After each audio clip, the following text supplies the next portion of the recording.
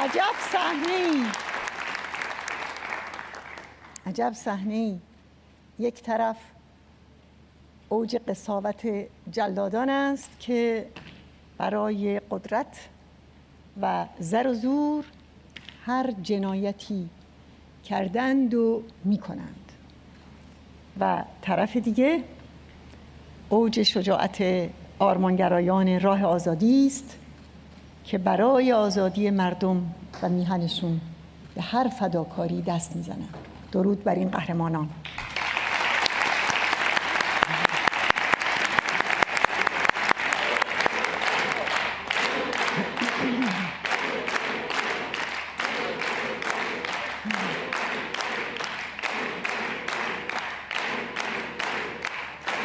دوستان گرامی، در این گردهمایی که همزمان یادواره سربداران سال 67 هست، حضور شما دوستان بزرگ و ارجمند مقاومت برای مردم ما، به ویژه خانواده‌های شهیدان، مایه پشتگرمیه.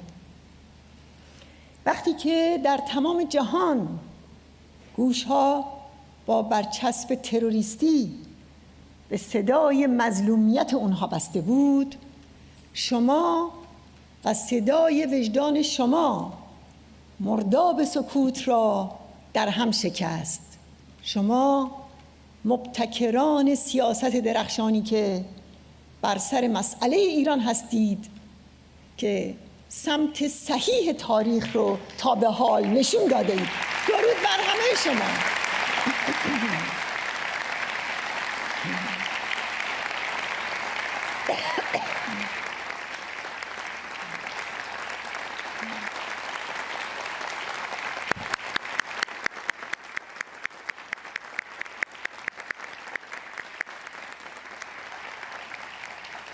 شما بودید که بارها گفتید در این رژیم وحشی دنبال میانه رو گشتن توهم و سراب است، و حالا که خامنه ای یک جلاد رو رئیس جمهور خودش کرده، همه به اونچه که شما گفتید اذعان می کنند. بله، شما حقیقت رو گفتین. زمان می گذرد و حقانیت مواضع شما در مورد مجاهدین و مقاومت ایران و جایگزین دموکراتیک به اثبات میرسد. درود بر همه شما.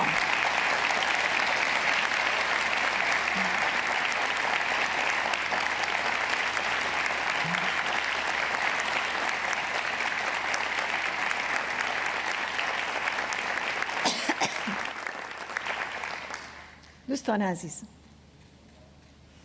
گماردن جلاد 67 در منصب ریاست جمهوری ولایت فقیه از نظر رابطه مردم ایران با این رژیم تجلی دوران سرنگونی است. از نظر تاریخی، حکومتی که پایه‌هایش بر دریای خون مجاهدین بنا شده، محصول خلص تاریخچه 42 ساله خودش رو در یک جلاد خونخوار ظاهر کرده.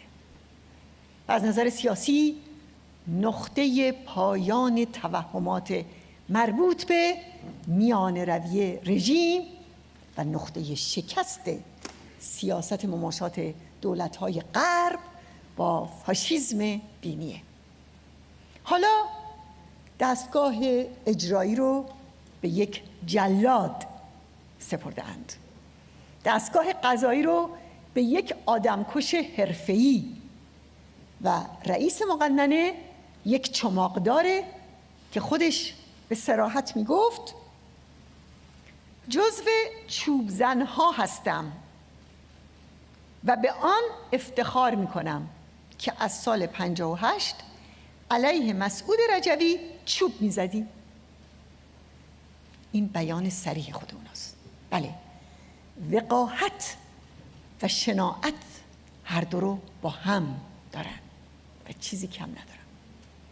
راستی اگر ولایت فقیه در احتضار نبود، چه نیازی داشت که گله آدمخواران رو در رأس دستگاه خودش بذاره؟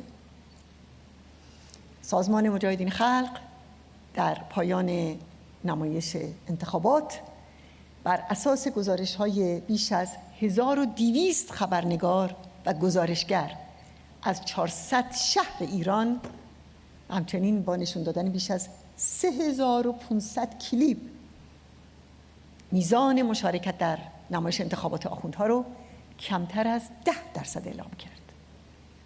اما من عمدن در بحث امروز میخوام به همون نتایج اعلام شده توسط وزارت کشور آخوندها استناد کنم تا شما قدری از واقعیت رو که اونا مجبور شدند ببینید. در شیراز که در قیام 98 مسعود اون رو پایتخت شورش نامید، 70% از رأی دادن خودداری کردند. در شهر 9 میلیونی تهران 80% مردم شرکت نکردند و در استان تهران، یعنی همون استان شهرهای شورشی شهریار و قلعه حسن خان و اسلام شهر، 70% حاضر به رأی دادن نشدند. از این رسواتر شعبده انتخابات شوراهای شهر. در برخی کلان شهرها آرای باطله اول شده. در تهران درصد مشارکت فقط 14% و در تبریز فقط 1.5%. بله، این حکومت 1.5% هاست. قلب داستان این است که شرایط عینی برای سرنگونی رژیم فراهم شده است و تا جایی که به مردم ایران برمیگردد، در مقابل آرایش جنگی و سرکوبگرانه جدید رژیم مثل همیشه عزمشون رو برای سرنگونی رژیم ولایت فقیه 100 برابر میکنند.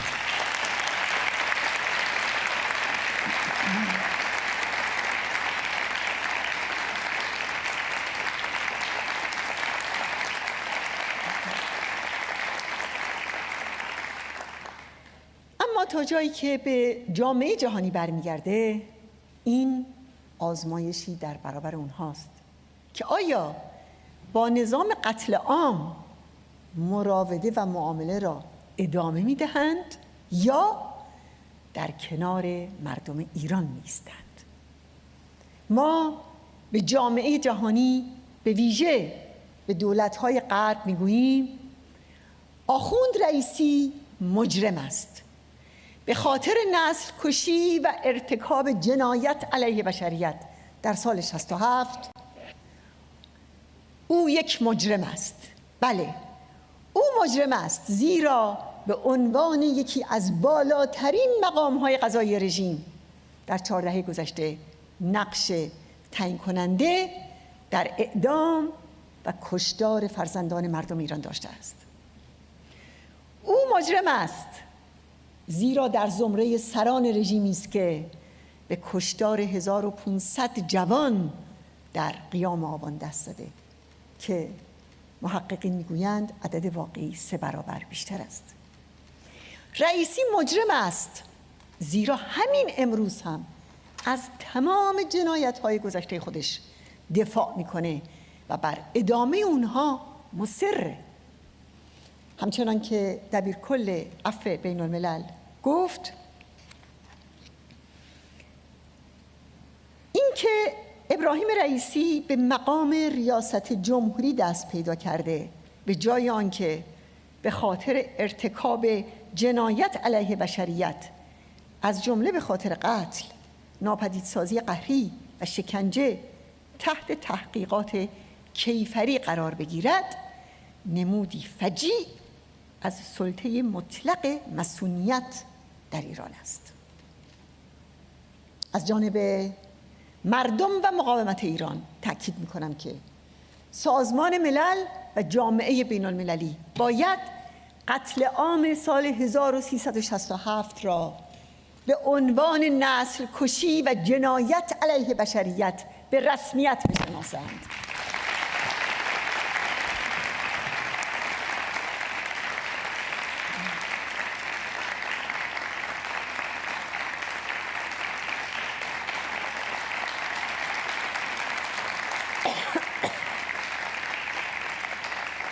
از شورای امنیت سازمان ملل می‌خواهم که ترتیبات حسابرسی و محاکمه بین المللی سردمداران رژیم آخوندی، به ویژه خامنه‌ای، آخوند رئیسی و اژه‌ای را به جرم ارتکاب نسل کشی و جنایت علیه بشریت فراهم کند.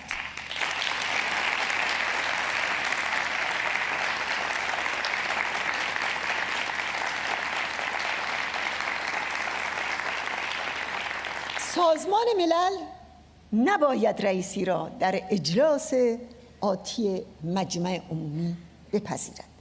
این اهانتی نابخشودنی به مردم تمام کشورهایی است که نمایندگان خودشون رو به ملل متحد میفرستند. بله، باید سازمان ملل مانع این ورود شود.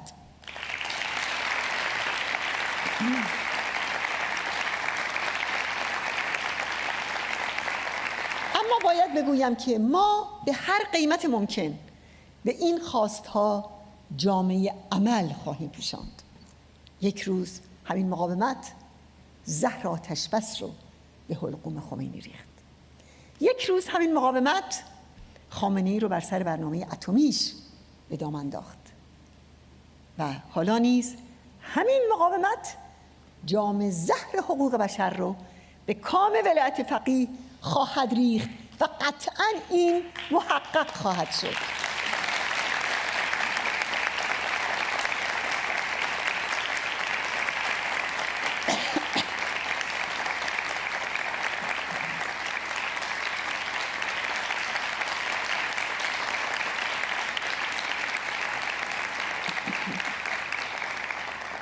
دوستان گرامی، قتل عام سال 67 از تاریک‌ترین لحظه‌های تاریخ معاصر ایران و به قول بارونس بوتروید این بزرگترین جنایت علیه بشریت بعد از جنگ جهانی دوم بود که کیفر داده نشده باقی مانده است. در این لحظات به 33 سال پیش برمیگردیم و صحنه سوال و جواب‌هایی رو پیش چشم خودمون میاریم که هر کدومش سرنوشت و زندگی یک زندانی رو تعیین میکرد.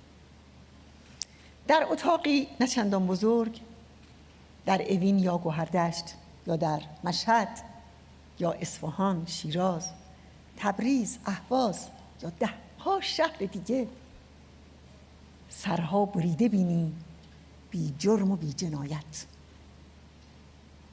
یک طرف چند آخوند و جلاد نشسته‌اند، یعنی همون اعضای هیئت مرگ که در میان همین ابلیس های آدم رو یکی از شریرترین و وحشیترین آنها ابراهیم رئیسی است و در نقطه مقابل رو در روی اونها یک زندانی تنها به عنوان متهم قرار دارد. او جرمی مرتکب نشده است، بلکه از نظر محاکمه کنندگان جرم یک جنبش را نمایندگی می کند. وکیلی ندارد، اما باید وکیل یک خلق سرکوب شده باشد و شاهدی در بیدادگاه حضور ندارد. تنها شاهد خودش است. شگفت‌انگیز این که سؤالها درباره هیچ جرمی نیست، بلکه درباره این است که او در کجای این زمانه ایستاده است.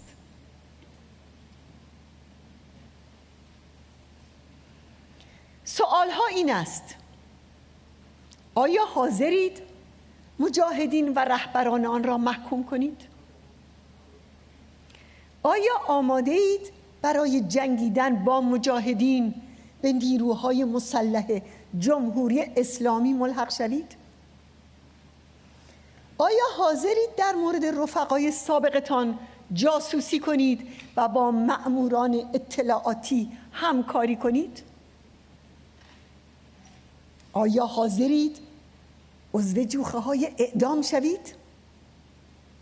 آیا حاضرید یک مجاهد را دار بزنید؟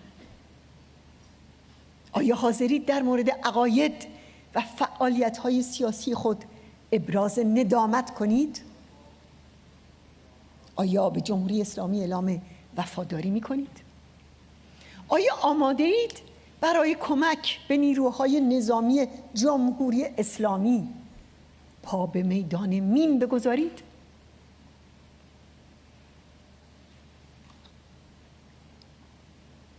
این سوال‌های دهشتناک رو که قتل عام شدگان در برابر اون قرار گرفتند از گزارش تحقیقی عفو بین الملل برای شما نقل کردم. موضوع این سالها ادعاهای واهی مثل شورش زندانیان یا رفتار اونها در مدت اسارت نبود. موضوع این سالها حتی ارتباط زندانیان با عملیات مجاهدین نبود. موضوع رو خمینی در 2 حکم پی در پی از پیش مشخص کرده بود. حکم اون به طور خاص درباره مجاهدین است.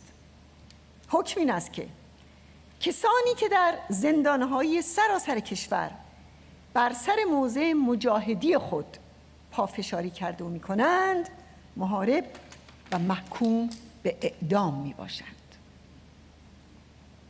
همون زمان رئیس دیوان عالی رژیم از خمینی سوال میکنه آیا این حکم در مورد مجاهدین محکوم به اعدامه که تغییر موضع ندادند یا شامل مجاهدینی هم میشه که دوره محکومیتشون رو طی میکنند ولی همچنان بر سر موضع نفاق خودشون هستند؟ پاسخ کوتاه و صریح خمینی اینه که هر کس در هر مرحله اگر بر سر موضع مجاهدی خود باشد حکمش اعدام است. هر دو حکم خمینی و چکیده سوالها در اون شبه محاکمه ها این است که آیا بر موضع مجاهدی خود هستید؟ و مجاهدین به این پرسش آری گفتند و دار و اعدام را پذیرفتند.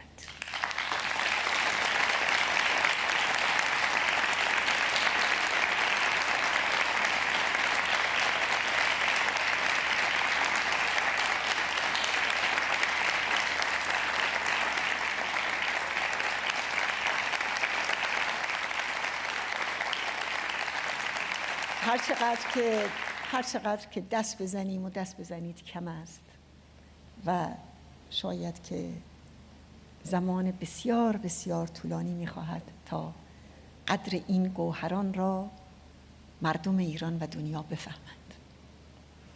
عفو بین الملل در گزارش خود به مناسبت 30مین سالگرد قتل عام می‌نویسه قربانیان این کشتارها در نقاط مختلف کشور عمدتاً هواداران سازمان مجاهدین خلق هم از مردان و هم از زنان بودند. در استان تهران صدها نفر از مردان وابسته به گروه‌های مخالف چپ نیز اعدام شدند. عفو بین الملل اضافه می‌کنه در استان‌های کردستان و آذربایجان غربی موج ناپدیدسازی‌های قهری و اعدام‌های فراقضایی چند صد زندانی وابسته به کمله و حزب دموکرات کردستان ایران را نیز قربانی خود ساخت. این ترتیب قتل عام مجاهدین به طور سراسری جریان داشت. همزمان ماشین کشتار رژیم بسیاری از زندانیان آزاد شده سابق یا افراد مظنون به هواداری از مجاهدین رو هم دستگیر و روانه سالن‌های حلق‌آویز کرد. تمام اونها در برابر همون پرسش سرنوشت قرار گرفتند. آیا بر سر موضع مجاهدی خود هستید؟ عجب سوالی. از اون روز تا همین امروز این پرسش پیوسته در برابر ما بوده و هست. این پرسش زمانه ماست. سر موضع بودن یا نبودن، مسئله این است. اما مجاهدین به قول قرآن استحاله و بدلی نشدند و ما بدلو تبدیلا. ما به این پرسش آری گفته ایم و آری میگوییم و از سرنگونی رژیم و مقاومت برای آزادی مردم ایران هرگز دست بر نمی‌داریم.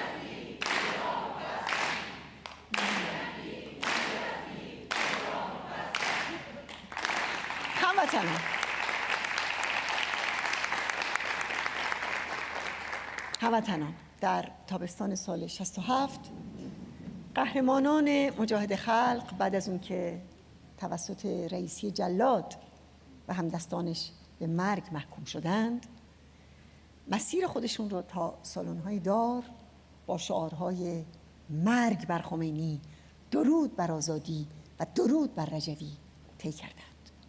بله، این سرود خونسرشته آزادی و سرود پایداری نسلی است که سرنوشت تازه‌ای برای مردم و تاریخ ایران اراده کرده است.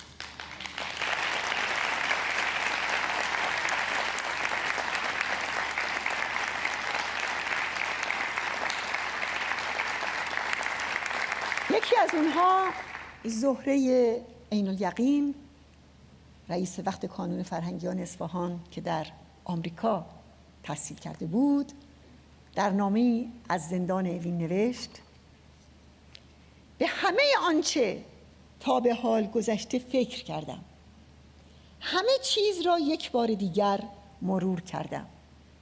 فکر می‌کنم هر کس در صحنه زندگی نغمه خود را می‌خواند و می‌رود، ولی آنچه می‌ماند انسانیتی است که پاک و بی‌شائبه همچنان پابرجاست.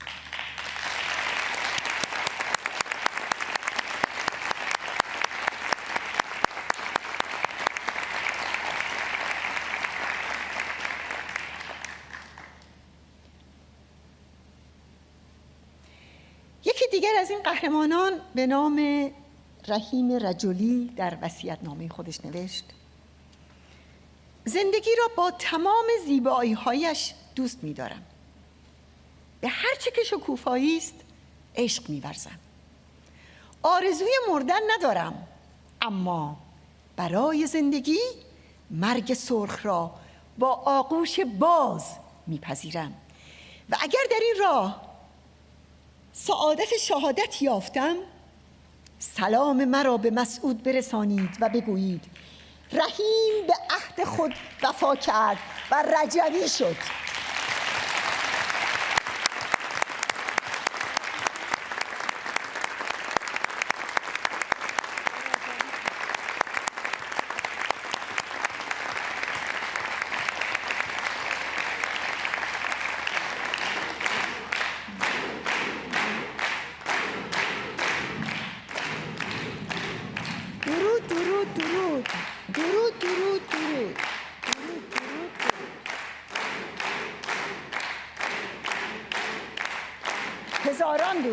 هزاران درود.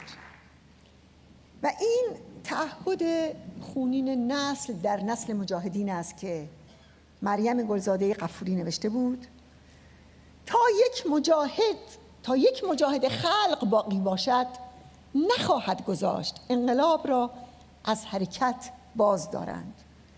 مجاهد خلق از همه چیز خود می‌گذرد تا ایران و مردم ایران را از بند اسارت رها کند.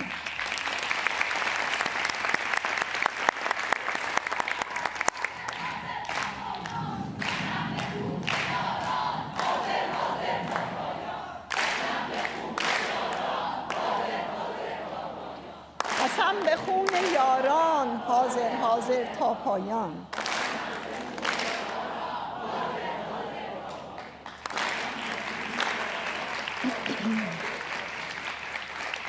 دوستان عزیز، قتل عام مجاهدین در سال 67 بخش مهم دیگری هم داشت که پروژه بزرگ پنهانسازی این جنایت بود. اما از هفته‌های اول بعد از شروع قتل عام، مسعود موج موضع‌گیری و افشاگری و دادخواهی رو در داخل و خارج ایران به حرکت درآورد. از همون ماه‌های مرداد و شهریور 67 در نامه‌ها و تلگرام‌های متعدد به دبیرکل ملل متحد اطلاعات بسیاری درباره این کشتار رو فاش کرد. از جمله مفاد هر دو فتوای اصلی خمینی رو اعلام کرد. در 3 شهریور سال 67 به دبیرکل ملل متحد نوشت که خمینی طی حکمی به خط خودش دستور اعدام زندانیان سیاسی مجاهد خلق را صادر کرده. و باز در آذر همون سال در مصاحبه با صدای مجاهد اعلام کرد خمینی شخصاً 2 بار حکم اعدام ها را به موسوی اردبیلی ابلاغ کرده و از جمله تصریح کرده که در مورد مجاهدین هر کس که سر موضعش هست حکمش اعدام است و بایستی فوراً اعدام شود. و این افشاگری یادتون باشه که 12 سال پیش از اون بود که آقای منتظری در کتاب خودش متن این حکم رو منتشر کنه. به نظر من اما فراتر از کارزار بیوقفه در 4 دهه گذشته، مسعود با حراست از اصول و ارزش‌های اون قتل عام شدگان در دادخواهی شهیدان راه آزادی از شرف و حرمت شهیدان بالاترین دفاع رو کرده و تا پیروزی آرمان اونها یعنی آزادی مردم ایران به پیش می رود.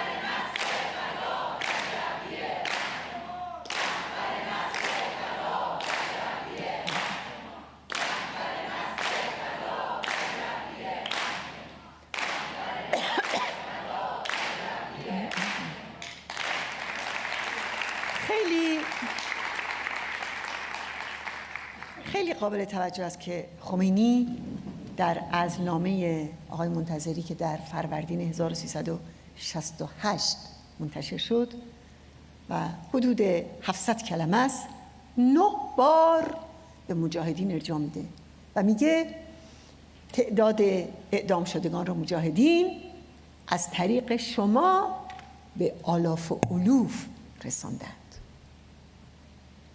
و باز مهمترین که میگه شما این کشور را بعد از من به دست لیبرال ها و از کانال آنها به مجاهدین می سپارید و به همین خاطر صلاحیت و مشروعیت رهبری آینده نظام را از دست داده اید. عجب. به گواهی وقایع 33 سال گذشته اون چه درباره این قتل عام فاش شد دستاورد جنبش دادخواهی بیوقفه است که مقاومت مردم ایران و خانواده‌های شهیدان و زندانیان و شکنجه شدگان و 1000 زندانی سیاسی مجاهد خلق از جمله بازماندگان قتل عام 67 در اشرف 3 عهده‌دارش بودند.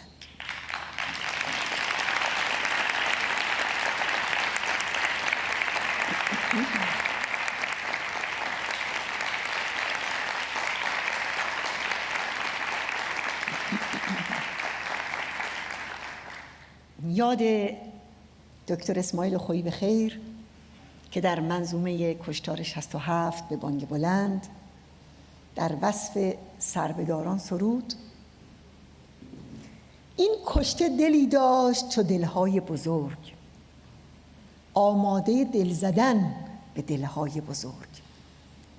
دریای بزرگ مرگ بلعیدش لیک، برجاست از او امید فردای بزرگ.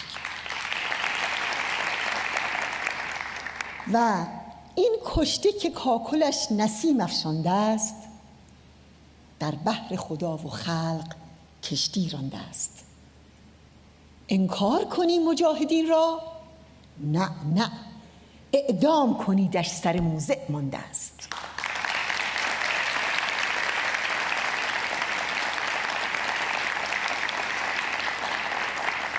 و باز در همین منظومه اسماعیل خویی تقلای رسوایی رو که برای کم نمایی شمار قتل عام شدگان صورت می گرفت چنین توصیف میکنه: نه آقا 10,000 کمتر بوده است، بوده 3,000 و چند صد گر بوده است. در نفس جنایت چه تفاوت ابله، 100 بوده و یا که 100 برابر بوده است.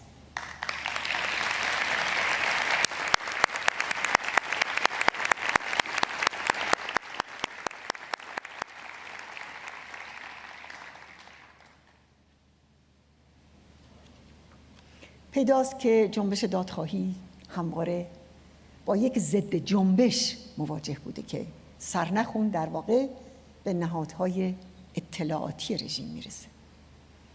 این جنبش دادخواهی رشته‌ای از مقابله ها با خودش داشته و این ضد جنبش رشته‌ای از دروغ پراکنی ها و قلب واقعیت ها که یکی بعد از دیگری به اجرا گذاشته شده.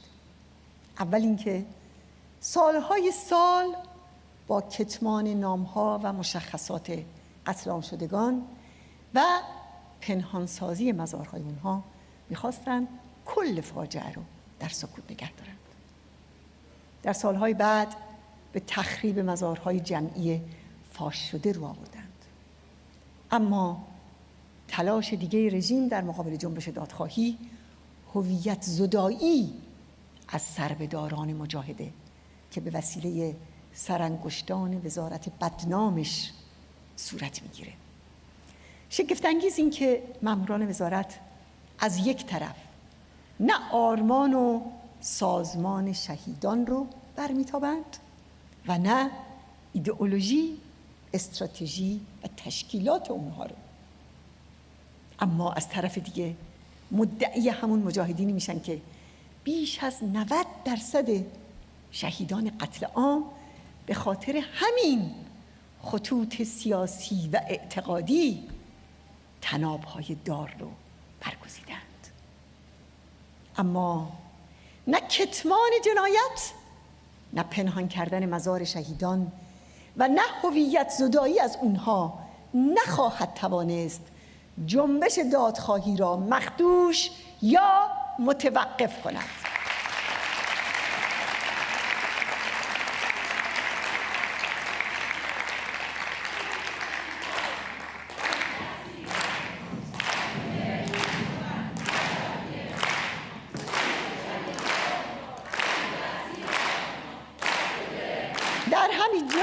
در همینجا یاد میکنیم از مجاهد کبیر، نویسنده فقید حمید اسدیان، که در تمام این 3 دهه برای افشای جلادان و زنده نگه داشتن خاطره قتل عام شدگان کوشید. اون در مقدمه یکی از کتابهاش درباره شهیدان قتل عام 67 در شهر کرد سروده: تا این خاک خونی خونین است، قطره در دریا گم نخواهد بود و ما در جستجوی شما فراموش نخواهیم کرد چهره‌های قاتلان را. آری، ما فراموش نخواهیم کرد.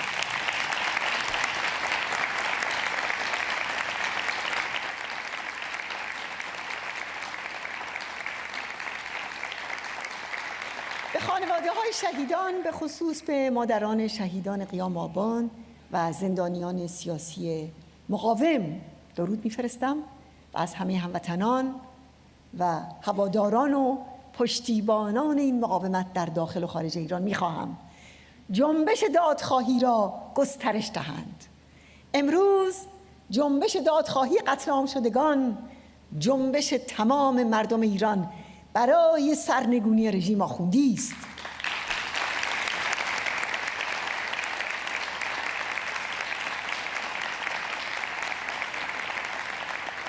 و حالا به نسل جوان و شورشگری پاسخ می‌دهم که می‌پرسند حکایت آن 30,000 زن و مرد شجاعی که به جرم سر موضع بودن بر سر دار رفتند چه بود؟ داستان جنبش سر موضعی ها که تاریخ این 4 دهه را ساخته اند راستی چیست؟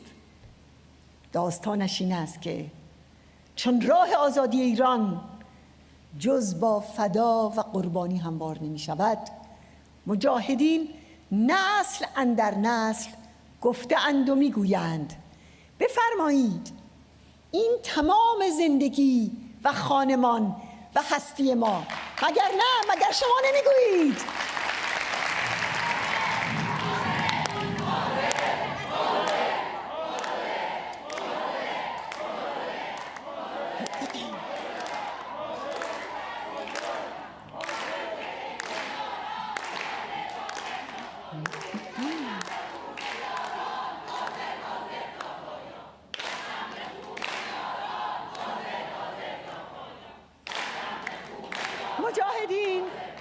مجاهدین با انتخابی آگاهانه و مختارانه با گذشتن از همه چیز برای آزادی ایران و ایرانی عزم جزم کردند.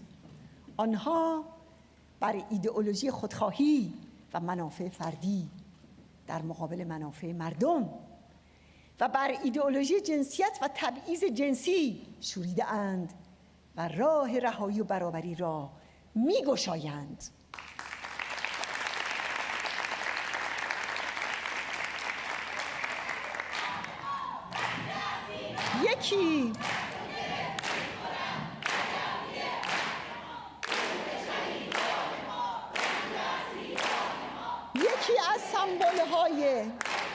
یکی از سمبول‌های بارز مجاهدین در این دوران مجاهد صدیق مسعود فرشچی است که با 43 سال مبارزه بیوقفه الگویی از یک انسان شوریده و رها از قید و بندهای ایدئولوژی جنسیت و فردیت فروبرنده بود و این نسل زنان و مردان مجاهد و زنان و مردان مجاهد که شورشی و رها هستند و استحکام و پایداری مجاهدین را در حال حاضر محقق کرده و آزادی و آبادی ایران را در فردای آزادی تضمین می کنند.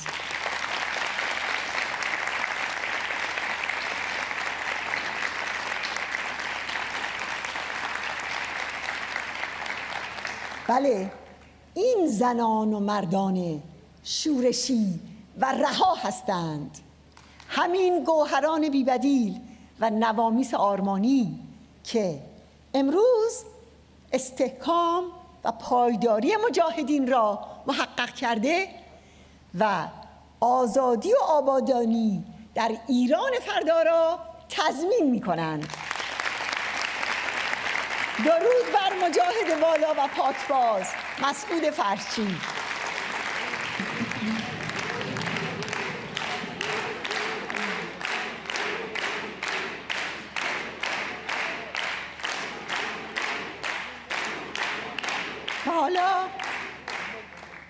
و حالا 33 سال بعد از قتل عام همچنان موضوع اصلی درباره سؤال سر موضع بودن است.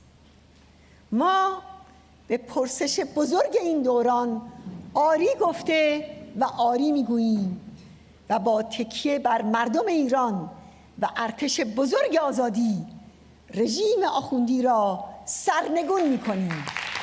سلام بر شهیدان، درود بر مردم ایران، درود بر همه شما.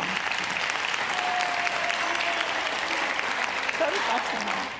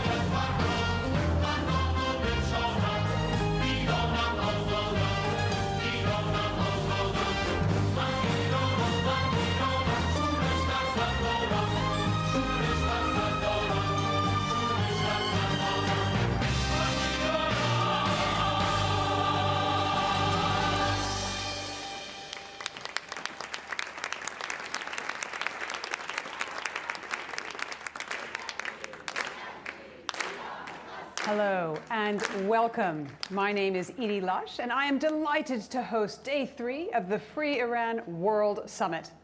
I thank Madame Rajavi for her speech about the victims of the 1988 massacre. Incredibly moving. We have a fantastic day ahead. Today we have dozens of distinguished speakers. Because of this, I urge everyone who is speaking today to be respectful and stay within the time that you have been given. Time is a resource we cannot stretch. So thank you for your understanding and cooperation. Our first speaker is strong and courageous. She's a former senator and presidential candidate from the country of Colombia. Her personal history is remarkable. She was kidnapped by the FARC for 6 years. She knows the power of resilience. She isn't here, however, to talk about her own experience. She has also been very active defending the rights of members of the Iranian resistance and the Mujahideen. Please now welcome Ingrid Betancourt.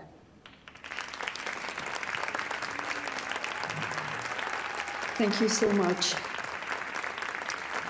As I observe you all, and especially Miriam Rajavi, her attitude, her poise, her resolve, and I hear her words, I am struck and impressed by the contrast and significance between this woman, a truly exceptional leader, hoisting with courage and determination the flag of resistance, of democracy, of fair elections, of human rights, of the rule of law, of gender equality, and this other man, Ebrahim Raisi, the officially designated president of Iran, rocketed into power after a sham election and ridiculed by the lowest turnout on record.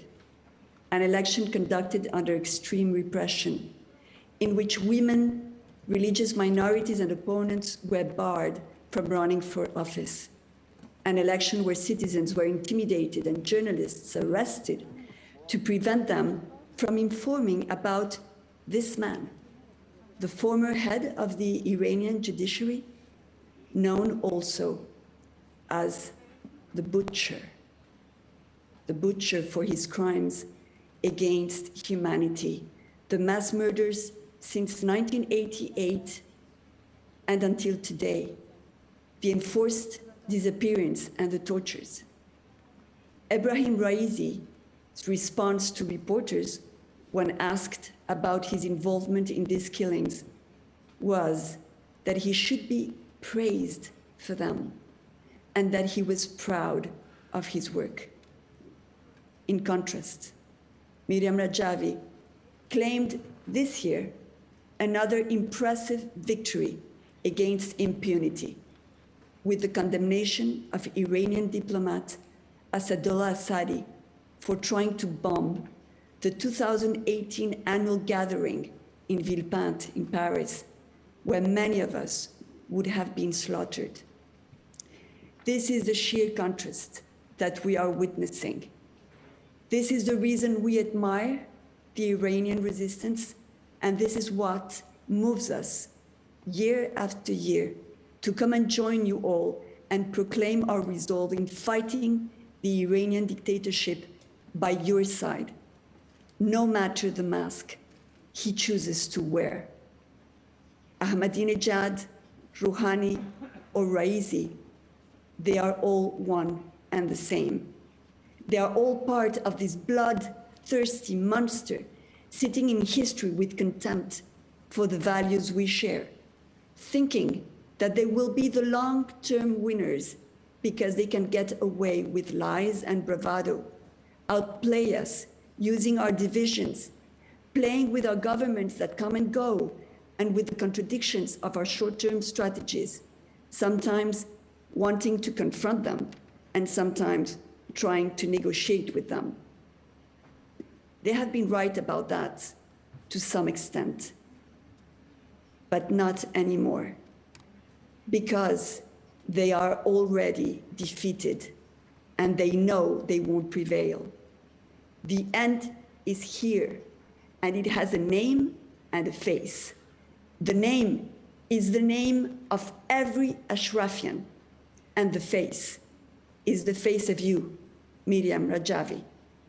It is because of the example of your resilience and determination that young people in Iran are daring to defy this homicidal regime, burning images of Khamenei in daylight, chanting death to the tyrants, and claiming their rights at the risk of their lives. These young girls and boys have never known better.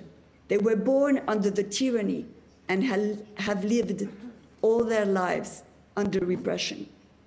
That was their all-time normal.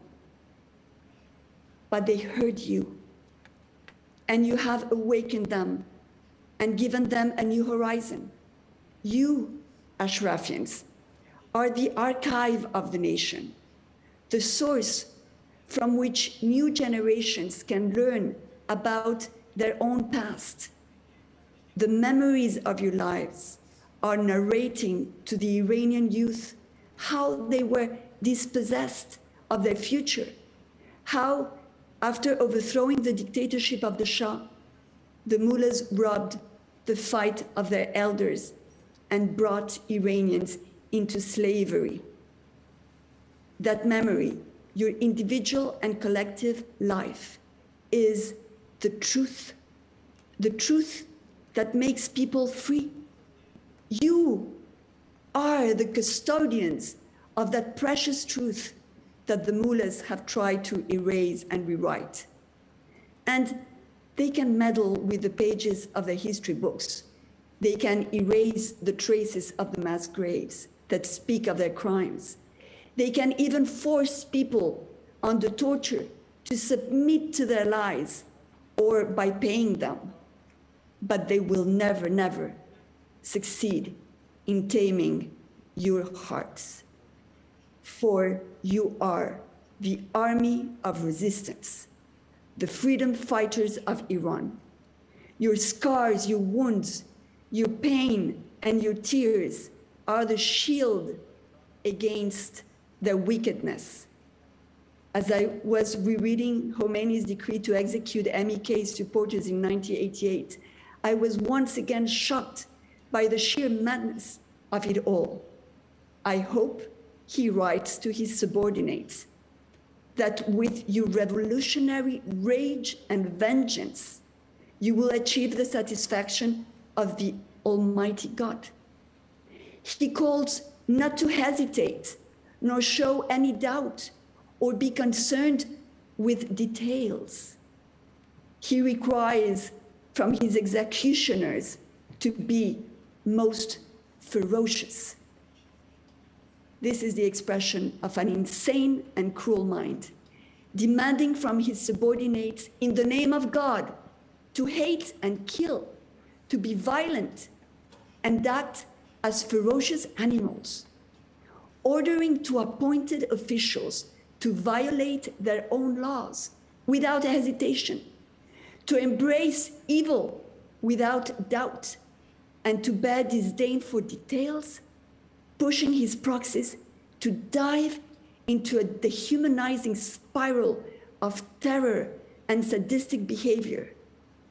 That is the essence of this regime.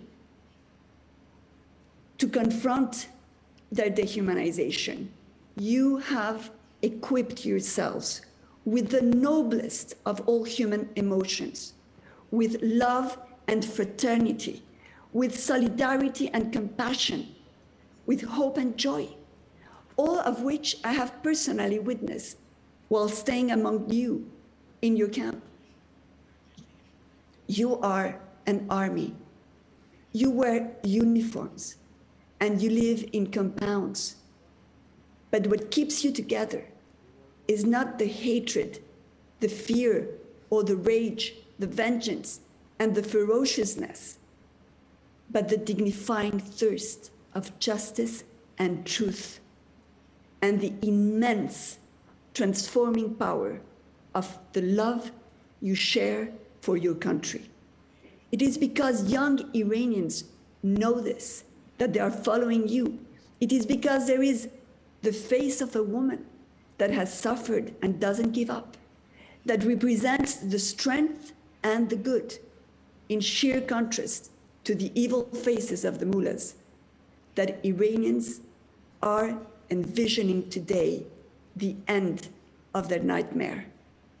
It is because of you, Ashrafians, that people in all the different regions of Iran are organizing themselves. They want to be ready for the transition to democracy. Miriam Rajavi has promised them. The sacrifices each of you have made, every drop of blood and sweat, every expression of hope and affection, every single effort you have accomplished to survive has brought fruits. Nothing is lost. Every word is blooming. You are the end of the tyranny. Each one of you is the key to freedom. We are here with you, not thinking that any of us can do anything better or greater or more defining to bringing down the dictatorship than you. But we are here knowing that you are irreplaceable and indispensable for the survival of Iran and his resurgence. With our admiration and our faith in your triumph, we want to magnify your achievements, honor your heroic choice, and stand by you. Because this is the time to march forward at the pace of victors until you win. Thank you, Miriam. Thank you, Ashrafians. Thank you very much.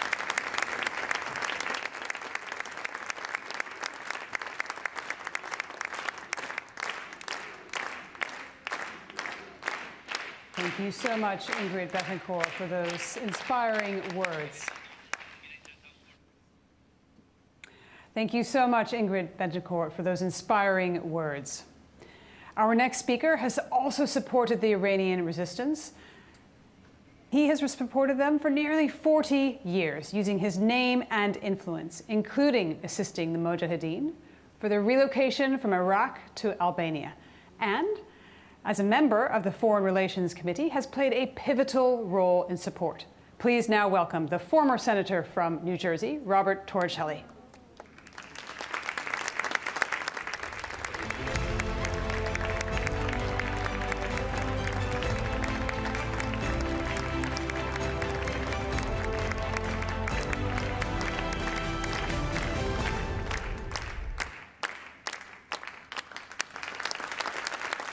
Good day, and thank you for allowing me with you today.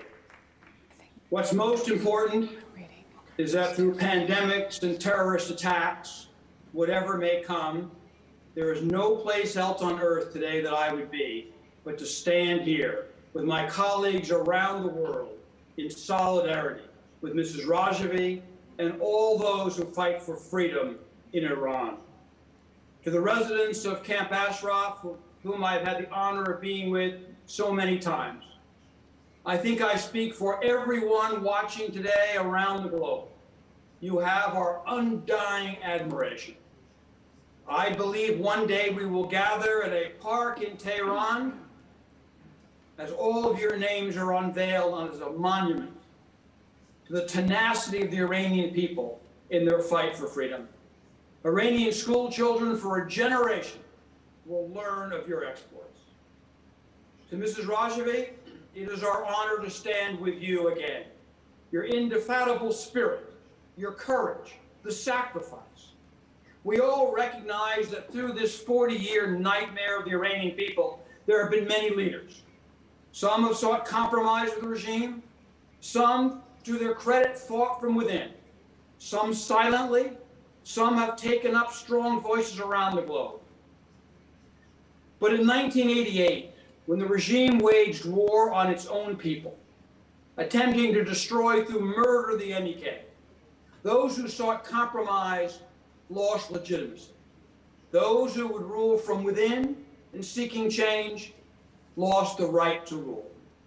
Today, despite what differences there may be in the diaspora and within Iran, only one organization never sought compromise, has no blood on its hands, never denied the freedom of any Iranian, stood tall, and has the means, the resources, and determination to rule a free and democratic Iran at peace with the world.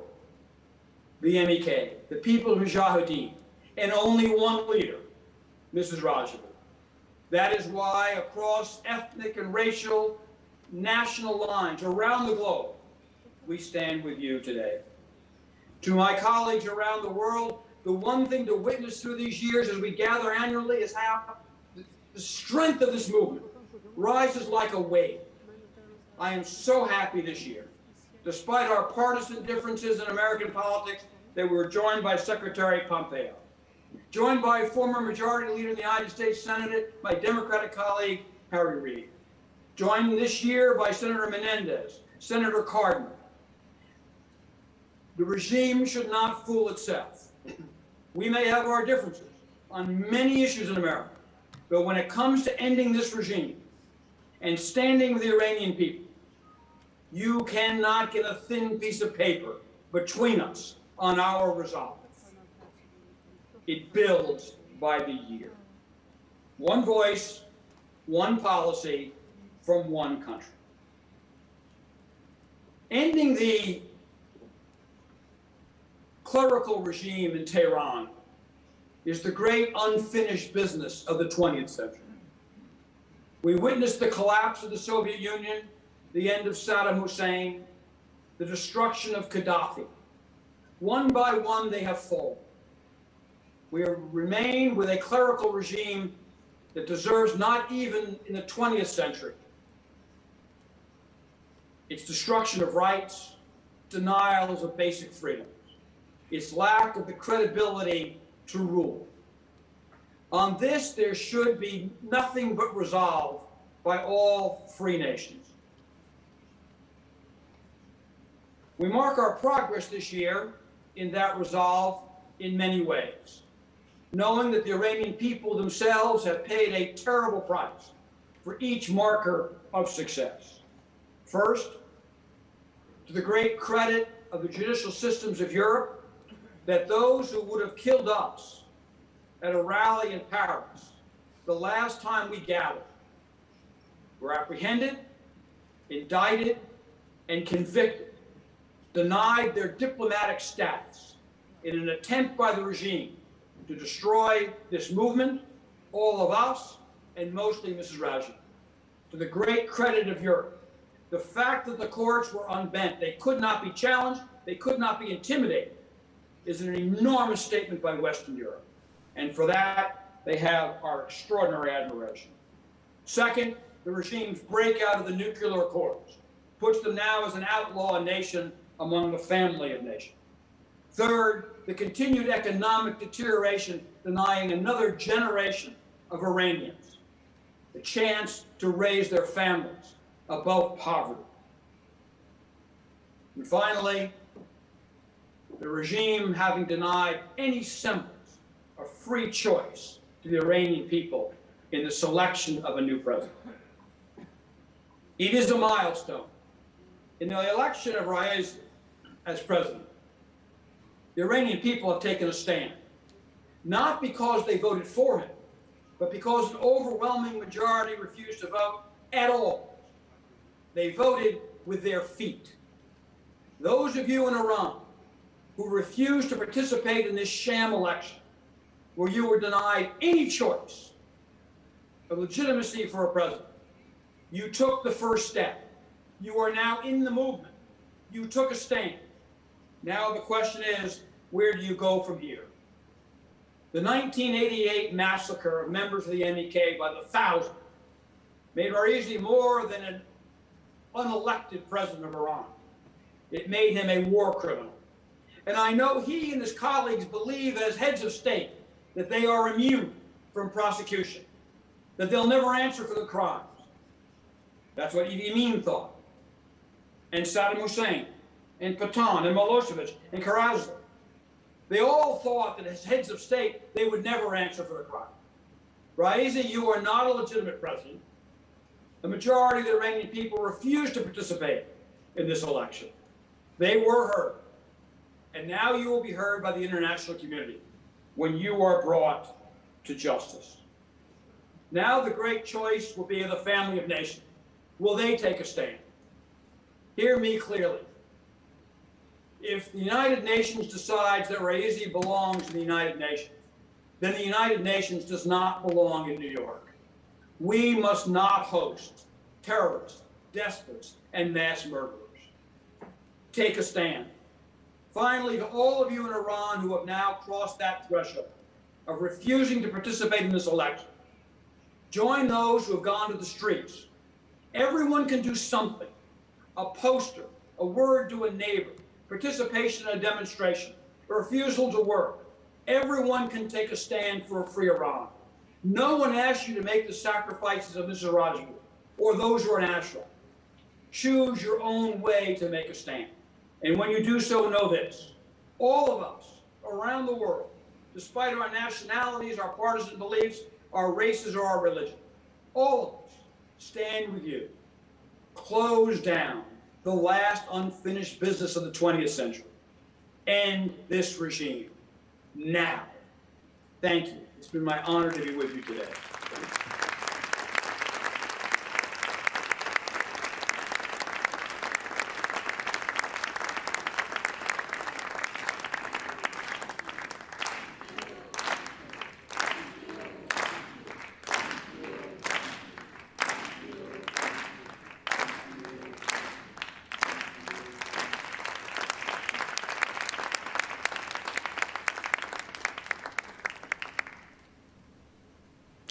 Thank you, Senator Torricelli, for those words calling for resolve from all free nations to finish what you termed the last unfinished business from the 20th century.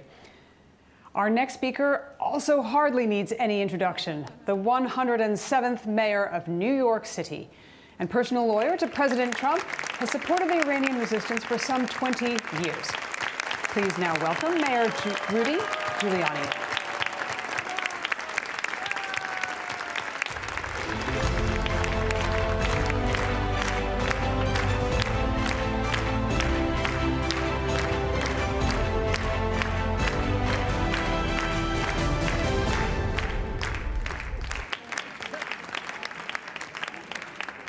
Madam Rajavi, and all of you assembled in the name of justice, liberty, and the rule of law, good morning. And it is a good morning.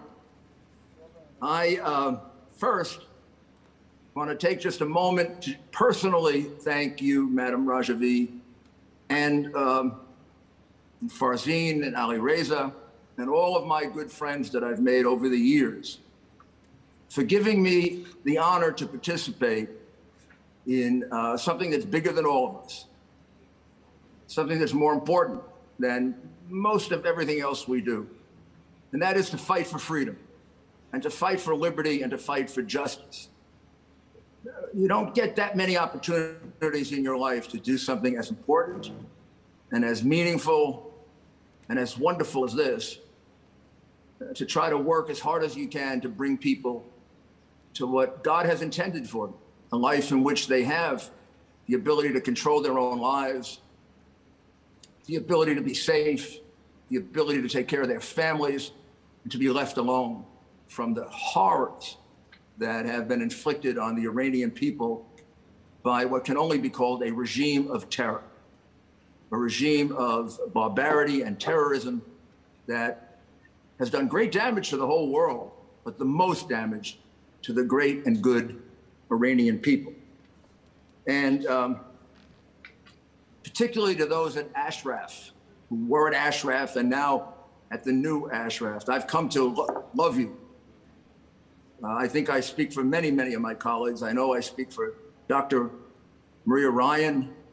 When we spent that time with you for a number of days and really got to know you, I do feel like you're members of my family, and I will fight for you the same way I fight for members of my family. And for an Italian American, you fight very, very hard for the members of your family. I hope we're members of your family. I hope we've earned that. And if we haven't, we're going to continue to try. I dream of a Tehran in which we can all be together and you can show me the beauties of your city, your culture, your civilization. And I dream of the contributions that an Iran like that can make to the United States. And I believe we're much closer to it. The choice just made by the Ayatollah has, in many ways, to me, been an indication of just how fragile this regime is, just how close this regime is to collapse. At a time in which you're seeking renewal of an agreement in order to move forward with your nuclear program, that will also give you relief from stifling, crushing economic sanctions, to put in charge of your government, not just a mass murderer. There are probably many mass murderers within the regime of terror, but one who's a prominent mass murderer, one who is identified as a mass murderer, one for which there are tape recordings of his being a mass murderer, and one who basically admits it, is extraordinary. It's extraordinary. It's extraordinarily stupid, risky. And these people are not stupid or risky. They are very, very shrewd, evil people. And we've seen a pattern of this, haven't we, Madam Rajavi and my colleagues? We saw it a few years ago in their attempts to assassinate us, and going so far as to including Iranian personnel, diplomatic personnel, in the groups that were coming to France and to Tirana to blow us up. That's a sign of desperation. That's a sign that you really feel that things are moving against you and you have to become as brutal as possible. Well, the selection of Raisi is exactly that. There'd have been many, many people that he could have put there that would probably be as evil as Raisi, but without the background and without the, but maybe there's no one he can trust as much as Raisi to be cruel, to be ultimately cruel, and to be so cruel as to terrorize the movement. Well, it's not going to work. It's not going to work. It's not going to work. From the time the protest renewed several years ago, and President Trump, of whom I am very, very proud, did what President Reagan did. He approved rather than turned his back on him, as President Obama did, unfortunately, which I think delayed us greatly. From the moment that has happened, I don't know that the international world really understands how many protests there have been, how far they have gone, how they've permeated the entire country, and they've permeated the social structure of Iran. This is a regime that understands better than the world does, because the world has much of this censored by either a corrupt or foolish press that uses their propaganda and is dominated by it. But the regime understands with all of these protests that they can't seem to stop. And the kind of barbarity and the kind of homicidal, maniacal behavior they displayed in 1988 with Raisi as a major player, they're still there. I mean, you saw it during these protests. Anyone who's a member of the MEK, even people they suspect of being members of the MEK, who may not be, just sympathetic. I mean, the luckiest thing they'll have, they'll be in prison for long periods of time, and more than likely they'll be killed and shot, and sometimes right on the street. When you know that's going to happen to you, if I know I'm going to go into the street and I'm going to carry a sign that says, "We want Madam Rajavi," or "Down with the Ayatollah," or some of them a few years ago were carrying Trump signs. If you know you're going to be shot and killed possibly, and you still do that, can you imagine the level of desperation that the people feel? Can you imagine the strength of their desire to overcome this regime that had just gone too far, that had pushed them beyond what people can sit back and tolerate? And of course, you, Madam Rajavi, and your brave and wonderful movement, you're at the core of this. And for all of those who have said in the past that the MEK, oh, the MEK is a cult, or it's a strange group, or it has marginal support, how can they say that any longer? You are an obsessive compulsion for Ayatollah Khamenei.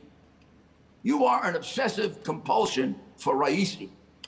You are an obsessive compulsion for all of the criminals that run Iran, the war criminals and the rest of them.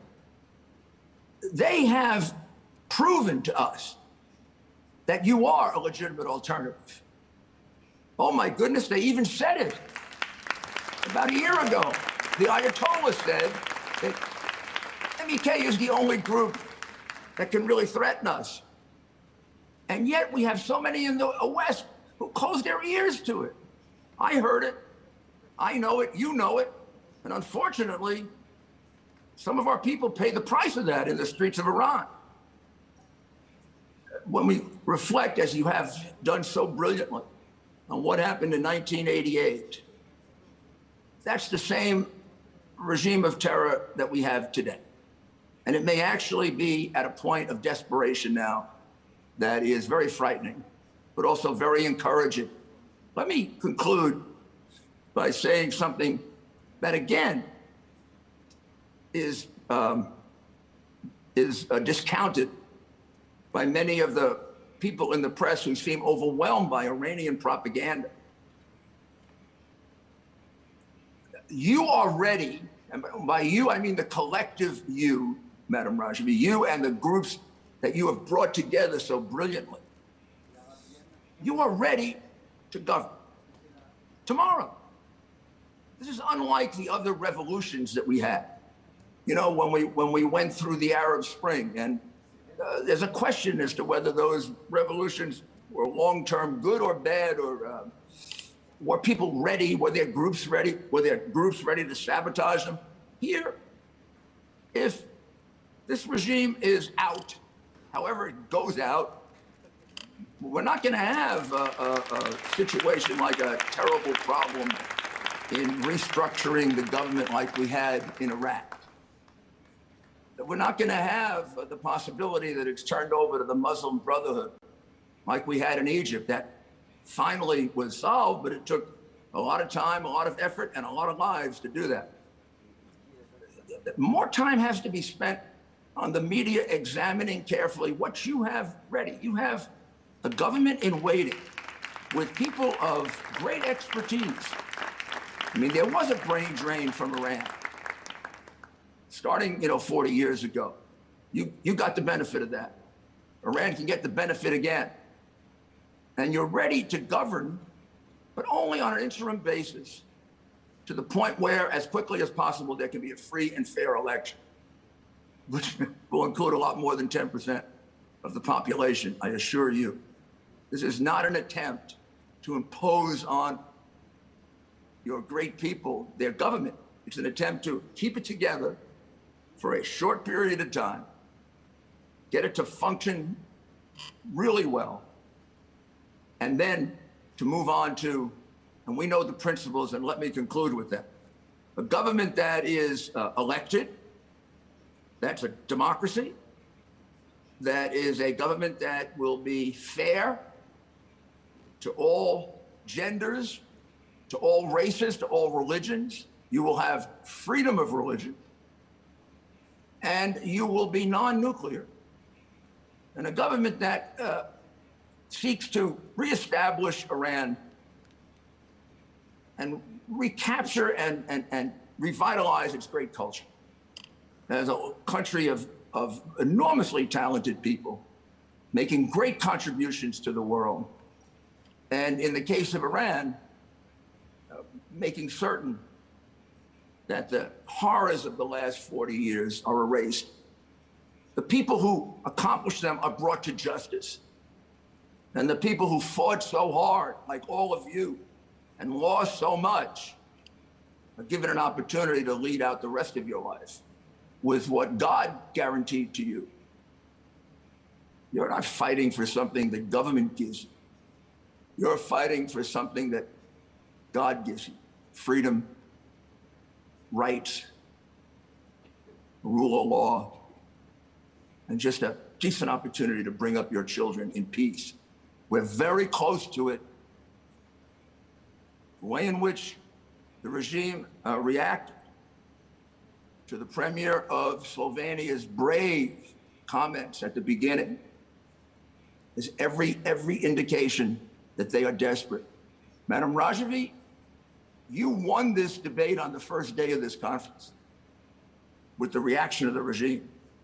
Now it's a matter of solidifying it. And thank you for letting me participate in it.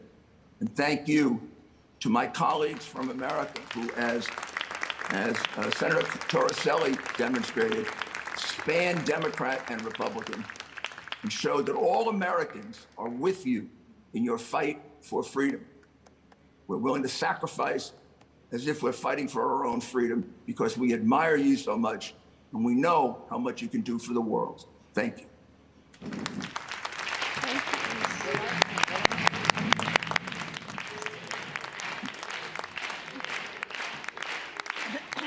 Thank you. Thank you. Thank you, Mayor Giuliani, dear Ingrid, and Senator Torricelli. I'm very happy to see you again. Dear friends of our resistance, you have been supporting us for a long time. I'm sure that the people of Iran will never forget those who were by their side in difficult days and echoed their voices to the world. And now that an executioner has come to power as the president of the mullahs, the people of Iran want him to be prosecuted for crime against humanity, and they expect you to continue being their voice and at the forefront of their request for the trial of Khamenei and Raisi. Mayor Giuliani, please give my best regard to Dr. Ryan. You demonstrated great courage and took many risks during the campaign to defend Ashraf residence and the Mujahideen. You faced personal attacks, but responded honorably and stood by your principles in defending the resistance and the right to resist. I salute you, and with Raisi now at power, you can lead the campaign to prosecute him and Khamenei for committing crimes against humanity and genocide, which the Iranian people, the resistance and the Mujahideen are demanding. Once again, thank you all, and God bless you. And in Ashraf TV, everybody waiting to see you again. Thank you very much. For me, it's so impressive to see that while the speakers represent many different countries and a variety of political tendencies, they are united in their message supporting Iranian people and their resistance for freedom and democracy. As we heard from Rudy Giuliani, this is something bigger than all of us.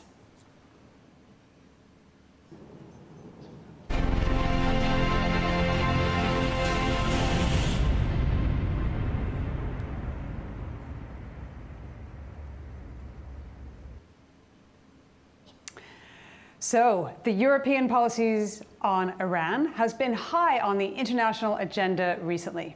Many political leaders calling for EU's relations with Iran to be conditional on improving human rights. Next on the program, we will hear from former European prime ministers who will speak about this important issue and on the correct policy on Iran. So, to begin, I am honored to present to you the former Prime Minister of Ireland, Mr. Enda Kenny.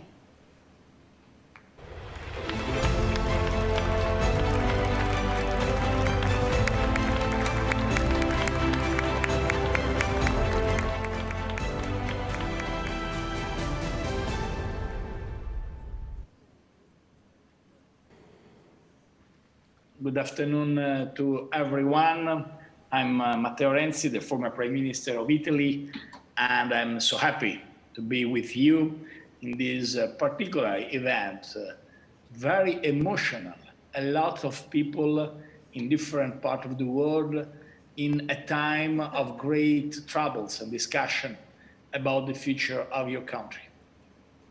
Your country is not simply a country with tensions, polemics, struggles, fights. Your country is, first of all, a country rich of history. Please, let me know let me be very frank with you. I'm the former Prime Minister of Italy. I know what it means to be a great country with an unbelievable story, an unbelievable past, and difficulty to use this past to give a future. And that is particularly true for Iran, because you know, you are a pillar of our civilization. In the history of our countries created great pages of success, great pages of difficulties, of course, great pages of hope. Now we have a terrible moment for a lot of reasons. My opinion is that we live in a world who will change very, very, very strongly in the next years. Let me be very frank. The new global order will be in the next years totally in discussion. the relation between USA and China will be particularly interesting and maybe difficult in the 20s. The relation between your country, Middle East, and in general EU and the rest of the world will be particularly interesting because in that area we will play a crucial role for the future of humanity, and at the same time the innovation from digitalization, from globalization, from the world after pandemic will be decisive to write a new page in the history of humanity. But we cannot write a new page without that message. The countries with great history have to be part of the write a new page for the future only if we recognize what is the priority today.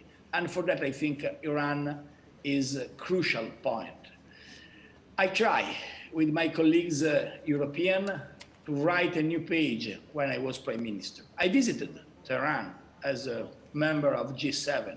I tried to discuss, to write with people who really were involved in the processes of 6+1, the role of European countries, USA and Iranian regime to finally arrive to an agreement against the nuclear bomb, against tensions of the past. And we work very strongly in that direction. But that is my very sad remark. We failed. That is the truth. We failed. Because the idea to arrive to a very important point of change in Iran was unfortunately, the idea to arrive to this goal was unfortunately a failure. And I recognize now that. And I think we have to admit three very important points. The first, without a clear message of refuse of theocracy and dictatorship in Iran, without that refuse, will be impossible to arrive to write a page of freedom and of value of liberty, really. So what is the only way for European Union today is learn from our past, also from our mistakes, because we try really very strongly to arrive to achieve a good result of peace, but was impossible and not for our responsibility. That is the first message I want to give to you, the people who fight for freedom in Iran. Really, a lot of European people tried. Also, against your opinion, a lot of you told me, Matteo, it's impossible. You cannot able to arrive to this result. But we tried and we failed.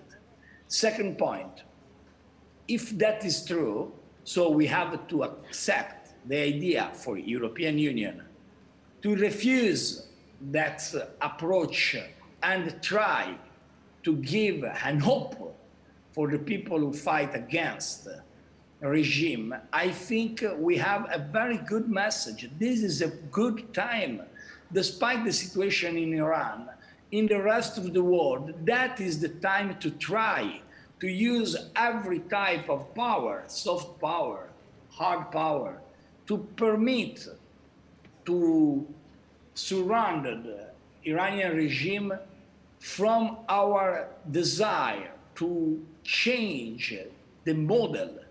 We cannot accept in 2021, we will continue with an approach against the rights, against the freedom, against the possibility for Iran to come back in the global community, because it's clear that message.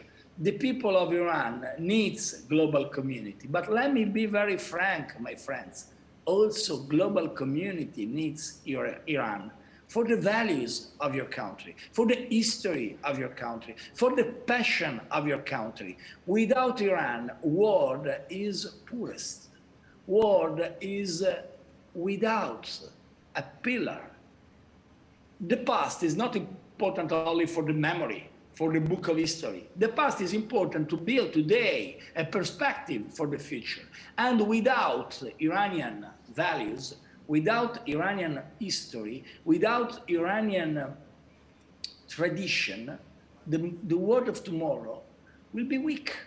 So that is the time to write a change, to write a page of a radical change and support the people who fight to cancel the theocracy and come back to be in Iran a part of the new world. Also because, and that is the third remark, that is not the time to fight for a nuclear bomb in Iran.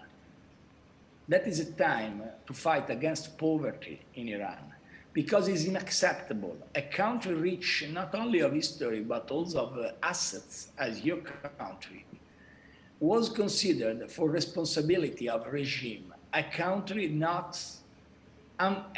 unfit for global investment. We tried again to encourage the global exchange. I personally tried in 2015, 2016 to encourage companies to make a dialogue between the countries, between the areas. But unfortunately, the regime blocked that. And the real priority today is only one: fight to give to your country the possibility to cancel poverty, not to build a bomb, not to build a nuclear program. So I'm not, in my life, I wasn't a part of a traditional opposition. I tried to make every effort as a pragmatic politician to encourage the dialogue, but I have to admit today, the situation is really difficult, and we have to accept that message. If we want to create a new page of hope for that area, we have to cancel theocracy, we have to cancel that approach, and we have to write a page of freedom, a page of real creation of new values. I conclude with this personal opinion. We live in a world with artificial intelligence, with Internet of Things, with digitalization and new personalized medicine. We will live in a world in which the 20s will be years with the pandemic as the last century, but I hope not with a Great Depression as the last century, but a great growth.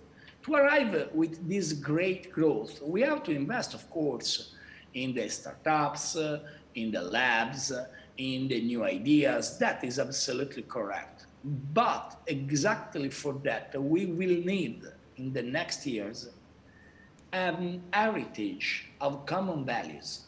And that heritage of common values comes from our history. And the world without the tradition of your people will be weak. We have to come back to open the doors of Iran to the global community and the global community to Iran. But the only way, and that is my through, after I try to make every type of dialogue, there is not a possibility without a change of regime. And also the situation of today, after the vote, after the polemics about vote, after the polemics of president elected for his role in 1988, after a lot of things you described very well in that event, I think I'm absolutely persuaded there is not way to give peace, prosperity, and future to Iran if we don't accept the idea to radical change in the regime. So my personal wish is that we will be able to continue for this fight. I will be part of that in my role in the European community, but please consider that the radical change is not simply an economic or a value on the human necessity for Iran. It's a necessity for the world, because the world without you is a world more weak, and I think that will be a great problem for the Middle East, for the relation with EU, and for the relation of the rest of the world. Europe today is a little part of a global discussion between USA and China. We have to come back to play a role, but to play a role, I believe, the way is exactly that. Come back to have a great vision for the future of the area and not accept this approach of regime, which is a dangerous approach, not only for Iran, but for the rest of the world. Thank you so much.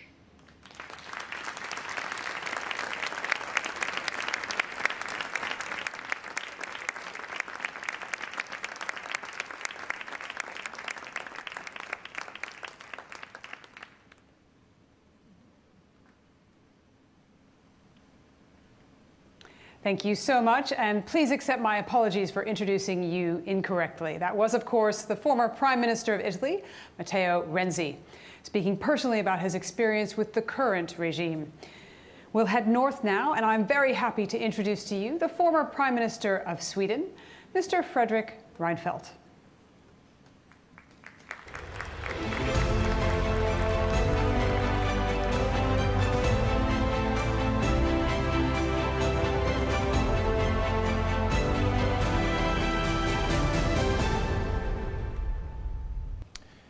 Greetings to you all at the Free Iran Annual Summit. Greetings from Stockholm, Sweden. As you know, Sweden has been a very open country for decades for people fleeing suppression, seeking a better society and a better life. For generations, we have seen them come from many parts of the world. First of all, naturally coming to a new society, but actually also reshaping that society. That's the society where I've grown up. We are a very mixed population today, thanks to this. We have people from different ethnic groups, we have people of different religious beliefs. And what happens when you get that kind of multicolor, multi-religious sentiment is that it creates tolerance and, at the best of moments, also curiosity between people. There is always a risk that you divide people and say we are we and they are them. But I would say that the majority in Sweden is more in belief of the idea that people should come together and that the tolerance then should create a new and better society. So I've seen this Swedish example grow, and we have created a growing population thanks to the many people coming from other countries. One of these countries is Iran. We very often say that 1% of the Swedish population is of origin from Iran. And I've seen them present in daily life in Sweden. I've actually had a few of them in the first or second generation working with me in the Prime Minister's office during my years in government, trying to make the best of their new society. I've seen them as dentists, as doctors, as hard-working labor in the industry. They are here to shape a new society, but all of them are still in love with Iran, although not with the reign of Iran as it has been in the latest decades.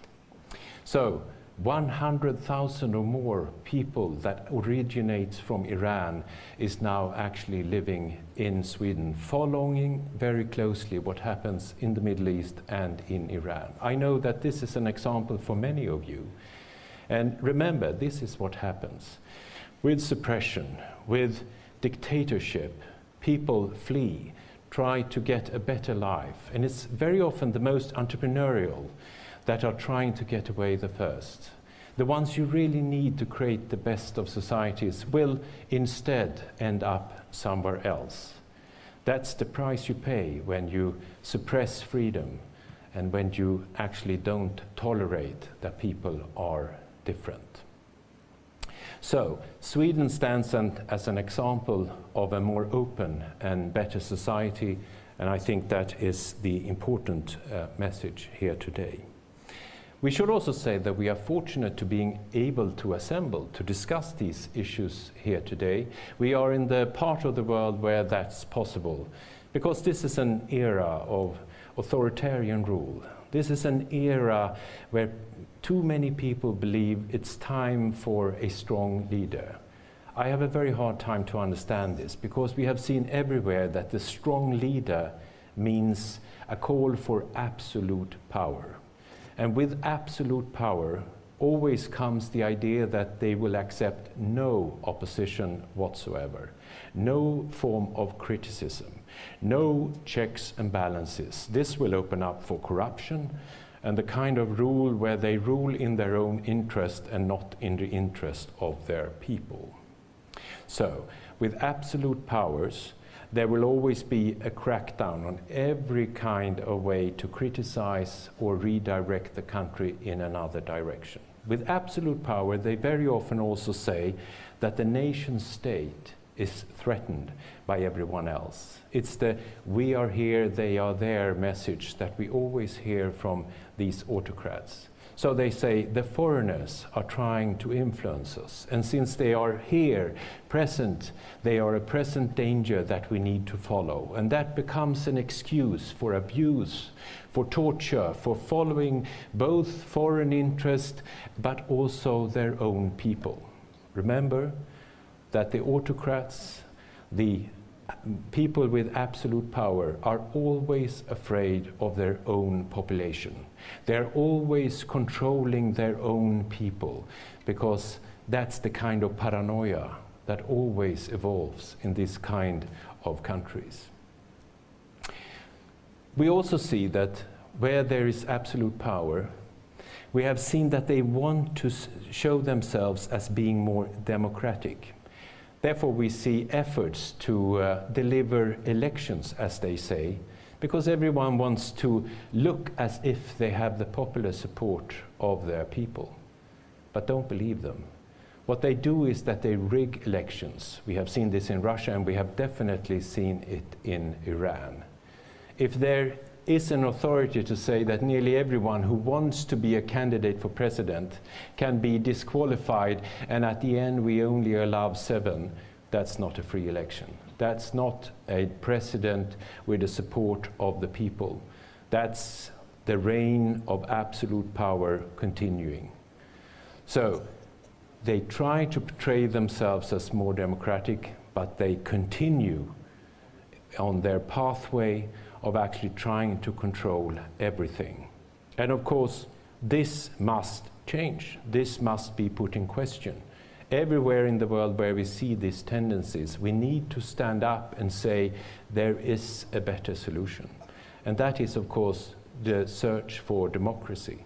And when I use the word democracy, I want to say that that is a word that needs qualifying. Democracy is not just cast of votes, because we know that elections can be rigged and that they can be counted in a way which is actually more done in the interest of those in power than in the interest of people voting.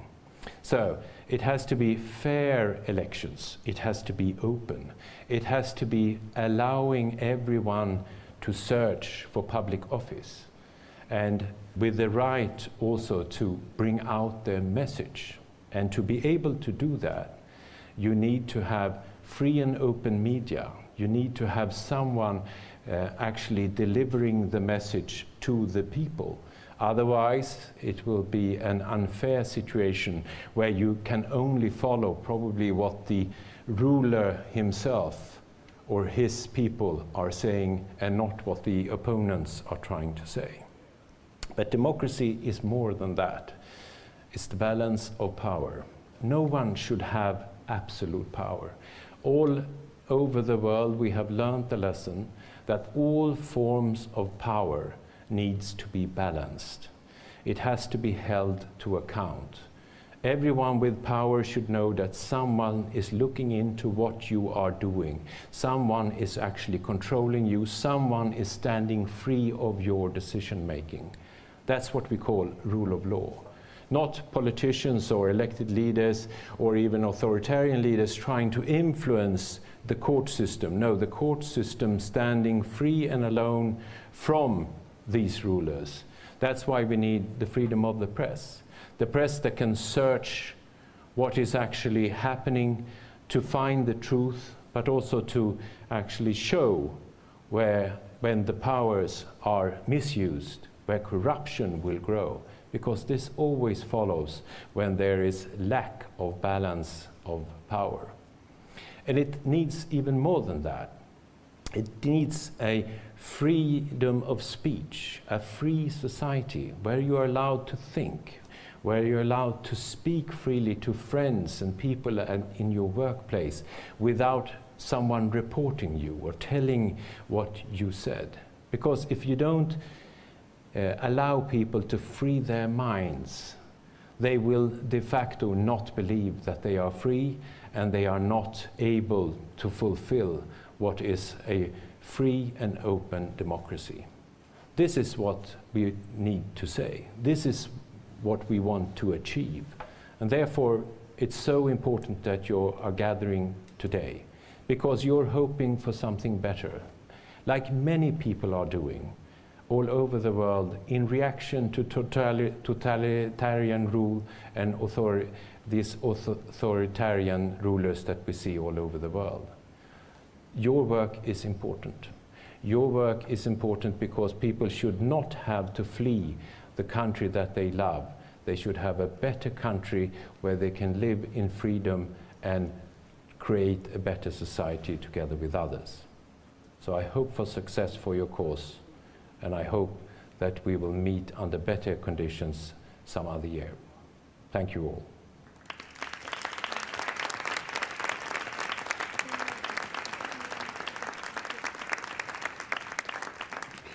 Thank you so much to Fredrik Reinfeldt for speaking about what the Swedish example of true open democracy, rule of law, freedom of speech, and tolerance can bring. And you also spoke about the dangers of what happens when you suppress freedom and called for the rejection of absolute power. Now, I promised you our next speaker before, and now finally, please welcome the former Prime Minister of Ireland, Mr. Enda Kenny.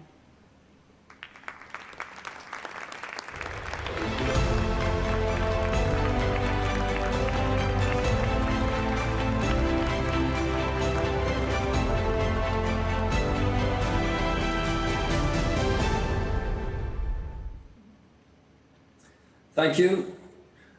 Thank you, Madam. I speak here as a private citizen and not on behalf of the Irish government. I've never been to Iran. I do not speak Persian or Arabic or any of the regional languages of your great country. I condemn terrorism, state terrorism, or any other terrorism unequivocally, and stand by the rule of law in the democratic republic that I live in and that I had the honour to lead on 2 successive occasions. That means, like the Swedish former Prime Minister pointed out, that our people have freedom of speech, the right of peaceful protest, the right to join political parties, the right to vote independently, and the right to practice their religious beliefs. Ireland is a small country on the northwestern edge of the European Union. 5 million people, but with a diaspora of over 60 million globally. We were a country that was under rule from the British governments for 700 years. And our republic has just been formed for 100 years following a civil war. In that time, the Irish people, through successive governments, built institutions of the state, introduced a constitution which has been changed on many occasions by independent referendum of the people, and we take our place as one of the foremost members of the European Union for many years. That means that democracies are not without challenges or problems, and in our country, for instance, we have had 2 outstanding women presidents elected independently by the people, one of whom later became the High Commissioner for Human Rights of the United Nations. The Chief Justice of our Supreme Court served as a woman, was a woman for serving there for a number of years. The Attorney General was a woman. We've had ministers in government who served as outstanding ministers and were women, because the right of equality and the right of treatment of women was an issue that was very challenging in Ireland and still is in some respects. So you may well wonder what a small country like Ireland could have to offer a huge country like Iran and the many challenges that face the Iranian people. But we have learned lessons from our history that apply across all countries. We too have a diaspora interested in its homeland, interested in helping people in their home country. And our connections in the United States have reached directly to the White House on a number of occasions. And we've built global connections through the celebration of St. Patrick's Day on every March the 17th, in the same way as the Iranian celebrations of Nowruz or the New Year are conducted. You might know that the Canon of Medicine, written by Ibn Sina, the outstanding Persian physician, scientist and philosopher of the Islamic Golden Age, was translated into the Gaelic language or the Irish language in medieval times and was used in medical instruction in European universities until the 17th century. You might also like to know that Professor Hormoz Farhat, who was the founder of the Tehran University of Music and one of Iran's foremost composers, was also the chair of the music faculty in Trinity College in Dublin for many years and introduced Irish students to Iranian music to an unparalleled degree. Ireland closed our embassy in Tehran in 2012 for a variety of reasons. That embassy will be reopened in the next period ahead, and Ireland wishes to have good relations with Iran and the Iranian people. We're also the facilitator, having been elected onto the Security Council of Resolution 2231 of the Security Council of the UN, dealing with the overseeing of the implementation of the 2015 deal on the Iranian nuclear program. But Ireland's interest in this goes back as far as 1958, because at that time an Irish Minister for External Affairs or Foreign Affairs, Minister Aiken, put forward a proposition at the United Nations about the dangers of nuclear weapons and nuclear armaments. He followed that with further resolutions in 1960 and continued with this work until December the 4th of 1961, when the United Nations unanimously, not by consensus, but unanimously accepted the Irish resolution on how to deal with nuclear weapons and nuclear armaments, which later became the Non-Proliferation Treaty. So when I see all of those things in the connections between Ireland and Iran, and then I read the Amnesty International report for 2021 dealing with Iran, it says that the authorities heavily suppress the rights of freedom of expression, association and assembly. Security forces used unlawful force to crush protests. The authorities continued to arbitrarily detain hundreds of protesters, dissidents and human rights defenders, and sentenced many to imprisonment and flogging. Women, as well as ethnic and religious minorities, faced extended discrimination and violence. Enforced disappearances, torture and other ill treatments were committed with impunity on a widespread and systematic basis. Judicial corporal punishments amounting to torture, including floggings and amputations, were imposed. Fair trial rights were systematically violated. The death penalty was used as a weapon of political repression. Executions were carried out one in public and some others in secret, and those executed included people aged under 18 at the time of the crime. The authorities continued to commit crimes against humanity by systematically concealing the fate of hundreds of and several thousand political dissidents, forcibly disappearing and extrajudicially executed in secret in 1988. We cannot stand for this.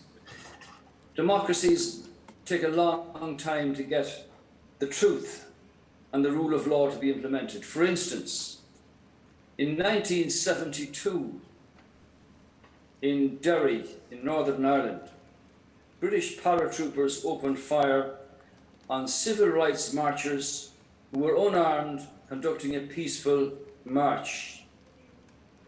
It took until 2010 before the inquiry into that was concluded and the British Prime Minister apologised formally in the House of Commons about something that should never have happened, the instructions of which should never have been given. And on the 9th of August in 1971, in Belfast, in Northern Ireland, British paratroopers opened fire on innocent people in Belfast. 10 people died. It took 50 years in the democracy, 50 years, to have a coroner's inquest declare that all of those who were involved, who were killed by the paratroopers concerned, were completely innocent and unarmed. So if the Ayatollah has set out his 5-part program of having a revolution, an Islamic state, an Islamic government, an Islamic society, and an Islamic civilization, and that is not going to change overnight and will not be forced from outside. But what can happen from outside is that the United Nations can do more, the European Council can do more, the Council of Europe can do more. The governments who deal with Iran can consistently raise the question of human rights, of floggings, of disappearances, of executions, and the denial of the rights that we take for granted in this country here. This is not without its challenges.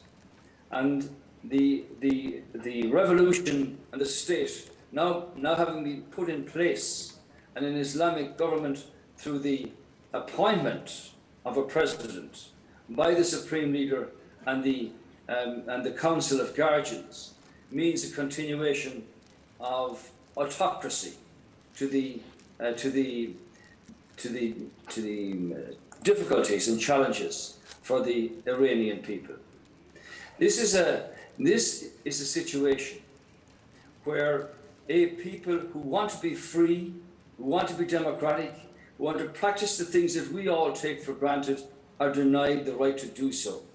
So the diaspora abroad, the United Nations, the European Council, the Council of Europe, and every government doing business with Iran has got to consistently raise the question of human rights, the infringement of those rights by this autocratic government. And as Representative Borrell pointed out, we will not allow a situation like that to go untalked about, not discussed, and let drift, because the situation for your people in Iran is far too serious. We had a long struggle in our country to get to where we are. The Iranian people are not being allowed to develop to their potential.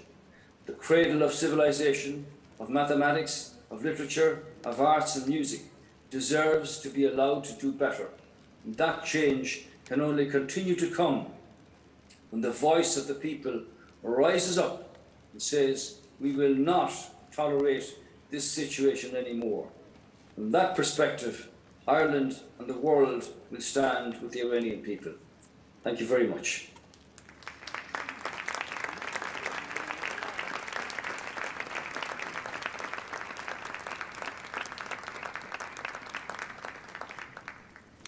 Thank you very much to Enda Kenny there, and so powerful to hear about the Irish experience and struggles.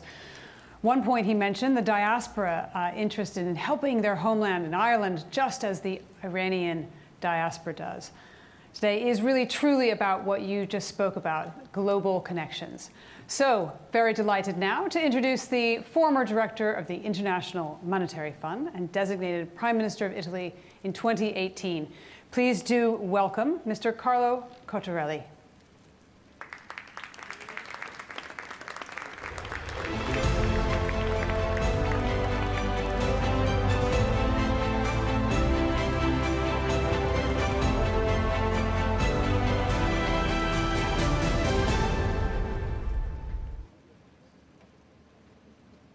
Thank you very much. It is for me a great honor to participate in this event together with such a distinguished list of speakers.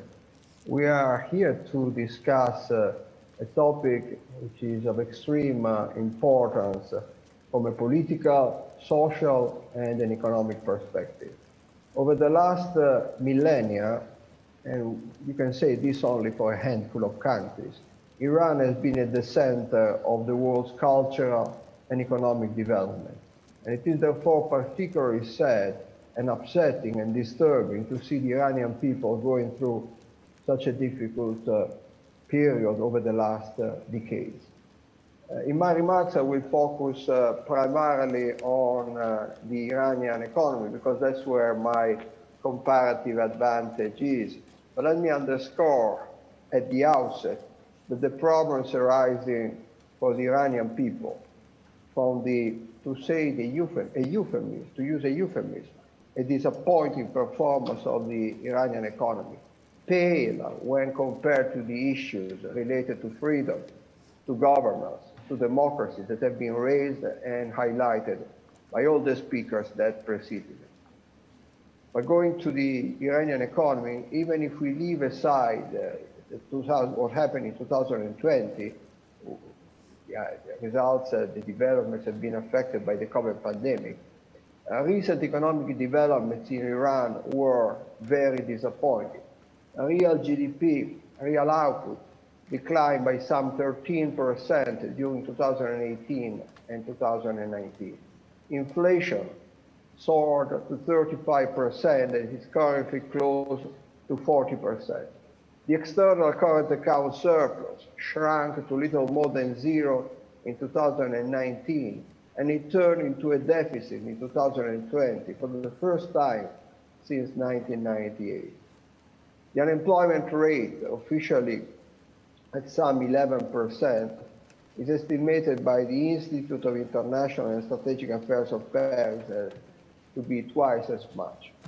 Over the last 2 years, poverty increased from 11 to 16%, adding 3.7 million people to the poverty roll. According to Bloomberg, the exchange rate against the US dollar depreciated by some 80% since early 2018 in the unregulated market. Certainly some of these results were affected by the tightening of the international sanctions. However, the weak performance of the Iranian economy has a much longer history. Over the last few decades, economic performance has been poor, with bouts of growth driven primarily by the oil sector. Perhaps a single number can summarize all this.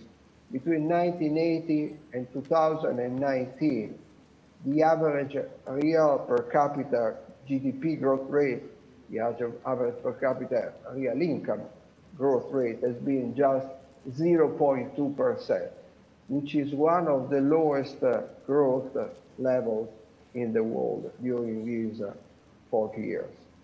As a result of this, Iran lost grounds with respect to peer countries. In 1975, Iran's per capita income was almost 1/3 higher than Turkey's per capita income. 40 years later, Iran's per capita income is almost 1/3 lower than that of Turkey. The impact of this low economic growth on the population has not been compensated by a more equal income distribution. On the contrary, in 2019, the Gini coefficient, which is a standard coefficient of income inequality, stood at a level of 42 according to the World Bank. This is a weak result. It's a very weak result. Almost 3/4 of the 170 countries surveyed by the World Bank have a more equal income distribution. All these results, of course, the Iranian regime blames all this on the sanctions, but it is not just the sanctions. All these results point at mistakes in domestic policies, lack of economic reform, and severe shortcomings in the economic governance framework. And just a few numbers show this. In the World Bank's doing business indicators, out of 190 countries, Iran ranks 104th in the easiness of getting credit, 113th in the easiness of getting a business electricity connection, 128th in the protection given to minority investors, 133rd in the easiness of resolving insolvency cases, 144th in the easiness of paying taxes, 178th regarding the easiness of starting a new business. The economic performance is even worse if you look at governance indexes. Again, according to the World Bank, out of 210 countries in 2019, Iran ranked 142nd for government effectiveness, 160th for rule of law, 179th for corruption, 184th for voice and accountability, 196th for regulatory quality, and 197th, pretty obviously, for political stability and absence of violence and terrorism. Since 1996, when the World Bank indexes became available, all these indicators show either a lack of improvement or a deterioration. A steady deterioration is also recorded in the Global Competitiveness Index of the World Economic Forum. Iran moved from the 69th position in 2019 to 99th position.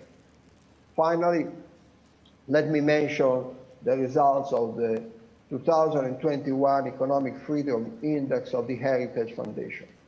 Altogether, Iran ranks 168 in the 168th position in the world. It is in the last position in the Middle East and North Africa region. Iran scores about 10% below average for regulatory efficiency, 17% below the world average for labor freedom. Allow me to open a short parenthesis here to mention some key issues relating to employment and unemployment, to the labor market. The first is the high level of unemployment among the young, some 28%, even in the official statistics. Second, there is a surprising association between the level of education and unemployment. The unemployment rate for college-educated youth is particularly high. For men and women aged between 25 and 29, it is close to 35% for men and 45% for women, according to the 2016-17 census. More education. This means that more education is associated with higher unemployment.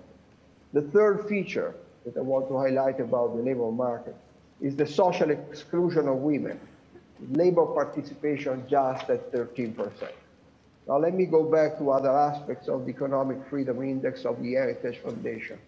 Iran is 23% below average for trade freedom, 33% below world average for government integrity, 40% below world average for property rights and judicial effectiveness, 45% below average for monetary freedom, 80% below the world average for financial freedom, and as much as 91% below the world average for investment freedom. These statistics these statistics, this data, this information lead us to a clear conclusion. Over the last decades, during the post-revolution period, the Iranian economy suffered from severe economic mismanagement, which added to the economic consequences of the political mismanagement that led to economic sanctions. This cannot last. This needs to be changed. Thank you for your attention. Thank you very much.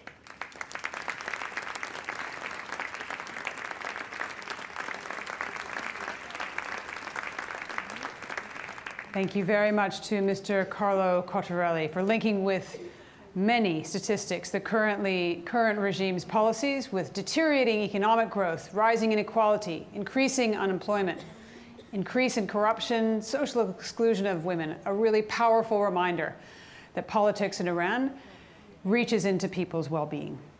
We're now going to hear from our next speaker. Very pleased to welcome to the stage the former Prime Minister of Belgium, Mr. Guy Verhofstadt.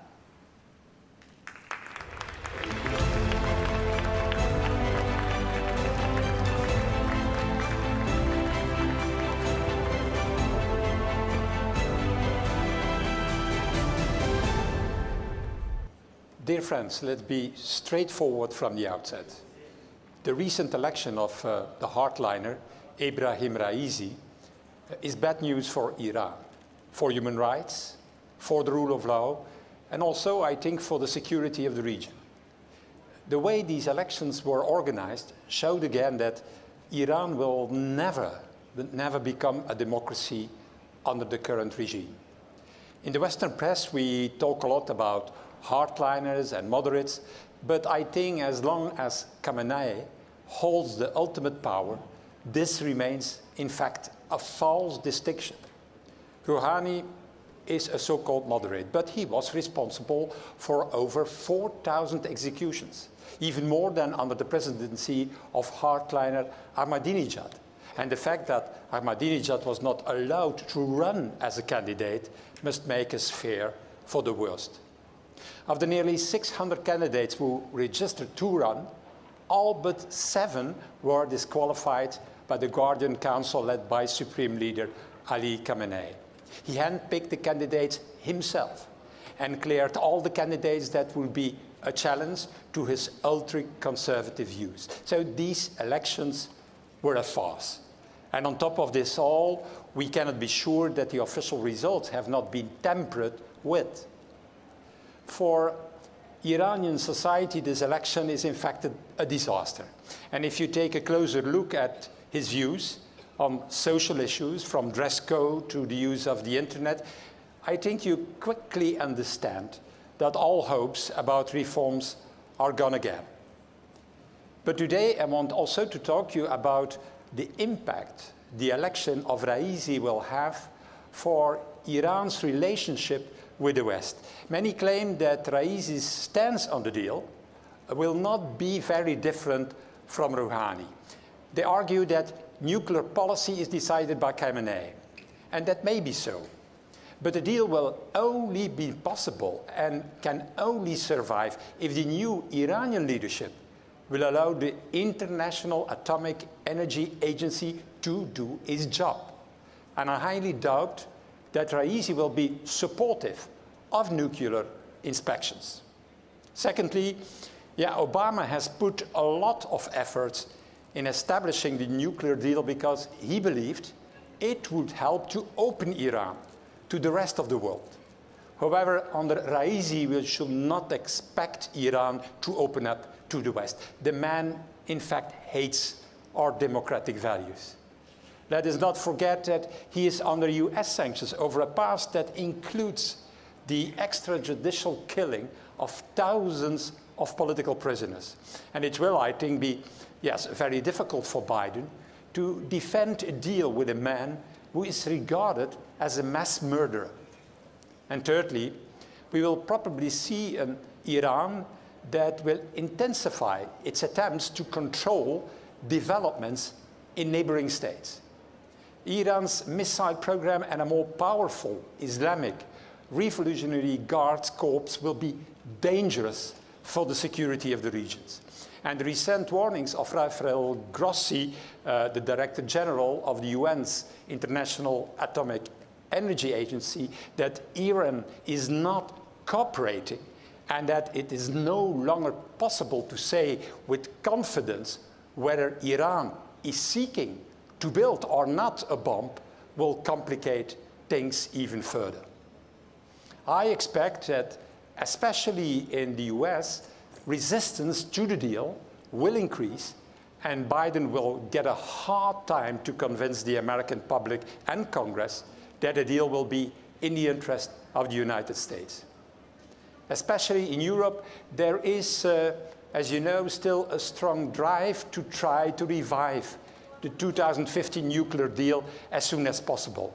And I also believe we should strive to revive the deal, but not at any cost. I think it will be a fatal mistake to only focus on the nuclear threat and regard the human rights violations as a secondary issue. We must never close our eyes to the rigged elections, the terrorist attempts of the Iranian regime, even on European soil, and the human rights violations that occur in Iran every single day. We must pursue a dual strategy in which we put human rights higher on the agenda while trying to establish a safer environment in the Middle East. And let us be wary of the attempts of China, Russia, and Turkey to increase their influence in the Persian Gulf. These countries do not care about the ordinary Iranian people or human rights. They just want to increase their influence in the region. I think the EU is still seen as a honest broker and must take its responsibility. So I urge the High Commissioner for Foreign Policy, Mr. Borrell, to step up and develop a comprehensive plan to defend basic human rights in Iran and organize collective security in the Persian Gulf. And in this plan, we must put more emphasis on human rights than we have done so far. I think that this strategy must contain three components. First, we must revive the nuclear deal, but with the necessary safeguards of the UN's International Atomic Energy Agency. Second, we must stop to close our eyes to the human rights violations. Instead of a blanket sanctions regime that punishes a whole society for the crimes of its leaders, we need to directly target the leaders who are responsible by using, for example, our new instrument, our European Magnitsky Act. And third, we must put an end to Iran's missiles program, which has become an increasing threat to the peace in the region. We need Iran to stop its long-range rocket launches and the transfer of missiles to regional proxies. Only if these three conditions are met, the West should ease Iran's economic pain and propose new opportunities for economic growth, such as access to dollars and euros and more civilian nuclear cooperation. As I said, the election of Raisi will make Iran, the region and the world a more unsafe and illiberal place, I think. But however, we should never give up. Let's never give up on the great ordinary people of Iran who need desperately our help. Thank you.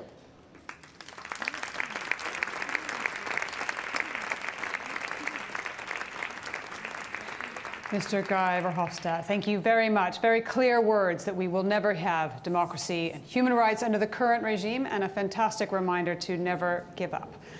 Final speaker in this section, the former Prime Minister of Romania, Mr. Petre Roman.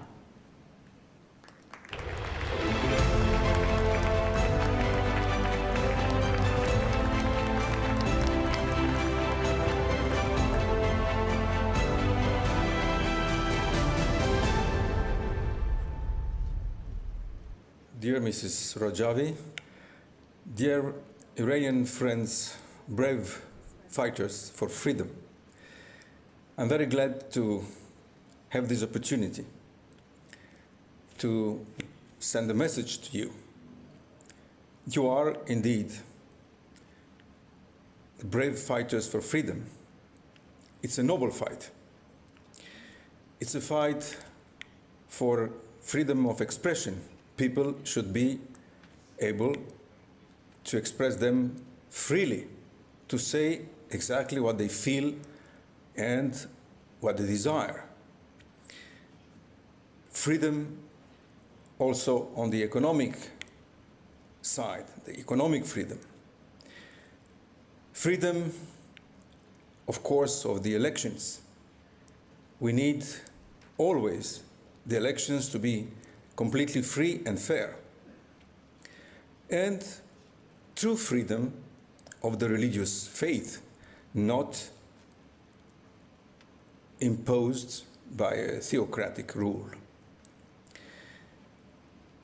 I have met several times Iranian people outside their country, and they have a great hope. They have the hope that there is a solution for a peaceful and prosperous Iran, and that's your task. Of course, it's still a difficult moment for you.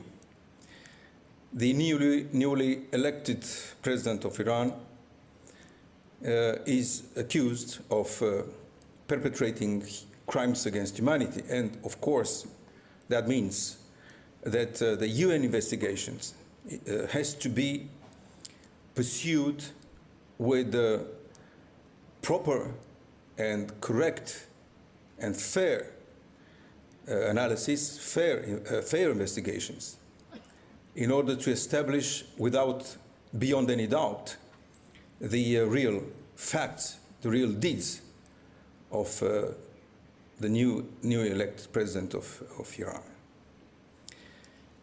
And of course, speaking about the true freedom of the religion, I want to remember that when Islam was born, even the Prophet Muhammad never, ever instigated his followers against other religions. I remember vividly when I saw inside the monastery of St. Catherine in the Sinai Peninsula, there where at the foot of the mountain there is the fire bush, there where Moses established his tables. There is a document established by the prophet who took under his protection that Christian monastery, Christian church.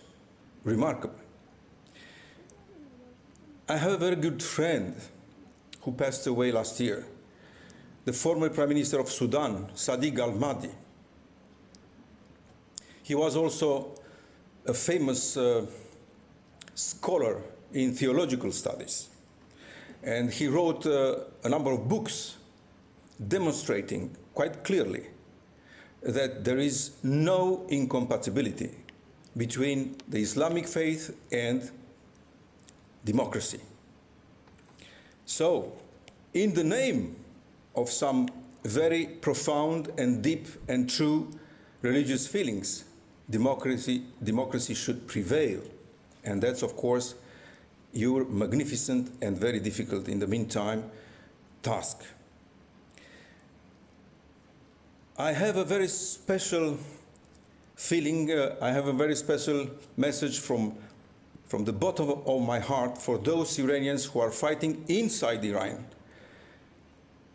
fighting for freedom there in difficult and sometimes perilous conditions.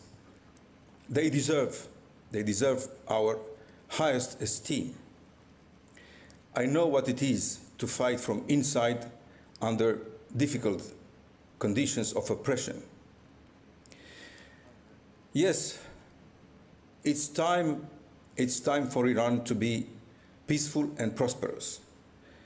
Yes, it's time from Iran to abandon the path of, let's say, aggressive or violent attitude with respect to its neighbors, no doubt the sovereignty and the indivisible state of Iran should be preserved.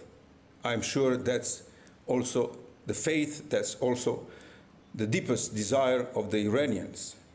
But in the meantime, why to be aggressive, to perpetrate some actions outside Iran which do not deserve neither the peace nor the prosperity of Iran? Your meeting comes at a very crucial moment. A new president of Iran was elected. There is a lot of analysis. There are many people who do not accept the result. Nevertheless, let me tell them, as someone who started his political career in a revolution. It was a revolution for democracy, for freedom and democracy. Let me tell them, look to the peaceful and prosperous Iran, not to your political, personal interests. That's the only way to make the Iranians believe in your political actions. My message is for you, my message is for those fighting for freedom, my message is again and again for a peaceful and prosperous Iran.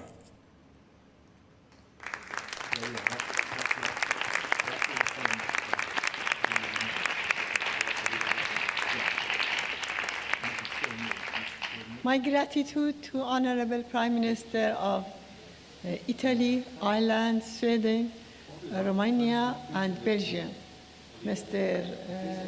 Matteo Renzi, Mr. Verhofstadt, Mr. Kenny, Mr. Lutherli, Mr.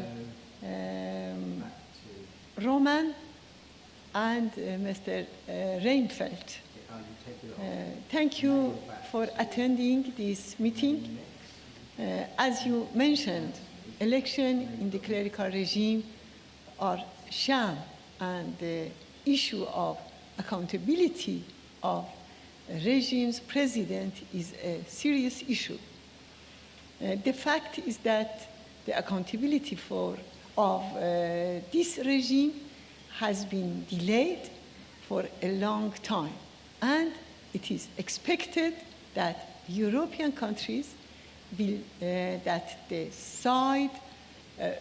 take the side of the Iranian people and resistance by adopting a decisive policy against the criminal regime of Iran.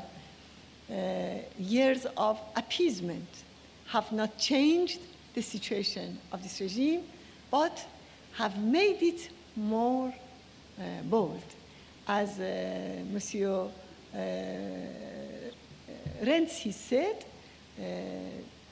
in reality, the policy of appeasement didn't work. And without doubt, this regime will be overthrown, and the day for these criminals to face justice is not far away. Thank you all.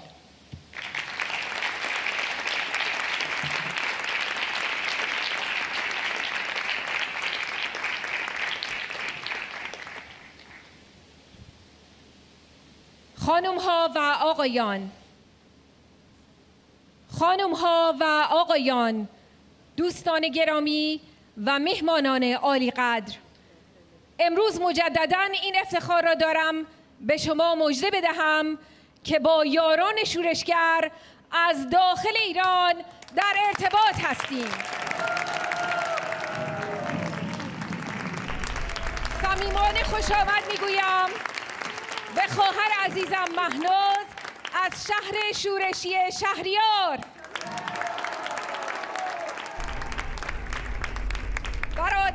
گرانقدرم شاهین مریم عزیز و با سلام به هموطنان عزیزم در این گرد همایی باشکوه.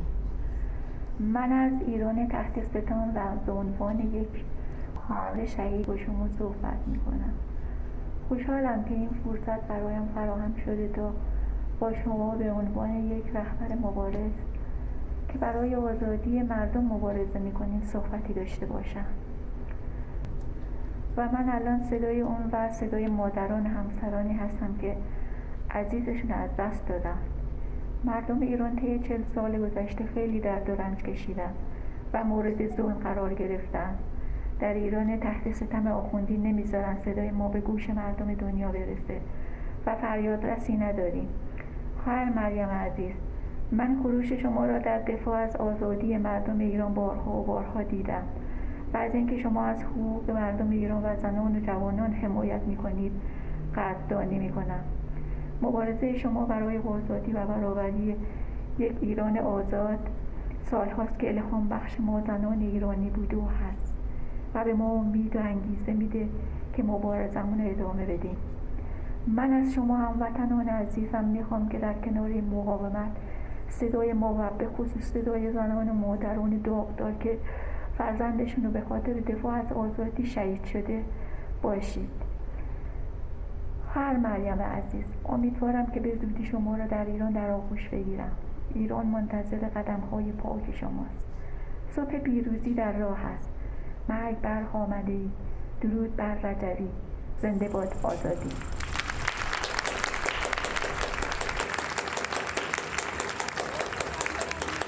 عزیز، درودهای بیکران ما رو به هموطنان شورشی و عصیانگر در شهریار برسونید. حالا دعوت میکنم از برادر گرانقدرم شاهین از شهر به پا خواسته اهواز. خواهش میکنم بفرمایید. سلام و درود به خواهر عزیزم مریم. سلام این جانب از دیار داغ و گرم خوزستان خدمت شما خواهر عزیزم. شاهین هستم از کارانهای شورشی اهواز. خواهر مریم، خیلی شما را دوست دارم و خیلی مشتاق دیدار از نزدیک در اهواز با شما هستم.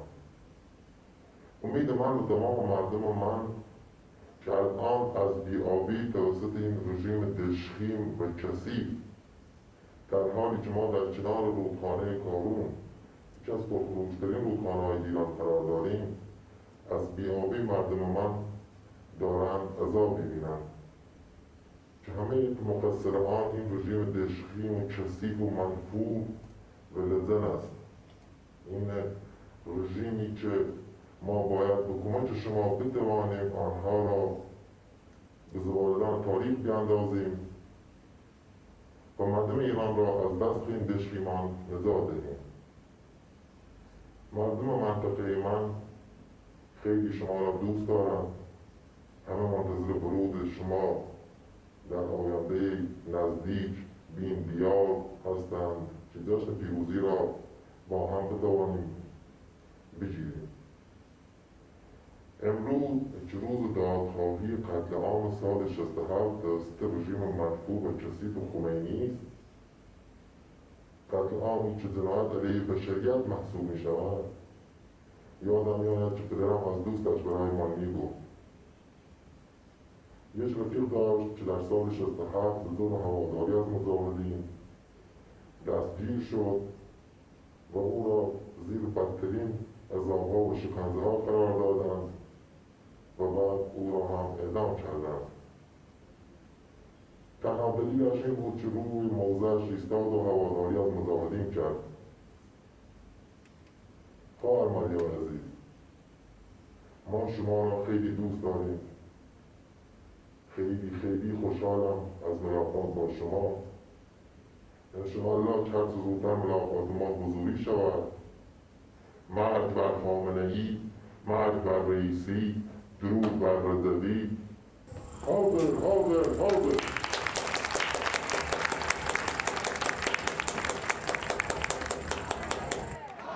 خیلی ممنون از شما شاهین قهرمان درودها و سلامهای ما رو به همه هموطنان دلاورمون در اهواز و در سراسر خوزستان به پا خواسته برسونید.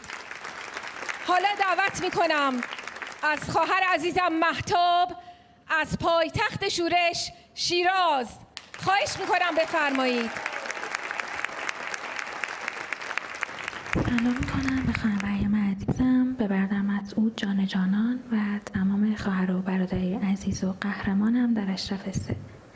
سلام و خدا قوت میگم به همه هموطنانم که از سراسر دنیا در این گرد همایی با شکوه حضور دارند و درود میفرستم به شخصیت‌های بین المللی محترمی که در این برنامه حضور دارند و در این سالیان سخت از مردم و مقاومت ایران حمایت کردند.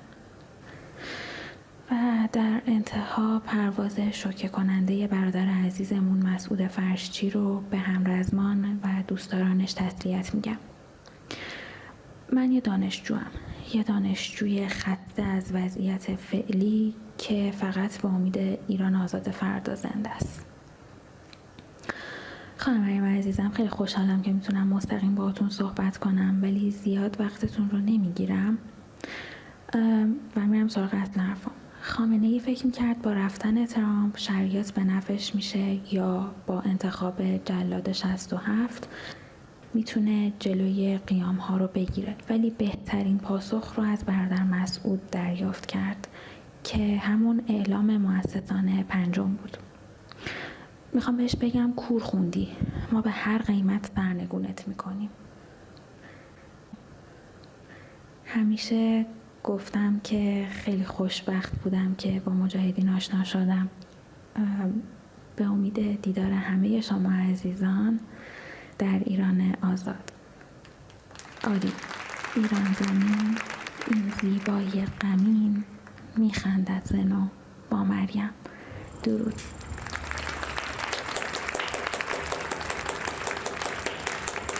مهتاب عزیز، ما هم از آشنایی با شما خوشحالیم.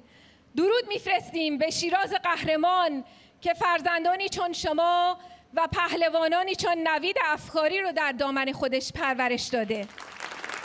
حالا دعوت میکنم از برادرم کاوه از خطه مجاهد پرور کرمان، خواهش میکنم بفرمایید.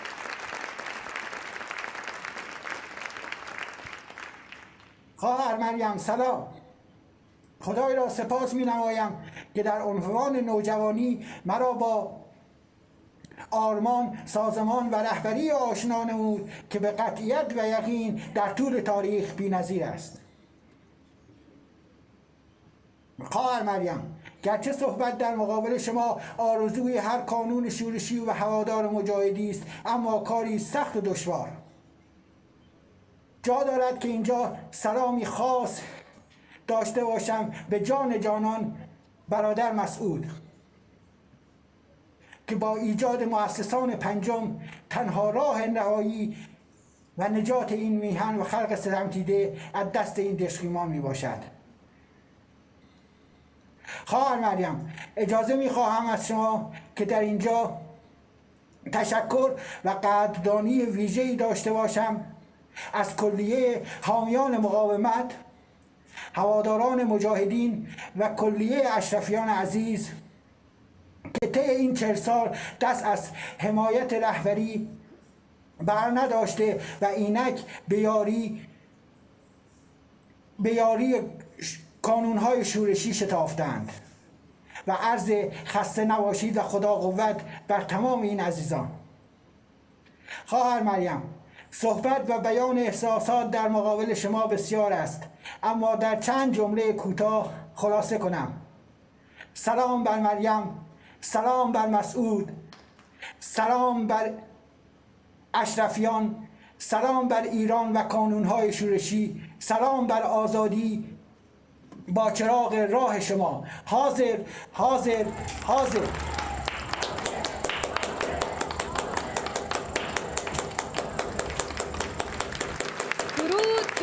درود به شما و همه هموطنان عزیزمان در کرمان سلام و درودهای بیکران میفرستیم. و حالا نوبت میرسه به خواهرمان سپیده سحر از پایتخت آزادی تهران. سپیده سحر هستم از تهران. سلامی دارم با تمام وجودم به خواهر مریم عزیزم و به فرمانده کل ارتش آزادی بخش بعد مسعود. سلام گرمی هم دارم به همه مجاهدین در اشرف سه و همه اشرف نشانها در کشورهای مختلف. با تشکر قدردانی از همه حامیان و یاران مقاومت در سراسر جهان که در مسیر آزادی ایران از مجاهدین و مقاومت ایران حمایت می‌کنند. نمی‌دونید چقدر خوشحالم که امروز در این گردهمایی بزرگ از قلب میهن اسیرم ایران به شما وصل شدم. برام باعث افتخاره که به نمایندگی از طرف هزاران کارگردان شورشی مجاهد و آماده در داخل ایران با شما صحبت میکنم. خواهر مریم عزیزم، انشالله امسال آخرین سالی باشه که ما سخنرانی شما را از سیمای آزادی دنبال میکنیم. میخوام از طرف همه کارگردان شورشی این تعهد رو به شما بدم که سال دیگه سخنرانی شما رو توی میدون آزادی برگزار میکنیم. به شما اطمینان میدم که نه ولی فقیه و نه جلادش لحظه آرامش رو قرار از دست ما نخواهند داشت. طوفانی به پا میکنیم که کشتی به گل نشسته این رژیم ضد بشری رو غرق میکنه و کشتی ناخدای آزادی رو به ساحل پیروزی میرسونیم. ما کارگردان شورشی با همه وجودمون و با تمام عشقمون به شما تعهد پیروزی میدیم و از خدا میخوام که ما رو شرمنده نکنه و چنان قدرتی به همون بده که بتونیم این راه رو تا آخرش بریم. برای دیدارتون لحظه شماری میکنم تا پای جان آمادم. حاضر حاضر حاضر حاضر.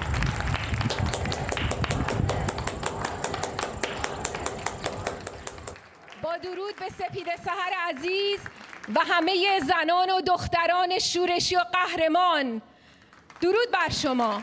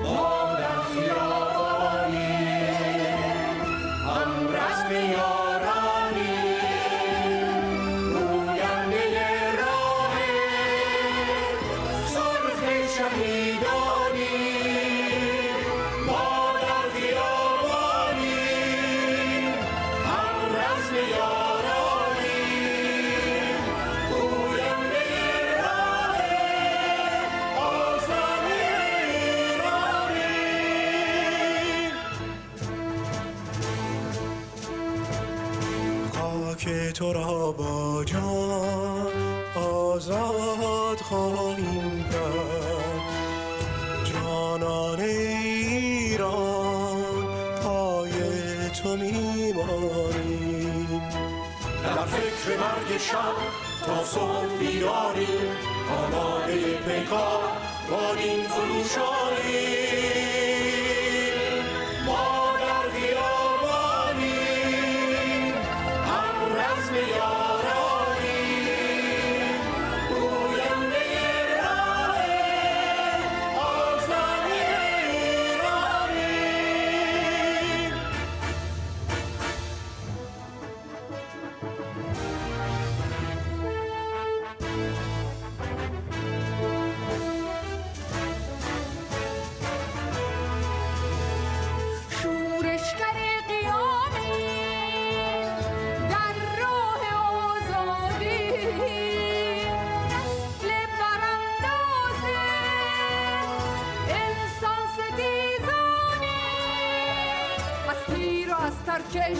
از آتش سرکش در دل هراسی نیست، ما از جویانیم.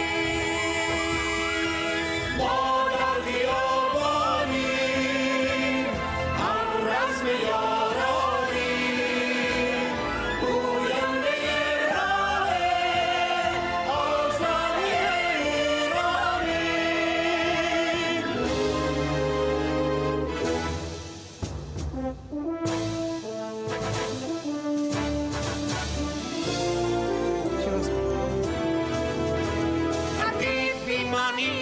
وقت تماشا نیست، از سازش و تسلیم پاشا گریزانیم در سختی دوران برخیز و طوفان باش ما زاده خاک پاک ایرانی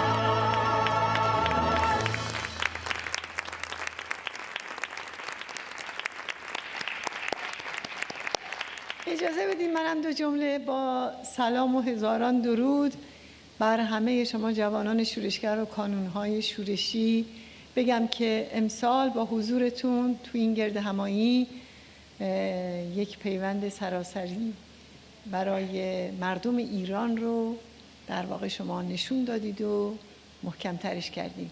از شهرها و روستاهای ایران تا اشرف 3 و همه نقاط جهان که اشرف نشانها حضور دارن و تا هر جا که صدای ما میرسه شما با حضور خودتون یادتون باشه که امید و عزم جزم مردم ایران برای سرنگونی رژیم آخوندا رو به همه دنیا نشون دادید. مسعود دیروز از درد جانکاه خودش در مواجهه با خبرهای کرونا از ایران گفت که همراه با درد و رنجیه که مردم ایران دارن هر روز با اون دست و پنجه نرم میکنن، از درگذشتگان تا بیماران و بازماندگان اونا. اما یادتون باشه بلافاصله گفت که مسئولیت شما، مسئولیت همه شما شورشگران و کانونهای شورشی و مجاهدین هر جا که هستن، تبدیل این دنیای ضعف و یأس و درد به دنیای امید و جنگ و تهاجمه. بنابراین یادتون باشه که شما با فعالیتاتون شعله امید به آزادی و تغییر و روشن نگه داشتین و البته همه میدونن که این کار رو با پرداخت قیمت بسیار انجام میدین. همه به شجاعت شما، به ایمان شما، به عزم جزمتون افتخار میکنن، به خصوص مردمی که میلیون میلیون گرسنه سر بر بالین میذارن و زیر بار فقر و بیماری با انبوه مشکلات دست و پنجه نرم میکنن.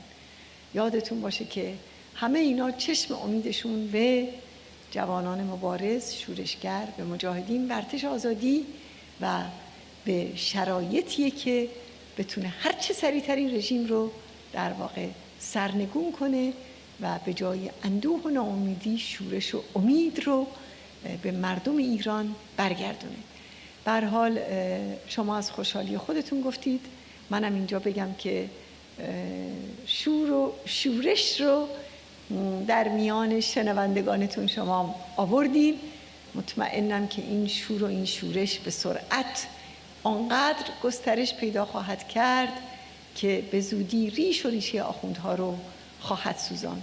یادتون باشه که هیچ وقت کسی فکر نمی کرد در اون شرایط شاه به این سرعت علیرغم اینکه همه چی داشت فرو به پاشه و سرنگون بشه و مجبور شه فرار کنه. بنابراین یادتون باشه که این آخوندها هم در اوج برج و بارویی که برای خودشون ساختند در حضیض ذلت و شکست و در واقع ضعف بیش از حد هستند و با جنبشی مواجهند، با نسل‌هایی مواجهند که یکی بعد از دیگری عزم جزم کرده که سرخم نکنه. و یادتون باشه که همچنان که بهتون گفتم شما الگو راهنما دارین از نسل قبل از خودتون، از مجاهدینی که نسل اندر نسل همچنان که امروز گفتم قسم خوردن و در عمل نشان دادند که سرخم نخواهند کرد و قیمت آرمان و قیمت آزادی مردم ایران رو به هر قیمت خواهند داد کمان که تا الان دادن. بنابراین یادتون باشه که فعالیت‌های شما نوری در تاریکی و فریادی در سکوته، اما به سرعت تغییر خواهد کرد. و یادتون باشه که شب را شما شکستید، هان ای وجودتان روز، معنای آفتابید، هان ای طلایه داران. یک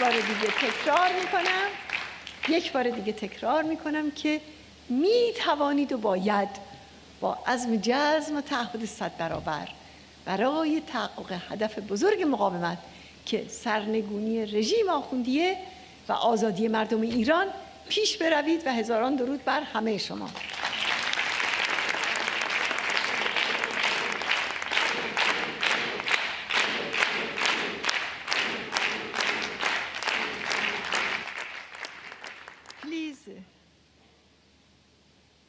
Mrs. ایدی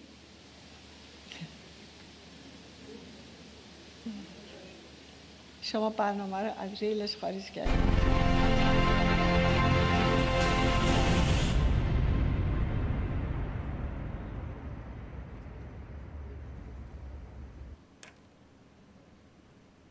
So, we will now move to our next section of the Free Iran World Summit. We have a number of political dignitaries from the United States discussing not only the challenges that the world faces with the current Iranian regime, but also offering solutions to the crisis. So, I'm now delighted to present to you a very good friend and vocal supporter of the Iranian resistance, well-known advocate for human rights, former U.S. Senator for Connecticut, and the Democratic Party nominee for vice president in the 2000 election, Senator Joseph Lieberman.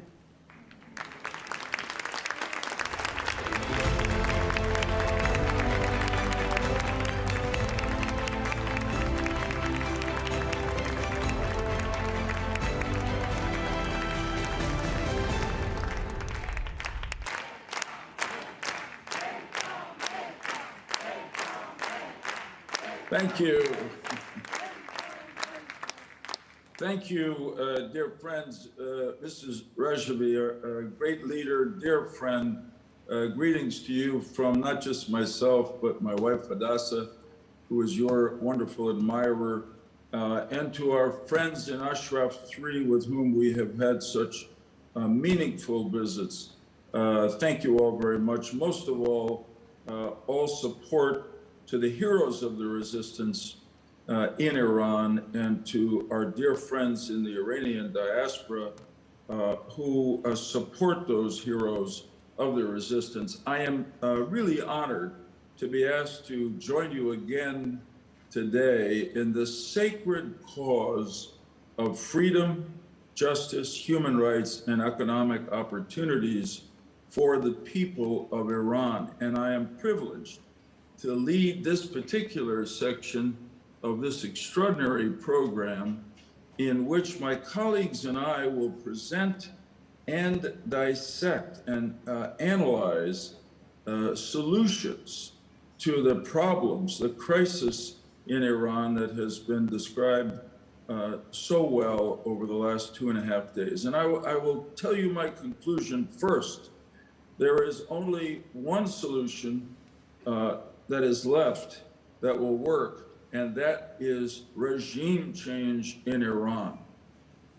Everything else has been tried. It is obvious that the regime itself will not change, so the people of Iran, with the support of all of us outside of Iran, must change the regime. Every other alternative that would end the regime's brutal denial of the rights of its citizens, its support of terrorism and aggression in the region, its development of nuclear weapons and the missiles to deliver them on close and distant nations and enemies, and its hatred, stated over and over again, of the United States, its Arab neighbors, Israel, and so much of the rest of the world. The only viable course of action left is resistance and revolution.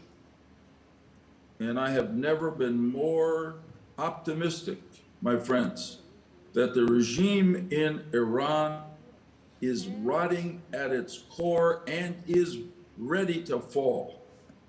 Iran's economy is in abysmal shape, and the people of Iran suffer because of the economic sanctions that are directed against their corrupt and violent leaders.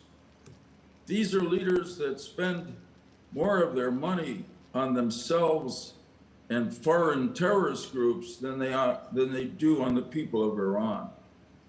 The people have had enough, and like a giant awakening from a nightmare, they have had the courage now to go to the streets in protest in increasing numbers since November of 2019, and in the recent elections, by voting with their feet, by refusing to go to the polls to participate in the election of a mass murderer, Raisi, as the next president of Iran.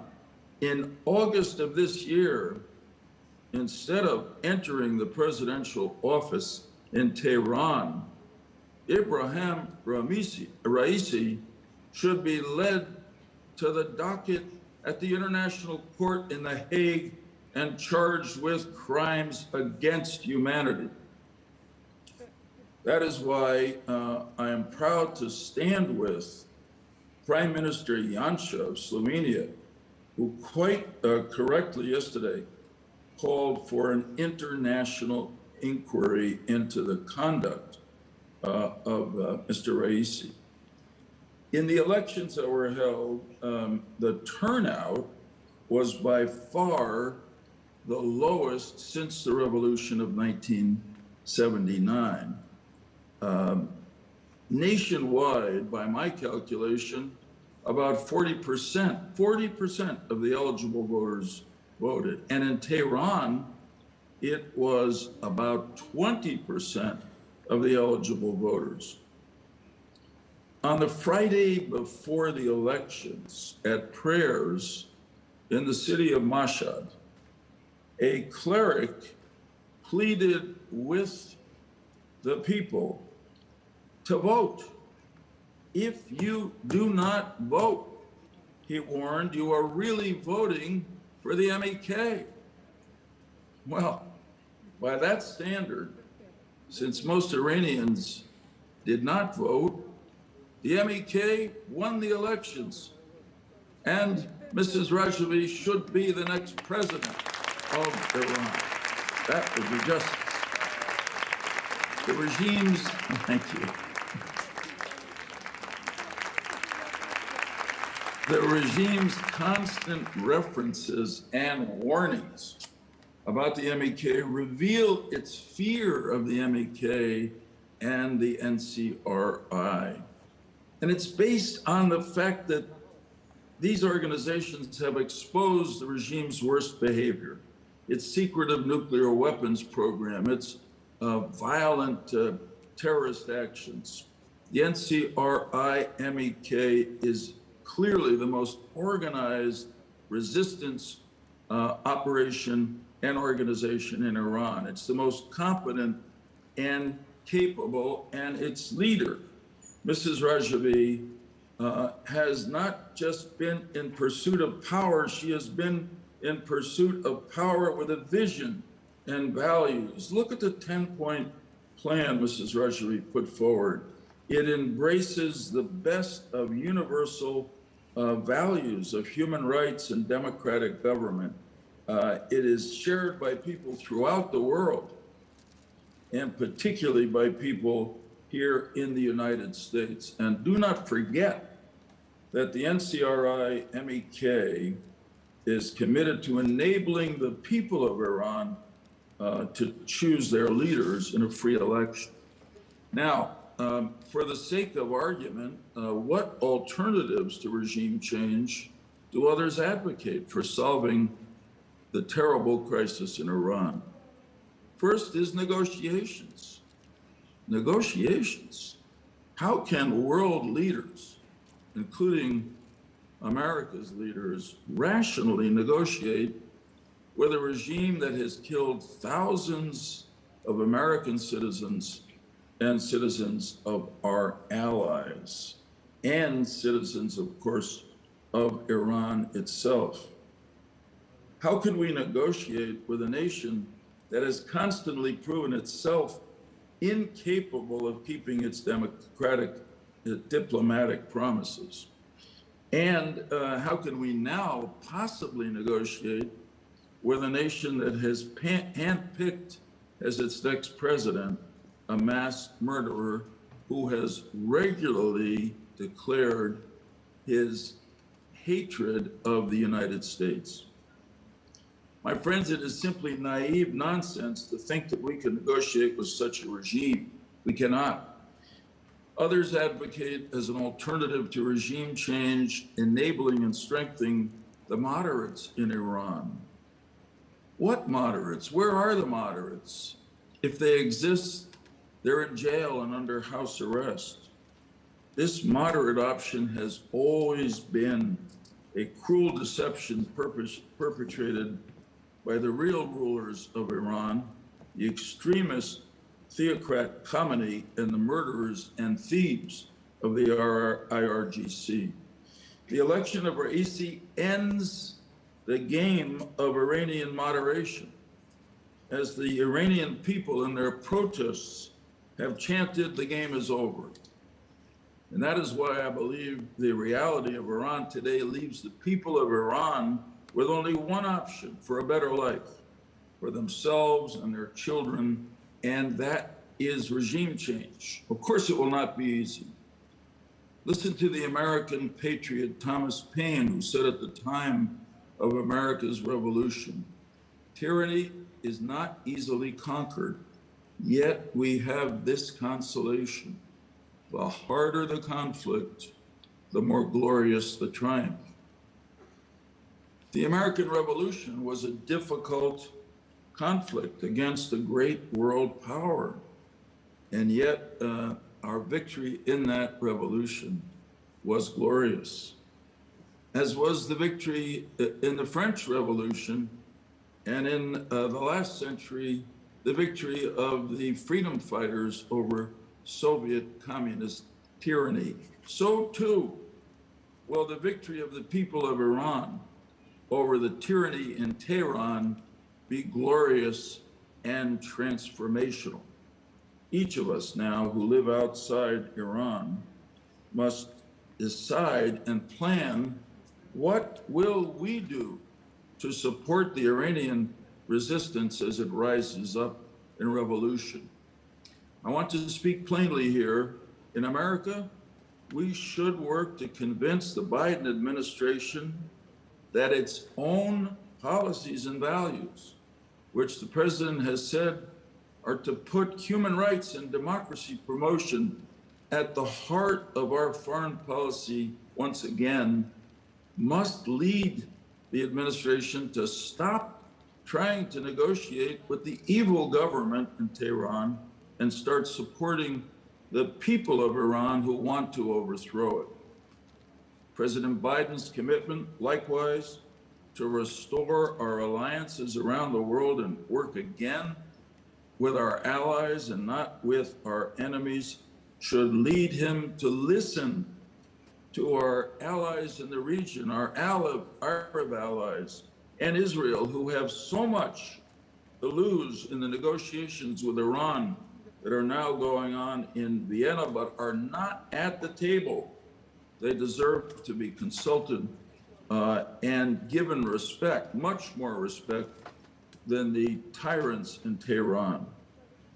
And in America, President Biden's lifetime record of bipartisanship and his campaign commitment last year to bring bipartisanship back to our government in Washington should convince him not to make any agreement with the regime in Tehran that does not have bipartisan support in Congress. My friends, I think in Congress it is now possible to put together a bipartisan resolution endorsing regime change in Iran. I hope it will be introduced and passed soon by the Congress of the United States. In sum, the government of Iran is at its weakest point since 1979, and the opportunity for ending it is at its strongest.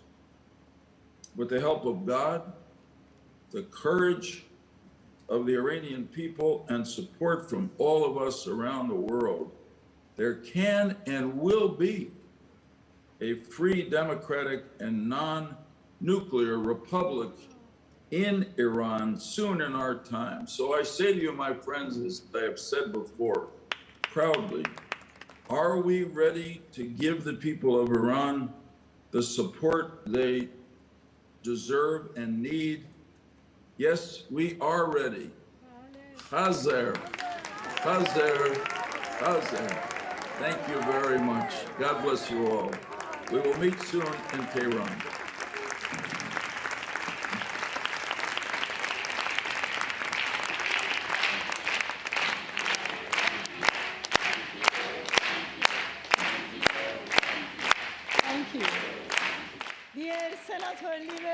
Dear Senator Lieberman, I sincerely thank you for your powerful words and actions in support of this resistance. Your firm position against the clerical regime and its crimes, and also the nuclear ambitions of the mullahs are admirable. I hope that your important role, as always, will lead to register the massacre of 1988 as a crime against humanity and genocide in Europe and the United States. And I hope we can meet you and dear Hadassah as soon as possible. Thank you again, and God bless you. Thank you very much. Thank you. God bless you.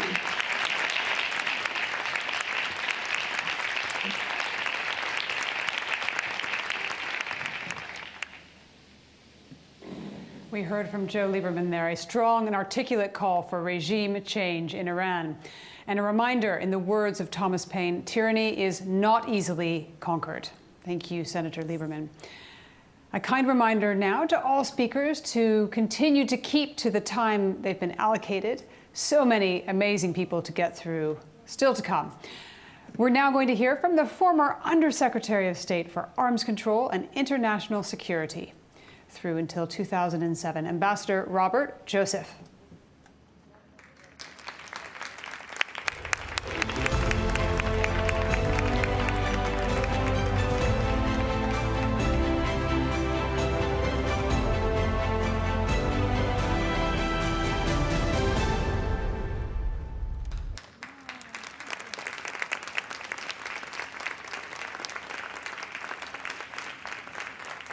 Thank you, and good day. It's a true honor to be with you and to stand proudly with you in the cause of a free Iran. We are witnessing the end of the religious dictatorship and the beginning of a new era, an era, as Mrs. Rajavi has said, of freedom, of democracy, and of equality. An era in which all of the people of Iran can fulfill their true potential and restore the prosperity and the humanity that define the great nation that is Persia. 2 days from now is Bastille Day, celebrated as a day of liberation from tyranny. For those who have sacrificed for a free Iran, your Bastille Day is dawning. Every year, we celebrate your cause, a historic struggle for which the resistance has paid a tremendous price, measured in the lives of tens of thousands of martyrs. Their sacrifice will not be in vain. Their sacrifice will always be honored, as it was this morning. Today, the mullahs' desperation is palpable. We can see it in the calls across Iran for an end to the intolerant and corrupt regime. The people of Iran are rising up. They have simply had enough. They have seen their beloved country become a prison to those on the inside and a pariah to those on the outside. And the regime's response, not reform, but more repression, will only accelerate the certainty of its destruction. The selection of Raisi as president is a reflection of the moral bankruptcy of the mullahs. Raisi is a documented mass murderer who, as the Prime Minister of Slovenia stated before this conference, must be investigated for his role in the 1988 massacre. He must be held accountable for a true crime against humanity. Raisi's selection also reflects the weakness of the regime's leaders, and most of all, their fear of the people's call for justice. And of all their fears, they fear you the most. They know that you will never give up.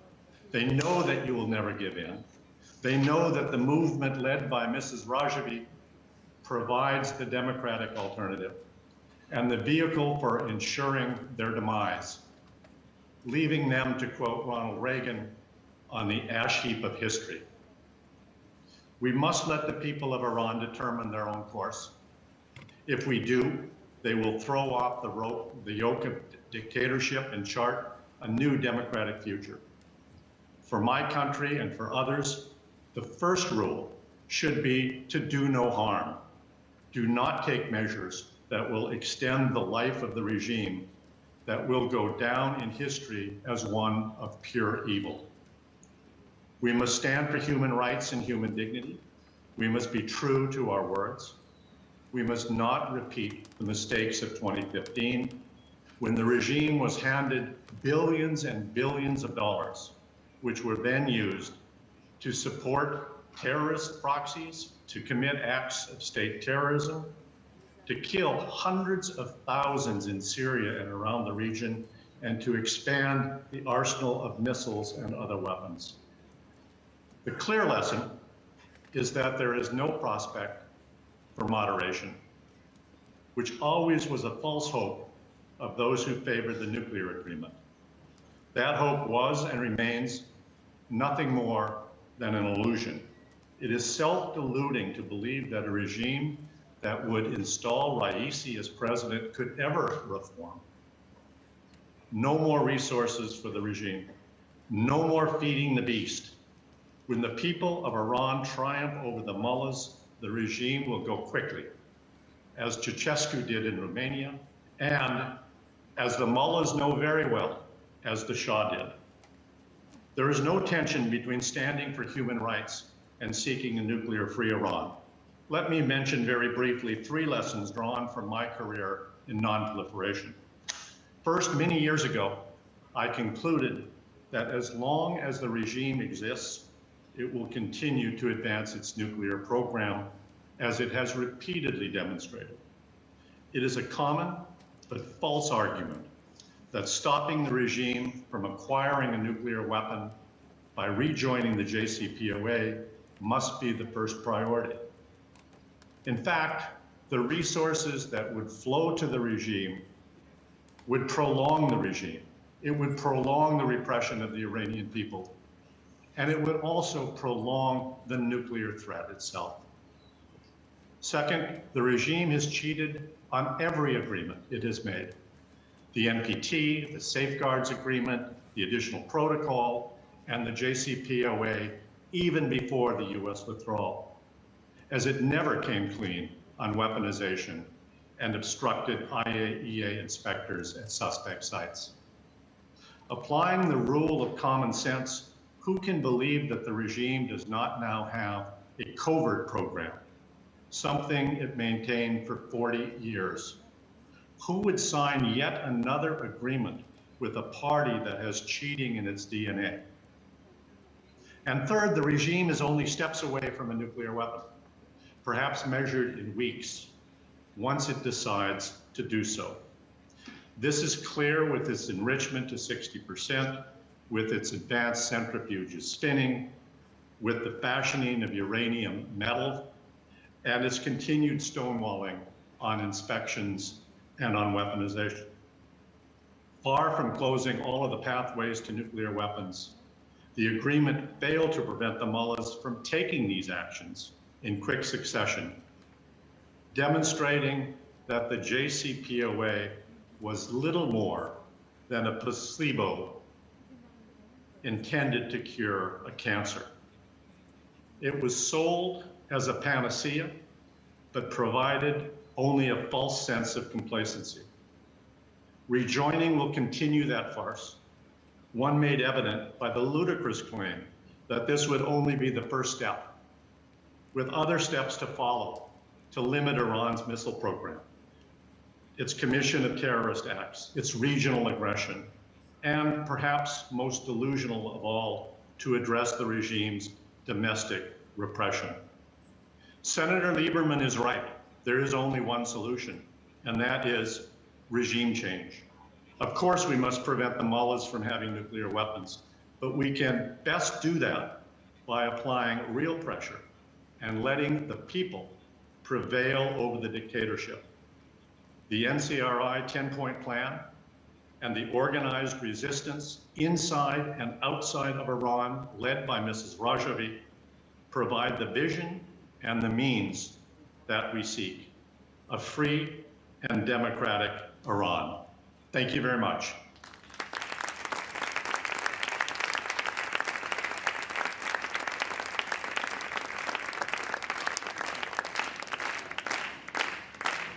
Ambassador Robert Joseph there, joining Joe Lieberman, calling for regime change, speaking about his experience dealing with the current regime. Thank you very much, Ambassador. Please now help me give a very warm welcome to the 81st Attorney General of the United States, Judge Michael Mukasey.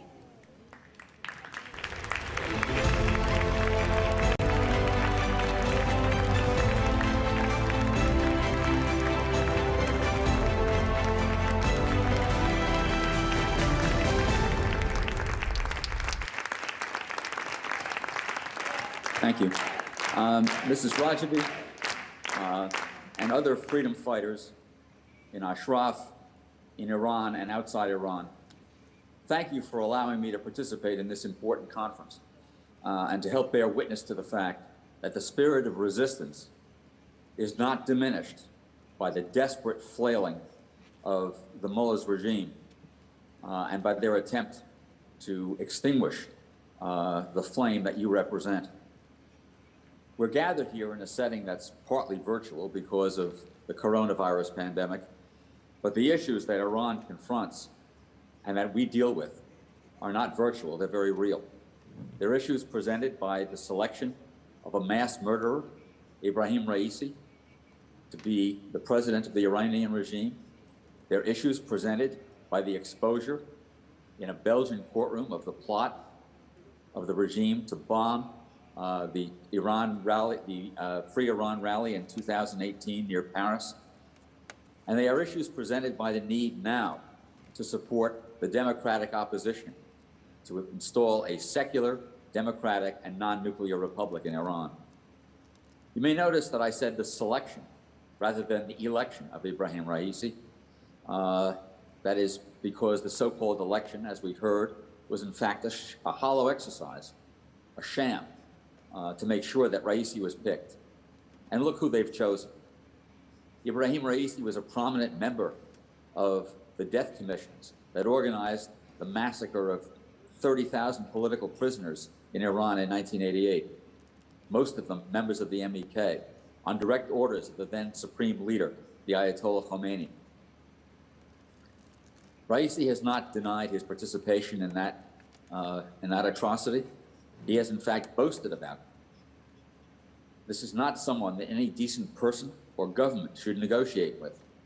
This is someone who we should insist be put before an international tribunal and made to answer for his deeds. And here I join Prime Minister Johnson of Slovenia, who courageously called for Raisi to be tried and incurred the wrath and the criticism of the Iranian regime. That wrath and criticism does not stain the Prime Minister's record. He should wear it as a badge of honor. Some people suggest that we should not demand that Raisi be tried for his crimes because that will make it difficult for him to negotiate it or impossible for him to negotiate his way out of power. But Raisi has no intention of negotiating his way out of power. He takes pride in his record, and he claims that he has always, in his words, defended the people's rights, security, and tranquility. In fact, the only tranquility that Raisi has ever defended is the tranquility of the grave, of the graves of the 30,000 victims of his perfidy. He does not represent a regime that can change. He represents a regime that must be changed by the Iranian people and those in solidarity with them. If any further proof were needed as to the character of this regime, it's readily available in the record of the trial of Assadollah Assadi that concluded this year in a Belgian court.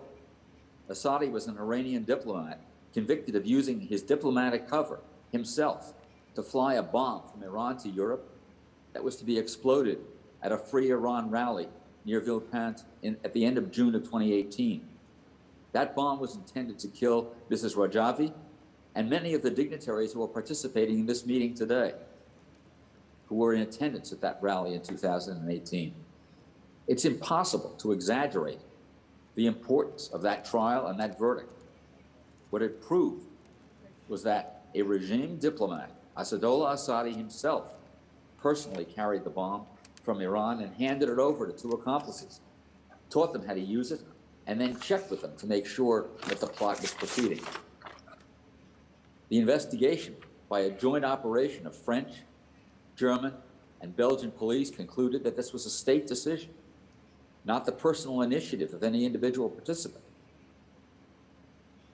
The operation was approved by the National Supreme Security Council, headed by then President Rouhani, supposedly a moderate. This was state terrorism, not just state-sponsored terrorism, but a direct act of the regime to commit a terrorist act outside Iran. This was the first time that an official of the regime was literally caught in the act, and his only defense was that he should have been the beneficiary of diplomatic immunity, a defense that was soundly rejected by the court that convicted him and his co-defendants and sentenced them to long prison terms. The selection of the mass murderer Raisi as president and the conviction of the regime's diplomat Assadi for trying to perpetrate a bombing show that this is not a regime that will behave like a normal government, one that adheres to internationally recognized norms. The only way to end this regime's behavior is to end this regime. It's important now to keep in mind that those who rally across Iran to protest the difficult economic conditions that prevail in that country do not direct their protests against the United States or against any other country that has imposed sanctions. They direct their protests explicitly to the mullahs. They have said that the enemy is the mullahs, and when they lie when they say it is America. And those protesters have also shouted, "Down with Khamenei." There is a ready democratic alternative to the corrupt and terrorist regime of the Ayatollahs. It is the NCRI, with its 10-point program for a democratic, secular, non-nuclear republic that guarantees equal rights for all people, men and women. The NCRI, headed by Mrs. Rajavi, who has tirelessly fought to bring those goals about. We're here to rally support for that alternative and for the efforts of Mrs. Rajavi to end the nightmare that Iranians have been living in since 1979. We're all ready to help that effort. Our fondest hope is that that effort succeed and that we celebrate its success in a free and democratic Iran. I can think of no more appropriate way to close these remarks than with the cry of a few of the freedom fighters we heard from, and of my friend Joe Lieberman. Hazer, Hazer, Hazer.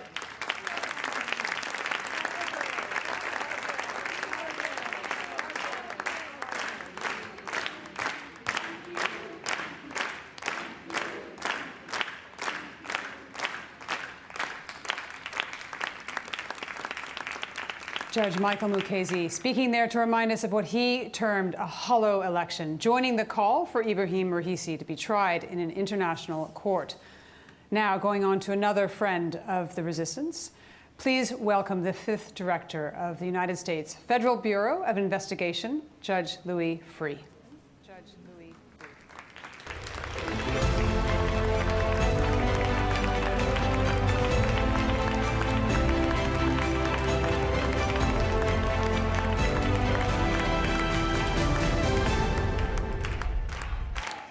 Thank you very much, and it's a great honor to be with you again at a very important meeting at a very critical time in the struggle for freedom and liberty in Iran. Mrs. Rajavi, congratulations to you again, and thanks for your leadership, your courage, and your persistence, and to all of your colleagues who are fighting a fight which will ultimately result in victory, and one which inspires us. Not only my American colleagues who joined me, but as you know, many, many hundreds and thousands of Americans who support your struggle for freedom. I want to particularly add the support of Governor Tom Ridge, one of your dearest friends and most ardent supporters who can't be with us this year, but I know I speak for him when I convey his strong support and his encouragement to continue this fight.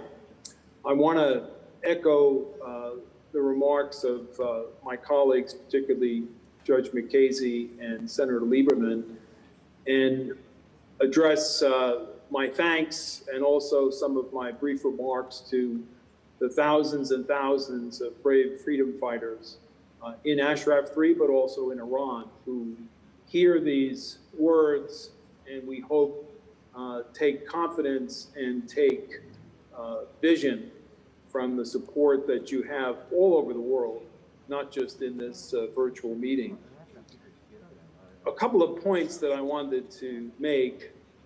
The world has been hobbled in many unprecedented ways by the COVID pandemic, but the results of this awful disease in Iran particularly highlights the ineffectiveness of the regime, but maybe more importantly for purposes of our remarks, the disregard that this regime has, not just for human rights, but for the health rights and the living of its own people, the people that it would purport to represent, but as we know from the election, does not represent them. We saw reports just the other day of tens of thousands of Iranians going into Armenia to receive vaccinations. Country of 84 million people where the vaccinations are not only completely dysfunctional in terms of administration, but the Supreme Leader, of course, outlawed any vaccines from the United States or the UK, which is not just putting policy ahead of human life, but putting lunacy ahead of governance and responsibility. The fifth wave there now in Iran, we're told by reliable sources, has affected the capital and 143 cities. In the last 2 weeks, the average daily caseload has risen 62%, with only 2% of the population vaccinated fully. So Iranians are voting with their feet, going to Armenia, a country of 3 million people, to get the vaccinations. And this is just a more current example of some of the points that my colleagues have made. The election of Raisi, who is a documented suspect in war crimes, but also crimes against humanity against the Iranian people. The accountability, which Madam Rajavi, you spoke about before in your remarks, has to be addressed at this level. And we also praise the courage, moral courage, and the political courage of the Slovenian Prime Minister for taking this up. And as you know, we've been talking about this for a number of years. The documentation of crimes against humanity by this regime is voluminous and available publicly in many cases on the internet, with photographs, with social media, with witnesses. And whether we were talking about the National Socialists at the end of World War II or other criminal regimes, the international community, particularly its legal community, and the responsible heads of states all over the world should push, and I believe will push very strongly for accountability and for bringing people to justice who have committed atrocious crimes, not only against their own people, but against others. This regime has been waging a war of terror against its perceived enemies overseas, and just citing the Assadi case as one more recent example where the perpetrators were caught red-handed, as we say, and the sentences that were meted out to the 4 individuals don't account for or reflect the complicity of state-level sponsorship and planning that went into that attack, which targeted Madam Rajavi, but also all the freedom fighters and all of its supporters. The other point I just wanted to mention is, as you know, we recently memorialized the 25th anniversary of the Khobar tower bombings, the 1996 attack against the United States of America, as well as hundreds and hundreds of Saudis who were killed. That wasn't even just an act of terrorism, it was an act of war against the United States. And our government should keep that in mind as it tries to renegotiate anew, hopefully not the same pact that we saw in 2015, but these are, as you know, criminal charges which are lodged in the United States against a whole hierarchy of Iranian participants, including the IRGC. Beyond the 19 Americans who were killed, as I said, hundreds and hundreds of Saudis were killed and wounded. There's never been any accountability for that. The United States has a criminal indictment which is filed, but which needs to be satisfied by warrants, arrests, and the prosecution of the people involved. The same with the regime leaders. There has to be international accountability. And the advantage that we have there is looking past the regime. There's a plethora of credible, available evidence, almost like a documentation center in Ashraf 3 and other places in Paris, in your headquarters, where this evidence can be mustered and amassed and presented in a fair and credible way, so there can be accountability not just for the 1988 massacre, but a series of war crimes. The current president, takes pride in his leadership of not a prosecution, but a pogrom, a persecution of thousands and thousands of MEK freedom fighters who were arrested and killed. He says, quote, "I'm proud that in my role as a prosecutor, wherever I was, I have always defended people's rights, security, and tranquility." Well, of course, nothing could be further than the truth.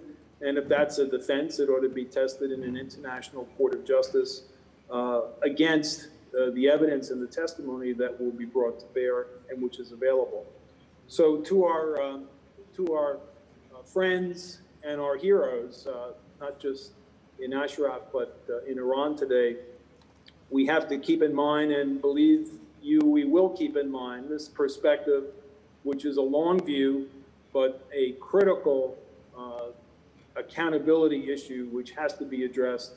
And we will have the means and the will to do it, and it will be the final act of justice against the regime that has abandoned any notion of justice.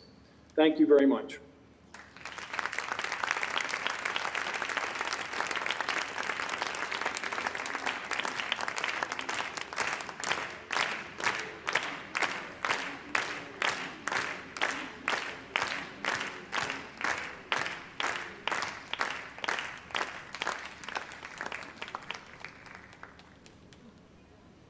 Thank you there to Judge Louis Freeh, speaking very strongly about accountability as well as his own involvement, personally investigating as the head of the FBI, the bombing of the Khobar Towers, where many American and Saudi citizens lost their lives. Now, please help me welcome the 27th United States National Security Advisor, Ambassador John Bolton, to our digital stage.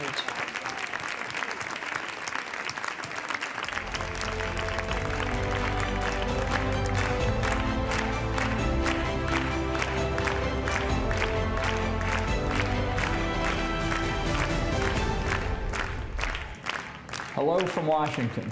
Very glad to be with you, even though virtually this year, because it's an important time to discuss what's happening in Iran and what the future of the regime in Tehran is. You know, the world, of course, is talking about the recent election, and I use that word in quotes, of Ebrahim Raisi to be president. It's clear that this election was neither free nor fair. It wasn't democratic. The candidates were carefully screened by the Guardian Council. The debates and press were controlled. It was evident from the outset that Raisi was the Supreme Leader's preferred candidate, and they were going to take whatever steps were necessary to make sure that he was declared the winner. So no one should have been very surprised, and I think actually that kind of rigged election has a very negative impact on the perception of the regime around the world. The people of Iran were certainly not deceived. In effect, they boycotted the election, the lowest turnout since the revolution of 1979. And not just in Tehran, but around the country. So I think when you couple that very low turnout with the rising level of protests in 2019 and 2020, again, all around Iran, it shows just how fragile the regime's support is and how ultimately its survival depends on the Revolutionary Guards, not on popular support. The results of the election were rigged, and Raisi is an illegitimate president. Even more important, perhaps, he's not the Supreme Leader. In the West, I think it's misunderstood what exactly the president's role is. He's not the equivalent of the American president, and we shouldn't treat him as such. I think that the one good news that comes out of this election is that Raisi is not going to be the smiling face of the regime, as Hassan Rouhani and Javad Zarif were. I think he reflects exactly what the mullahs in Tehran mean to do, both internally in Iran and internationally. And it's really the international aspects I'd like to focus on here. I think the elevation of Raisi proves a number of very important points. Most importantly, that there's no moderation in the views of the regime or in their objectives around the world. I think you're going to see a continuation, and I fear even an increase, in internal repression against the people of Iran, and a continuation and even an increase in belligerence internationally, in Iraq, in Syria, in Lebanon, and in Yemen.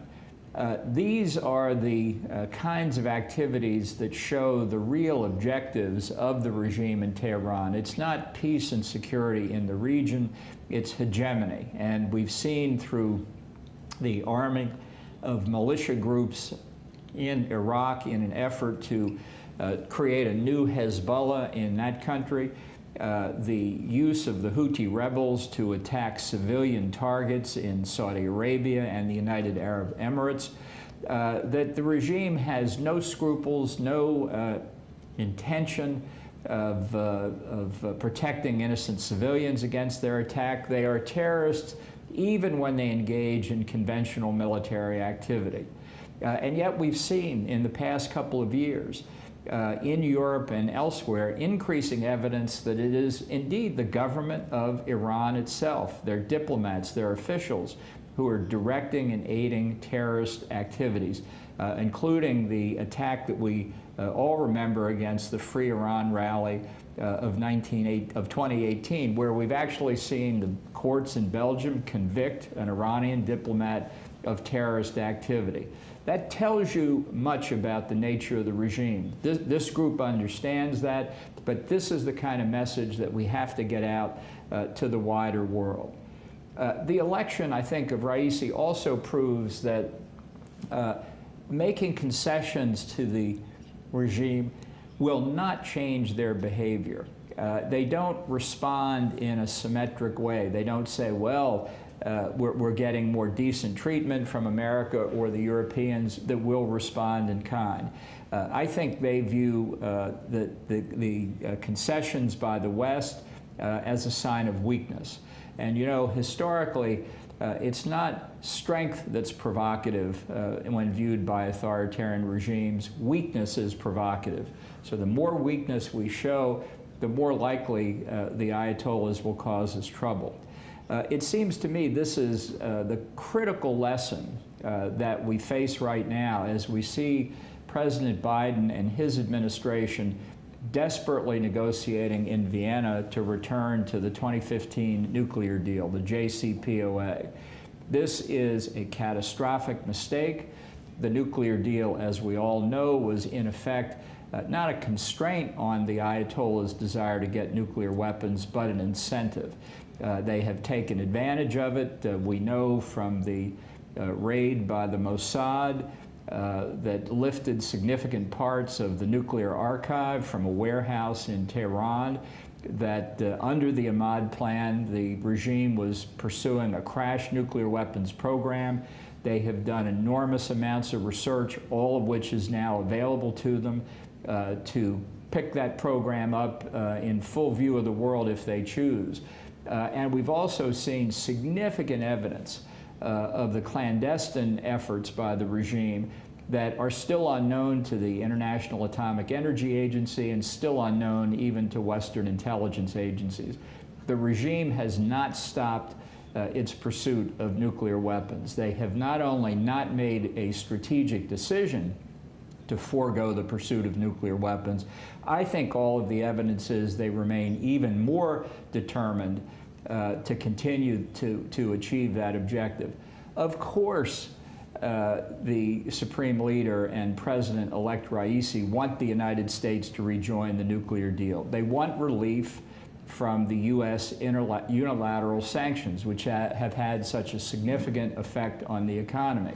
But they are planning to do exactly what the regime did in 2015. They will pledge to halt the nuclear weapons program in exchange for relief from the sanctions. And then when the money is unfrozen, when the trade has resumed, when the regime has reaped all of the benefits of the elimination of the sanctions, then the work on the nuclear program will simply continue. This is the playbook of regimes like Iran, like North Korea, and we shouldn't expect anything different this time around. I want to say here that the efforts of the MEK over the years to discover the secrets of the regime and its nuclear weapons program, its ballistic missile program, and making those pieces of information public have had a profoundly positive impact on the global debate about the threat posed by the regime. Without many of those discoveries, and very importantly, without making them public, people would not appreciate how dangerous the mullahs regime is and what a threat it poses, certainly at the nuclear level, but also at the level of terrorist support and conventional forces. So as we have a new administration in Washington, it's fair to ask, what should American policy be? My views on this have not changed since the first time I had the privilege of addressing this group almost 15 years ago. We can say right now the United States should not re-enter the JCPOA. It ought to continue efforts to expose the fallacies of that agreement and the dangers that it poses. The United States should not lift its economic sanctions.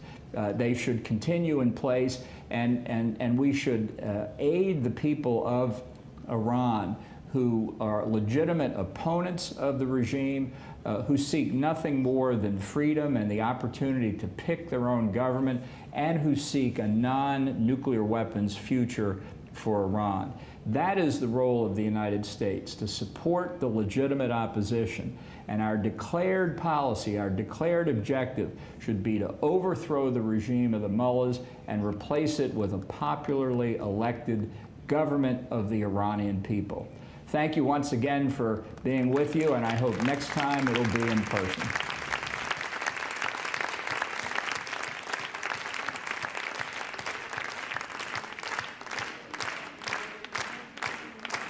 Thank you very much to Ambassador Bolton. Clear and direct message about the dangers of the mullahs regime. And as he said, his views haven't changed for 15 years. Aiding the people of Iran who seek freedom, a non-nuclear future.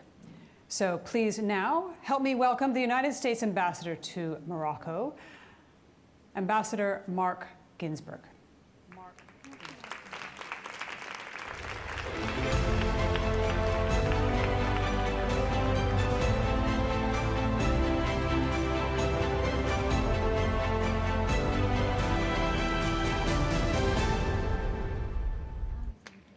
It's great to be with you, Madam Rajavi. It's an honor to be with everybody and to take courage and strength from so many distinguished leaders, particularly my friend and mentor, Senator Lieberman.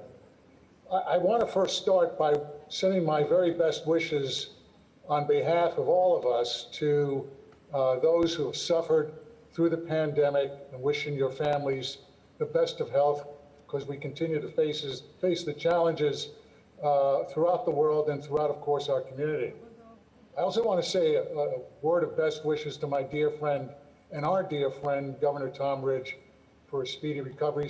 Tom and I have been joined at the hip in many endeavors, and most importantly, our shared bipartisan commitment to stand firm on behalf of the cause of freedom for the Iranian people. And it's with that spirit that our unyielding faith and confidence in your leadership in mind that I congratulate you and hundreds of thousands of freedom fighters at Camp Ashraf and around the world for refusing to bow to the terrorist dictatorship of the Iranian failed state. As John Bolton just said, in order to devise a proper strategy for Iran, the United States has to take into account several myths which its supporters continue to traffic. One of the first myths, of course, is that this regime is allegedly moderate. And I must say that the record of its domestic and foreign policies, its repression at home, its acts of state-sponsored terrorism abroad, its support of the murderous Assad regime, its destructive intervention in Lebanon, as well as in Yemen, its support for the terrorist proxies of the Houthis, Hezbollah, and Hamas, its coddling of al-Qaeda terrorists, its attacks on commercial ship in the Gulf. I ask anyone, is that the policy of moderate leadership in Iran? It's laughable.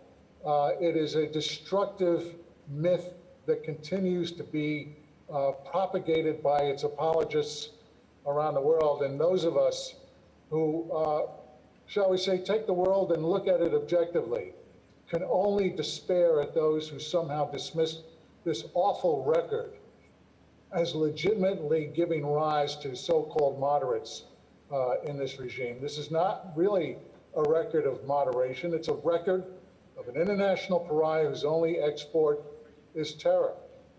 And what more proof do we need than that of the election of Mr. Raisi, a person condemned by the United States as the Supreme Leader's chief executioner? You know, a second myth that is propagated is that somehow or other, if we just get back into the Iran nuclear agreement that was negotiated in 2015, that all will be well, that Iran will moderate, that it will change its behavior in the Middle East and around the world. You know, before the previous administration withdrew from it, Iran was secretly violating the Iran nuclear deal behind the very backs of the signatories as well as the International Atomic Energy Agency. It was building a new centrifuge factory. It was preventing IAEA inspectors from inspecting. It was re-enriching uranium and somehow or other bamboozling the international community by suggesting that, oh no, it was abiding by this accord. The fact remains is that all of the signatories to this accord must ask themselves, and objectively ask themselves, can they pretend to permit Iran to claim that it's abiding by an agreement that it had violated from day one? And what did the regime do with the billions of dollars in sanctions relief it gained under the nuclear deal? Did it spend it on its people to improve their living standards? No. Did it spend its money on new health and education policies for its oppressed people? No. What did it do with that money, with that billions in sanctions relief? Well, it gave it to the IRGC. They gave it to its military. They provided funding to its terrorist operatives to plan plots against the opposition in Paris, and to the bank account of the Supreme Leader. The deception that continues to be propagated by Iran, that Iran will do anything and everything to avoid a nuclear weapons development program, is a sham, while it inexorably continues its march to develop a nuclear weapon. You know, I know, and I have many dear friends in the Biden administration, and I, as a Democrat, know that they are not naive about the nature of the regime, and that they understand the danger to the world of enabling Iran to just merely waltz back into a paper tiger of an Iran agreement without compelling Iran to accept a better, stronger, and longer deal. The Iranians have rejected that. The president of Iran, the so-called illegitimate president of Iran, has rejected that. So what I ask is they negotiate. The ball is in the court of the Iranians, not in the court of the United States. The third myth is that this regime is too powerful to implode on itself. Well, true. It will use any act of terror to eradicate its opponents, whether bombing them in Paris or engage in the grossest violations of human rights. But the proof is really clear. The majority of Iranians want this dictatorship to crumble, and they've placed their lives in the streets of Tehran and throughout the cities of Iran to prove that they are not only willing to put their lives on the line, but they were refusing to accept the Ayatollah's edict that they vote in this last election, which was a sham election. There are democratic alternatives who enjoy the popular support of millions of Iranians suffering, truly represented by both at home and abroad by Madam Raisi and the MEK and the NCRI. You know, we know that this military dictatorship is determined to eradicate this movement and to find a way to prevent Madam Raisi from achieving the democratic ideals that all Iranians aspire to under her leadership, based on the principles of human rights, freedom, and democracy. The testament to the popular support that Madam Raisi enjoys, as well as the MEK, is reflected in the incessant effort by the regime and its apologists to discredit this popular democratic oppositions. You know, myths are savored by those with a hidden agenda to serve as enablers of this regime.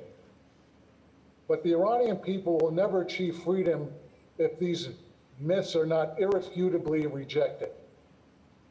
I want to close by conveying my best wishes to everyone in attendance, to thank you for the honor of being always with you, and to let you know, Madam Rajavi, that even those of us who fight on the Democratic side of the aisle will fight and continue to fight for the people of Iran, for your leadership, and for the success of the MEK. Thank you very much.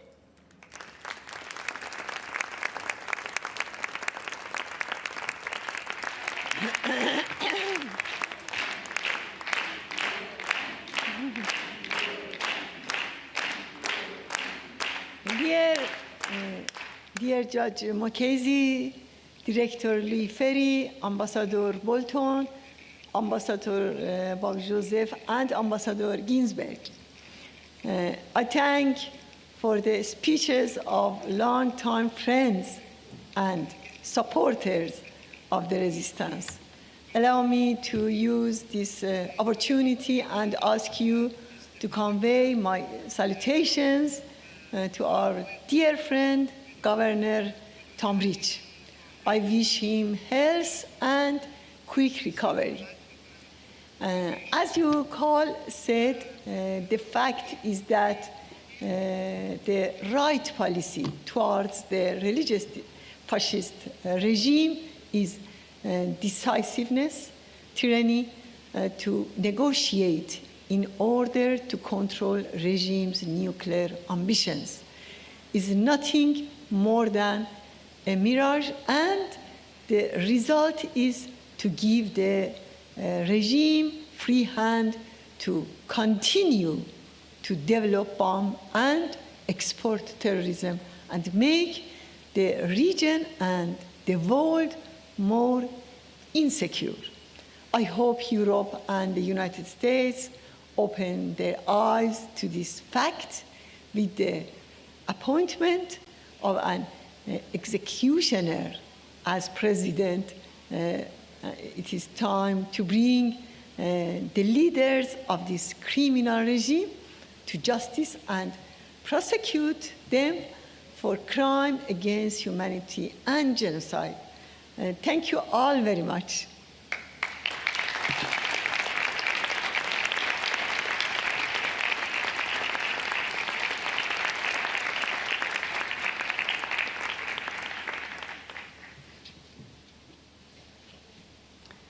We heard some strong and compelling words there from Ambassador Mark Ginsburg, speaking from his own experience.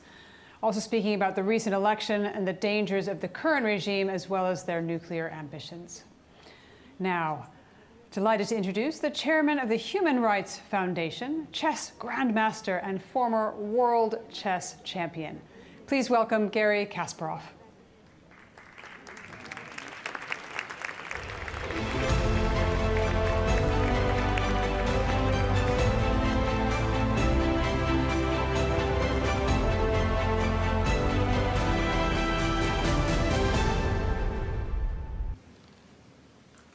Hello, I'm Garry Kasparov, chairman of the Human Rights Foundation. I'm honored to address the Free Iran World Summit today.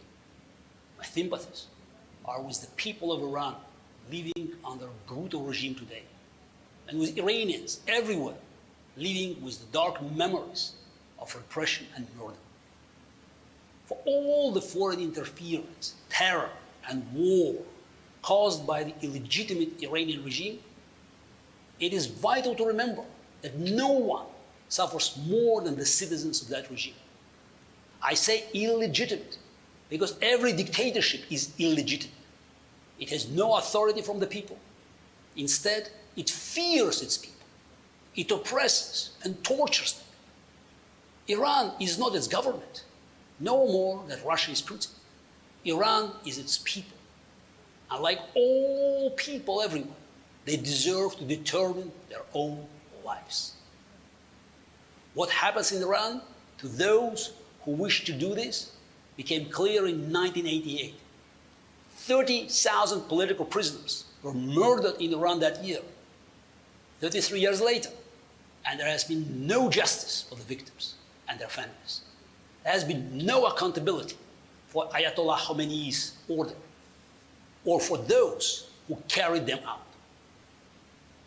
A long list that includes the new president of Iran, Ebrahim Raisi. Of course, he was not really elected. The word election is a joke in a dictatorship like Iran, just like in Russia.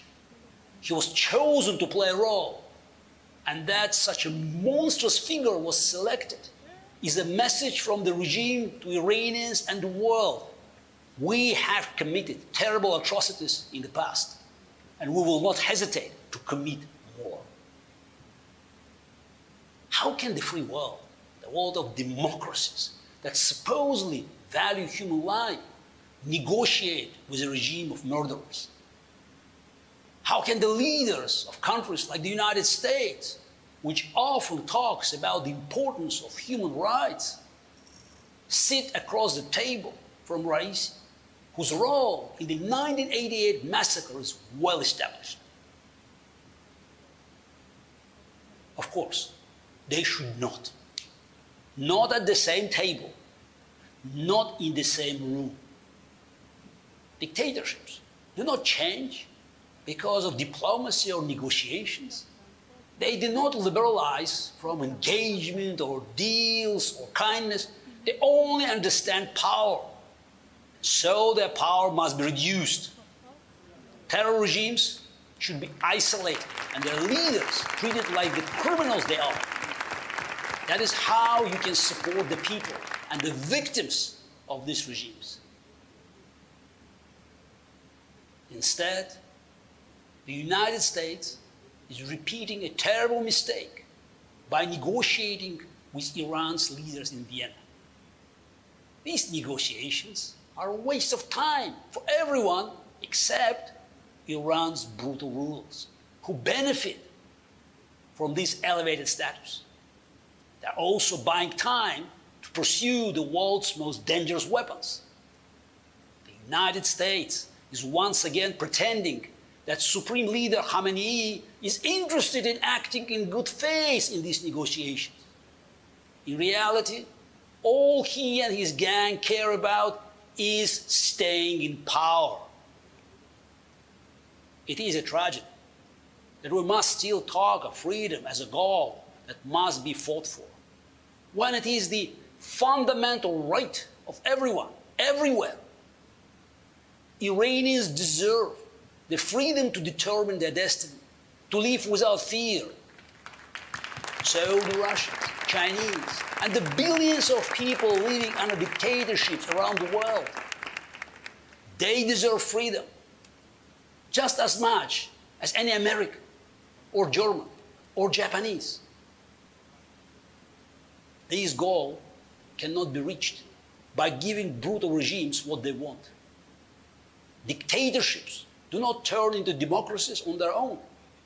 The international community must bring maximum pressure on the Iranian regime to isolate its leaders and to support those fighting for democracy and human rights in Iran. To do anything less is to forget the crimes of the past, to ignore the crimes of the present, and to enable the crimes of the future. Thank you again for inviting me. All my best wishes to the participants of the Free Iran World Summit and to every Iranian wishing to live in peace and freedom.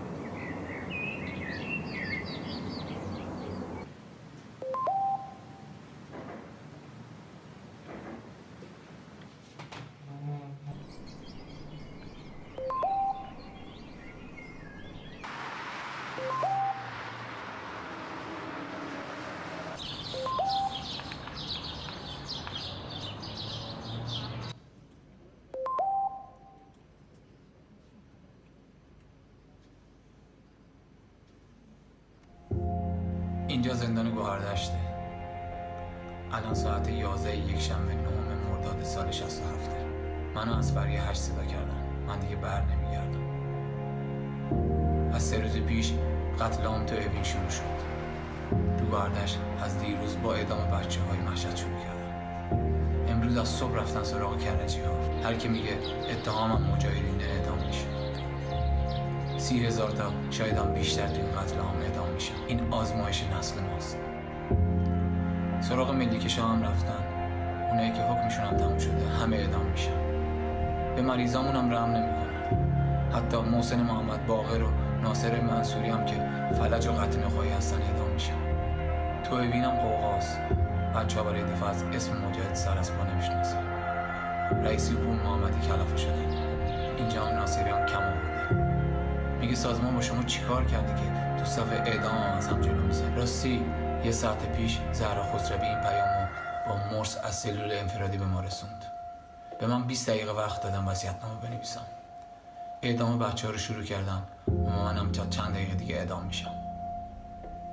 سلاممو به مسعود و مریم برسونید.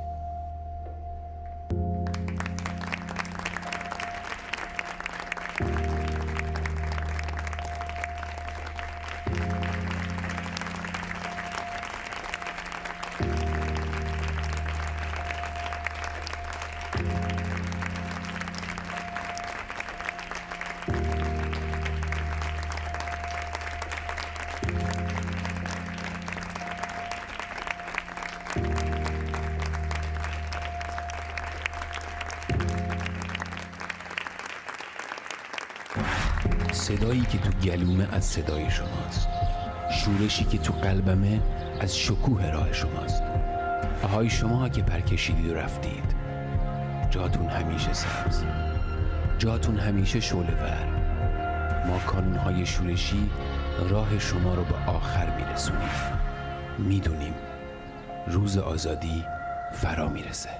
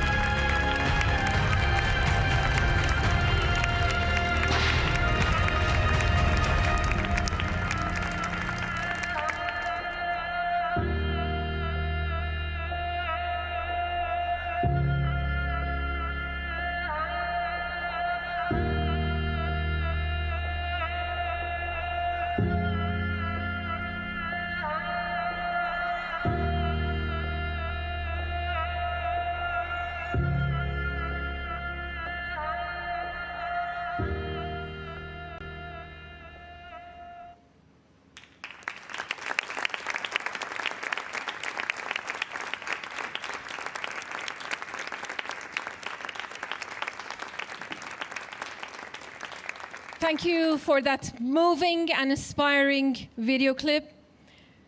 Certainly, we are going to carry on until we get justice for the victims of crimes against humanity and genocide in Iran. Over the past 4 decades of the mullahs' rule, Iran's prisons have been filled with political prisoners and prisoners of conscience. Many of these prisoners have undergone the most brutal and inhumane tortures for standing by their beliefs in freedom and democracy. Many have either been directly tortured or suppressed by Ebrahim Raisi, or they witnessed firsthand how he committed his crimes. Now, we hear from some of the members of the People's Mujahideen who have survived the Iranian dungeons.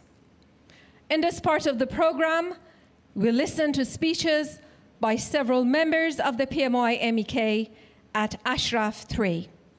Our first speaker is Ms. Mateen Karim, a former political prisoner in Iran in the 1980s.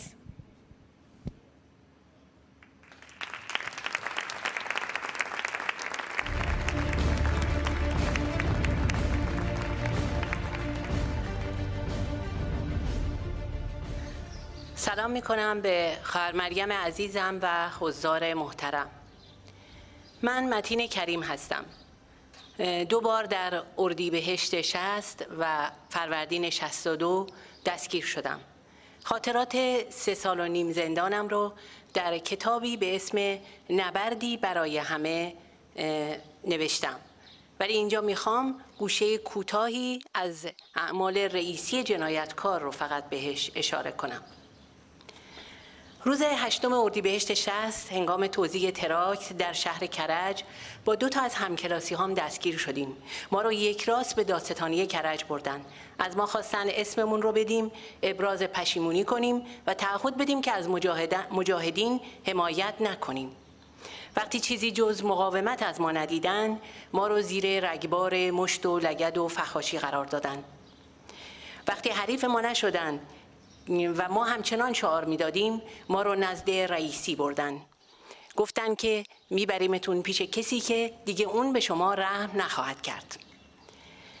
ما مواجه شدیم با یه پاسدار لومپنی که فقط رو به برادر مسعود و ما ناسزا میگفت و به شدت هم کتکمون میزد. وقتی ما باز شعار میدادیم گفت اگه باز از رجوی طرفداری کنین پدرتون رو در میارم، شما دیگه الان تو چنگ منین. و نهایتاً وقتی دید ما مقاومت کردیم به پاسدارا گفت ببرین اونا رو استبل. همون شب ما رو به استبل باغ جهانبانی که رژیم اون رو تبدیل به زندان کرده بود بردن. حدود 100 دختر جوان که دستگیر شده تو تظاهرات بودن هم همون شب به استبل آوردن. سر و صورت اغلبشون شکسته و خونین بود. استبل یه سوره بزرگی بود بدون امکانات بهداشتی، حتی بدون کمترین زیرانداز یا روانداز برای استراحت و ما مستمر از سرما به خود می‌لرزیدیم. من اون موقع 15 سالم بود. کسایی که توی سوره بودن بین 13 تا 20 ساله بودن. میخواستم اینجا اشاره کنم به این که توی همون تظاهرات یکی از دوستان بسیار عزیزم به اسم فاطمه کریمی هم در اثر تهاجم چماقدارای رژیم به شهادت رسید. یک فاکت دیگه داشتم که یه شب حوالی 2:30 شب چند ماشین با سرعت به اون سوره که استبل بود ریختن. کم بود یکی از پاترول ها منو زیر بگیره. گله های پاسدار به سرکردگی رئیسی با عربده کشی شروع به شلیک هوایی کردن. بلافاصله هممون رو به دیوار کردن و حکم دادستانی رو خوندن. حکم این بود که چون با دادستانی همکاری نمی کنین، چون اسامیتون رو نمیدین و بر هواداری از مجاهدین پافشاری میکنین، حکم شما اعدامه. در صورت این حکم لغو میشه که همکاری با دادستانی کنین. بعد از چند اخطار شماره اول رو گفتن و اسم خواستن. وقتی جوابی از نفر نشنیدن فرمان آتش دادن. صدای رگبار در سوره پیچید. این صحنه سازی برامون خیلی واقعی به نظر می اومد، چون هممون رو به دیوار بودیم و نمیتونستیم هم رو ببینیم. هر رگبار که شنیده میشد فکر میکردیم که نفری کنار دستمون داره تیربارون میشه و بعد نوبت خودمونه.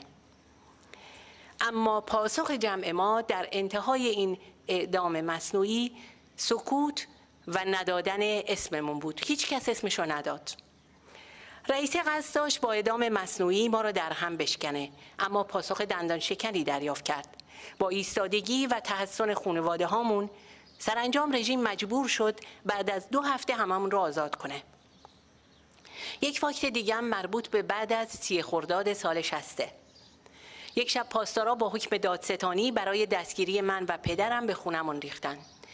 اونجا به شدت همه اموال خونه رو تخریب کردن. من رو نتونستن در خونه پیدا کنن، ولی پدرم رو دستگیر کردن و بردن.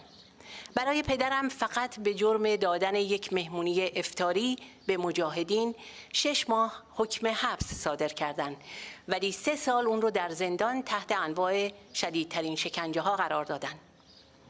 اتهام من هم مشخص بود، فروش نشریه مجاهد که حکمش بلا شک برای رئیسی جلاد اعدام بود.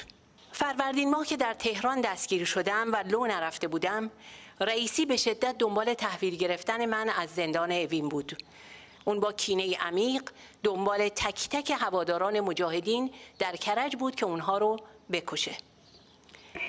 من امروز میخوام به اون بگم ای جلاد، تو تمام مرزهای ضد بشری رو در نوردیدی، اما من بهت میگم که تو نتونستی و هرگز هم نخواهی تونست که عزم و اراده مجاهدین و مردم ایران رو برای آزادی در هم بشکنی و متزلزل کنی و ما در هر صورت نظام ولایت فقیه رو نابود خواهیم کرد.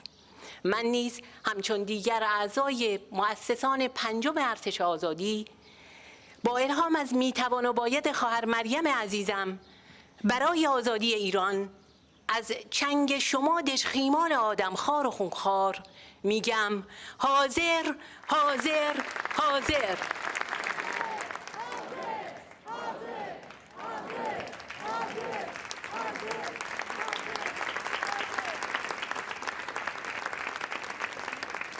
Thank you, my sister Mateen Karim. We are grateful for your revelations. Now let's please listen to Majid Karim, another member of the People's Mujahideen from Ashraf 3, and another witness to Raisi's crimes.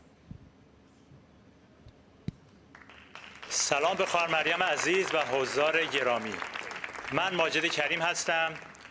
دوران دانش آموزیم رو در شهر همیشه پرشور کرج گذروندم. همونطور که خواهرم متین گفت، در کرج از همون ابتدا از یک طرف شاهد حمایت گسترده و پرشور مردم از مجاهدین و از طرف دیگه شقاوت‌های رئیسی دادستان کرج بودیم. عکس‌های برادر مسعود و محمد آقا به در و دیوار مدارس و همه جای شهر دیده می‌شد. به همین خاطر خمینی از همون فاز سیاسی رئیسی رو با مأموریت نابودی مجاهدین به کرج فرستاد. اون کشتار رو از سال 60 شروع کرد و در سال 67 دست به نسل‌کشی مجاهدین زد. به جرئت میگم که 99% هوادارای سازمان و کسایی که در ارتباط بودن تو کرج اعدام شدن. من خودم اسم رئیسی رو اولین بار تو سال 59 در جریان دستگیری و اخراج معلممون شنیدم. نام منحوسی که هر بار با اعدام معلمان مجاهد مریم تقوی و وحید رستمپور در سال 60 و معلم عزیز ریاضیمون عبدالناصر امجدی تو سال 67 تکرار شد. در اردیبهشت 60 بعد از دستگیری 100 دختر دانش آموز که خواهرم متین هم دستگیر شده بود، همراه نمایندگان خانواده ها به داخل دادستانی رفتم. منتظر دادستان بودیم که یک جوان لومپن 18-19 ساله با قیافه پاسداری و پاشنه کفش خوابیده آمد و با لحن لومپنی به خانواده ها گفت من مسئول این کارم. شما همه خانواده های منافقین هستین، حق همه دختراتون اینه که اعدام و تیکه تیکه بشن و رگباری از کلمات رکیک و نثار خانواده ها کرد. با قهقهه گفت ما اونها رو داخل استبل جهانبانی انداختیم و هر کاری دلمون بخواد باهاشون میکنیم، شما هم هیچ کاری نمیتونید بکنید. ما فکر نمی‌کردیم این جانور درنده خو دادستان باشه. گفتیم ما میخوایم آقای رئیسی رو ببینیم که او گفت من خودم هستم و گورش رو گم کرد و رفت. دوستان خودم حمید جهانگیری و داییش دکتر سفر بابا مرادی در سال 60، منصور کاظمی تو سال 61، علی اوسطی، محسن عبدالحسینی روزبهانی و امیرحسین رضوان، کاوه نصاری، اسفندیار کلهر و شاهین شکوهی در سال 67 اعدام شدند. و بهترین و بزرگترین دوستم مجاهد قهرمان رضا منگلی در سال 60 دستگیر و بعد از 40 روز زیر شکنجه شهید شد. اون هنگام صدور حکمش گفته بود خط سازمان پر افتخار مجاهدین خلق ایران درست‌ترین خط علیه رژیم خمینیه و هنگامی که همه جا رو تاریکی فرا گرفته مشعلی باید برافروخت که این مشعل همین خط سازمانه که البته به عهد خودش وفا کرد و مردم کرج رو سربلند کرد و الان هزاران رضا منگلی داریم. خواهر مریم عزیز، بیشک دخیل بستن خامنه‌ای به جلاد مجاهدین دردی و از اون درمان نمی‌کنه. منم با افتخار برای نبرد به زیر کشیدن نظام جلادان حاضر خودم رو میگم و یقین دارم همراه با دیگر مجاهدین و اعضای پر افتخار مؤسسان پنجم ارتش آزادی بخش ملی ایران تحت رهبری برادر مسعود با قیام آفرینان و کانونهای قهرمان شورشی ایران رو پس میگیریم و برای همیشه از لوث وجود نظام ولایت فقیه پاک خواهیم کرد. برای همین زندم و نفس میکشم. درود بر شما حاضر حاضر حاضر.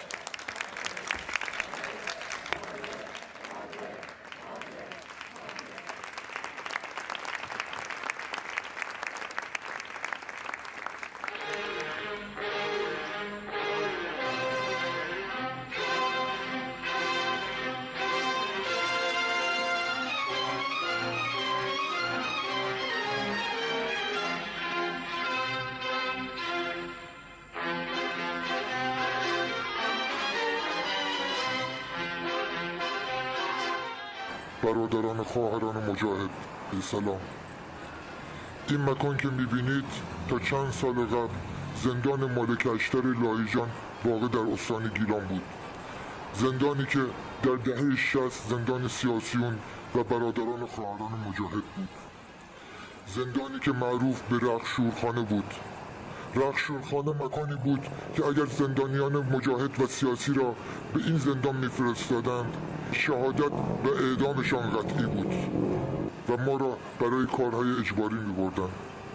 زمانی که قرار بود بند نسوان را تعمیر کنیم با کندن 1 متر از کف بند نسوان به استخوان‌ها و اجساد زندانیان سیاسی و مجاهد رسیدیم. این زندان 3 طبقه بود، 2 طبقه بر روی کف و 1 طبقه زیر زمین که محل بازجویی و شکنجه زندانیان سیاسی و مجاهد بود. دختران سیاسی نیز در این زندان نگهداری می شدند. زندانبانان این زندان شب قبل از اعدام دختران و زنان سیاسی را صیغه نموده و بعد از تجاوز به آنها در صبح روز اعدام آنها را برای اعدام می بردند. هزاران زندانی سیاسی در این زندان مالک اعدام شدند و دیگر هیچ وقت طلوع خورشید آزادی را ندیدند.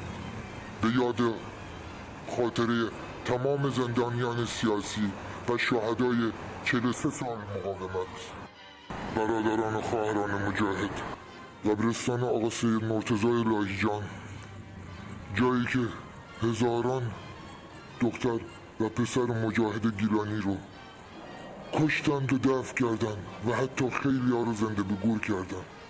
گورهای دست جمعی.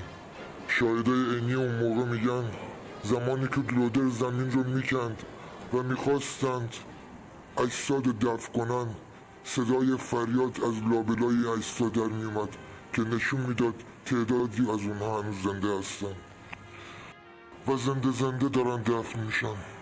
شاهدان میگن در برخی از این قبرها حتی تا 250 مجاهد و سیاسی رو دفن کردن. بعدها انقدر ساخت و ساز روی اونها انجام دادن که حتی نشونی از این قبرها باقی نمونه. حتی 1 نشون از این قبرها باقی نمونه.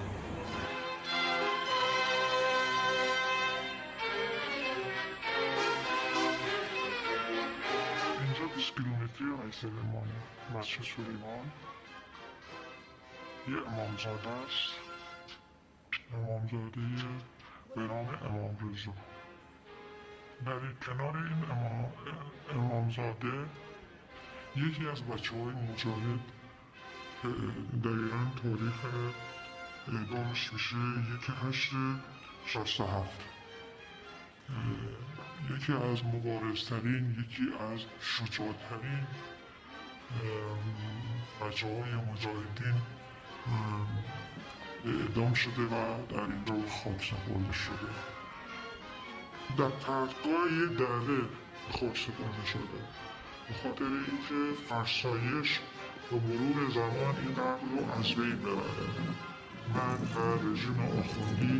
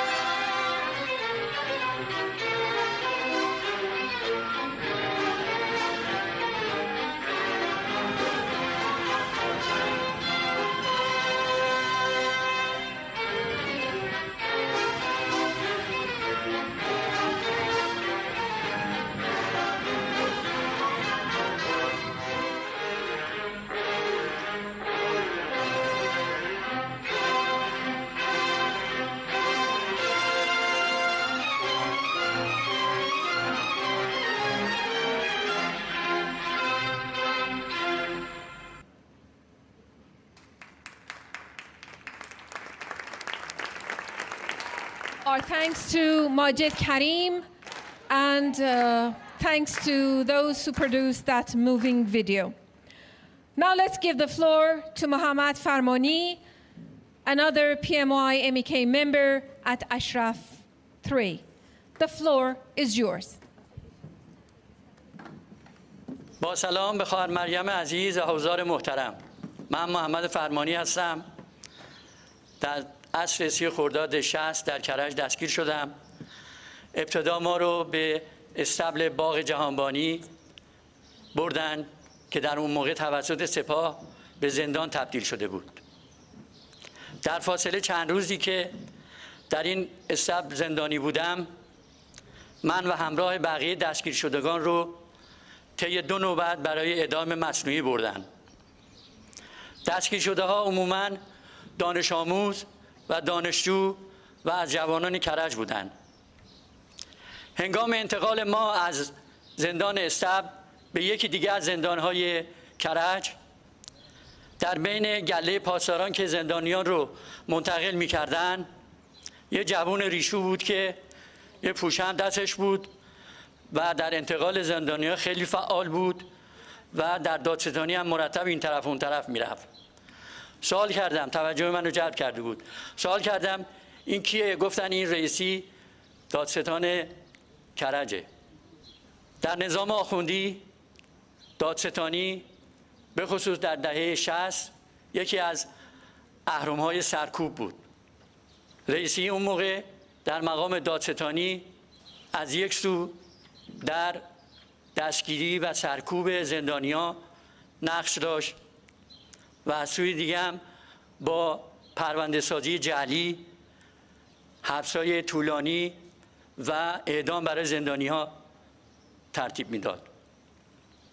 زمانی که در زندان کانون بودم، بند ما مشرف محوطه زندان بود.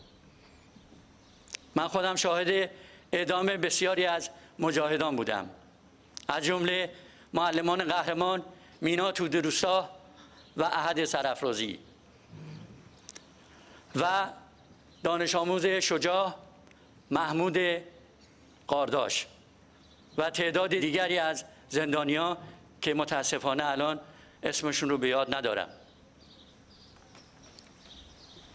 همچنین جا داره یاد قهرمانان مجاهد خلق دکتر فرزین نصرتی، موسی کریمخواه، کاوه نصاری، حسن قهرمانی، کیانوش نوروزی، امیر مهران بیغم و ظفر جعفری افشار رو که در قتل عام 67 جوشش خونهای پاک آن عاشقان شرزه که با شب نزیستن و بینام و نشان و پرشور بر طناب دار بوسه زدن، امروز نظام ولایت فقیه رو اینگونه به خاک ذلت نشوندن.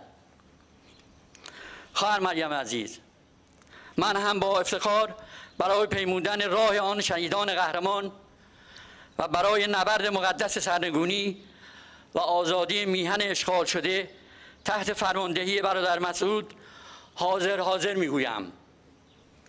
برای این زنده‌ام و نفس میکشم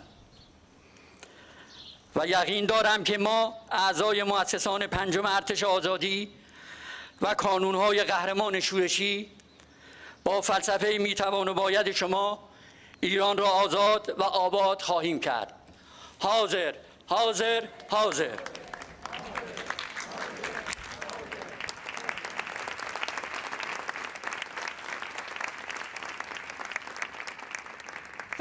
Our thanks to Mohammad Farmani. Ladies and gentlemen, now someone will speak to you who's been arrested on numerous occasions by the clerical regime for supporting the people's mujahideen. He spent a total of 12 years of his life in the Iranian regime's prisons. He was released in 2016 and has now joined Ashraf 3, the bastion of hope and inspiration of the Iranian resistance and a source of hope for the Iranian people's freedom. Please give a warm welcome to Saleh Kohandel at Ashraf 3.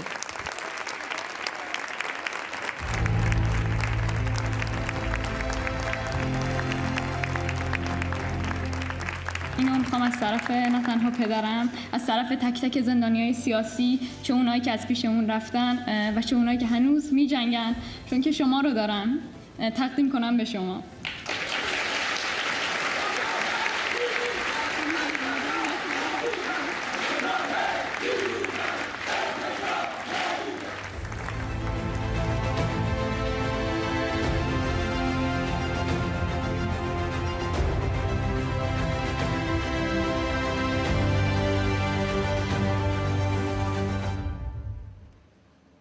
با سلام و درود به برادر مسعود و خواهر مریم و تک خواهرم و برادرانم در اشرف سه و به کانونهای شورشی که این روزها روح خمینی را به آتش کشیدند. من صالح کاندل هستم که 12 سال از سال 83 تا 95 به خاطر هواداری از سازمان مجاهدین خلق ایران در زندانهای اوین، گوهردشت و تبریز در حبس بودم. 30 ماه را نیز در سلولهای انفرادی که با هیچ شکنجه‌ای قابل مقایسه نیست تجربه کردم. من در این مدت افتخار این را داشتم با شهدای بزرگی مثل آقای علی صارمی، محسن دکمتی، منصور رادپور، فیض مهدوی، حجت زمانی، فرزاد شمنگر، فرهاد وکیلی، لقمان و زانیار مرادی و شاهرخ زمانی و ده‌ها قهرمان دیگر که شهادت را بر ذلت ترجیح دادند و به چوبه های دار بوسه زدند همبند باشم. حال می‌خواهم قسمتی از رشادت‌های آنها را با شما در میان بگذارم. مجاهد قهرمان شهید محسن دکمتی که تک تک زندانیان عادی سیاسی عاشق و شیفته اخلاق شده بودند، هنگامیش نفس‌های آخر زندگیش را به خاطر بیماری سخت و عدم رسیدگی زندانبان‌ها سپری می‌کرد، گفت اگر روزی به خواهر مریم و برادر مسعود رسیدید، پیام را به او برسانید و بگویید خواهر مریم، من با عشق شما حتی خامنه‌ای با تمام بیماری ها بسیط شود بخواهد مرا تسلیم کند، در مقابلش میستم، بر چهرش تف میکنم. چنین کرد و جاودانه شد. درود به روان خاکش. پیرمردی که با آقای صارمی اسطوره مقاومت در زندانها همسالی بود برایم چنین تعریف کرد: هنگامی که حکم اعدام آقای صارمی را به او ابلاغ کردند، به چهرهش نگاه کردم، همان لبخند زیبای همیشگی بر لب داشت و گفت در راه خدا و خلق و برادر مسعود و خواهر مریم هر چه به من برسد نعمت از شکرش را به جا می آورم. پیرمرد همسالیش ادامه داد و گفت بر خودم لرزیدم، بارها گفتم خدایا این دیگر چجور انسانی است؟ اگر واقعا این انسان است پس ما چی هستیم؟ عبدالرضا رضوی که بر اثر شکنجه های شدید مهره های کمرش داغون شده بود، بازو برای اینکه روحیش را از او بگیرد گفت دیگر کمرت شکسته است، ناتوان شدی. اما قهرمان ما با شجاعت جواب داد اگر تنها انگشت اشارم باقی مانده باشد به قلب خمینی و خامنه‌ای شلیک بکنم برای من بس است. من با زندانیان عادی بسیاری هم همبند بودم، در هر فرصتی از مجاهدین حمایت می‌کردم و تمام امکاناتشون را در اختیار مجاهدین قرار می‌دادم. جوانی را در گوشه از زندان دیدم که سرودهای سازمان را زمزمه می‌کرد. پرسیدم این را از کجا یاد گرفتی؟ گفت از مرد بزرگی به نام فیض مهدوی. او درس شرافت را به من یاد داد. او یاد داد به من که چگونه زندگی بکنم. اعتیادم را کنار گذاشتم. خدا لعنت کند آخوندها را که هرچه انسان خوب است میکشند. کارتون خواب جوانی که چند روزی با ما آشنا شده بود کفش‌هایی می‌دوخت و پولش را برای من می‌آورد و می‌گفت صالح، من که هیچ کاری برای مردمم نمی‌توانم بکنم، این پول‌ها را برای اشرفیان بفرست، فقط از طرف من به آنها سلام برسان بگو اینجا یکی شما را دوست می‌دارد. من بیاد ندارم یک زندانی عادی سیاسی با بچه‌های مجاهدین در یک بند باشد و تحت تاثیر ارزش‌ها و حقانیت مجاهدین قرار نگرفته باشد. بی تردید تمام مقاومت‌ها، شورش‌ها در زندان‌ها زایده همین واقعیت است. به همین خاطر رژیم در مقابل مقاومت‌ها مستاصل شده. نمونه‌های زیادی داشتم که سرشدگان رژیم به زندانیان عادی باز می‌دادند، رشوه می‌دادند که به سمت سازمان نیایند. معلمی گفت عجب سفره مجاهدین پربرکت شده است. از روزی که با شما رابطه زدم مرا از معلمی به مدیری ارتقا دادند. رژیم هر کاری میکند، حتی مشکلاتم را حل میکند، فقط به سمت شما نیایم. زندانی جوانی که رابطه خیلی خوبی من برقرار شده بود گفت امروز پیش رئیس زندان بودم، برایم گفت هر کاری میخوای بکن، برو مواد بفروش، ولی سراغ بچه‌های سازمان نرو وگرنه به تیمارستان انتقالت میدیم. رئیس بند 4 گوهردشت چرچ گفت کل زندانیان گوهردشت چرچ اندازه 3 تا مجاهد برای رژیم هزینه ندارن. بازجو برای من میگفت اگر یک شهر همشون معتاد باشن اندازه یک منافق برای ما ضرر ندارد. اما برادر مسعود و خواهر مریم، اگر بخواهم از خودم بگویم، من هیچ وقت در مبارزه با رژیم دجال آخوندی احساس ناتوانی سستی نکردم. با عشق شما همیشه از مبارزه لذت بردم. واقعا دنیا با عشق شما هم زیباست و هم آسان. بدون شما غیر ممکن است. دلم همیشه به حال آنهایی میسوخت که از نعمت داشتن شما محروم بود. روزی بعد از 3 ماه انفرادی بازجو در جریان بازجوها عکسی از برادر مسعود نشان داد. یک لحظه احساس شدم روحی در وجودم دمیده شد. آری روح مسیحایی بود انگار. دیگر بعد از آن احساس کردم صالح قبلی نیستم، میتوانم سالها انفرادی ها را تحمل بکنم. پس بگذارید تاکید بکنم ما برای آزادی مردمون از چنگال آخونده های جنایتکار این مسیر را در اوج آگاهی از لابلای اشکنجه ها و سلول های انفرادی انتخاب کرده ایم و از شما برادر یاد گرفتیم چیزی برای خودمان نخواهیم، همه چیزا برای آزادی خلقمون فدا بکنیم. وقتی به ریشه مقاومت‌ها در خودم و زندانیان سیاسی و تشتش و شهدای شبانه ها بودم نگاه میکنم، ریشش را، سرچشمش را در عشق به رهبری خواهر مریم و برادر مسعود میبینم. اما هموطنان عزیزم، تا زمانی که ارتضا بر کشورمان حاکم است، انتظار هر آرزوی خوب برای خود و نسل آینده‌تون توهمی بیش نیست. یگانه راه نجات آتش زدن و نابود کردن هر اندیشه و آثاری که بوی خمینی میدهد میباشد و آن روز فرا رسیده است. پس تمام توانتون را متمرکز کنید و آماده سرنگونی. و به خامنه‌ای میخواهم بگویم همین روزها با مؤسسان 5 ارتش آزادی به پشتوانه خلقی مملو از خشم و کینه که 40 سال در کمینت نشستند به سراغت می آیند. بند از بند خودت و رژیمت از هم می گسلند. به شهدا و رهبری تعهد می دهم تا سرنگونی رژیم هر لحظه نسبت لحظه قبل جنگنده تر شود. حاضر حاضر حاضر.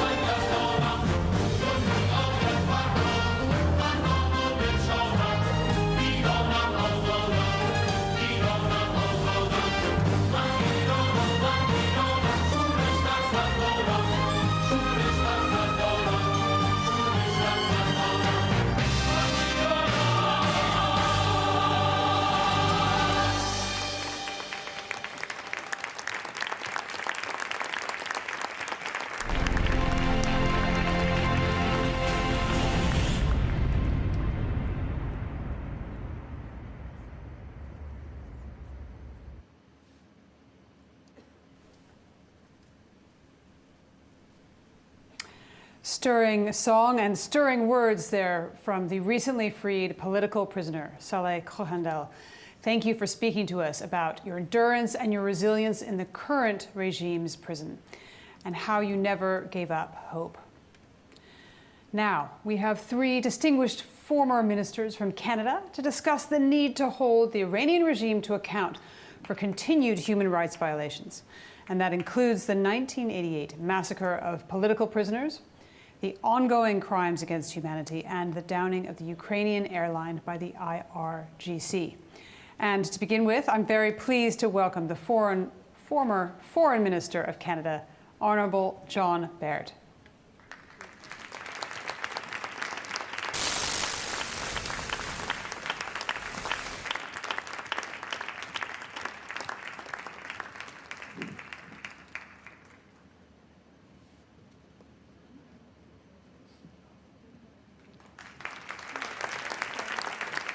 Thank you very much. Thank you. Thank you very much. I am so honored and thrilled to be with you today, particularly pleased to be joined by two new Canadian colleagues who will speak following my remarks. I'm so pleased to as well join many Canadians of Iranian background who are watching online across the country. I'm also very pleased to say hello to my friends at Camp Ashraf. I'm sorry that I can't be physically with you today, but I want you to know my heart and my enthusiasm are with you today. There's one group of people we know who are also watching. There are millions of people in Iran who are watching today's event online, or who will watch it online. And I want to say to you very clearly, the people of Iran, that the Canadian people are with you in your great struggle. One of the proudest moments that I had in public life over 20 years in government was the day when Canada made a big decision 10 years ago. We said that we wanted nothing to do with the terrorist-supporting, human rights violating regime in Tehran. We formally broke off diplomatic relations with the regime, and we kicked the mullahs' henchmen out of Canada. That was real Canadian leadership. There will be a day when Madame Rajavi will kick the mullahs from power in Tehran. Raisi's installation as president is clear evidence that it is deeply afraid of the uprisings going on across Iran. The mullahs have made a radical hardliner president with the blood of 30,000 freedom fighters on his hands. Western leaders must understand the charade, the myth of reform, and that appeasement is possible in Iran is simply a mirage. It has failed for more than 40 years. I am also really pleased to be able to recognize the moral leadership and courage of the president of Slovenia. He has called on Raisi to account for the 1988 massacre of 30,000 MEK prisoners. He has angered the zealots and the mullahs, and friends, he should wear that as a badge of honor. The world needs more leadership like this. I want to join you in calling for accountability for this regime's human rights violations, for its mass murders, and for its repression, and for its support of terrorism, not just in the region, but frankly, around the world. And I have a message for Ebrahim Raisi. You are not a legitimate leader. You were not a legitimately elected president. The Iranian people will hold you to account for your actions, and the world will hold you accountable for the blood on your hands. Madame Rajavi, I am so pleased to call you a friend. I admire your courage. I admire your leadership. I admire your 10-point plan. We in Canada stand with you to pursue a better day for the people of Iran. Next year, let's hope we can meet and gather in a free Tehran. Howzer, howzer, howzer.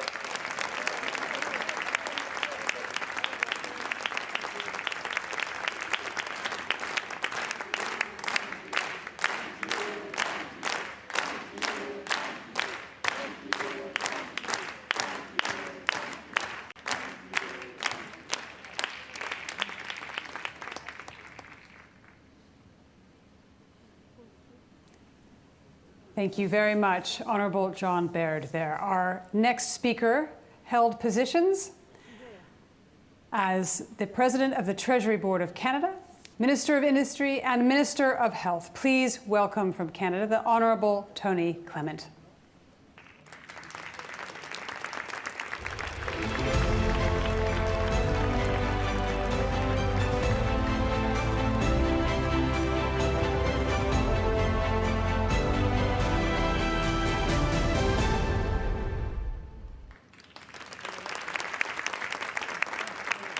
Well, thank you very much for the opportunity, and Madame Rajavi and distinguished guests, I can say fellow delegates, it is such an honor to address this gathering, which due to the pandemic, I'm familiar with pandemics as a former Minister of Health.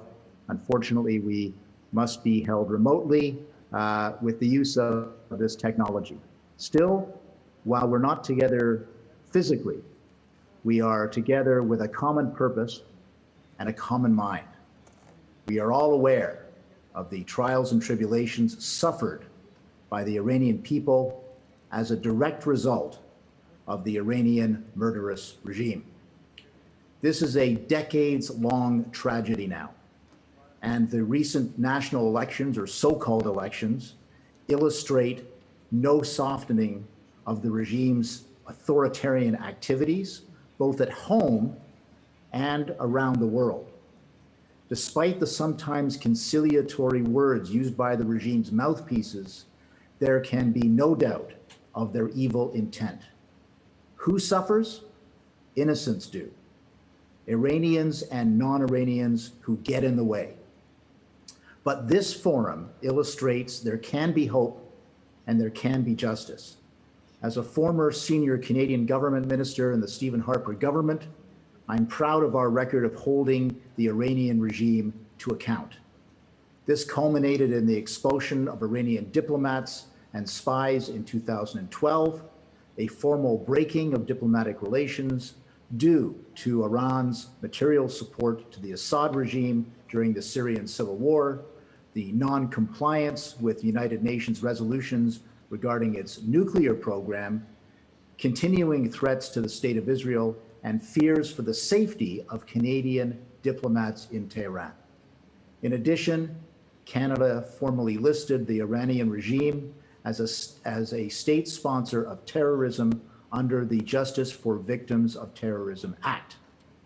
Unfortunately, the response of the Iranian regime was to harden their stance versus Canada and indeed elsewhere. Their state sponsorship of terrorism is well known. Less well known perhaps is the harassment of and threats to the Iranian diaspora, including Iranian Canadians. I have personally heard accounts of this harassment designed to quell critical voices and replace with mouthpieces for the regime spouting the established narrative. Suffice to say that even without agents running this out of the functioning embassy, this is still a major problem in Canada and around the world. Meanwhile, Canada, through its parliament and its diplomats, continues to demand accountability.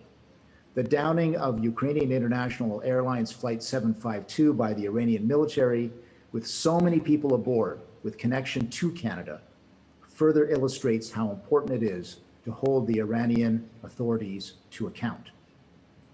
I was pleased as a parliamentarian at that time to participate in the recognition in 2013 of the 1988 massacre of 30,000 political prisoners by the Iranian state as a crime against humanity. And since that time, parliamentarians, including myself, have raised this issue. We must never forget about past atrocities simply because new atrocities have been committed. They all show a continuing and unabated course of conduct by the Iranian government, really since the revolution itself. Now, since the theme here is of accountability, I know some apologists will say of any Canadian, you talk of accountability, yet in Canada right now, new horrible revelations about mistreatment of Indigenous children in residential schools has been revealed. Canada does not come to this debate with clean hands. To this argument, I would argue and answer the following: that like most countries, Canada does indeed have troubling and unacceptable acts that have taken place in the past. But here is the difference. In Canada, we do not hide away from uncomfortable truths. We confront them, we acknowledge them, and we try to move past them in a spirit of reconciliation. This is not to say that it does not produce anger, far from it. But we have a democratic society with a process by which these issues are resolved. Where is such a process in Iran? Where is the means by which families who've lost loved ones to state-sponsored violence can receive accountability? Where does the Iranian regime share information, come to terms with its wrongs, and seek justice for the survivors? The short answer is this is not a trait of the Iranian regime, nor will it ever be so long as this government is in control. And that is the uncomfortable truth. That is why all of your work is so important. A voice of justice, seeking truth and accountability. While it may seem at times that your work is futile, I firmly believe that the arc of history bends toward freedom, justice, and prosperity. And this will once again find the people of Iran. Canada will no doubt do its part in this aspiration. I look forward to the day when these conferences are unnecessary and a part of the past, because justice is with Iran in the present. Thank you et merci.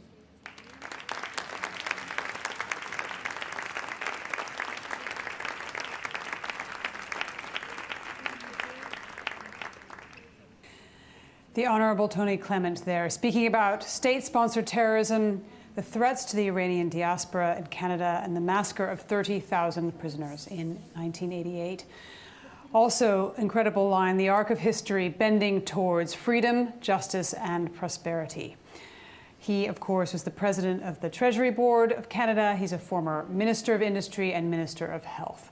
So now, please help me welcome another former minister, the former Minister of Citizenship and Immigration of Canada, the Honourable Judy Sgro.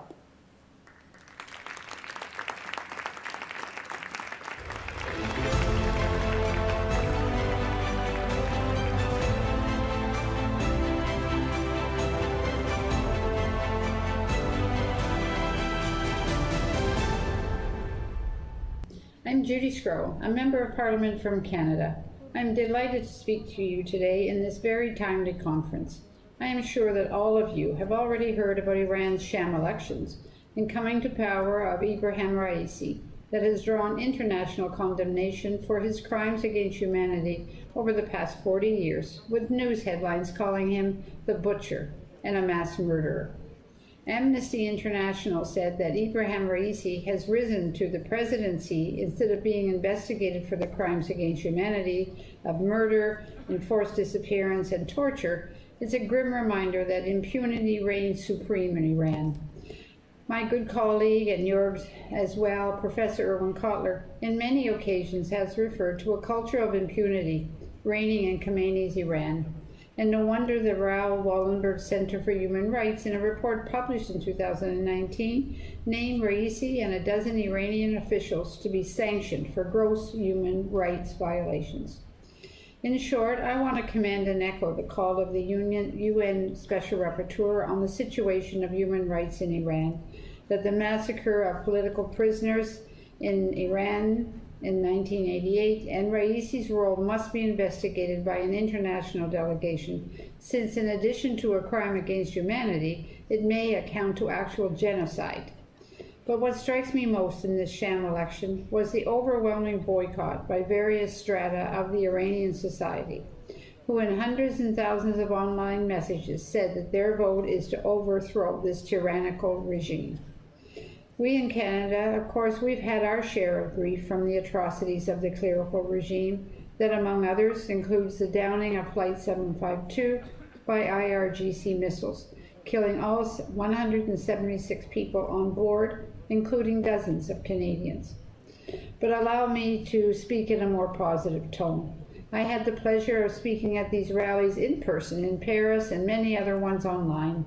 I believe the resilience and commitment of Ashraf 3 residents for a free and democratic Iran during these unimaginable difficult times when they were constantly attacked by the Iranian regime, militias, and rockets.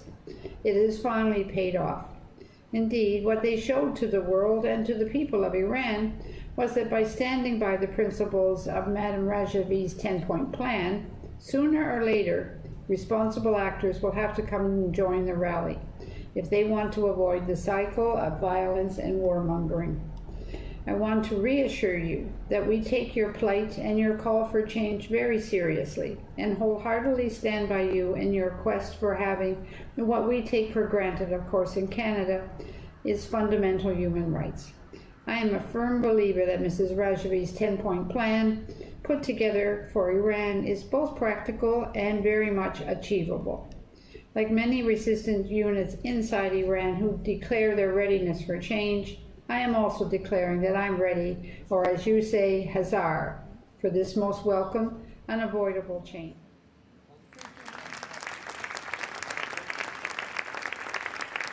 So thank you very much to the Honourable Judy Sgro, echoing many of the calls that we have heard today for a return to human rights.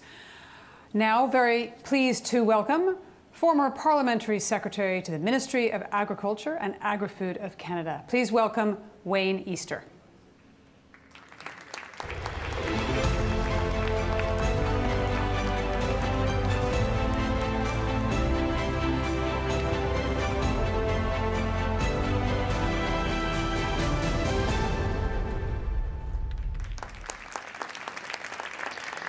Thank you very much.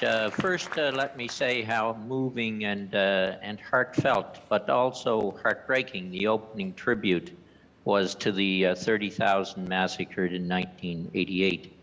And to you, Madam Rajavi, for your words of encouragement and the fight for a free Iran. I'm honored to speak at the Global Free Iran Summit and convey my personal support and congratulations to those involved with the International Committee of Justice in search of justice for Iran. These are different times as we gather virtually rather than in person, but our goals remain the same. It is long past time for real justice and accountability in Iran. In a statement by United Nations Commissioner for Human Rights, Michelle Bachelet, on June 22nd, she said, and I quote, "The Secretary General continues to be deeply concerned by widespread use of the death penalty and its arbitrary imposition for a range of acts that under international law do not constitute most serious crimes. In violation of human rights law, death sentences are also frequently imposed based on forced confessions extracted through torture or after serious violations of the right to a fair trial." End of quote. As we all know, additional violations are faced by ethnic, religious, and other minorities, especially those who dare protest against the actions of the state. As Ms. Bachelet further states, quote, "The use of inappropriate force by security forces against protesters and bystanders in November 2019 amounted to the worst incident of state violence at protests in decades. However, protesters, human rights defenders, lawyers, journalists, and civil society actors continue to be subjected to intimidation, arbitrary detention, and criminal prosecution, including the death penalty. To date, there has been no accountability for any of the gross human rights violations committed by security forces in response to protests. Neither has there been any notable effort to address large numbers of documented cases of torture and ill treatment of children, women, and men linked to the justice system's reliance on forced confessions. In this, as in many other respects, persistent impunity for human rights violations remains a crucial concern," end of quote. Canada has long called on Iranian authorities to uphold and respect democratic and human rights, including the right to freedom and expression. Canada has also experienced that lack of accountability by Iran for the victims of Flight PS-752, a Ukrainian commercial passenger plane destroyed by Iranian missiles, taking 176 innocent lives, including 138 with ties to Canada. Iranian officials initially denied any wrongdoing, but once confronted with irrefutable evidence, they belatedly admitted Iran's responsibility. But there is still much to be done on Iran's part to achieve accountability. But even in that serious matter, the Office of the Minister of Foreign Affairs, in a joint statement at the Human Rights Council at the United Nations, had to, among other points, call on Iran to immediately stop any harassment and intimidation of victims' families, both in Iran and elsewhere. I make that point to show how far Iran's leadership will go in terms of its abuse of authority and its denial of human rights and international law. We call upon Iran to recognize human rights, the rule of law, investigative and judicial independence, due process, transparency, and accountability. In that way, Iran and its citizens can foster a renewed relationship with the global community, and all the world's citizens would be the better for it. So here is, too, a free Iran as part of that global community that exercises accountability. Thank you very much.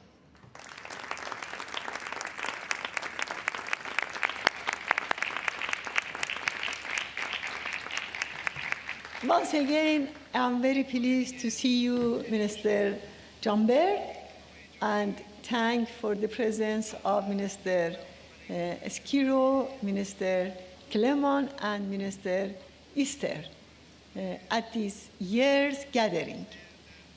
Of course, we have seen and continue to see Canada always give priority to human rights, especially as the pioneer of human rights resolution at the UN General Assembly. After the shooting down of the passenger plane by the Revolutionary Guards, which the regime itself was the perpetrator of this crime, instead of giving families of victims any help, it continued to put pressure on them to remain silent and not follow up on the case. In the current context, we hope that the government of Canada will be at the forefront of prosecuting the criminal leaders of the Iranian regime. Thank you all.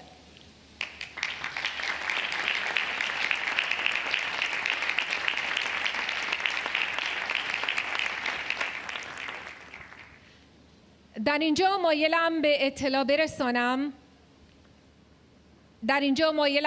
برسانم که تا این قسمت برنامه ترانه صدای ایران را شنیدیم که ساخته استاد محمد شمس بود. همچنین ترانه ما در خیابانیم یکی دیگر از ساخته های استاد محمد شمس بود که با صدای هنرمندان گرانقدر گیسو شاکری، امیر آرام و دکتر حمیدرضا طاهرزاده شنیدیم. و اکنون یکی دیگر از ساخته های استاد شمس را میشنویم با صدای هنرمند محبوب خانم گیسو شاکری. نام این ترانه هست شیخک خونخوار.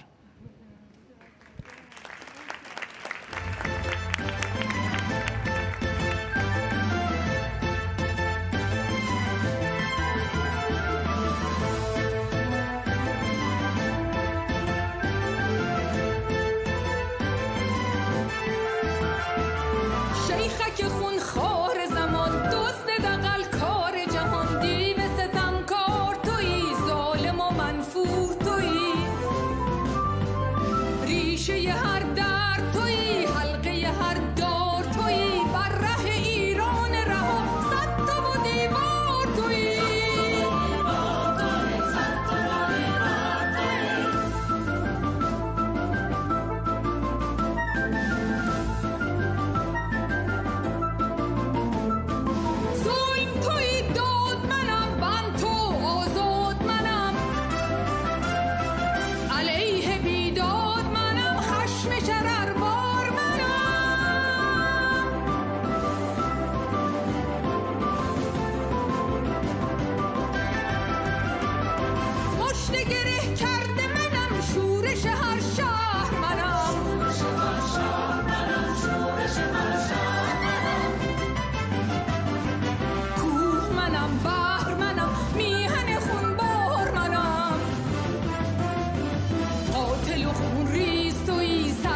توفند منم قیام کوبنده شوم جنبش توفنده شوم سوی بنا و بیت تو سیل خروشنده شوم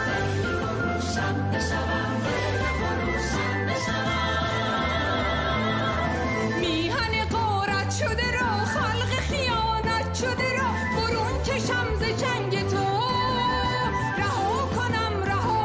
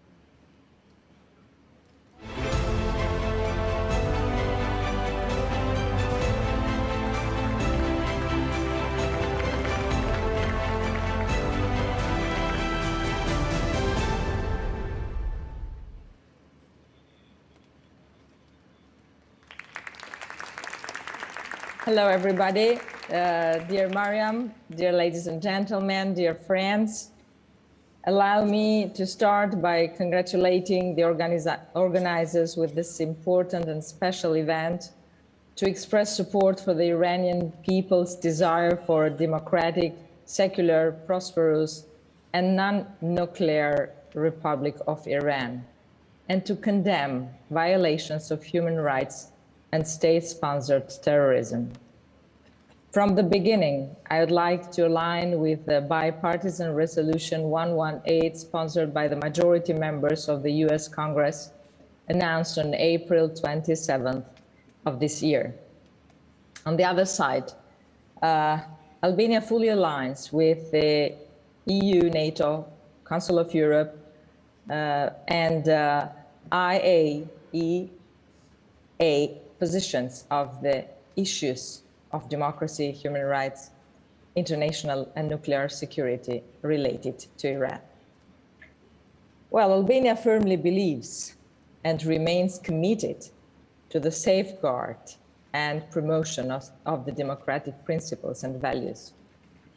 It has always been standing by them who seek and fight for tolerance, democracy, and human rights, which for us represents the foundation of peace, but also the foundation of our unconditional support in the fight against terrorism and all forms of fundamentalism. As you know, from 2013, Albania is hosting a number of Iranian dissidents. At that time, I used to be Minister of Defense of my country.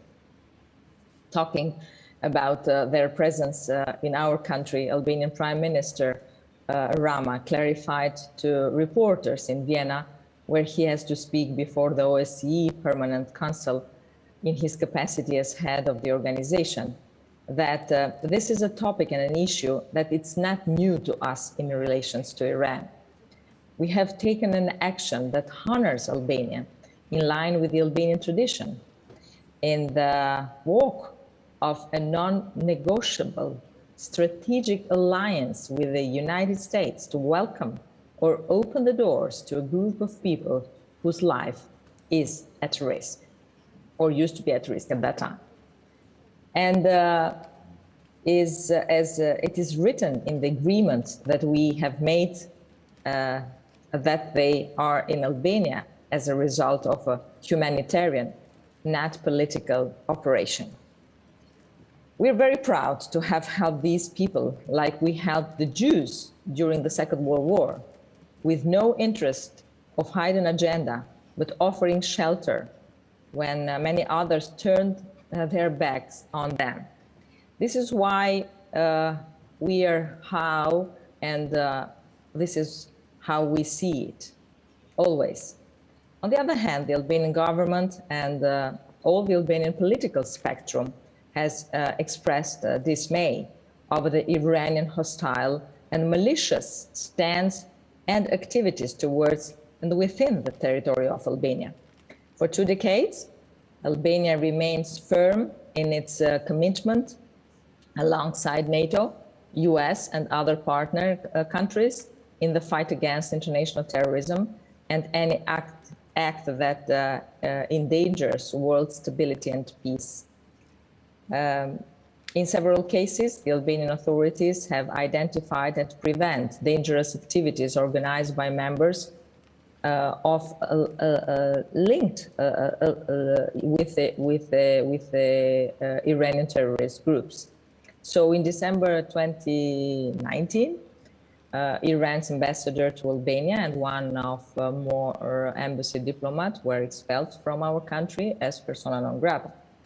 The Foreign Ministry reported at that time that the 2 Iranian diplomats were declared unwanted after being suspected of being involved in activities that threaten security of our country. So the decision to declare Iranian diplomats undesirable from the Ministry and of Foreign Affairs were further clarified, like a decision that has been taken in consultation with the allied countries because of their activity in Albania was violating their diplomatic status and not only. Ladies and gentlemen, in January 2020, the government of Albania expelled these another two other Iranian diplomats, also planning terrorist attacks against MEC. Well, what to say more? I think that we in Albania and Albania in general have always been a shining example of tolerance and religious coexistence, where people respect each other as equals, regardless of faith and cultural background. We do have more than 3 main religions in our country, and we know how to live all together and to survive as Albanians know how to do so.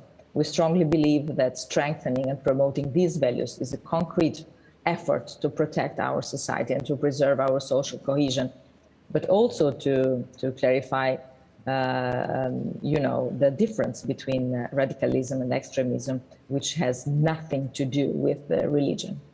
So to counter terrorist and extremist ideas, their philosophy, their political project, and defeat them, we must fight the roots of extremism, the poverty, the social injustice, and the imposed ignorance and the intolerance, and of course the exclusion and the discrimination. That's what was happening in Iran actually.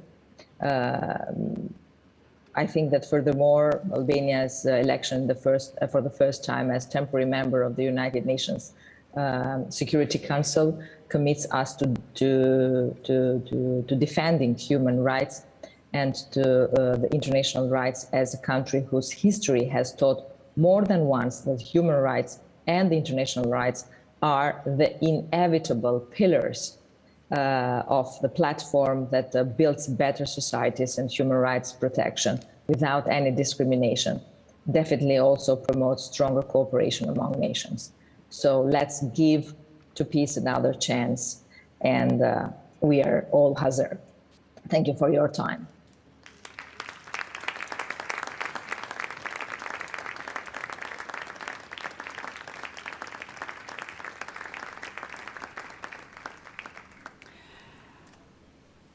Apologies for the technical hitch before. The challenges of a digital hybrid conference. Digital transformation has a lot to answer for.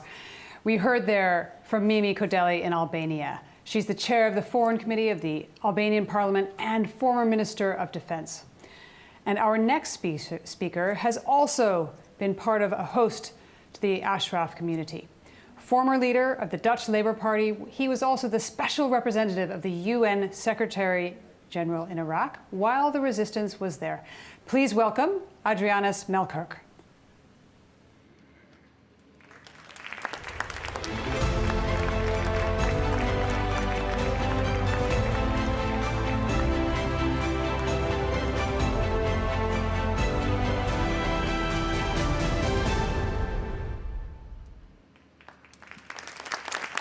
Dear friends, thank you very much for once again having the opportunity to share this platform, this very important platform with you.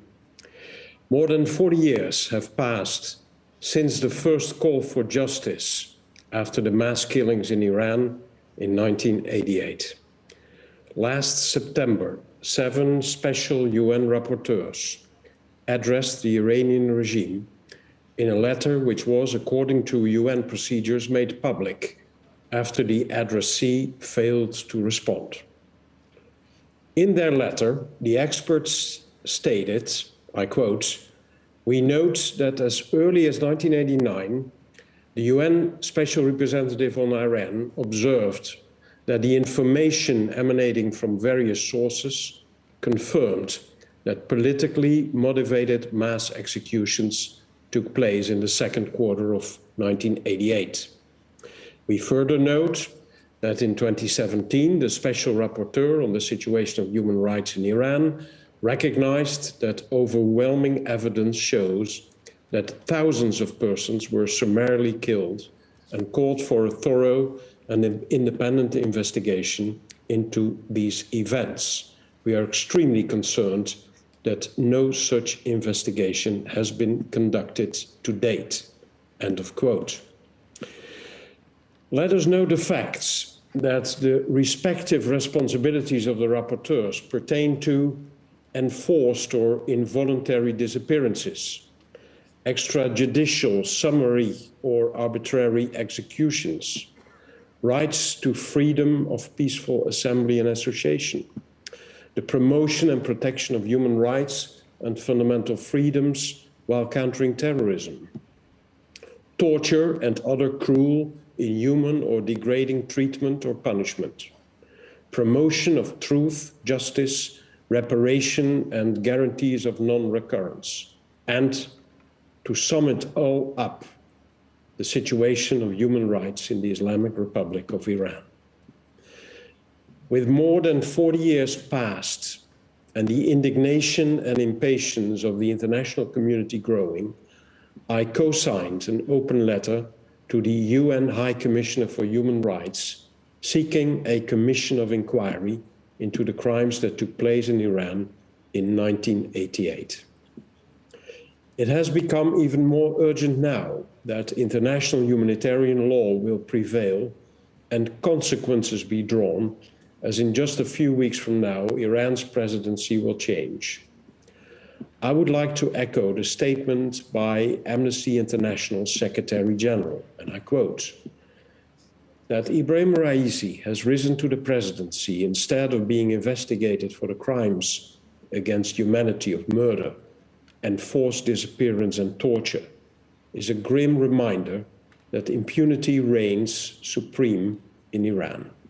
In 2018, our organization, Amnesty, documented how Ebrahim Raisi has been a member of the Death Commission, as it was called, which forcibly disappeared and extrajudicially executed in secret thousands of political dissidents in Evin and Gohardash prisons near Tehran in 1988. Under his watch as head of the Iranian judiciary, the judiciary has also granted blanket impunity to government officials and security forces responsible for unlawfully killing hundreds of men, women and children, and subjecting thousands of protesters to mass arrests and at least hundreds to enforced disappearance and torture and other ill treatment during and in the aftermath of the nationwide protests of November 2019. Let us also recall that the so-called elections, so-called recent elections, were conducted in a highly repressive environment and barred women, members of religious minorities, and candidates with opposing views from running for office. End of quote. The international community should not any longer hold back to act and to call for accountability more than 40 years later. The effort shall not be in vain, as we should continue to remember our achievements, our collective achievement after many years of threats and killings to bring the Ashraf men and women to the peaceful welcome of their new home in Albania. Human rights never expire. Thank you.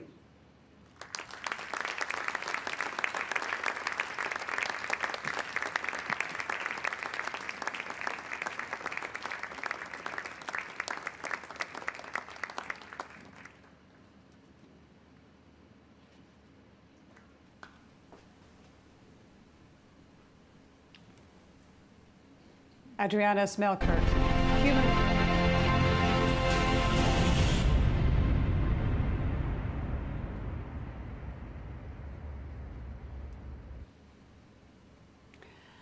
In this next part of the summit, former European foreign ministers with first-hand expertise in international affairs will address the policies on Iran and express their views in solidarity with the Iranian people in their quest for freedom. I'd like now to introduce the Deputy Prime Minister of Finland. He served there from 2015 to 2027. Previously Minister of Foreign Affairs, supports the Iranian people gaining freedom and democracy. Please help me in welcoming Timo Juhani Soini.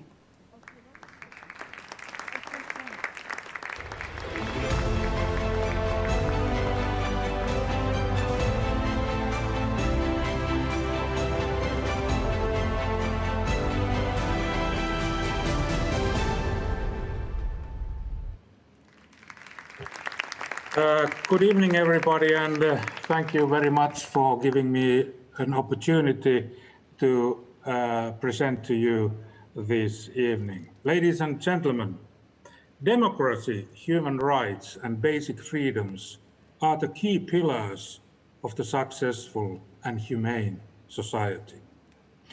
I was the chairman of the Foreign Affairs Committee in the Finnish Parliament between 2011 to 2015, after which I served as a Foreign Minister of Finland for 4 years until 2019. As a representative of a small, democratic, rule of law committed country, I have experienced myself how an opposition politician can become a minister, what difference it makes, and what the limits in decision-making are. Today, the system of Iran doesn't give people a chance for democratic society. But the country has all the basic elements for success. Those elements are capability, will, and opportunities. First, I believe that the Iranian people have the capability. Last time we saw it is in the aftermath of the latest presidential election. People understood very clearly that the process was not at all democratic. People understand that no matter what Mr. Raisi says about his pro-human rights approach, according to the Center of the Human Rights in Iran, human rights violations have not only continued, but they have increased after Raisi was nominated as chairman of the Supreme Court in November 2019. So the Iranians really have the capability. The cry for freedom is getting louder every day, and no president can stop or silence it. Second, the will. On the other hand, dictatorships suppress. On the other hand, they lead to the desire of change.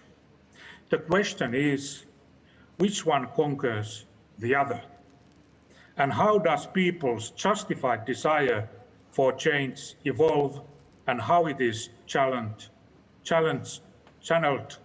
into action? And third, opportunities. At the moment, the dictatorship does not provide opportunities. It does not give people a chance. To achieve a chance, both Iranians' own work and the pressure for democracy from the international community are needed and fundamental.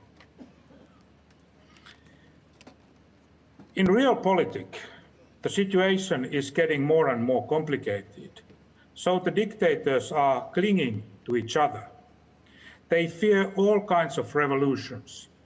Every ideology, religion, belief, or value becomes secondary and irrelevant, and only the biggest, number one goal remains: to stay in power and perceive the power no matter what. You know what is common between the Islamic Revolution and the Communist Party of China: a desire and need to remain in power. In order to succeed in that, the leaders are ready to sell their souls and compromise their beliefs and ideas. The recent 25-year cooperation program between two countries is palpable proof of the common ground. Ideologies are different, but the interests are mutual. The same can be seen in the international organizations and communities all the way up to the United Nations. Russia is another country working in close cooperation with Iran. Together they keep Assad in power in Syria.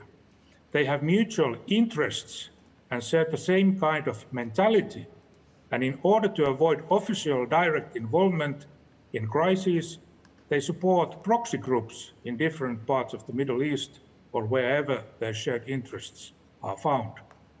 Not ideologies, but interests. In the Iranian case, we also talk about hegemony and the leadership of the Islamic world. The struggle is not really about Shia or Sunnah. The question is who leads, who is listened to, Iran, Saudi Arabia, Egypt, or Turkey.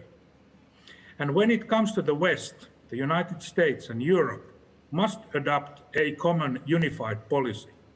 The problem is that many European countries have a huge interest in Iranian market and bilateral trade. The US policy is essential. We need it. A divided line is always a sign of weakness. This is what 4 years as a foreign minister taught me. You must have a justifiable long-term policy to follow systematically. 600 million Europeans need a common, harmonious voice. Human rights must be protected and promoted both home and abroad. That makes an impact. Communication is also pivotal, and it must be true. The most crucial, fundamental, and pivotal element on the way to success is the will of the Iranians themselves. That cannot be imported. Iranian people need friends and supporters, but the key ingredient for sustainable change can only stem from the Iranians themselves. I trust in you. As we can conclude today, the current situation in Iran seems problematic, pessimistic, and worrisome. There are plenty of reasons to be worried. For example, the United Nations supervisors have stated that the Iranian Christians are suffering from systematic persecution. Just before this conference, I learned that a couple of weeks ago, 3 Christian converts were sentenced to the prison for 5 years in Iran. It is expected that the situation will just get worse under Raisi regime. Despite all this, however, there is a big reason for hope as well. For hope.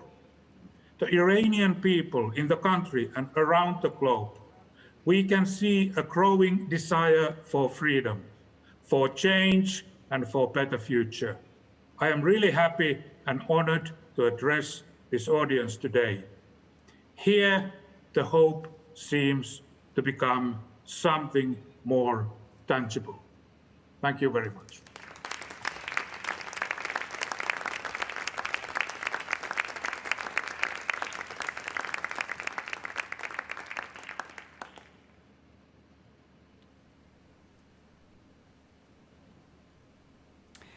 Hope becoming more tangible. Former Deputy Prime Minister and former Foreign Minister of Finland, Timo Juhani Soini there. We now have joining us the former Foreign Minister of Lithuania, Honorable Audronius Ažubalis.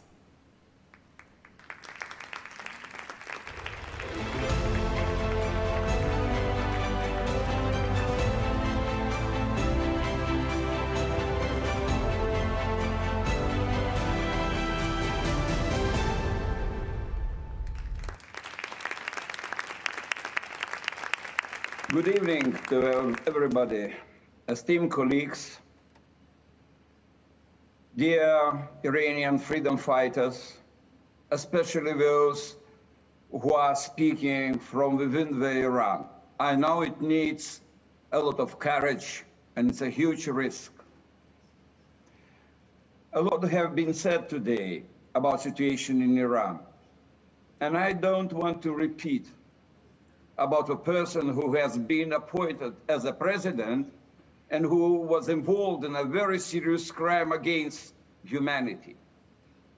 I want to talk about some, let's say, attitude towards the events in Iran, in Europe.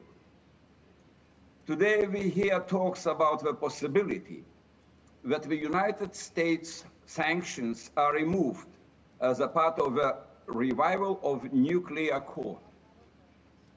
and it's warmly supported by some EU member states, such as France and Germany, and in a strange company, together with China. We can just imagine how tempting it would be for the mullahs regime to use oil revenues to fund his economic and military goals, and to strengthen the internal pressure apparatus. But even in this difficult situation, at home, it should be clear that Raisi is not prepared to compromise on nuclear talks. And in his first interview with the media, he has made it clear that it is the West who should make all the sided concessions.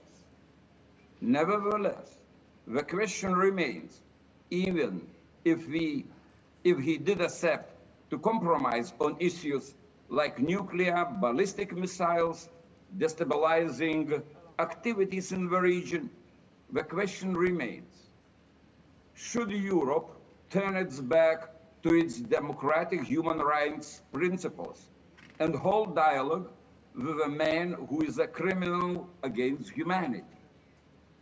I am sure that no, or at least I hope.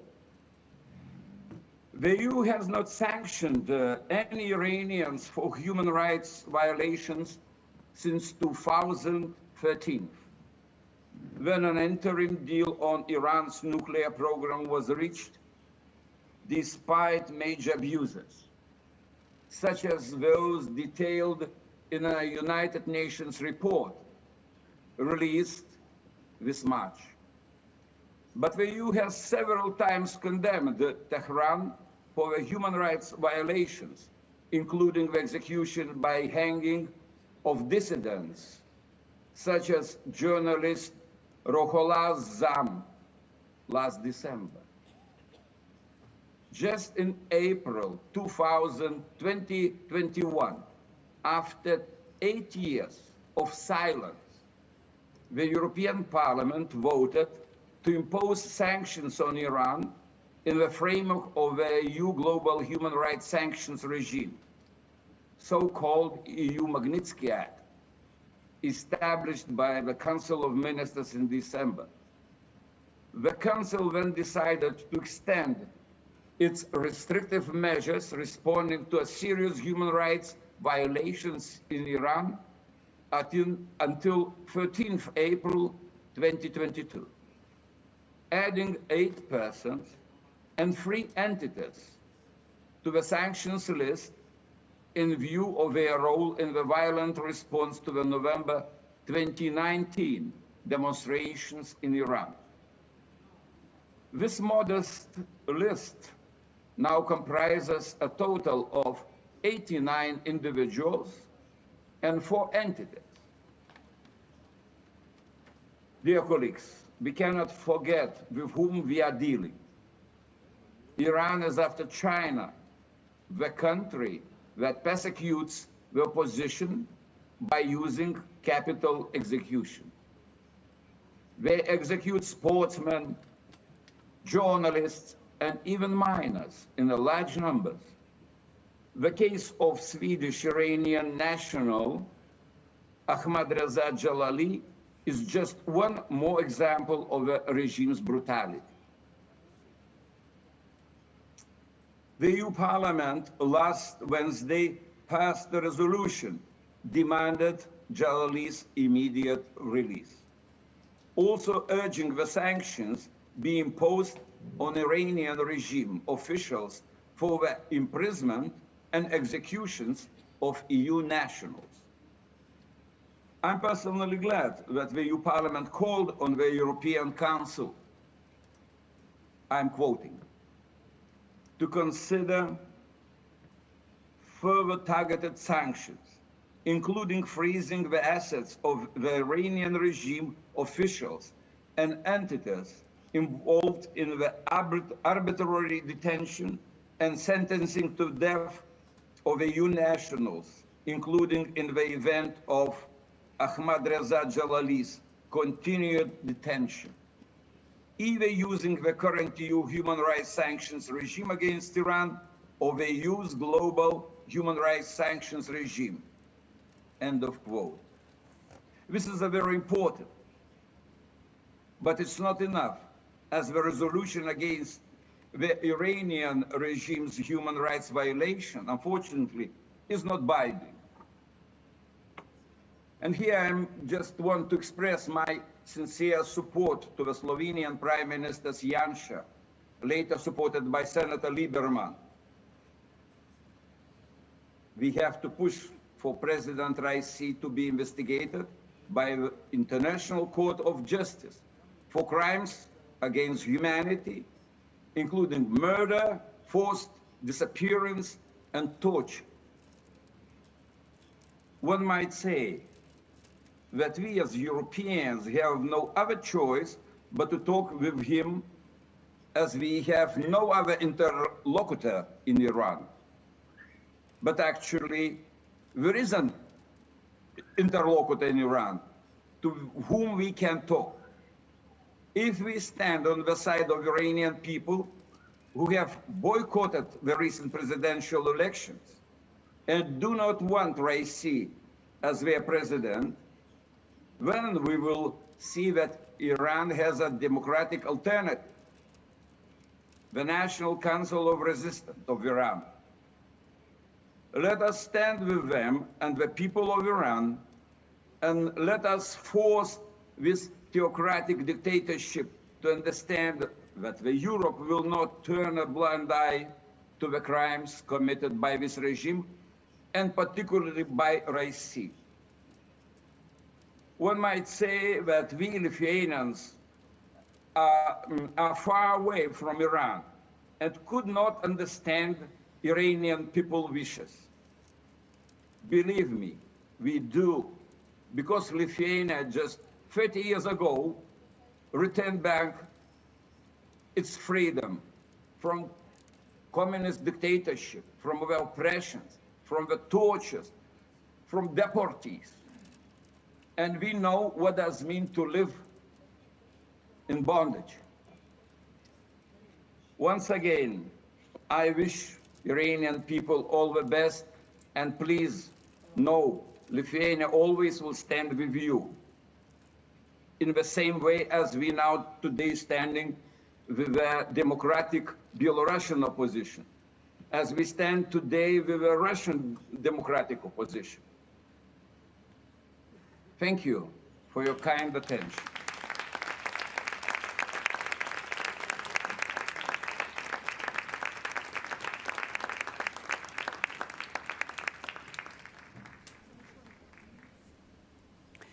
Thank you to Honorable Audronius Azubalis from Lithuania.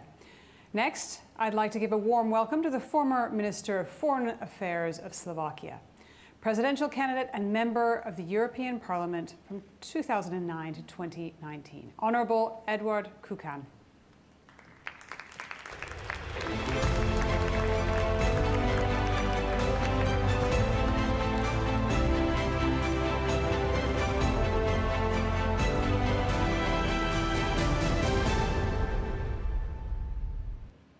Dear friends, let me tell you how happy I am to be able to join you in this magnificent international summit for free Iran.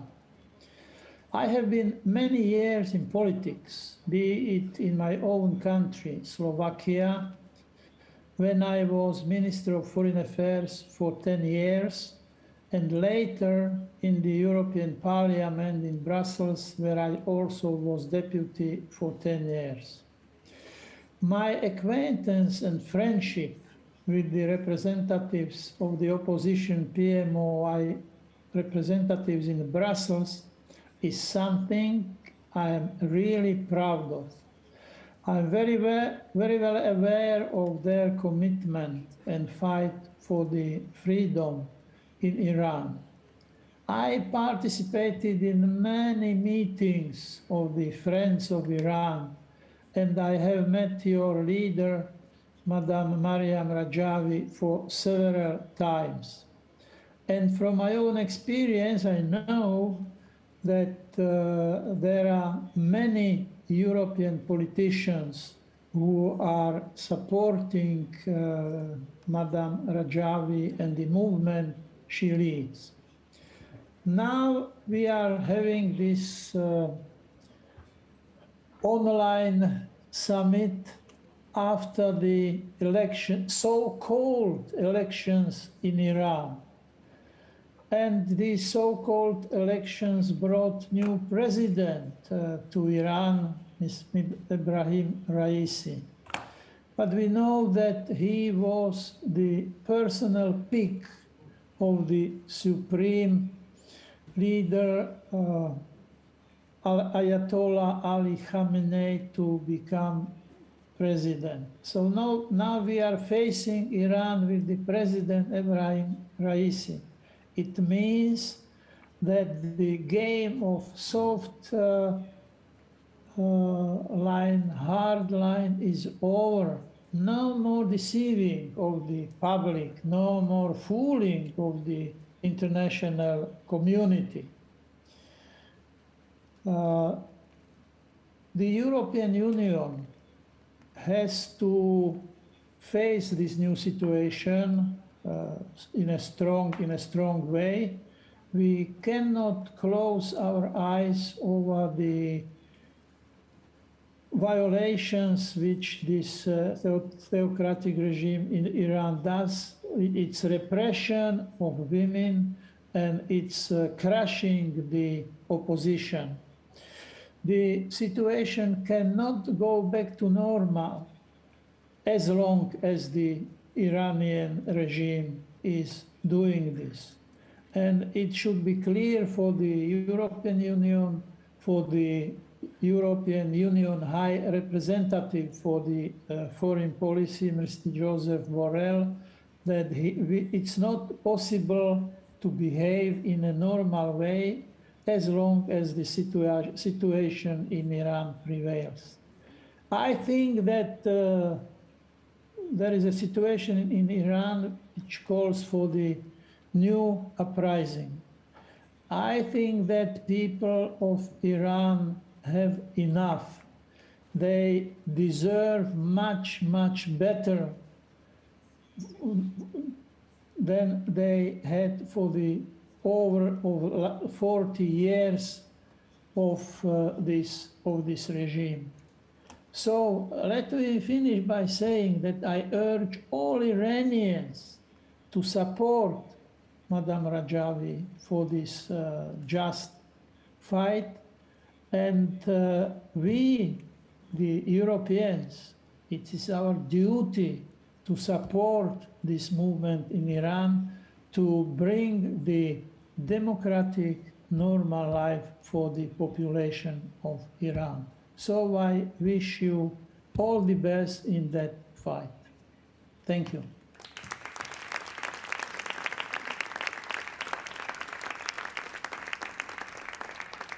Honorable Edouard Kukan there. Thank you for sharing your words of support for the resistance.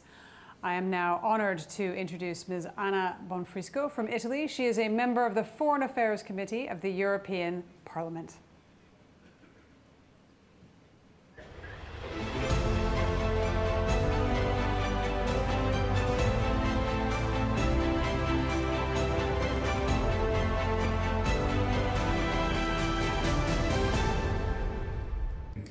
In qualità di membro del Parlamento europeo e della Commissione Affari Esteri, porto la mia voce a sostegno del popolo iraniano, in particolare alle donne iraniane, che sono sottoposte alle peggiori repressioni e disuguaglianze da più di 4 decenni di regime sanguinario e oscurantista che governa l'Iran. L'inaccettabile discriminazione basata sul genere persiste nella legge, nella pratica e negli atteggiamenti, privando le donne e le ragazze della dignità e della possibilità di partecipare e contribuire alla società.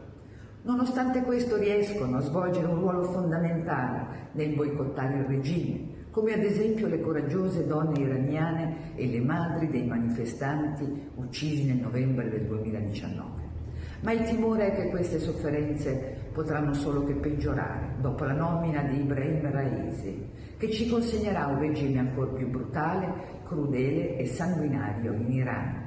Raisi, soprannominato il macellaio, è conosciuto per essere il criminale della strage del 1988 e infatti è il primo presidente in assoluto ad entrare in carica già sanzionato per crimini contro l'umanità. Il regime iraniano degli ayatollah è alla sua radice un chiaro nemico della pace e della stabilità regionale. Ha una filosofia radicale applicata alle relazioni interne ed esterne. Mi chiedo pertanto, come deputata e come cittadina europea, come possono l'alto rappresentante e i capi di Stato delle democrazie europee riconoscere la presidenza di Raisi? Come possono riconoscere una qualunque leadership politica a chi ha ordinato le condanne da cui non è uscita viva una sola donna? Come possono dialogare con i rappresentanti del governo iraniano guidato da un uomo responsabile di decine di migliaia di morti?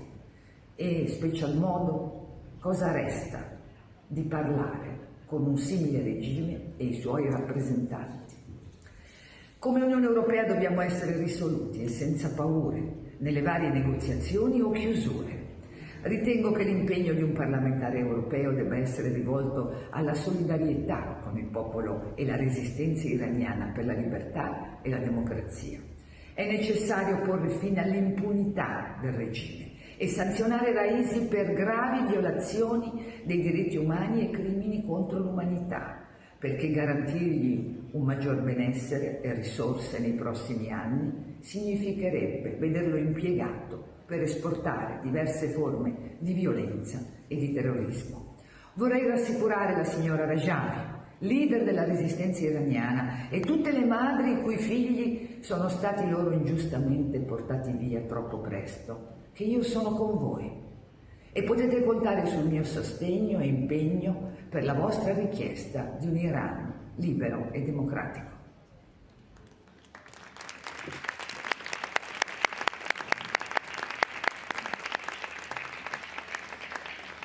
Greetings to Mrs. Kodeli and for her strong and inspiring speech.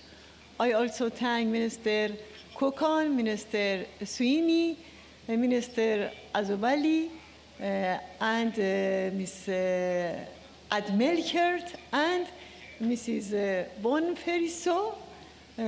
As you mentioned, the reformist and the hardliner game in Iran is over, and the regime can go longer deceive the international community, the Iranian people. Expect their voices to be heard, and the international community must stand at their side. And thank you all very much.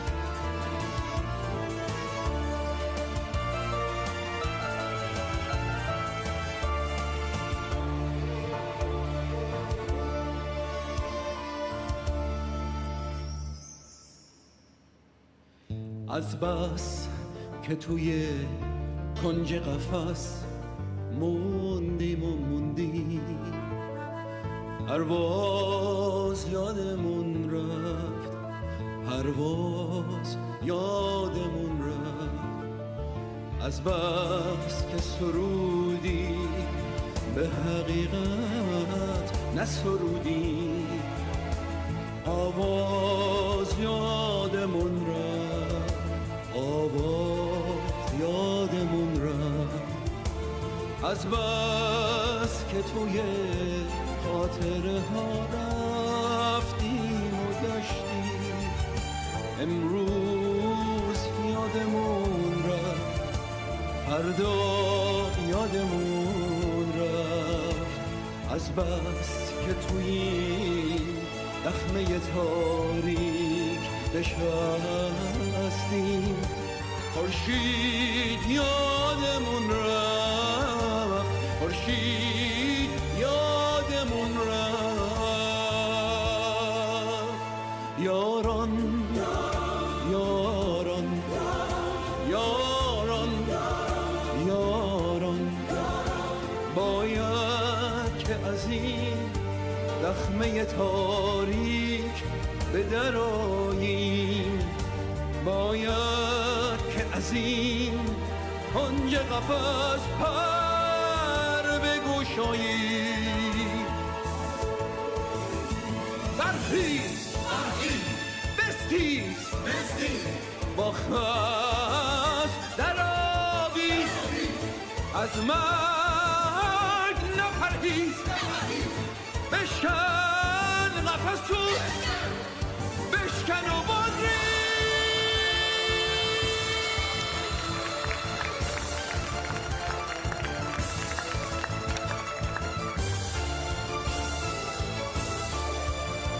یاران یاران یاران یاران باید که از این دخمه تاریک به درآییم باید که از این کنج قفس پر بگشاییم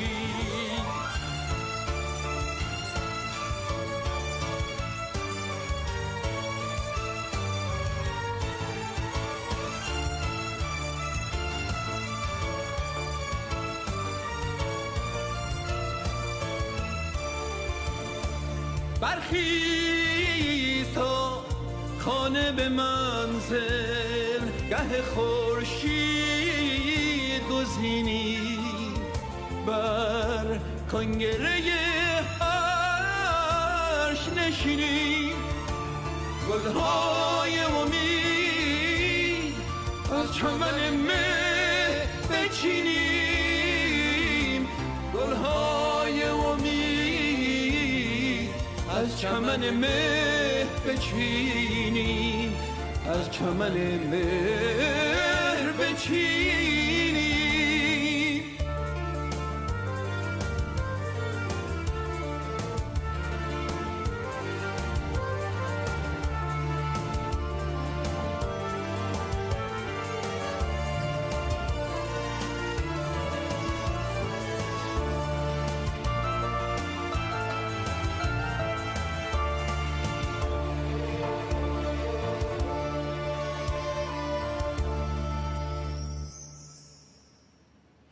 یاران یاران یاران یاران باید که از این دخمه تاریک به درآییم باید که از این کنج قفس پر بگشاییم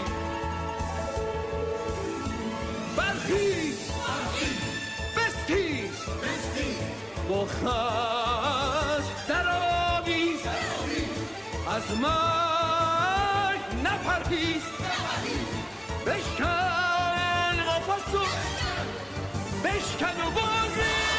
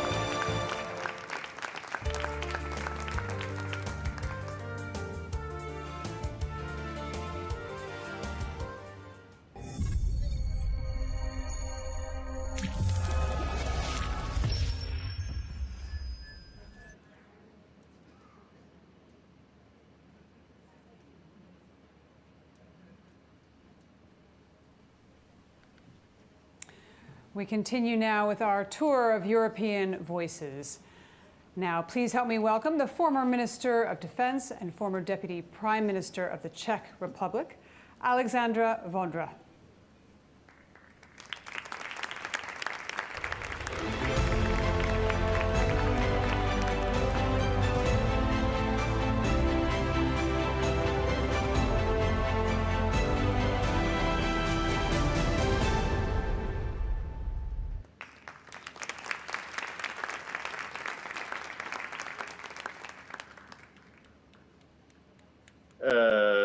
Thank you that I may be with us. I have to tell you that, you know, this video which has introduced this part of our summit, I think it perfectly showed both the beauty of the country and its people on one hand, and the beast who is in command on the other hand. And I have to admit that when I was much younger than I am now, I once had a chance to visit Iran, and I have really to keep in my memory that it's a beautiful country. I was impressed by the wisdom of the well-educated ordinary people. I was impressed by the beauty of the nature and the richness of the history. And since that, I do have a kind of a dream about a great country with great culture, with people and leaders who build a pillar of stability and economic prosperity and peaceful cooperation among the nations. A dream about Iran that is a source of wisdom and leadership for others in the Middle East. A dream about Iran that is a non-nuclear, democratic, secular state. This dream, of course, is very different from the reality of Iran that we know today. Iran that is the theocratic dictatorship and a major threat to peace in the region, as well as for the entire world. Current Iranian regime has its roots in its medieval nature. It finds it necessary to export its malign ideology for its own survival and under a banner of religion. Iranians' proxies in the Middle East, be it Hezbollah in Lebanon or Syria, Hamas in Gaza or Houthis in Yemen, just serve to its pervasive interests.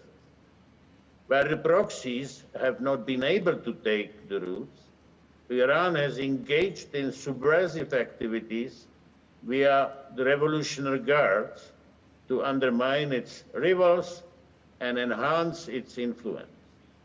Iranian regime's quest for regional dominance has created tremendous instability in the region and inflamed wars that have left thousands of people killed and dead.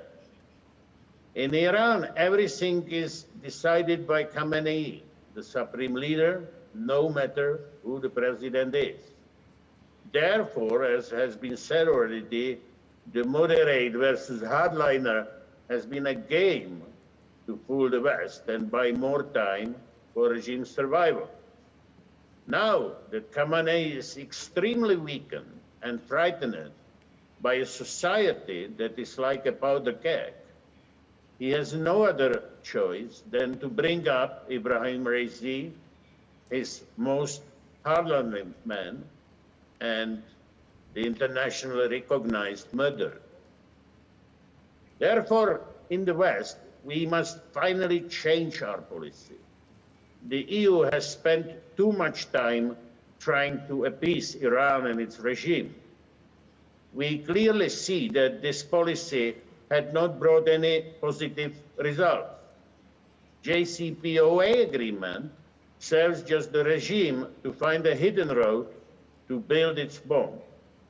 And we should be rather grateful to the Iranian main opposition, NCRA, that had altered the world about Iran's nuclear program a long time ago. What the West and the EU should do, I think two things. Firstly, we need a firm policy vis-à-vis current Iranian regime. We should have no illusion about its true nature, and this regime must not be our partner. It's an enemy, and I would do my best in the European Parliament to stress this. And secondly, we must offer our support to the democratic alternative of Iran, the National Council of Resistance of Iran, led by a woman, Mrs. Maryam Rajavi.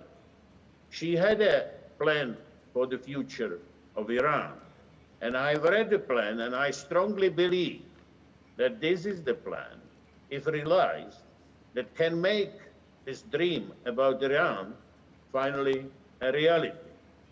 Personally, I was a freedom fighter in Czechoslovakia during its communist regime, and I know how difficult it is to oppose the dictatorship and how costly this resistance is. But also I remember that with the international solidarity, we can achieve a lot. So let me therefore express my support for Mrs. Maryam Rajavi. She is the future of Iran, and she deserves our full support and solidarity. Thank you very, very much.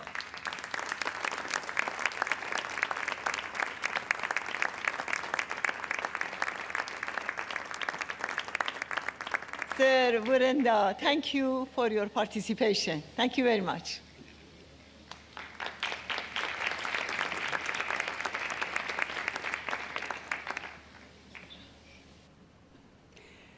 Thank you to Alexander Vondra there. Support for the 10-point plan. Strong words from a former freedom fighter from Czechoslovakia. So now from Czech Republic to Poland, we're now going to hear from the Minister of Interior and Administration from Poland, Ryszard Kalis.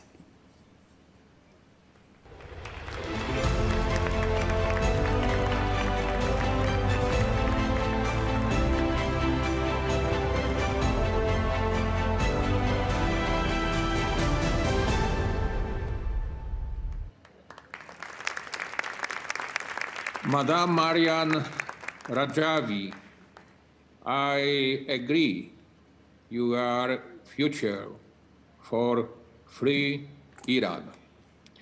Ladies and gentlemen, distinguished guests, I am very glad that I can take part in such important like Free Iran Global Summit.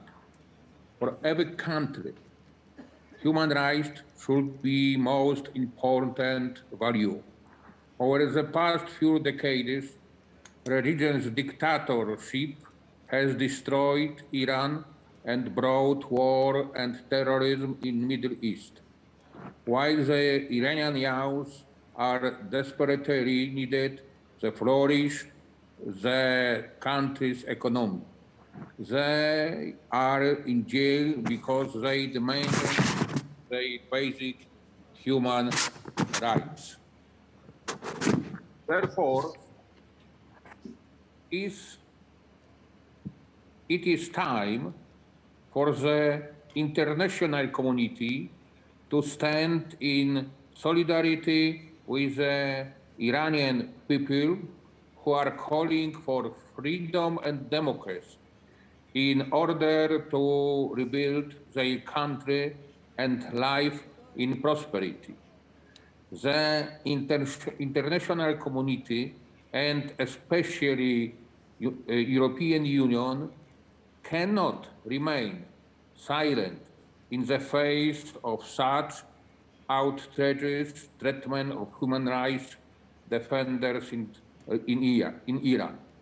The whole world should urgently call on the Iranian authorities to release those arrested for peaceful activities immediately and ruthlessly, and stop abusing the justice system to silence activists. Trials of human rights defenders take place in an atmosphere of fear, and lawyers face numerous abuses. The authorities are trying to arbitrarily restrict their ability to visit clients or contact them privately, or delay access to case files. Human rights lawyers who speak out against torture and unfair trials have also faced merciless harassment, disqualification, and imprisonment. In my speech, I would like to draw attention to the very bad economic situation in Iran in connection with the action of Iranian authorities. Iran's economic situation is dramatic. It should be noted how negative actions of authorities influence on society. It is high poverty line. 60 million Iranians live on the poverty line and 38 million live in slums. Food products have experienced the three-digit share, and we see large disproportion between men and women. In the COVID pandemic crisis, there are already 11 million unemployment. 6.5 million workers have lost their jobs, and it was 70% were women. Iran's situation at the beginning of the third decade of 20th century is systematically deteriorating, and there are no indications that it will change for the better in the near future. The continuation of economic sanction is the introduction of the humanitarian catastrophe and further impoverishment of radicalization of Iranian society. A further rise in unemployment and the economic social consequences of the pandemic could spur masses of people to mass protest, which result in fatalities. Iran must be democracy, and I think about Iranian society, and now I am appeal for this. Thank you very much, and thank you for the invitation for the speech.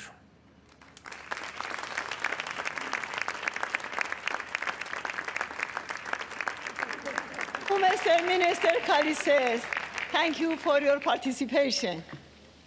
Thank you very much. And God bless you. Thank you.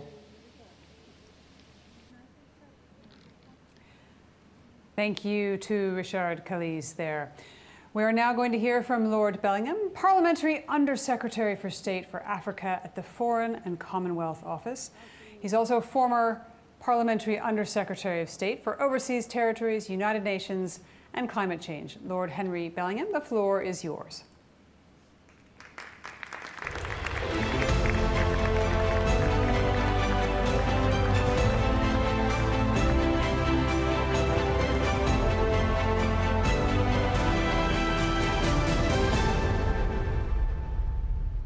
Your Excellency, Mrs. Maryam Rajavi, it's a huge honour to be able to contribute to this conference today. And I'd like to congratulate you, Your Excellency, on what you've done for the Iranian people. You've been an inspiration to the Iranian people in Iran, the Iranian people in exile, and indeed to all freedom-loving peoples throughout the whole world. And I really must reinforce the point that you have a huge amount of support within the United Kingdom, within our Parliament. I was a Member of Parliament for over 30 years. I was first elected in 1983, a whole generation ago. In fact, shortly after the Shah was deposed. And I've been following the travails of your country as an MP. I'm now a member of our upper house, as a member of the House of Lords. And I plan to carry on giving you my absolute full support. And this conference is so important because it's over 42 years you've been standing firm for your beliefs, for your principles, standing firm for the people, because you believe in people having the right to vote and the right to have their say. And what could be more important than adherence to the rule of law and the reintroduction of democracy? Because whatever one might think about governments, some governments we may love, other governments we may detest, but if they're legitimately elected, then it's the people who only have themselves to blame, and the government has to be accountable. And the tragedy of your country is that since the deposing of the Shah, you had hopes of freedom at different times, you had false hopes, false dawns, but what we've seen most recently is hugely depressing. And I really do despair at the recent election of Ebrahim Raisi. I say election, it's not an election, it was a sham election. It's the installation of someone who's got the most appalling human rights record. And I'll just say to you and your supporters, your friends, that you've got a very large number of people in our parliament in the UK, in different parliaments across Europe, in America, in the whole of the free world.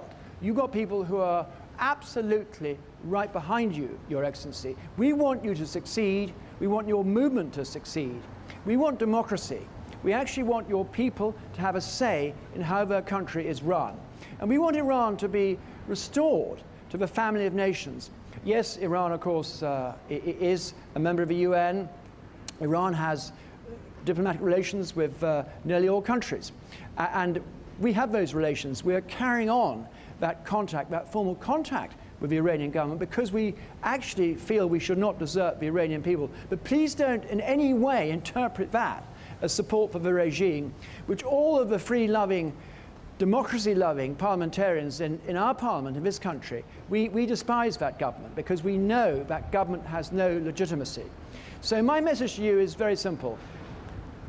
After all these years of fighting for democracy, for freedom, please, please persevere. Don't give up. You've got support in so many places. And I think that in our lifetime, we will see a change of government in your country. We'll see a government coming to power that actually has the support and the endorsement of the people. So your country really can then join the whole family of free nations under, hopefully, under your presidency or premiership in the future. So we wish you well. Our heart goes out to you and your team and your supporters. And I'm absolutely convinced that you will prevail in the end. Thank you.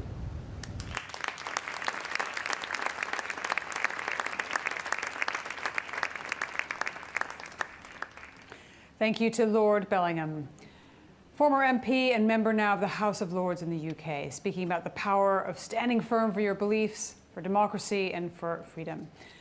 Let's go from the UK to France now and hear from the honorary president of the Danielle Mitterrand Foundation, Gilbert Mitterrand.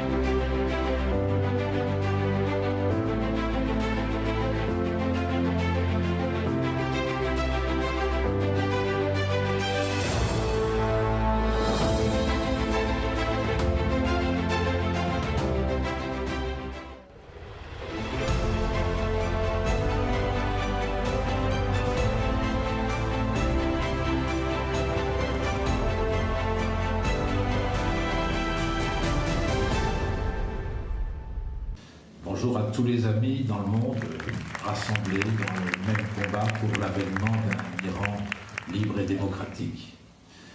En cette année 2021, l'élection de Raisi révèle la véritable et tragique nature du régime iranien. Il faut considérer cette élection comme une véritable insulte à la mémoire des victimes du massacre de 1988, une insulte à leurs familles et aussi un mépris affiché aux yeux du monde pour la recherche de la vérité sur ce massacre et sur la culpabilité et la responsabilité de leurs auteurs.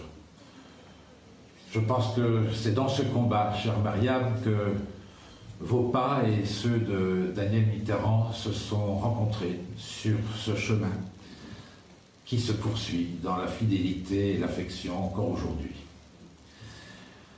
Cette élection est également un aveu de ce régime qui s'est imposé dans le sang et qui se maintient par la terreur.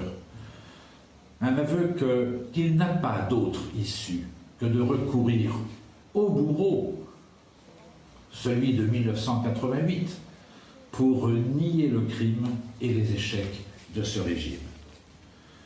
C'est une véritable provocation. C'est une menace contre le peuple d'Iran en colère, très en colère. Mais c'est aussi un défi lancé au monde, à la diplomatie internationale et à la France en particulier.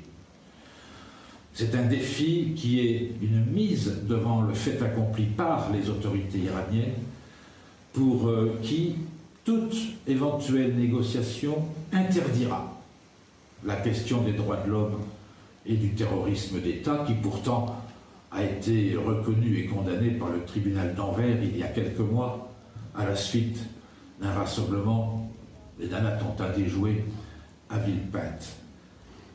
Eh bien, l'élection de Raisi, c'est autant de mépris, de provocations, de défis, de menaces qu'il faut retenir de cette élection tronquée. Nous sommes dans une période du mois de juillet qui veut s'intituler le sommet 2021. C'est au cours de ce sommet qu'il faut dire nos exigences, non seulement les dire, mais les proclamer et les faire suivre des faits. L'alternative est nécessaire en Iran. Elle est possible, elle est toujours possible, car la volonté d'un peuple est toujours souverain. Elle est possible parce que justement le peuple se soulève de plus en plus en Iran, malgré la peur, je dirais même la peur institutionnelle qui désormais est représentée au plus haut sommet de l'État. Elle est possible parce qu'une relève démocratique viendra de ce peuple. Elle ne viendra jamais de l'intérieur du régime liberticide. C'est le peuple qui décidera. Et l'élection de Raisi est la preuve que ce changement ne peut pas venir de l'intérieur du régime des mullahs. Cette alternative est possible parce que le doute ne peut plus exister aux yeux du monde sur ce fait que tout changement ne viendra pas des négociations ou des compromis. Elle est possible parce que les forces pour un Iran libre et démocratique existent. Elles sont structurées. Elles font même des propositions. Et je prends pour exemple les 10 points du programme du CNRI et de Mariam Rajavi. Ils sont portés par des Iraniens libres, en dehors de chez eux, mais qui justement veulent un avenir pour leur pays et pour leurs compatriotes. Tous ensemble rassemblés, ils renverseront ce régime. Le sommet pour l'Iran, il a l'occasion de donner la parole à la communauté internationale. C'est maintenant qu'il faut le dire. Son silence serait d'une lâcheté insupportable et serait surtout coupable en de telles circonstances, au moment où c'est justement Raisi qui devient le président. C'est à la fois un signe et une perche qu'on tend à la communauté internationale pour dire justement qu'elle a tout compris de ce système et qu'il faut un changement notoire dans le comportement et l'approche du dialogue avec l'Iran. Le peuple d'Iran lui-même veut entendre cette voix venue des amis qui sont avec eux dans ce combat sur le chemin de la liberté. Ils veulent nous entendre. C'est le moment, à travers ces 2 journées qui sont devant nous, de le porter haut et fort et de donner les suites ensuite que les États lui donneront à cette suite. Mais on fait appel à eux, à cette conscience de nos États démocratiques, aux institutions internationales pour la poursuite des procédures tendant à faire reconnaître que précisément Raisi est l'auteur, est un des auteurs fondamentaux des massacres de 1988. Comment voulez-vous avoir la conscience tranquille d'aller ouvrir des négociations pour ne pas en parler? Donc cette parole, nous la devons au peuple iranien et je suis heureux de, avec vous, pouvoir l'affirmer pour la liberté et la grandeur de l'Iran dans ce monde.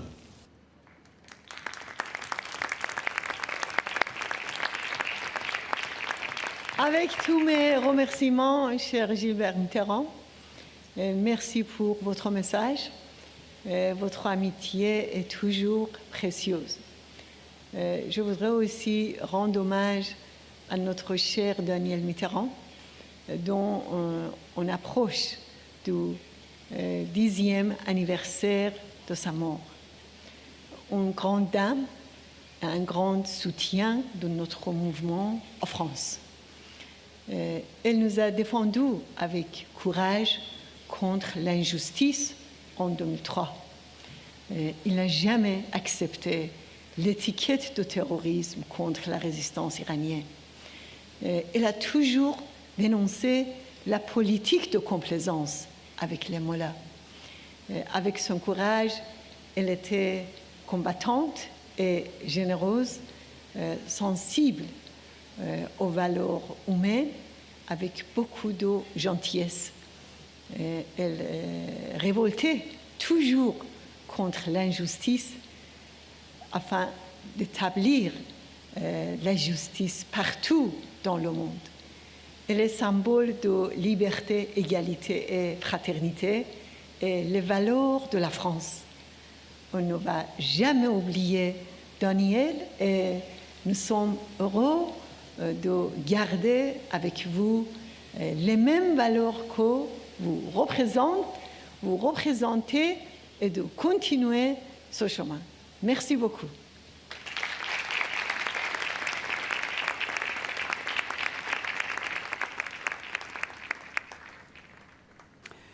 So merci to Gilbert Mitterrand. We go now from France to Albania.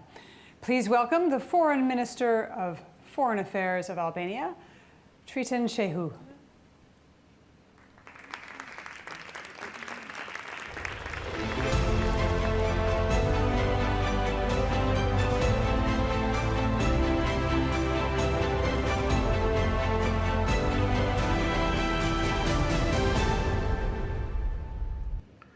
Dear Ms. Rajavi, distinguished guests, dear Iranian friends and all over the world, it is a pleasure to take part in this very important summit for democracy and freedom attended by so many international personalities and thousands of Iranians. Freedom and democracy is a fundamental, a universal right, and the people of Iran deserve it. They deserve human rights, justice, and the state of law. Freedom means also dignity, work, and health. Freedom means peace, integration with the other peoples, to be open to the world without any prejudice, discrimination, regardless of race, gender, the religion, the geographic position, etc. A life that Iranian needs to enjoy.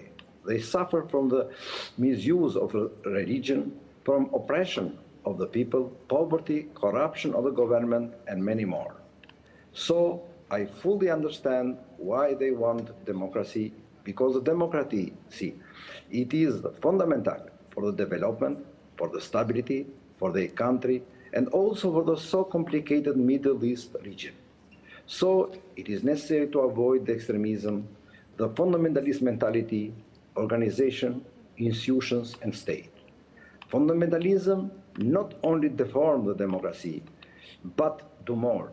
Create a basis for radicalism and terrorism at the moment in which we need to create the condition for a peaceful cohabitation between the peoples for the prosperity. Only the democracy can be the guarantee for this. And in our world, there is only one model of democracy, based over the freedom, equality, human rights, diversity, free votes for all. This is why I give you my solidarity and stand with you on the right side of the history in your quest for democracy and equality. I wish you the best and a successful summit. Thank you.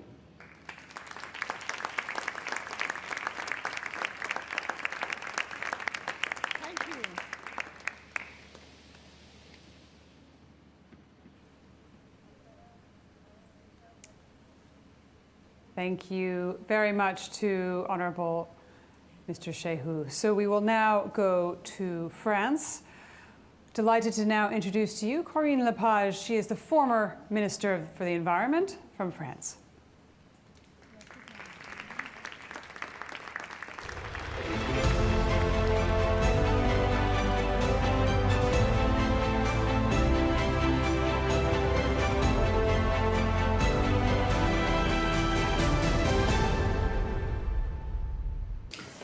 Bonjour, je suis très heureuse, très honorée et très émue de m'adresser à vous aujourd'hui, Excellences, Mesdames, Messieurs, en cette journée importante pour célébrer un Iran libre. Le travail et les propositions de Madame Rajavi s'inscrivent effectivement dans une vision démocratique et universaliste qui s'appliquerait à un pays dont l'histoire, dont la tradition, dont la culture, dont la civilisation sont millénaires et ont beaucoup compté pour toutes les civilisations du monde, de la planète. En tant qu'universaliste très attaché à la défense des droits, attaché aussi à la défense des droits de l'humanité, je ne peux que m'inscrire dans la démarche qu'est la vôtre, de permettre aux Iraniennes et aux Iraniens de disposer d'un bien qui est extrêmement précieux, qui est celui de la liberté. La liberté de choisir ses dirigeants, la liberté de choisir son destin, la liberté de choisir sa religion, de choisir son conjoint, de choisir l'éducation que l'on veut donner à ses enfants, de choisir son métier, de choisir sa manière de vivre. Quelle qu'elle soit, et quelles que soient ses envies et ses tendances.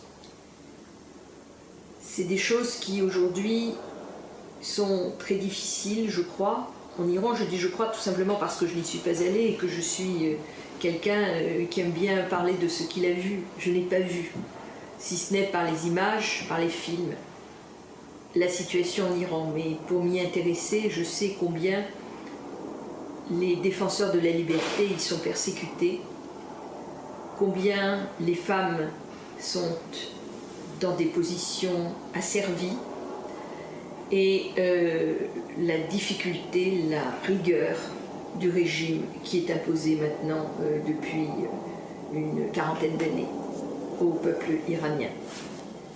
L'élection récente d'Ebrahim Raisi, évidemment, ne facilite évidemment pas les choses et chacun ne peut être que très attentif aux cris d'alarme lancés par Amnesty International réclamant que la Cour pénale internationale soit saisie des crimes commis par cette personne. En tant que démocrate, républicaine, attachée à toutes ces valeurs universalistes, je ne peux donc que dire aux Iraniennes et aux Iraniens qui me font l'honneur de m'écouter aujourd'hui combien je suis à leur côté, combien je les soutiens, combien je comprends leur lutte et combien je souhaite que les démocraties occidentales soient plus courageuses dans l'expression de leurs principes lorsqu'il s'agit de parler de l'Iran. L'Iran est un grand pays et on peut comprendre dans un univers géopolitique qui est incertain que certains dirigeants choisissent la prudence. Mais la prudence, certes, est nécessaire, mais elle ne conduit pas une politique. et surtout, elle ne permet pas d'affirmer la défense des valeurs qui sont celles de la démocratie, de la liberté, des droits des individus, de l'intégrité physique, de la liberté de choix. Pour toutes ces raisons, je veux dire ici combien je pense important que les démocraties libérales, puisqu'aujourd'hui nous avons affaire aussi à des démocraties libérales, mais au moins les libérales soient courageuses, affirment leurs valeurs, parce que c'est non seulement ce que leur peuple attend, mais c'est ce que les peuples qui se battent pour la liberté dans le monde attendent aussi. Il ne s'agit pas de paternalisme ou d'être donneur de leçons, nous n'avons pas de leçons à donner, mais au contraire des expériences à partager, des valeurs à défendre, communes, qui sont celles qui font que nous faisons humanité. Je terminerai en disant qu'à une époque où tous les terriens que nous sommes confrontés à des dangers qu'aucun de nos prédécesseurs sur cette planète n'avait connus sous cette forme, il est absolument indispensable de faire humanité, c'est-à-dire de travailler ensemble sur des bases communes et donc partagées pour sauver l'humanité, parce que c'est elle qui est en péril, c'est pas la planète, c'est l'humanité qui est en péril. Et que bien évidemment les régimes autoritaires, les régimes qui refusent la liberté, qui refusent les droits, ne peuvent pas être des soutiens de ces politiques. Voilà, mesdames et messieurs, excellences, ce que je souhaitais vous dire aujourd'hui, en vous remerciant encore une fois de m'avoir permis de m'exprimer devant vous. Merci beaucoup. Merci Madame la Ministre Lopez, merci pour votre soutien. Comme vous avez dit, il faut soutenir les droits de l'homme et les droits des femmes en Iran, et il faut être ferme devant ce régime misogyne. Et je suis sûre que l'Iran sera libre, et je suis sûre qu'un jour, on peut vous inviter en Iran libre. Merci beaucoup.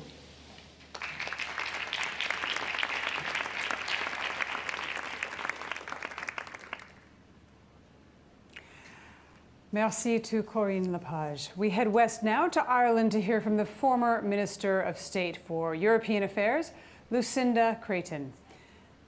Thank you.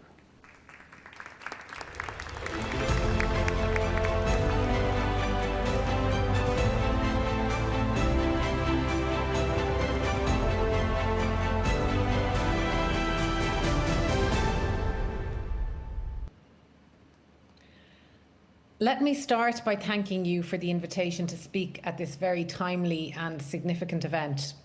Your work and efforts, including the organisation of this year's Free Iran World Summit, are crucial as they help to draw attention to the many severe human rights violations perpetrated by the Iranian regime. Through its aggressive foreign policy, the Islamic Republic of Iran poses a serious threat to the Middle East and the international community in general, be it through its nuclear program or through its financial and logistical support for various terrorist groups, such as Hezbollah or the Houthis. The regime fuels instability in the region.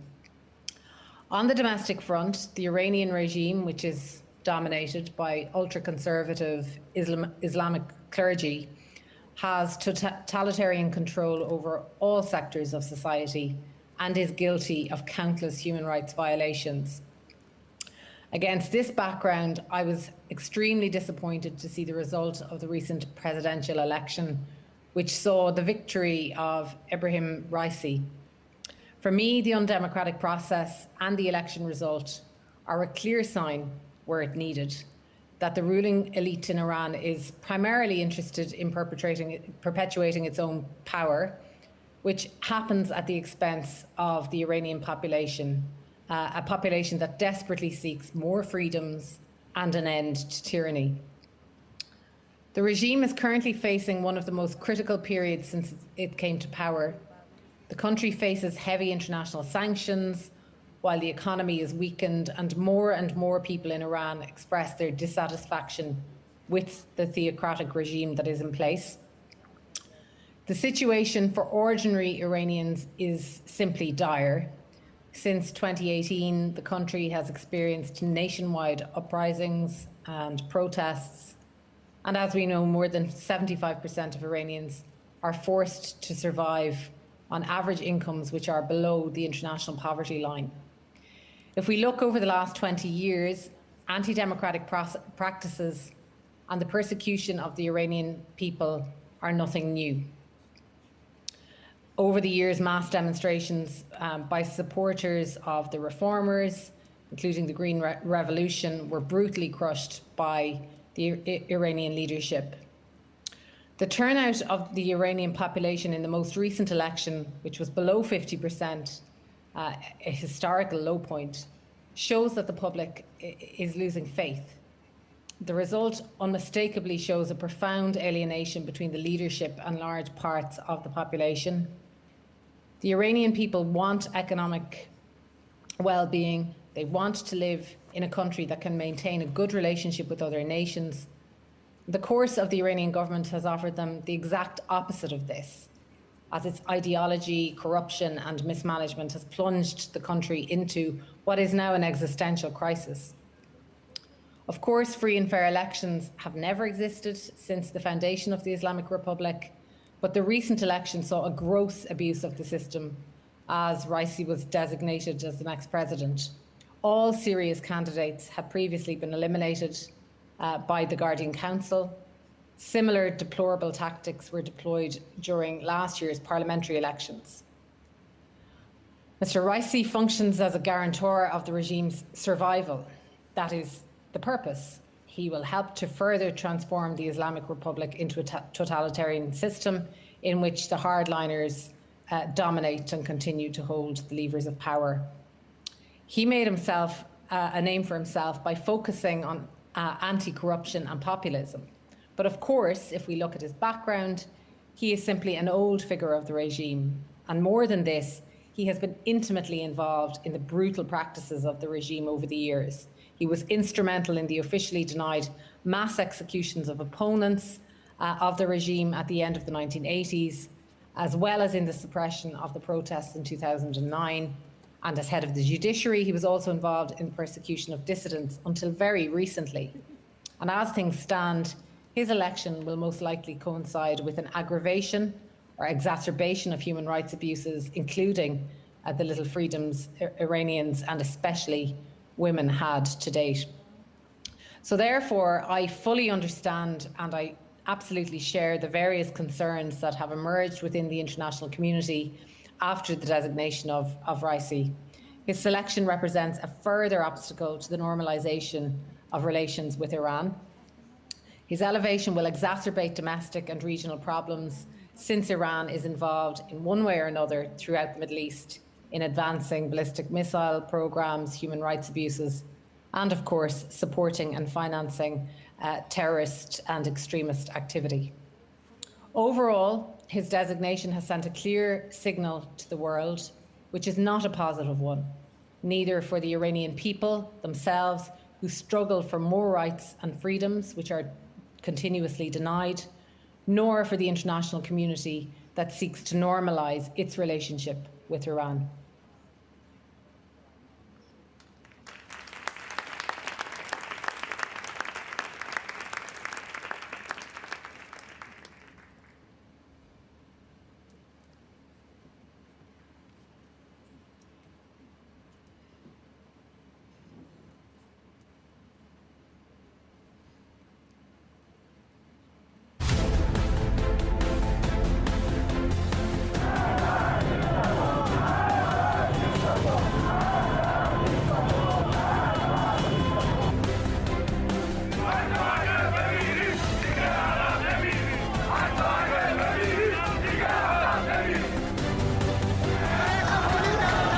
خبرنگار سیمای آزادی.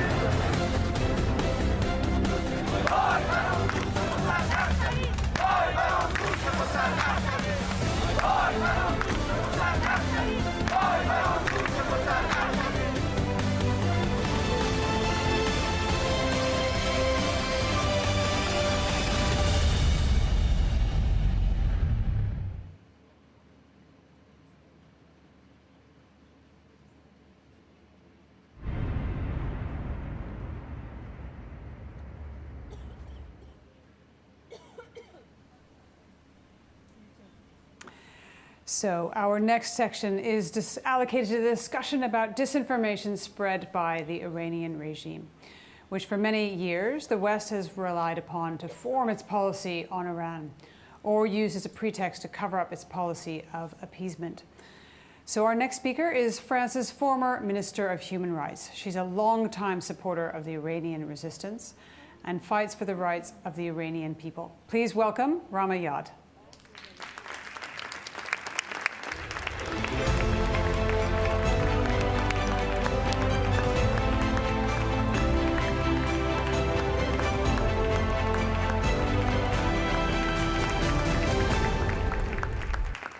Madame la Présidente, chers amis, un vaccin a été trouvé contre le Covid.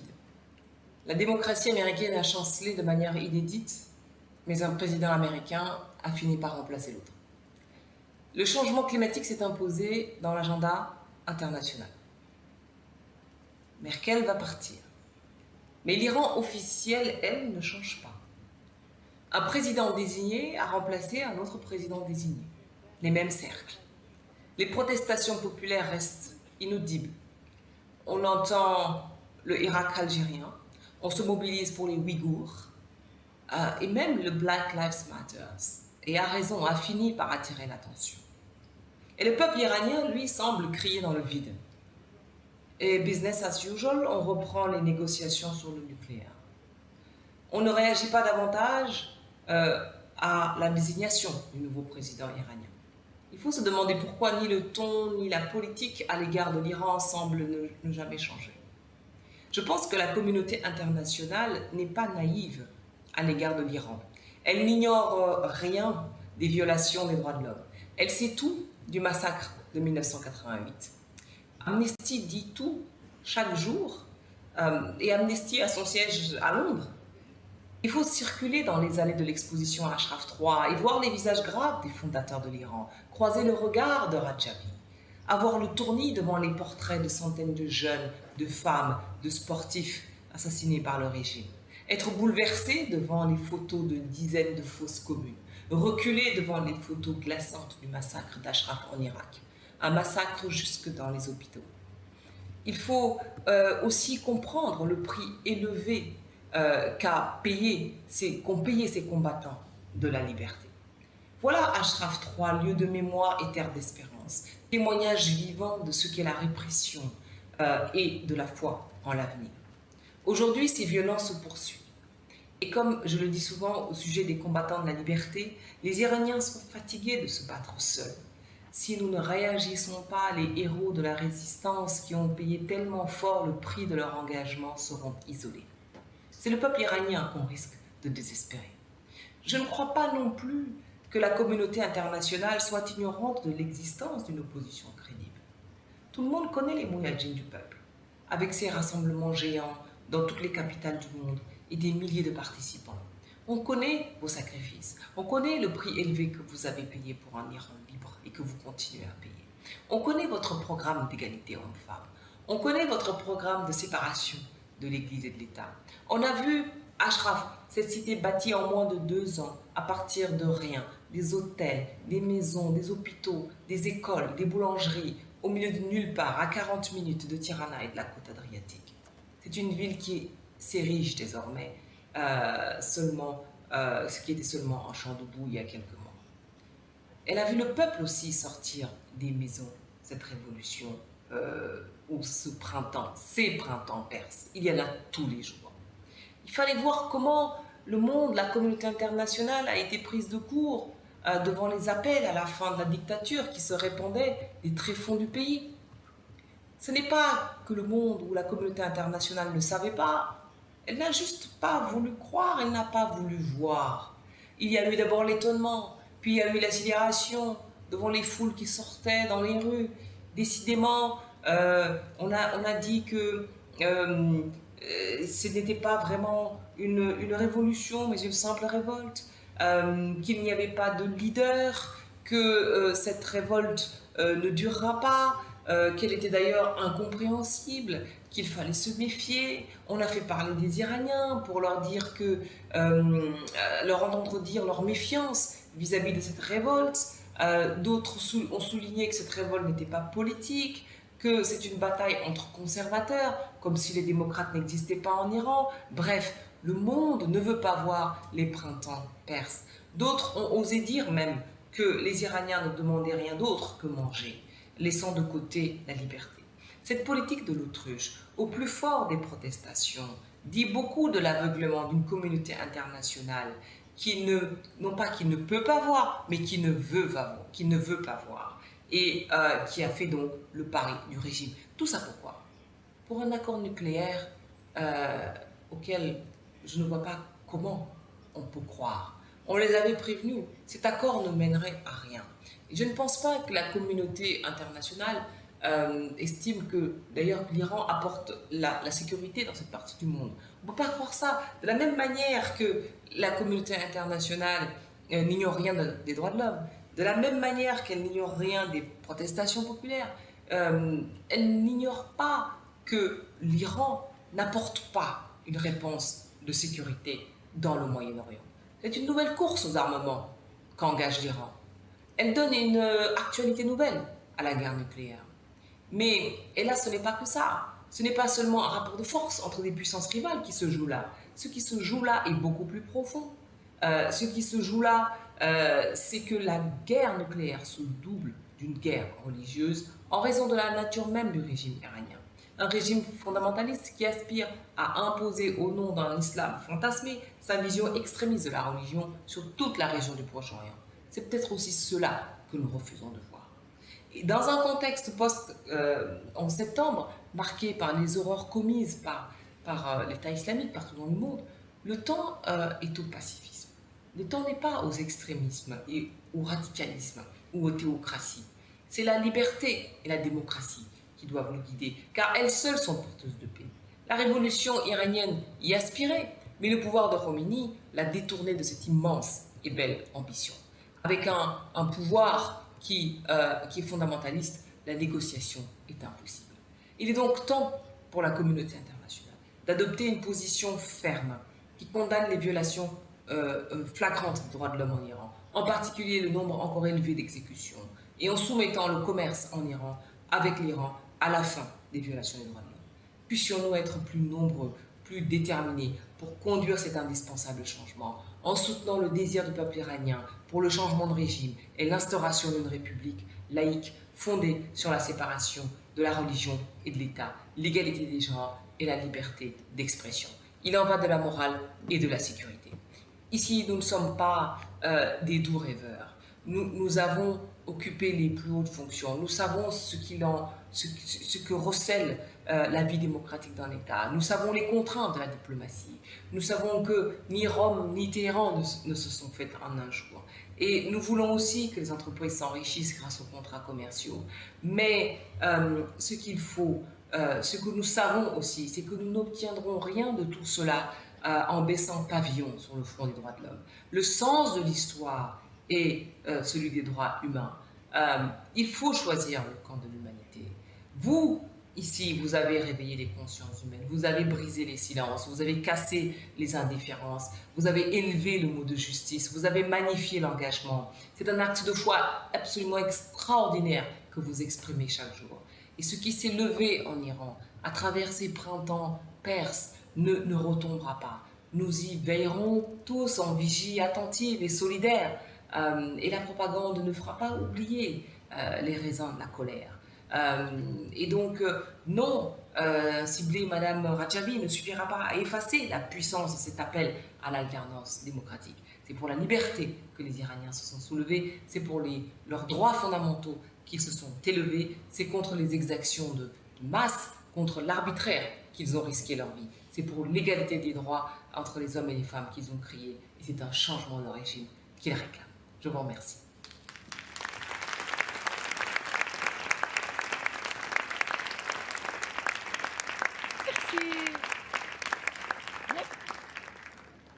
Merci. Je suis vraiment heureuse de vous voir et je vous remercie pour soutenir la résistance du peuple iranien et surtout la lutte des femmes iraniennes pour la liberté et la démocratie.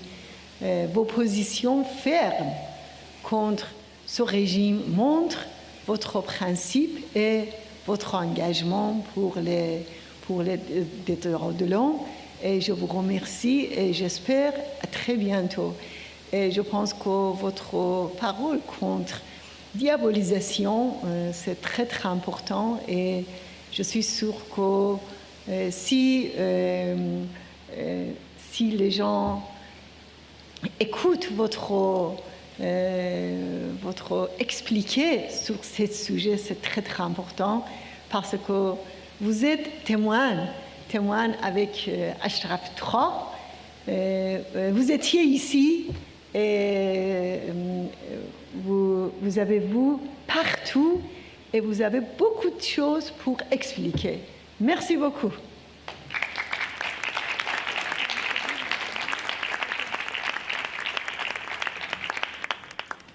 I add my merci to Ramayad for her powerful words as well.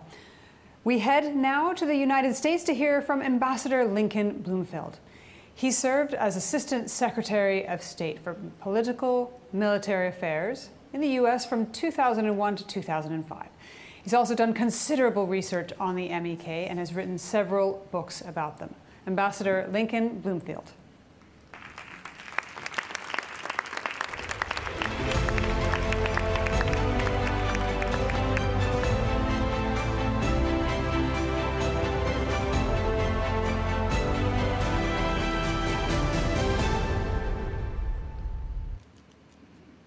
Madam Rajavi, members of the National Council of Resistance of Iran, members of the Mujahideen-e-Khalq, Iranian citizens in Iran, and diaspora members around the world, friends and supporters, it is my honor to be with you today. Greetings. For most of the past 68 years, America has regretted that the CIA drove Prime Minister Mohammad Mossadegh from office in 1953. The Shah became a brutal and corrupt dictator, cynically promoting his peacock throne as the embodiment of glorious Persian history. Today, in 2021, with Ebrahim Raisi set to become Iran's next president, no one disputes that Iran's people are victims of another brutal and corrupt dictatorship, this time cynically promoting the Supreme Leader as the embodiment of religious and political authority. Raisi's background is impossible to whitewash. Since the age of 20, he has been condemning free-thinking citizens to prison, torture, and death with no due process. In recent years, he ran Mashhad's Astan-e-Quds conglomerate, a massive enterprise benefiting the clerics. Estimates of funds under the Supreme Leader's control run as high as $200 billion, money that should be helping the Iranian people. Imagine what Mossadegh would say. The question today for my country and others is similar to the one faced in 1953. Will you support corrupt dictatorship, or will you respect the people of Iran in their demand for legitimate self-government? Today, their rights are being denied, and the nation's wealth is being diverted from their basic needs. Many outsiders, including journalists, might be surprised to learn that the NCRI and MEK are the true followers of Mossadegh's nationalist democratic ideal. Newspapers often call the resistance Marxist, which of course is false. But in 1981, Ayatollah Khamenei hosted teams of Soviet KGB agents in Tehran to help him suppress dissent and maintain control. No one in the resistance has ever been convicted of terrorism. Every MEK member in Iraq was vetted by the US government in 2003, and none had any ties to terrorism. 4 major court cases in North America and Europe concluded that the MEK never engaged in terrorism. But this year, an Iranian diplomat in Europe received a 20-year sentence from a Belgian court for attempting to bomb the Free Iran gathering in France in 2018. It is time for the world to get its basic facts straight on who is and who is not a terrorist. 40 years of regime deception, propaganda, and disinformation are dissolving as the walls close in on the embattled regime in Tehran. My government tried for years to persuade Iran to reform its behavior and improve relations. After they bombed our embassy and Marine barracks in Lebanon in the 1980s, we sent Iran weapons to fight against Saddam Hussein, yet they continued taking hostages in Beirut. After they bombed Khobar Towers in Saudi Arabia in the 1990s, killing 19 U.S. airmen, the U.S. placed the MEK on the terrorism list as a political gesture to the reformist President Khatami. Yet our reward was a secret nuclear weapons program. And in this past decade, after we agreed to the nuclear JCPOA, ended the arms embargo, released frozen funds, and lifted the UN prohibition on ballistic missile development, the regime's response was to escalate sectarian war across the Middle East. Most of the world is united in seeking to help Iraq recover from war, implement a UN-mandated transition to a legitimate government in Syria, address Lebanon's deepening crisis, promote Israeli-Palestinian peace, and stop the devastating conflict in Yemen. And yet, in every one of these crisis areas, the obstacle to progress is Iran and its proxy militias. So now comes Ebrahim Raisi, a man personally implicated in one of the worst crimes against humanity since World War II, the massacre of an estimated 30,000 political prisoners in 1988. His elevation through a staged electoral charade obliges all of us, our governments and our news media correspondents, to face the truth and to speak the truth. There will never be peace, warmer relations, or robust trade with Iran under this regime. Fundamentalist Iran has entered its 5th decade as a blight on the rules-based international order. Our shared values and principles are daily being violated openly and with impunity. The situation is intolerable. We must promote change. My friends, we have told the truth and supported the right principles in Iran for years now, even when much of the world had a different understanding. We were right then, and we are right today. We can't turn the clock back to 1953, but in many ways, this is another Mossadegh moment. His goal of a democratic Iran benefiting from the wealth of the nation has never died. It lives on within the walls of Ashraf III. Let us stand together, say no to tyranny and corruption, and yes to a free Iran. Thank you.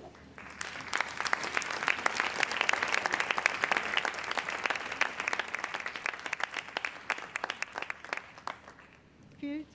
I'm happy to see you and thank you for participation in all our gatherings and your support.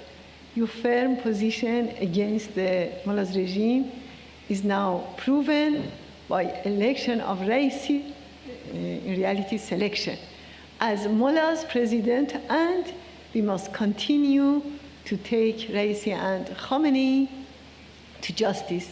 Thanks a lot and God bless you.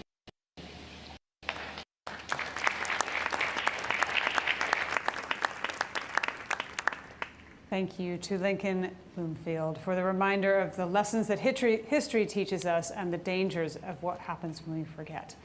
We stay in the United States now and go to an expert on the Iranian regime's malign cyber activities, war of information and beyond. She's the former White House Chief Information Officer and a repeat guest to the Free Iran World Summit. Please welcome Teresa Payton.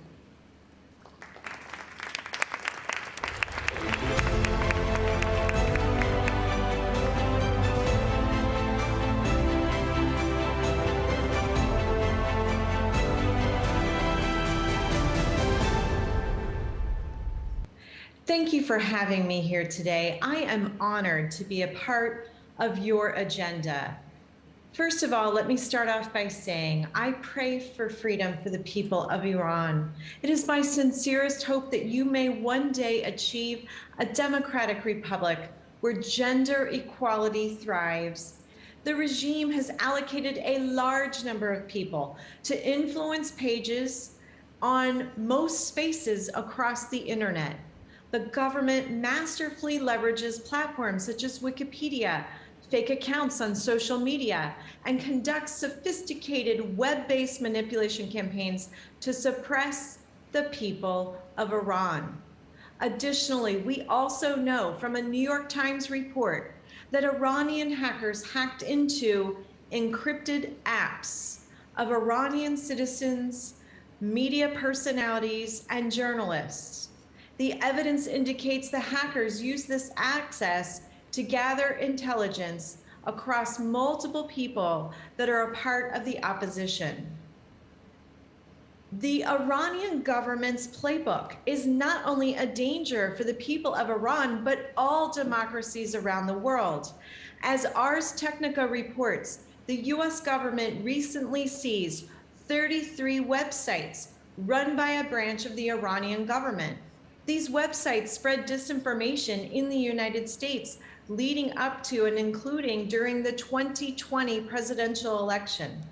As part of the seizure, the United States Department of Justice said those 33 sites were used by the Iranian Islamic Radio and Television Union, the IRTVU, and affiliated with the IRGCQF. The Atlantic Council reports that Iran operates an extremely vast and effective operation, and that FireEye found the complicated web of deception all the way back into August of 2018. The operations targeted various nations and any Iranian that opposes the current government regime. The Atlantic Council published an inventory of known influence. This propaganda and manipulation campaign includes Facebook, Instagram, Twitter, Reddit, and more. They also reported that in 2011, that's 10 years ago, the head of the IRIB claimed he had trained at that point, a decade ago, cyber battalions of over 8,400 people, including what he referred to as media experts and specialists. Also, according to Amnesty International, the Iran regime has blocked independent reporting on COVID-19 and the handling of COVID-19 pandemic preparation, vaccination, and the emergency around illnesses and deaths. If the Ministry of Culture and Islamic Guidance did not agree with the media report, they gave that news source a very stern warning.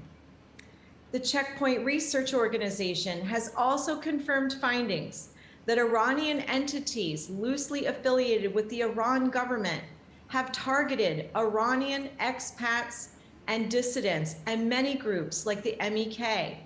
They found Windows attacks that allowed operatives to steal documents and access Telegram accounts. They also found an Android malware that extracted two-factor authentication codes from SMS messages. They also found ongoing evidence of Telegram social engineering. The tools and methods were mainly used against opposition and resistance movements. This is our call to action. The world needs to come together and dedicate ourselves to a bold new approach for freedom for the people of Iran. Step one, we need a comprehensive strategy across all countries that work across governments and the private sector to enable the citizens of Iran to achieve a free and democratic Republic of Iran. Step two, we need to ensure that the people of Iran can share in real time threats that could have an impact on their anti-regime protests and their calls for democracy.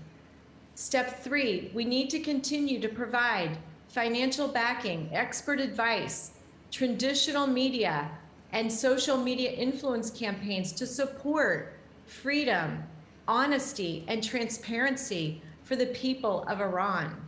We must look at the effectiveness of our current diplomatic measures, set up perhaps an international technical threat hunting team that can look for malicious activity from the Iranian regime aimed at its own people, the people of Iran and Iranian expats. For the Iranian people, here's what I recommend you do next to protect yourself, your loved ones, and your freedom movement. Learn and invest in knowledge and use of privacy and anonymity tools. Make sure you are using only the best virtual private networks, encryption, different types of browsers such as the Tor browser. If you see that there are extreme or complete blackouts of access to the internet, think about having in place peer-to-peer networks and devices. You can take a look at systems such as Lantern and FireChat. They may be of assistance to those inside Iran. Make sure that you always practice safe surfing. And when we do, the overall future for the people of Iran and the world will take a more positive and different course. Thank you for having me. I am honored to share these insights, advice, and ideas with you. To the people of Iran, I wish that you would be healthy, be safe, be well. Please follow my advice for safer, more private, and secure internet actions as you work on achieving a true, free country.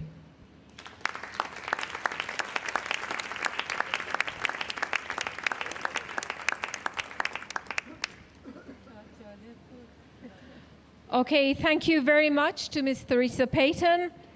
Ladies and gentlemen, at this point, I invite you to listen to remarks by Ms. Zinat Mir-Hashemi, editor of the Nabard Khalq publication, a member of the Central Committee of the People's Fedayeen Organization, and a member of the National Council of Resistance of Iran. Mrs. Mir-Hashemi, please.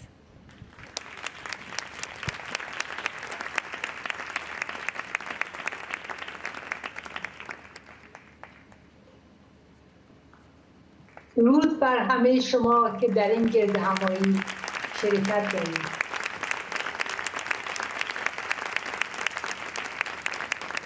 درود بر شما خانم مریم رجبی. درود و احترام بر خانواده شهدای زندانیان سیاسی و ماندگار با یاد و نام سربداران قتل عام زندانیان سیاسی در تابستان سال 67. درود بر کارگران، معلمان، کشاورزان، پرستاران، دانشجویان و همه زنان و مردانی که با اعتصاب و اعتراض در محل کار و در خیابان برای به دست آوردن حقوق مسلم خود و تحقق ایرانی بدون ستم و تبعیض مبارزه می‌کنند و گام برمی‌دارند. طوفان خشم و نفرت مردم که این روزها علیه حکومت جریان داره نتیجه بادهایی هست که رژیم جنایتکار ولی فقیه کاشته است. بله، رژیم باد کاشت و امروز طوفان درو می‌کند. رژیم دیکتاتوری ولایت فقیه همه چیز را طی 42 سال دار زد، از جانهای شیفته برای آزادی، از آب، برق، جنگل، کار، معیشت، امنیت و آزادی. بله، همه چیز را به پای امنیت خود و سیاست‌های سرکوبگرانه و تروریستی خود دار زد و نابود کرد. اما یک چیز را نتوانست نابود کند: مقاومت و امید به آینده و تغییر و تحول برای تحقق زندگی انسانی. اما مقاومت سازمان یافته مردمی که از روز اول به نظام حاکم نه گفت، بذرهایی رو کاشت که در خیزش‌های مردمی جوانه زد و امروز نهال بارور شده آن را بر سر هر کوی و برزن میتوان دید. هزینه مقاومت و ایستادگی در برابر رژیم اگرچه خیلی سنگین بود، اما در سپهر جنبش‌های اجتماعی ثمره آن را میتوان دید. سازمان چریک‌های فدایی خلق ایران افتخار می‌کند که طی 50 سال حیات خود همواره به دیکتاتوری نگفته و با تکیه به ارزش‌ها و آرمان‌های جنبش فدایی به مبارزه علیه استبداد مذهبی ادامه داده و خواهد داد. گردهمایی بزرگ برای ایران آزاد که اکنون روز سوم آن جریان دارد پرشکوه و موفق برگزار شده. این موفقیت گامی در تقویت جنبش ضد دیکتاتوری و تغییر تعادل قوا به سود مقاومت و مردم است. این همایش ایمایی از تعهدات آلترناتیو مقاومت برای ایران آینده را در مقابل چشم همگان قرار داد. ایرانی بر اساس یک جمهوری دموکراتیک غیر دینی و بدون تبعیض، طرفدار عدالت و برابری و بدون سلاح اتمی و مداخله های آشوبگرانه. خانم مریم رجوی در سخنرانی افتتاحیه این گردهمایی به درستی گفت، من نقل قول میکنم: ما برای به دست آوردن آزادی به اتفاق و تصادف یا معجزه‌ای که اختناق را در هم بشکند امید نبسته ایم. کارزار سرنگونی بنایی است که ما آن را با رنج‌ها و خون دل‌های بسیار می‌سازیم. استراتژی مقاومت مبتنی بر ماهیت و سیاست رژیم است. پایان نقل قول از خانم مریم.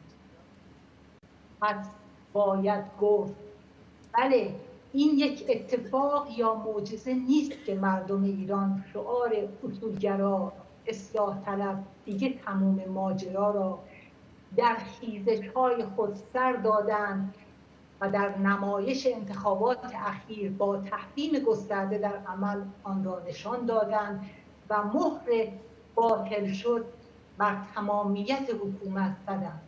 در این منظر بار دیگر باید گفت که این زنان و مردان برآشوبیده و شورشگران ایران زمین هستند که پیروزی را می‌سازند و تاریخ را ورق می‌زنند، نه آنهایی که تصمیم سکون و سکوت قبرستانی با ادعاهای خشونت پرهیزی می‌کنند. سپاس از فرصتی که به من دادید. موفق باشید.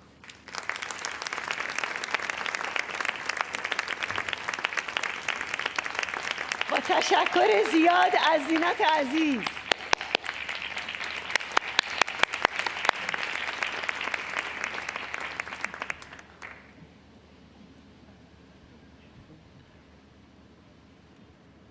Thank you, Ms. Mir Hashemi. Our next speaker is Mr.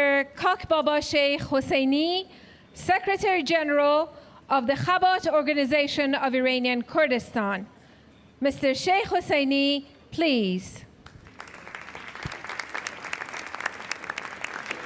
همیهنان گرامی، دوستان عزیز، با تشکر از شما مبارزین راه آزادی و با سلام و درود بر آقای مسعود رجوی و خانم مریم رجوی، رئیس جمهوری برگزیده شورای ملی مقاومت ایران. در آغاز با اعلام پشتیبانی از گردهمایی جهانی از ایران آزاد، خوشحالی و مسرت خودم و سازمان خبات کردستان ایران برای شرکت در این همایش ستودنی و سیاسی عظیم که به شیوه آنلاین برگزار می‌گردد اعلام می‌دارم. سازمان خبات کردستان ایران سازمانی مبارز و انقلابی است که از جانب جناب ماموستا سید جلال حسینی در 5 شهریور سال 1359 هجری شمسی 1980 میلادی موجودیتش را اعلام کرد. اعلام موجودیت سازمان خبات مصادف بود با یورش نیروهای تادندان مسلح و سرکوبگری که به فرمان جهاد خمینی به شهرها و روستاهای کردستان گسیل داشته شدند. سازمان خبات و جناب ماموستا از همان آغاز ماهیت پلید رژیم خمینی را شناختند و به ترفندها و وعده‌های سردمداران رژیم برای مذاکره و مماشات اهمیتی ندادند و جناب ماموستا سیدجلال حسینی درخواست خمینی و خلخالی برای در دست گرفتن امور کردستان ایران تحت سلطه این حکومت شوم را با تصمیم به مبارزه بی امان برای سرنگونی این رژیم پاسخ دادند. رژیم خمینی از آغاز زمامداریش مردم کردستان را با قساوت و شکنجه و سرکوب مورد ستم مضاعف قرار داده که بعد از 43 سال از زمامداریش به جنایت و سرکوب علیه مردم کردستان ادامه می‌دهد و جوانان مبارز را زندانی و اعدام می‌کند و کولبران را به گلوله می‌بندد و جنگل‌های کردستان را به آتش می‌کشد. مردم کردستان ایران حاکمیت آخوندی را دشمن و جانی می‌دانند و برای سرنگونی و نابودیش می‌کوشند. دوستان گرامی، رژیم آخوندی حاکمیتی ضد مردمی باشد که تاریخ ایران چنین حاکمیت و سردمداران فاسد و جنایتکاری را به خود ندیده است. 43 سال حیات و تداوم این حکومت با توسل به سرکوب، اعدام، زندانی کردن مبارزین و جنایت‌های ددمنشانه و سرکوب ملیت‌های ایران و به اغما بردن سرمایه‌های مردم و فساد اداری به شیوهی لرزان این حکومت هنوز پابرجاست. آخوندهای جنایتکار و در رأس آنها خامنه‌ای هر چند سال یک بار با برگزاری نمایش و سیرک انتخاباتی می‌کوشند جامعه جهانی و شماری از عواملشان را معتقد سازند که حکومتی بر پایه رأی مردم بنا نهادند. آخوندهای مکار و سردمداران رژیم این بار و در 28 خرداد 1400 یعنی 3 ماه پیش سیرک و نمایش مسخره به اصطلاح انتخابات ریاست جمهوری و شورای شهر و روستا را برگزار کردند که از ابتدا نتیجه آن معلوم بود، زیرا خامنه‌ای و اطرافیانش ابراهیم رئیسی این آخوند جنایتکار و قاتل هزاران انسان مبارز و مجاهد انقلابی را در تابستان سال 1367 هجری شمسی به اعدام محکوم کرد. جای بسی خوشحالی و مسرت است که مردم ایران در عموم و مردم کردستان ایران به ویژه نمایش و سیرک انتخاباتی اخیر را بایکوت و حتی آمارسازی خود رژیم بر عدم حضور مردم بر صندوق رأی حکایت دارد. عدم شرکت مردم در نمایش انتخاباتی اخیر عدم مشروعیت حاکمیت آخوندی و فرمای بودن سردمدارانش را نشان می‌دهد. شکی نیست که انتصاب آخوند رئیسی به عنوان رئیس جمهور آخرین تیر و آخرین ترفند این حاکمیت خوناشام و به مثابه پایان و سرنگونی محتوم رژیم قرون وسطایی آخوندی می باشد.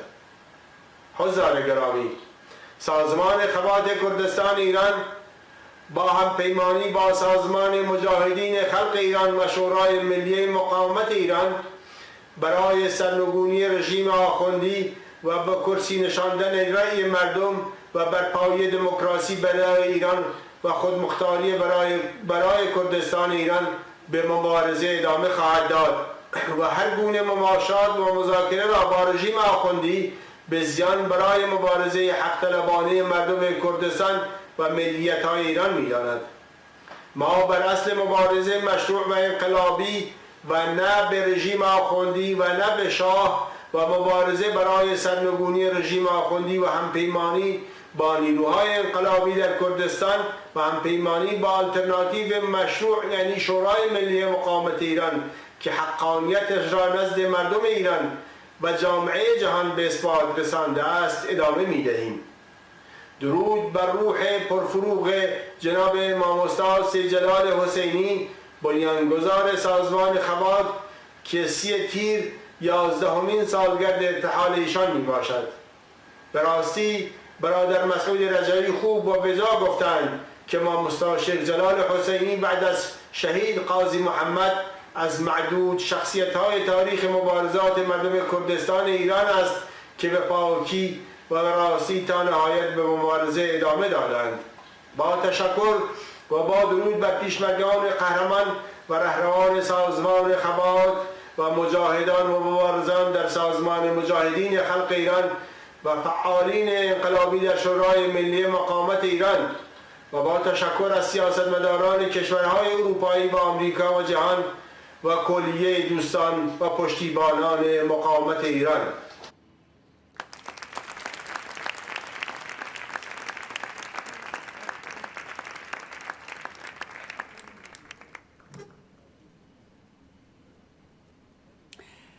Thank you very much. We hear now from Clyda Josha, former Minister of Europe and Foreign Affairs of Albania. She's also been part of the leadership of the Socialist Movement for Integration.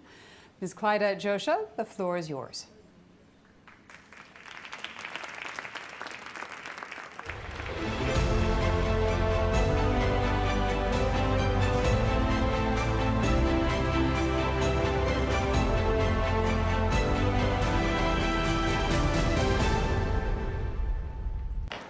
Hello, my name is Clyda Josha and I'm a former Minister of EU Affairs of Albania. I wanted to congratulate you all for organizing such an amazing international event so that the voice of the Iranian people is heard all over the world.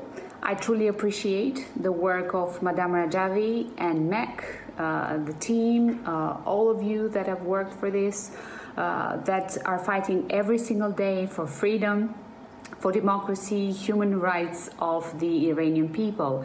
And I'm very proud that Albania has become a shelter for the Iranian opposition and for the people that have suffered and have stood up to the regime that has captured the state of Iran.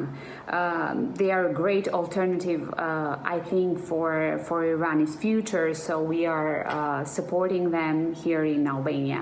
What is happening in Iran is absolutely unacceptable, and for the international community, this should be more cautious.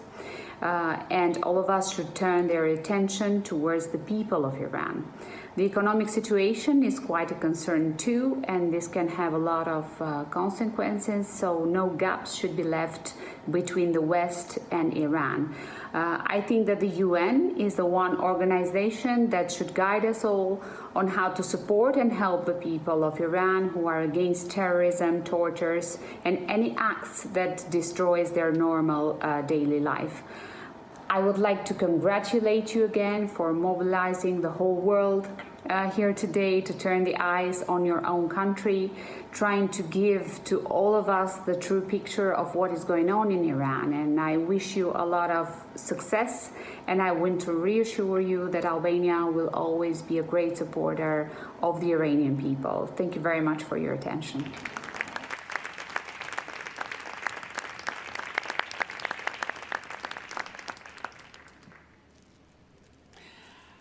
Thank you to Clyda Josha.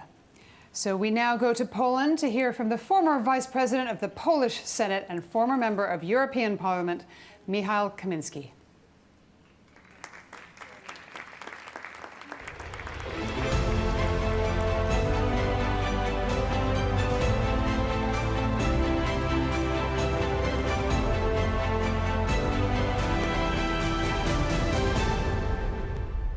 Hello, dear friends. Unfortunately, this year I'm able to join your important meeting only via internet because of the current situation in the world. But I would like to express at the very beginning my full support for Mrs. Rajavi and all the democratic forces in Iran fighting for a free and democratic country. As it is very important to notice that in the recent time, the Iranian regime is becoming more and more aggressive. but it is also important to note that this aggressiveness is not out of strength. This aggressiveness is a rather signal of weakness of the regime, because the people in Iran are really disappointed with the policies of Iranian regime. And last 2 years showed to the whole world and to the Iranian people how unable the cruel regime was to take responsibility for the wellness and health of its own citizens. The total disaster with COVID-19 in Iran is a perfect example that this government is not able to represent the very basic interests of its own people. But with the new so-called elections of a new so-called president of Iran, it is important to note that, as recently reported, I have here the quoting, Javed Rahman, the UN investigator on human rights in Iran, has called for an independent inquiry into allegations of state-ordered executions of thousands of Iranian political prisoners in 1988, and the role played by Ebrahim Raisi as Tehran deputy prosecutor, who is currently Iran's regime's new president. He said that he was ready to share the testimonies and evidence he has gathered in this regard if the UN Human Rights Council or other body sets up by an impartial investigation. He clearly stated, I think it is time, and it's very important now that Mr. Raisi is the president-elect, that we start investigating what happened in 1988 and the role of the particular individuals. This is the Reuters report. So I think it is very important from the international community to express our willingness to fully investigate this cruel crime which was committed by Iranian regime's officers in 1988. It is important because we cannot move forward without prosecuting the people who are responsible for such crimes against the other people. Dear friends, I think that today the Iranian people are more closer to the final achievement of their lives, of the final achievement of being a democratic country. And I think that you have to know that you have a support from all the corners of Europe in your fight for free and democratic Iran. Thank you very much.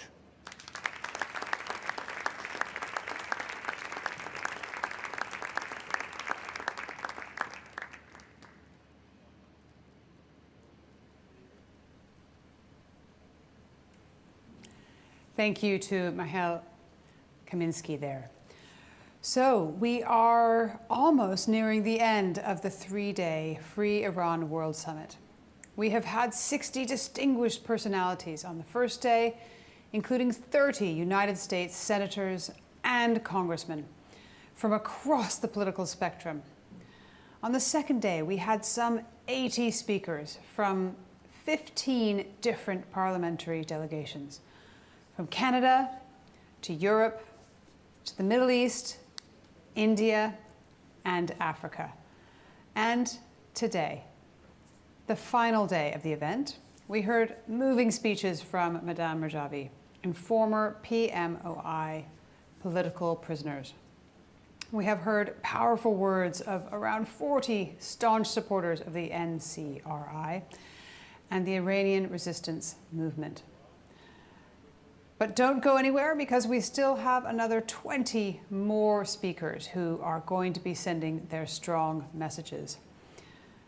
I'm reminded of earlier comments today from Senator Joe Lieberman, giving a strong and articulate call, for example, for regime change, and a reminder in the words of Thomas Paine that tyranny is not easily conquered.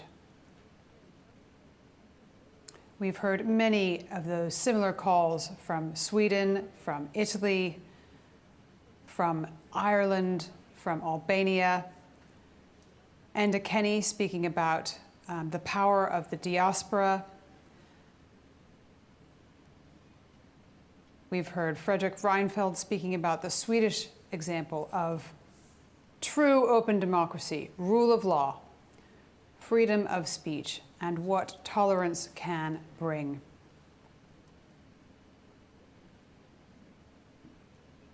We heard from Rudy Giuliani, one of my favorite quotes of the entire day, saying that this is something bigger than us all.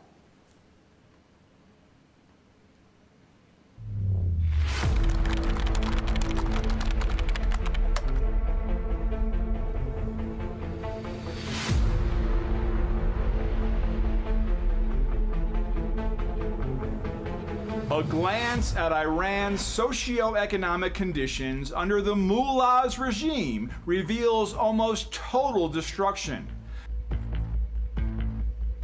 Environment represents one of the biggest crises in Iran.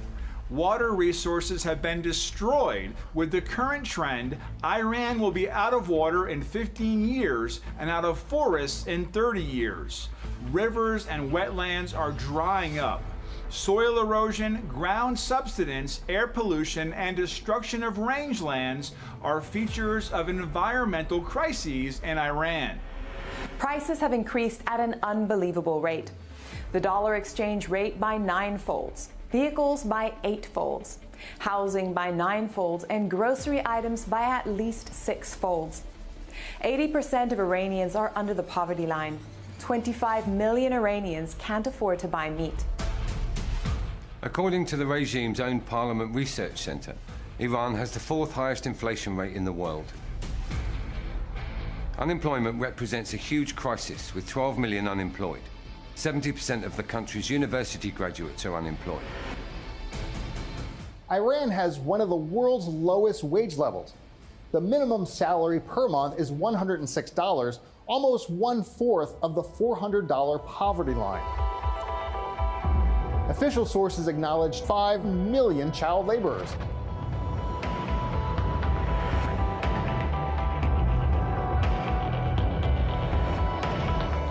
With close to 10 million addicted, the addiction age is down to 11 years. A horrifying number of 20 to 200 addicted babies are born every day. The International Monetary Fund reported in 2019 that Iran's economic growth was at negative 9.5%. Just a few examples might explain some of the reasons. Discrepancies between Iran's custom records with the foreign parties in the 9-year interval of 2001 to 2010 was an astonishing $127 billion. Foreign minister said, "We had to give $35 billion to some people, and now no one knows where the money has gone." According to a government-controlled website, at least $22 billion worth of currency has disappeared.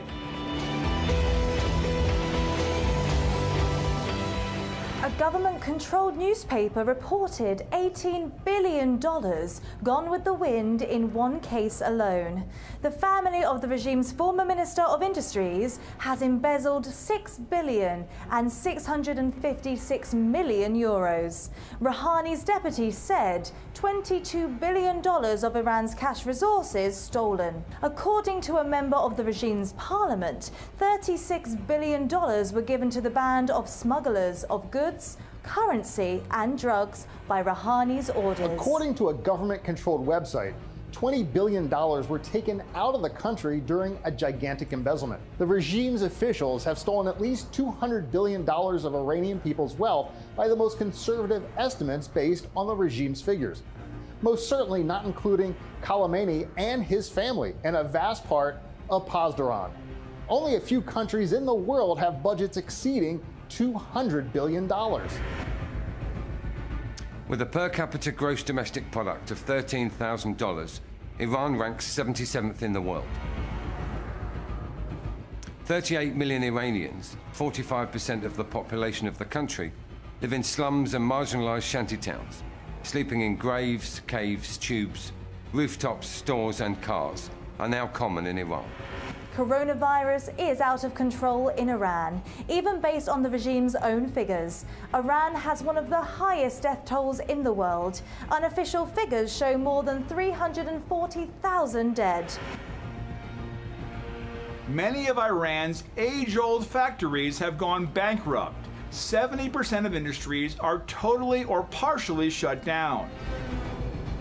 According to the International Monetary Fund, every year 150 to 180,000 highly educated persons leave Iran.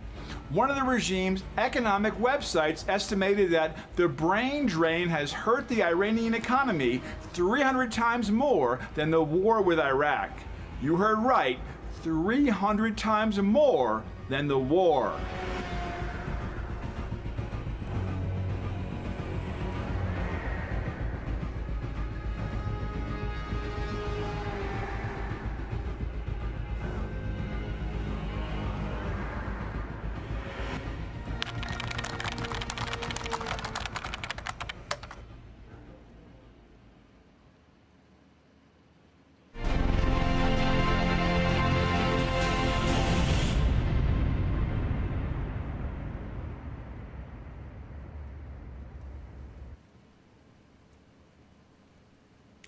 Next on the line, we have some very eminent foreign policy experts who have held top offices in different administrations in the United States, as well as the U.S. Army.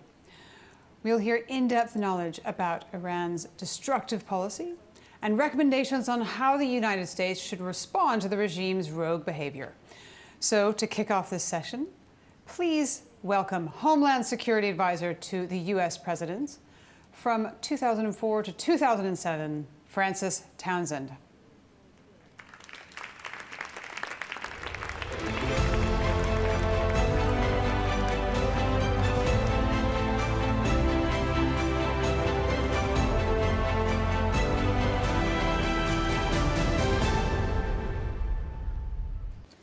Hello, and thank you for the invitation to join you again today, this time virtually.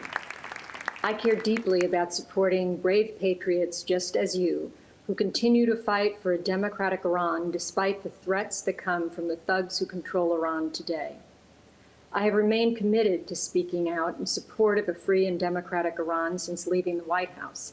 The current regime has no interest in meaningful reform, which would by necessity remove them from power. While the world engages with Iran on its nuclear weapons program, the many other malign activities of the regime must not be ignored. Since the 2015 signing of the Joint Comprehensive Plan of Action, the Iranian regime took the millions of dollars released to them and stepped up its terror activities within the region and around the world, launching cyber attacks against Saudi Arabia, providing military funds and support to the Houthi in Yemen, and of course, targeting their opponents both inside and outside of Iran. In 2018, the regime launched a well-planned, well-funded, but thankfully poorly executed attack just outside one of our rallies in Paris, which was led by Mrs. Rajavi. It was attended by a long list of international dignitaries, many of whom you will hear from today. This brazen attempt to intimidate and coerce the opposition has only made us stronger and more resolute. Shortly after President Biden's inauguration this year, those responsible were sentenced to heavy prison terms, the regime allowing the main terrorists responsible for the plot to travel to Europe on a diplomatic passport is only one important fact tying the Iranian regime to the attempted bombing of that rally, attended by thousands. Even signing the JCPOA seems to have had no impact on the regime's terrorist activities. The guilty verdicts in this case were vehemently opposed by Iran's leadership, yet Rouhani alluded to terrorist operations, such as this one, as having the prior approval of the regime. He said, and I quote, "All the complex issues of foreign policy and the field of defense are discussed in the Supreme National Security Council, whether when we want to carry out a defensive operation and whether when we have to carry out an offensive operation somewhere, or whether we want to undertake an important political task. They will definitely be discussed in the NSSC," end quote. The conviction of Assadollah Assadi, along with his three accomplices, will greatly influence the counterterrorism effort across Europe in the future. Assadi was unable to maintain his diplomatic immunity as a defense strategy, and his cohorts were stripped of their dual Iranian-Belgian citizenship. Bahram Qasimi, a spokesman for the Iranian Foreign Ministry, continues to push the narrative that this was, quote, a staged conspiracy, unquote, to sever relationships between Europe and Iran, and that these four men were victims of a larger political scheme. There is a continued effort to hold the Islamic Republic of Iran accountable for these acts of terrorism. We should remain hopeful that for future legislation allowing EU states to sue a state for terrorism and financial compensation for its victims. Iran is still lobbying to reverse the sanctions put in place, and it could be closer than we think.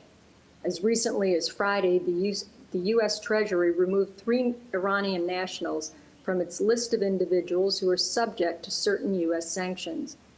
An anonymous Treasury spokesman said, quote, "These delistings do not reflect any change in U.S. government sanctions policy towards Iran.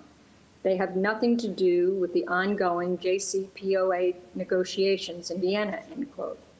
But the economic consequences of sanctions continue to be a motivating factor, pushing the regime back to the negotiating table.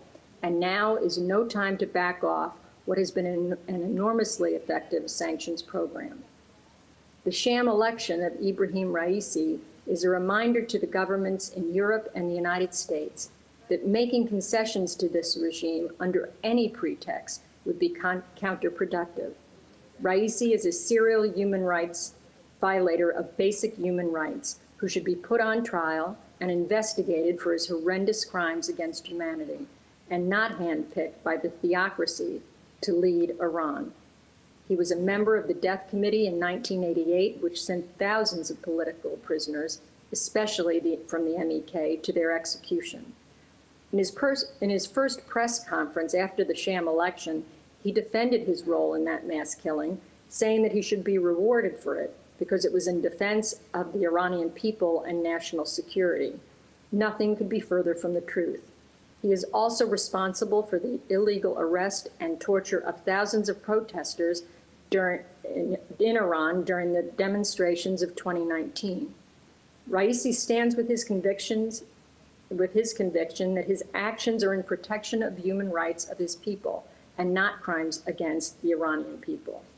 The United States sanctioned Raisi in 2019 for his role in these human rights violations, but it remains difficult to hold him to any basic standard.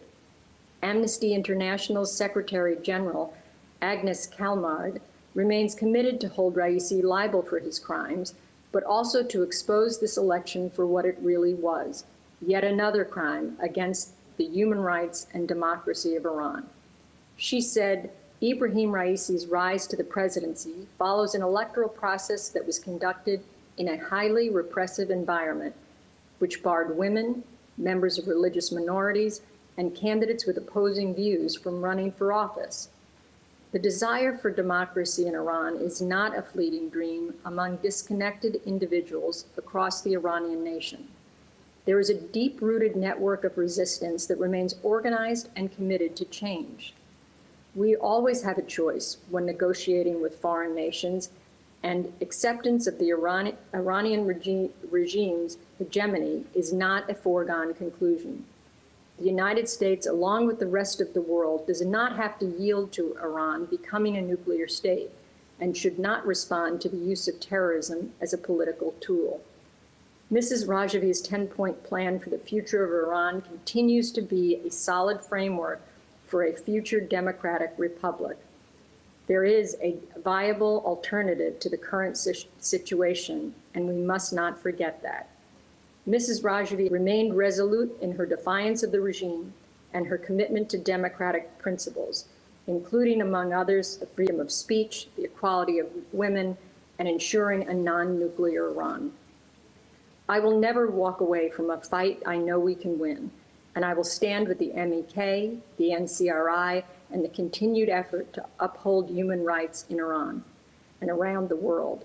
It is both imperative and our responsibility to speak up for those in Iran who cannot because they have been silenced by the regime. We must remain committed, strong, persistent, and tenacious to reach our ultimate goal of a free and democratic Iran, where a rally such as this can be held I am proud to play a small part of this endeavor and will remain with you until we can see that day. Thank you.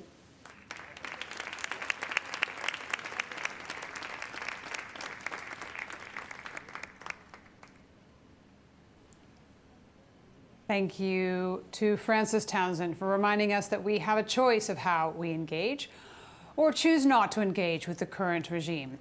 We will now hear from the 34th Commandant of the Marine Corps. Please welcome General James Convoy.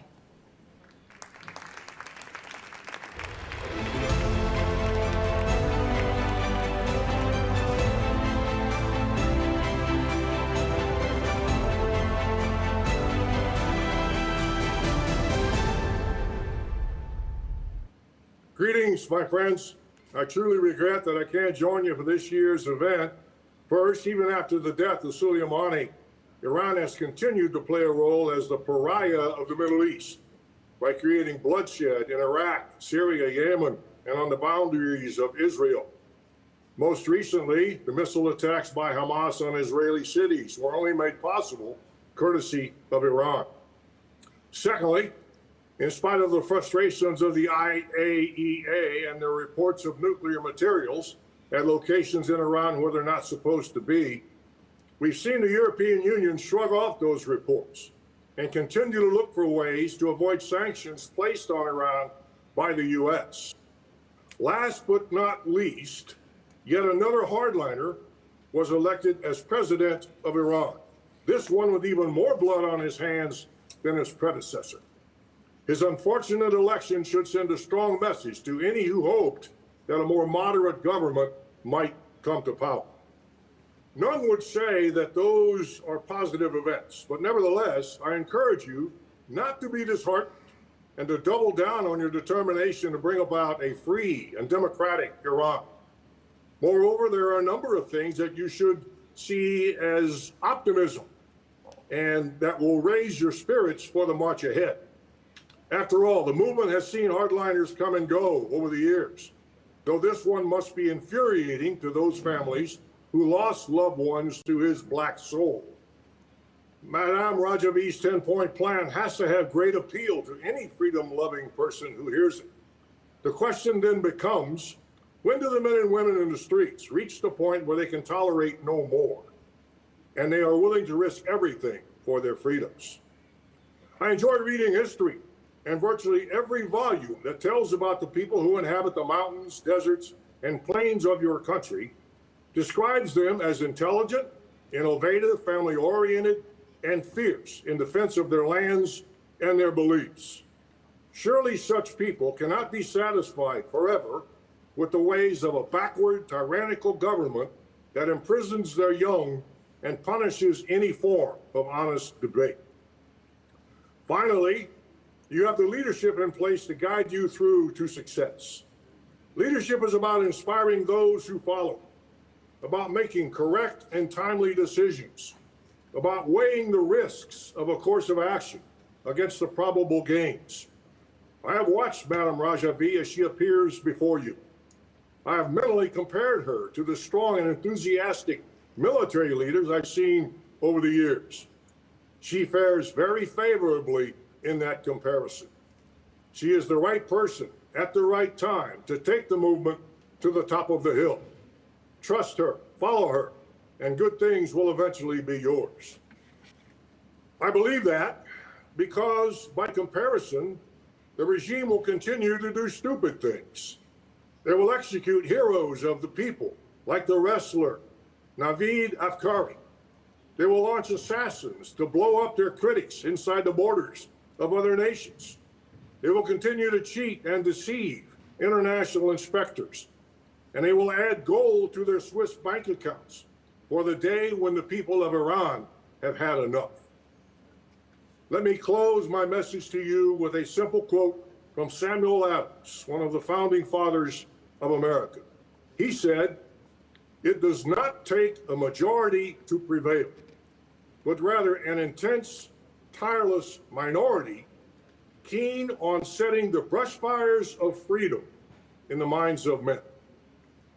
Hang tough, my friends, because your day is coming. And have a great conference.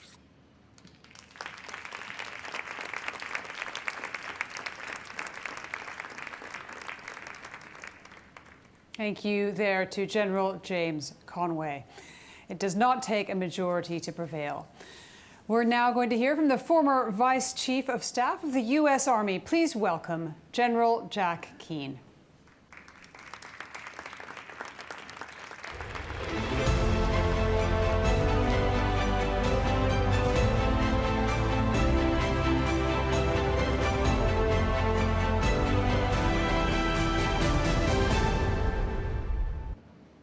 Thank you. It's a pleasure to be with you, my Iranian friends, once again. I'm so honored to be with the National Council of Resistance of Iran, the MEK, and your exceptional, courageous leader, Ebrahim Raisi. It is so fitting that I'm here before the United States Capitol, the living symbol of the oldest and most prosperous democracy in the world, whose people, Americans, resisted tyranny and authoritarian control, fought and died for their freedom. Now, 246 years later, I join my American colleagues in fully supporting your resistance movement, your drive for a free Iran, your willingness under the leadership of Ebrahim Raisi to inspire the people of Iran and the people around the world by vividly bringing to the world's attention the struggle of the Iranian people for their freedom. The contours of historic change are taking place in the Middle East as Arab nations and Israel normalize relations to stand together against Iran, the major threat to regional stability. Yet nothing changes with the mullahs, as the people of Iran are still killed in the streets, imprisoned, and tortured, while Iran's proxies since January have conducted almost 30 attacks against U.S. forces in Iraq, attacked Saudi Arabia and Israel with thousands of rockets and missiles, and continue to destabilize the Middle East by prosecuting the civil wars in Yemen and in Syria. And of course, now, in another sham Iranian election, where the Supreme Leader selects the candidates who can run in the election and also pre-selects the winner. Now, Ebrahim Raisi, a mass murderer condemned internationally for killing and imprisoning his own people. Iran has removed the phony pretense of appointing presidents who are willing to collaborate with the international community and improve life at home for the Iranian people. We know Raisi, and we know full well what he and the mullahs will do: crack down hard on any resistance to the regime, prosecute the Iranian proxy wars to dominate and control the Middle East, and continue to pursue the development of nuclear weapons with the ballistic missiles to deliver them throughout the Middle East and Europe. We are entering a very dangerous and precarious time as the Biden administration, pursuing a policy of appeasement and accommodation, fully intends to renew the original nuclear deal of 2015. That deal was opposed by the Arab states and Israel because it provided a clear pathway to a nuclear weapon, as opposed to prohibiting nuclear weapons and granting the mullahs a $140 billion windfall to pursue their foreign wars and terrorism at the expense, as we know, of the quality of life of the Iranian people. In the 6 years since signing of the deal, Iran did not become a responsible and accountable nation in the international community, which was the original intent, after providing Iran the misguided legitimacy of an international agreement. The government in Yemen, friendly to the United States and our allies, was toppled by Iranian proxies, the Houthis, the very year the deal was signed. Iran's aggression in Syria, Iraq, and the attacks against U.S. troops, Israel and Saudi Arabia, increased. Iran, just over a year ago, killed over 1,500 of the Iranian people and imprisoned over 12,000 protesters. How can the Biden administration be so foolish and irresponsible to repeat the same blunder again? The Biden administration and their European allies refuse to accept the truth. What Israel, the Arab states, and the Iranian people know, that Iran will pursue a nuclear weapon in secret, regardless of any deal, in order to preserve their regime. The Israelis proved that when they captured classified documents on the Iranian nuclear program back in January 2018 in Tehran. Iran is relentless in its desire to acquire nuclear weapons. Removing the comprehensive sanctions of the Trump administration by entering into another nuclear deal will enable Iran to fuel their proxy wars and embolden them in silencing their people who resist the regime. The United States must once and for all abandon the idea of appeasing Iran and that Iran can be trusted to change its behavior. Curbing Iran's aggression, prohibiting ballistic missile development, and gaining access to the dozen secret nuclear sites are not even part of the ongoing negotiations. How awful is that? What this harsh reality implies is that Iran is on its way to a nuclear weapon and to even more destabilization of the Middle East. 3 actions to counter this trajectory are recommended. 1, to continue to strengthen the Arab and Israeli coalition against the Iranian regime. The United States should continue its military assistance program to its Arab allies and Israel. 2, the United States must be clear, as President Biden was last week when he said, quote, Iran will not acquire a nuclear weapon on my watch, unquote, which means the mullahs need to be stopped by force if necessary, and the military option must be back on the table.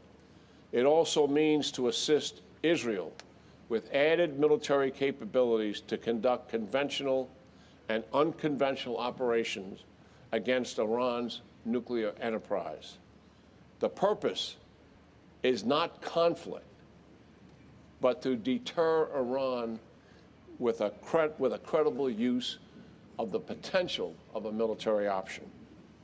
And third, side with the Iranian people and their resistance movement, who want a secular republic based on democratic values to include free and fair elections, freedom of speech, and minority rights. The people of Iran recognize that the mullahs are back on their heels. The regime is much weaker, more vulnerable, largely defensive, and more isolated than ever. The Iranian people see and feel the momentum gaining against the mullahs. The Iranian people know full well that they are the point of the spear. The Iranian people know they are the pathway to regime change. Not only were they in the streets demonstrating against the regime, risking their very lives, but they are part of the espionage and sabotage campaign that has resulted in dozens of explosions and fires at plants and regime facilities, to include an advanced centrifuge nuclear plant and a missile production facility. The United States and the international community are with the Iranian people in their struggle for regime change and freedom. We in the United States are inspired by the Iranian people's raw courage and by Maryam Rajavi's leadership and what she will achieve as president of a free Iran. God bless the American people, and God bless the Iranian people. Thank you.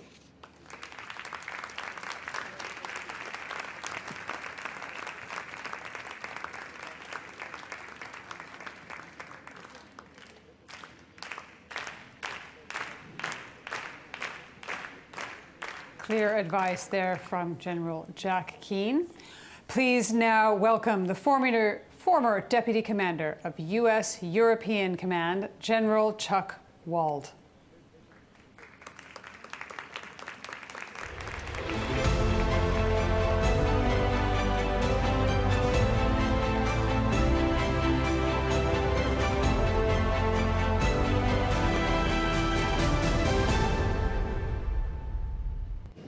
On June 18, 2021, the majority of the Iranian people boycotted the sham presidential election. According to reliable reports by the opposition, 90% of the people shunned the ballot box. Even according to official figures in Tehran, the capital, only 20% participated in the election. The turnout was so low they could not announce more than 20%. This election showed two things. First, the Iranian people do not want this regime, and they reject overwhelmingly the current regime. Second, the accession to presidency of Ebrahim Raisi put an end to the myth of moderation within this regime, or misguided notion that making concessions might lead to a change of behavior. This is the beginning of a new era in dealing with the regime. Therefore, regarding the nuclear issue, we should not make any concessions to the regime. This regime cannot be trusted. Long before the U.S. withdrawal from the JCPOA, this regime has completely violated the JCPOA by continuing its secret military dimensions of the nuclear development program. The recent IAEA report, citing at least traces of enriched uranium found in 3 undeclared nuclear sites, is yet another undeniable fact that the regime cannot be trusted. We must put an end to the 20 years of deception by the regime. The answer to this regime is not more concessions, but a firm stand, a clear message to Tehran that this time there will be a more comprehensive sanctions by the world, not just the U.S. On terrorism, the U.S. and Europe must be united in sending a clear message to Tehran that there will be no tolerance for its continued terrorism. In this regard, it is important to highlight that what the world is facing is state terrorism. Here is one more example about a particular terrorist act, which for the first time, one sitting diplomat of the regime was caught red-handed, convicted, and sentenced to 20 years in Belgium. This is another indication that appeasement does not work, and that in fact that Tehran has intensified its terrorism. In 2018, a regime diplomat was arrested in Germany, and in 2021, he, along with 3 accomplices, were sentenced to heavy prison terms for the involvement in terrorism against the main opposition, the NCRI. The fact that the regime tried to bomb a rally attended by hundreds of international dignitaries in the heart of Europe after the signing of the JCPOA should be a clear, unambiguous warning sign. Tehran has shown its true colors by such terrorist acts and by the appointment of Raisi, the mass murderer. Critically, all the regime officials, including Zarif, whose foreign ministry employed the diplomatic terrorist, and Rouhani, who heads the Supreme National Security Council, were involved in the plot. Zarif himself has said that no action of this scope is carried out without the explicit endorsement of the main security decision-making bodies of the regime. Zarif has stated that the regime's diplomacy is subservient to its international security interest and that the foreign ministry has essentially been an instrument of the Quds forces. So clearly there is no daylight between Zarif, Khamenei, or Rouhani, and there is no difference between hardliners or moderate. They are all terrorists. The regime's belligerence and interference in the countries in the region is also a matter of grave concern. What needs to be highlighted is not simply the malign activities of the regime, as they have already been exposed, but to argue that the regime belligerence is not a sign of strength, but a desperate dictatorship that has not been able to resolve its domestic crisis, and therefore concluding that the West should not let the regime blackmail it. The regime only understands the language of strength and nothing else. Finally, in Iran, there is a strong resistance led by the MK with a strong network inside Iran. The regime in Tehran is very vulnerable, and like many dictators in its final phase, they resort to more atrocities before it falls. The West should not repeat the mistake we made in 1970, considering the Shah regime as being formidable and permanent. This regime is on its last leg. It is time that our government side with the people of Iran and for their desire for regime change.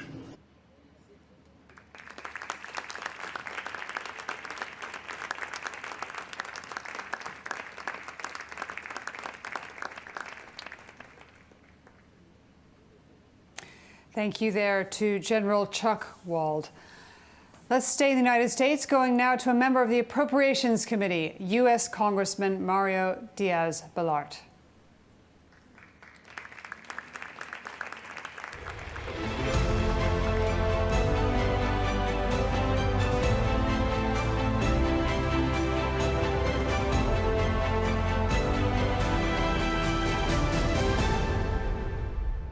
To all of you that continue to fight for the freedom of Iran, please know that there are so many of us that are with you. We stand united in the cause of a free Iran, in the cause of the elimination of that terrorist regime that has repressed and oppressed the Iranian people for decades. Iran will be free because of your efforts. Iran will be free because the Iranian people are demanding freedom. And this terrorist plague that has hurt and destroyed so much and so many for such a long time will forever be in the heap of trash and will be remembered as one of the darkest moments, not only in the history of Iran, but in the history of this planet. Thank you for your activism. Thank you for not tiring. We are with you, and victory and freedom will arrive, will reach Iran sooner than many think.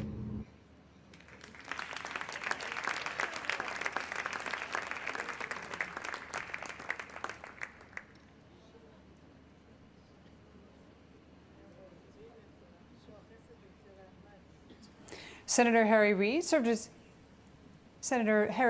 served as U.S. Senator for 30 years. He led the Senate Democratic Caucus from 2005 to 2017, was the Senate Majority Leader from 2007 to 2015, and Senate Minority Leader 2015 to 2017. Please welcome Senator Harry Reid.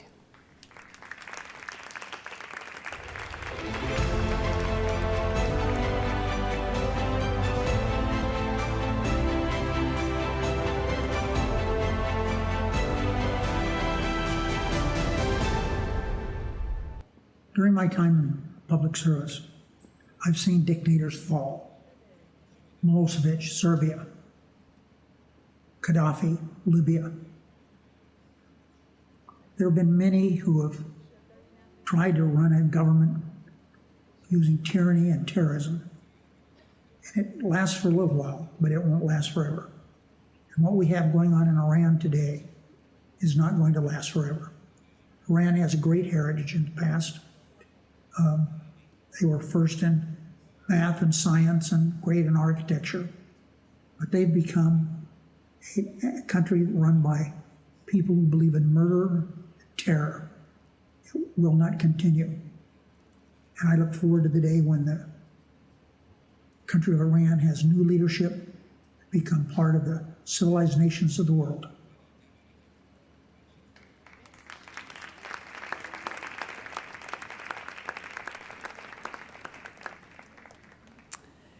Thank you there to Senator Harry Reid.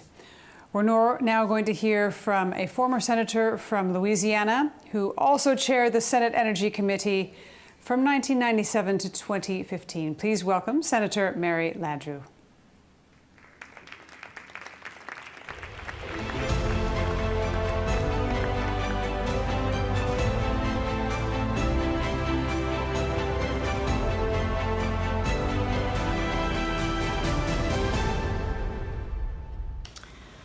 A special hello to all the participants of Free Iran Convention 2021.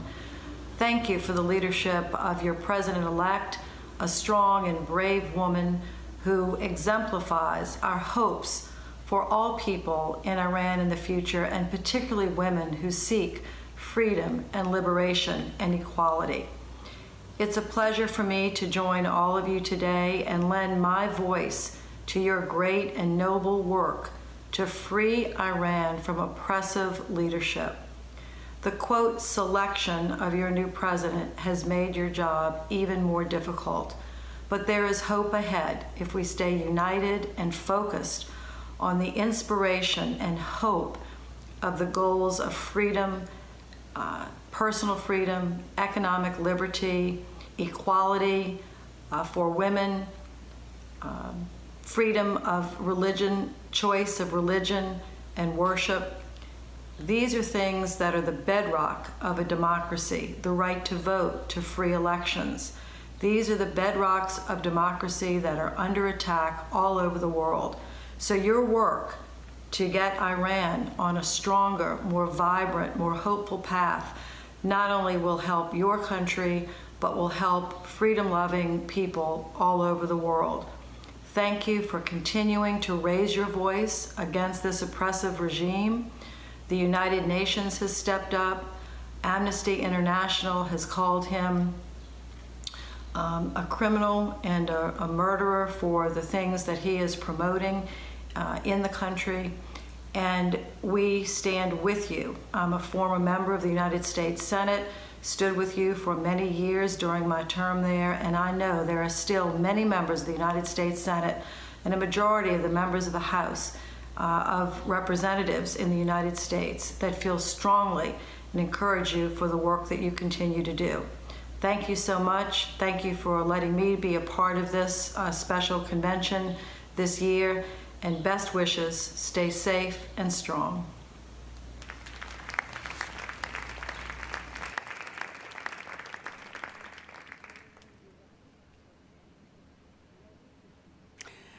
Thank you so much to Senator Mary Landrieu. We're going to stay in the United States, now hearing from Ambassador Nathan Sales.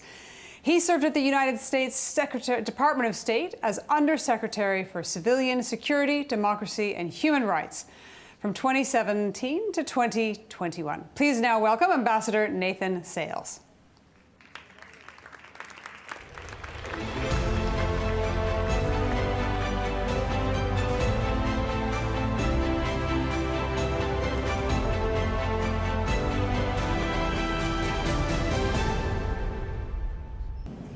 Thank you very much, Kyra. It's a great pleasure to join you all at this year's Iran Human Rights and Democracy Conference. I'd like to thank the tens of thousands of people who are joining us virtually today from all around the world. Most importantly, I'd like to thank the Iranian people, those who are watching inside Iran, as well as the diaspora here in America and across the globe.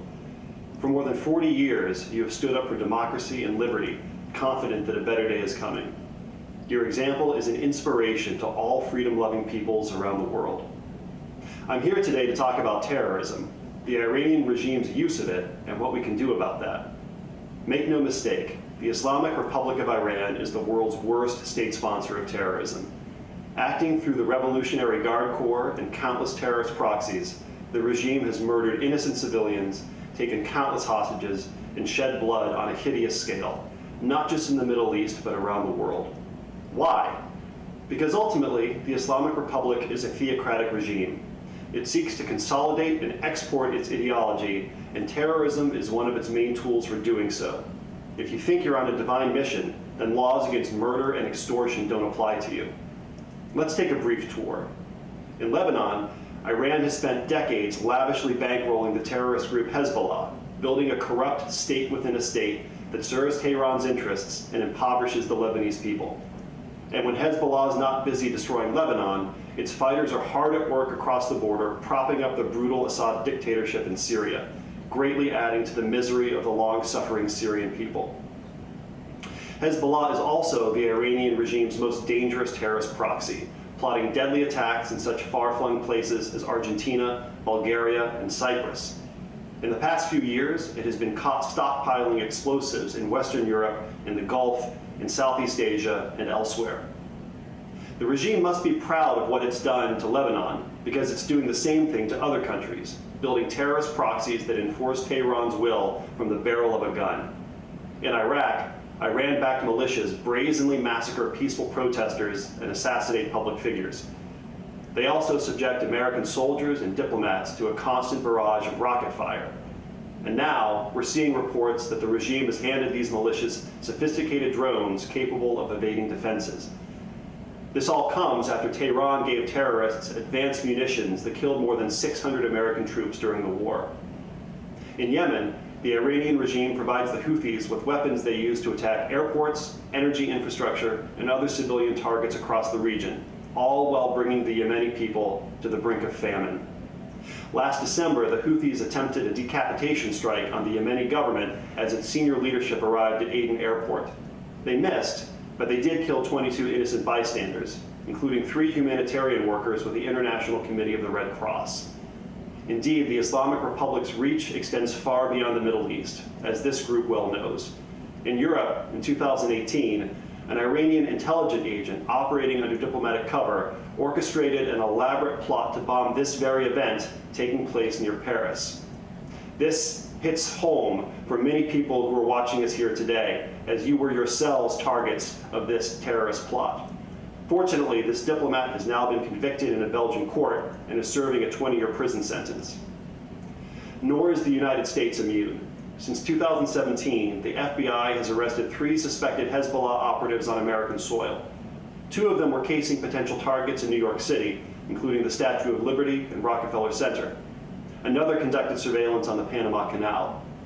But it's important to always remember that the first victims of the Iranian regime's terrorism are the Iranian people themselves. For decades, the IRGC has looted the Iranian economy, corruptly enriching itself at the people's expense. The regime's henchmen gunned down peaceful protesters in the streets with impunity. Its torture chambers brutalize ordinary Iranians for exercising their fundamental rights to free speech and assembly. And now the regime is doubling down on its crimes against humanity. It has used a sham election to install a butcher as president, Ebrahim Raisi, a man whose hands are stained with the blood of thousands of his countrymen. So what should we do about it? That's a big question, but I think that any policy towards the Islamic Republic of Iran has to begin with a simple principle. First, do no harm.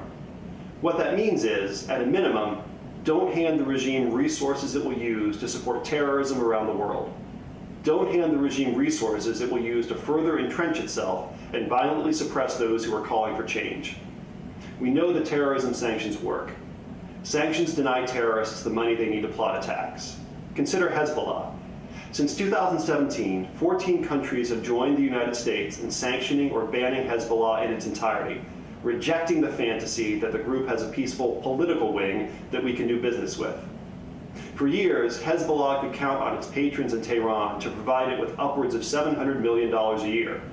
But after America and our allies turned up the heat, the money dried up. Hezbollah's leader was reduced to going on TV and pleading for donations. In 2019, the United States sanctioned the IRGC for supporting terrorism. That same year, we sanctioned Raisi for decades of appalling human rights violations, including his role in the 1988 Death Commission that slaughtered thousands of political prisoners. Remember, the point of sanctions is to change behavior. Until Tehran changes its behavior, those sanctions need to stay in place. In closing, I want to speak directly to the Iranian people. There is no quarrel between the United States and the people of Iran. We seek friendship, and we know that you are not responsible for the crimes committed by your self-appointed leaders. The American people will always support you in your pursuit of freedom and democracy, because we know that the Iranian people deserve better than the Iranian regime. The Iranian people deserve a government that's accountable to them at the ballot box. They deserve a government that respects human rights and the rule of law. They deserve a government that doesn't murder peaceful protesters in broad daylight. They deserve a government that's led by statesmen, not by criminals. They deserve a government that's at peace with its neighbors. And above all, the Iranian people deserve a government that doesn't plunder their wealth to support terrorism and bloodshed around the world. To our Iranian friends, the American people know that your cause is just, and we will always stand with you as you fight to determine your own future. Thank you.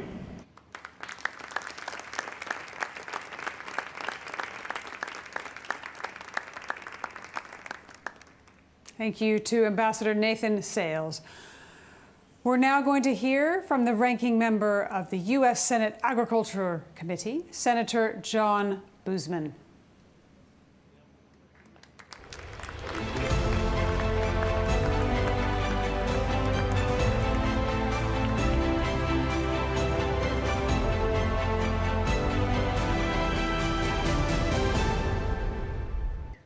Dear friends and participants at the July 2021 International Convention for a Free Iran, thank you very much for asking me to speak at this event, and I apologize that I am unable to attend the Iran Rising for Freedom conference on July 10, 2021.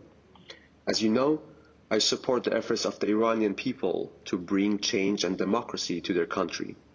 I am disturbed by the ongoing human rights violations in Iran, and I support the Iranian people in their pursuit for peace. The U.S. remains committed to democracy, human rights, civil liberties, and the rule of law, and supports the Iranian people in their calls for a democratic government that respects these rights and freedoms. I also remain committed to preventing Iran from developing a nuclear weapons program. Yours is a noble cause, and it is very important that we continue the dialogue on this matter.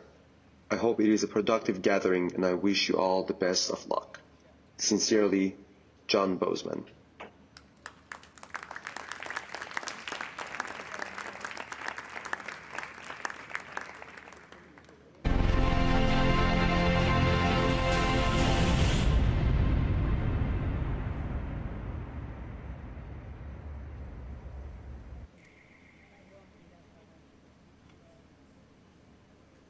And so, we will now hear representatives from 300 associations of Iranian communities outside Iran.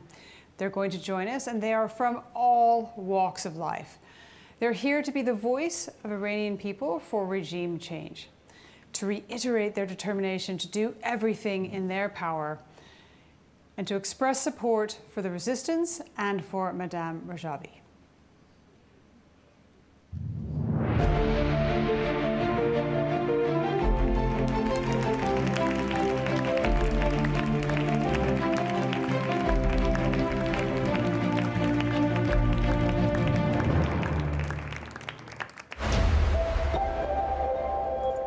همراه با ایرانیان آزاده در جنوب کالیفرنیا حمایت خود رو از 10 ماده خانم مریم رجوی رئیس جمهور برگزیده مقاومت ایران اعلام می‌کنیم. از طرح 10 ماده خانم مریم رجوی حمایت کامل می‌کنیم. از طرح و برنامه 10 ماده خانم مریم رجوی برای ایرانی آزاد، دموکراتیک و بدون نوکلیر حمایت می‌کنیم. ما از طرح 10 ماده خانم مریم رجوی حمایت می‌کنیم. زنده باد آزادی!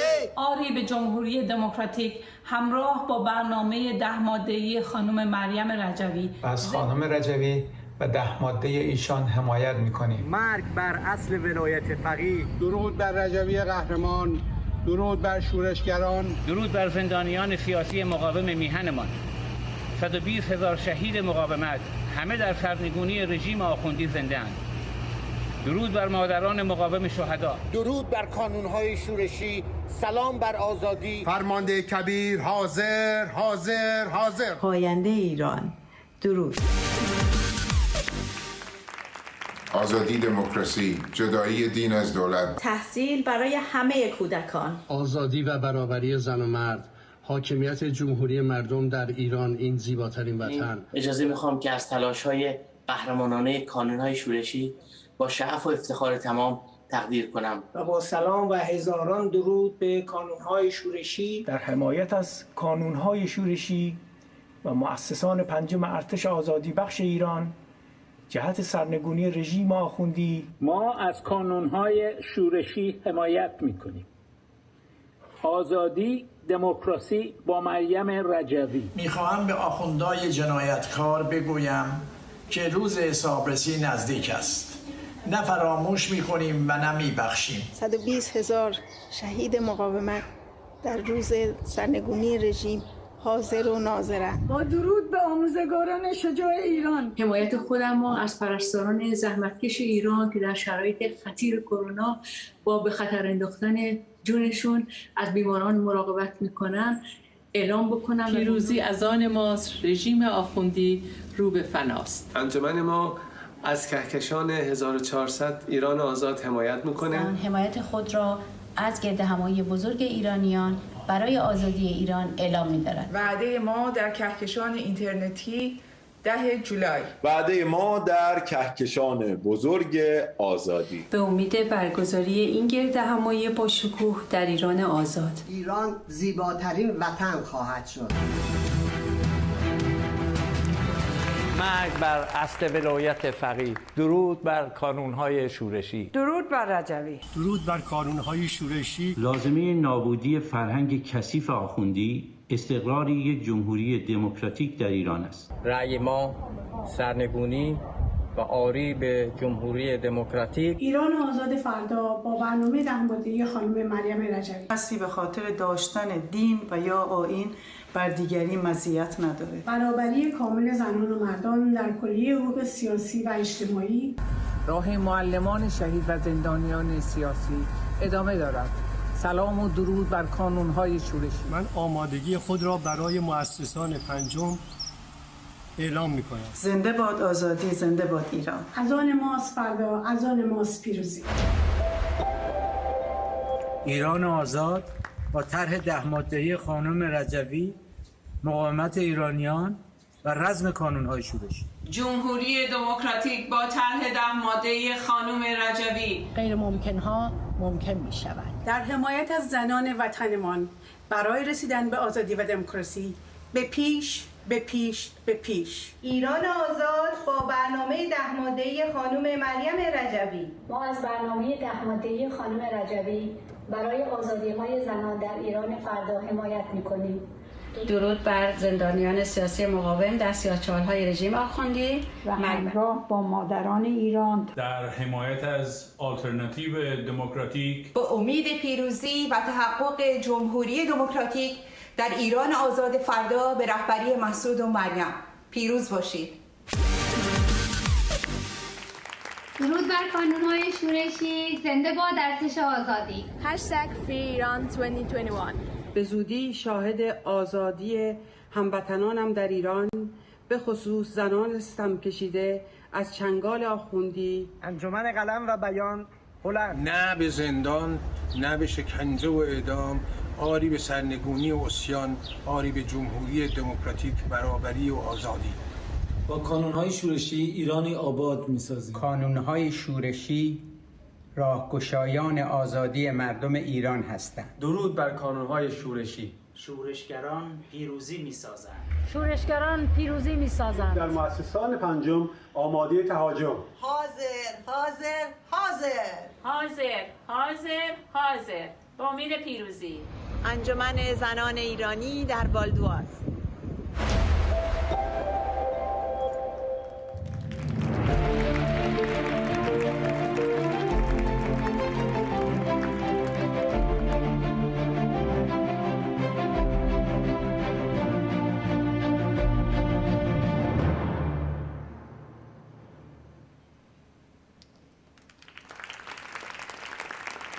And now, a number of representatives of Iranian communities who live abroad will speak to us. Listen now to the power of the diaspora that the former TSOC Enda Kenny spoke to us about earlier today. We'll go first to Professor Kazem Kazarunian, Dean of the School of Engineering at the University of Connecticut. Professor Kazarunian, please go ahead. با گرمترین سلام ها و درودها، خانم رجوی، خواهر مریم عزیز، برگزاری پرشکوه کهکشان امسال رو به شما تبریک میگم. واقعا خسته نباشید، دستتون درد نکنه، دست مریضات. کهکشانی با بالاترین کیفیت و کمیتی که حتی برای دولت‌های بزرگ هم شگفت‌آوره. همچنین تبریک میگم به رهبر مقاومت آقای مسعود رجوی و همه اشرفیان، یاران و هموطنان عزیزم. این پیروزی درخشان در حالی است که رژیم آخوندی با برداشتن نقاب از چهره ماهیت خودش را آشکار کرده.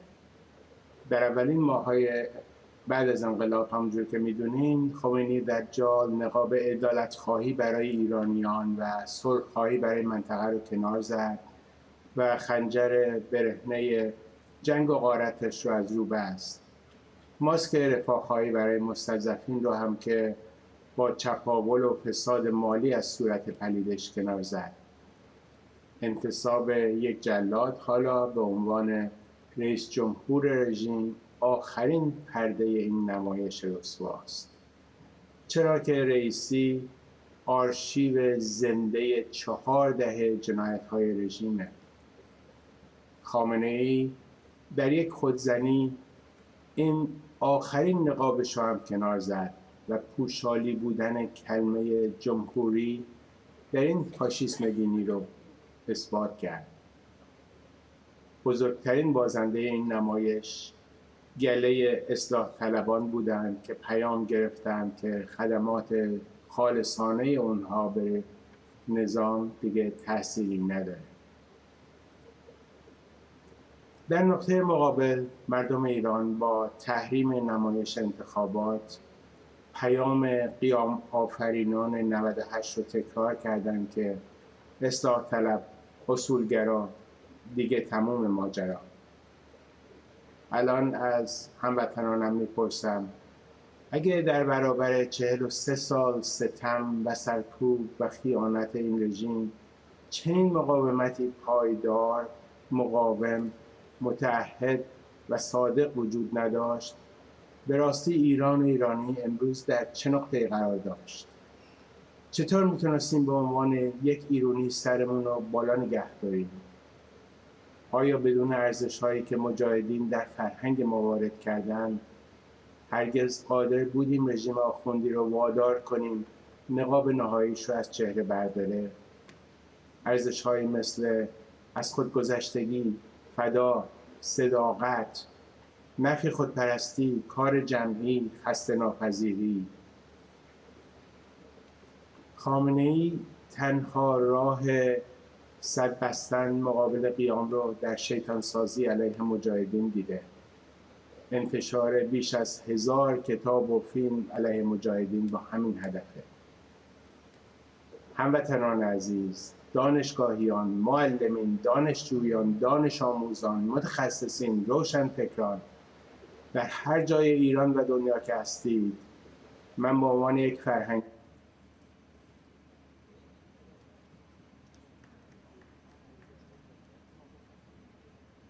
So much. We now invite Dr. Hanifa Kayeri, a director at Lund Institute in Sweden, to please deliver her remarks.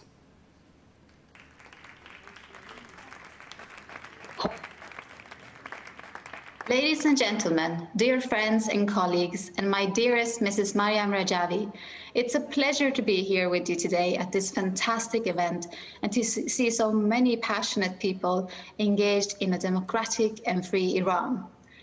Mrs. Maryam Rajavi, I want to congratulate you for this event. This grand annual event being held over 3 days across the entire globe is the strongest signal to you, your hard work and your leadership.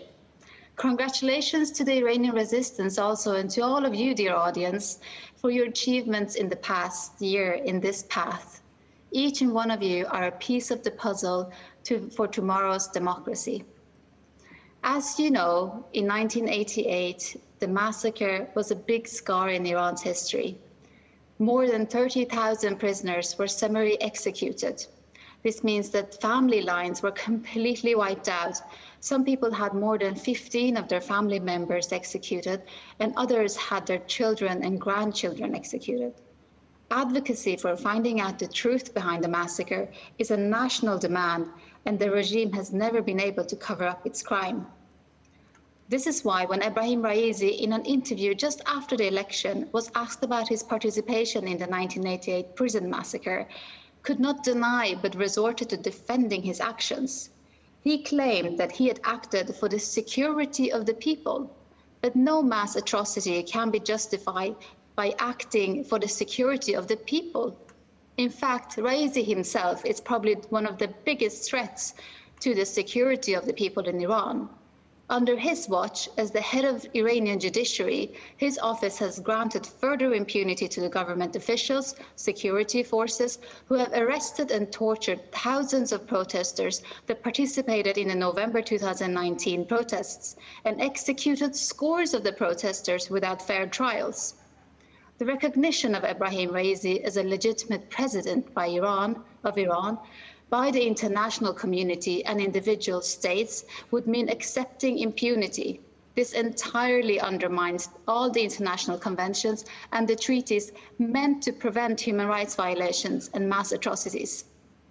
Therefore, the international community is obliged to support an independent investigation into the 1988 massacre, including Ebrahim Raisi's role in the mass executions. We call on the governments and the United Nations and the international community to support an independent investigation and end impunity in Iran. Together with you, Mrs. Maryam Rajavi, and this fantastic support that you have, I'm positive that we will succeed. Both Amnesty International and the UN Special Rapporteur on the situation of human rights in Iran are echoing the call for an impartial investigation into the 1988 massacre. And the Special Rapporteur has said that his office is ready to share the evidence that have been gathered on this event if an impartial investigation is set up. So let us all continue to be the voice of those executed, those oppressed, and those silenced. Let us be the voices of the resilient prisoners and the national heroes in the insurgent camps. I will be proud to stand by you, Mrs. Maryam Rajavi and Baradar Masood, until Iran is finally free. Hazer, Hazer, Hazer.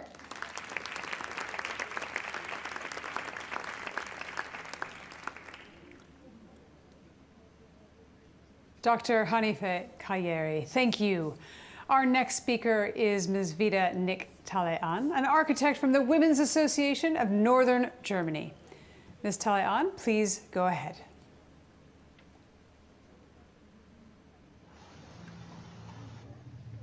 با سلام به یاران مقاومت، به شیر همیشه بیدار برادر مسعود و خواهر مریم عزیز و خواهر گرامیم زهرا مریخی و تمامی اشرفیان شجاع و آزادی ستان.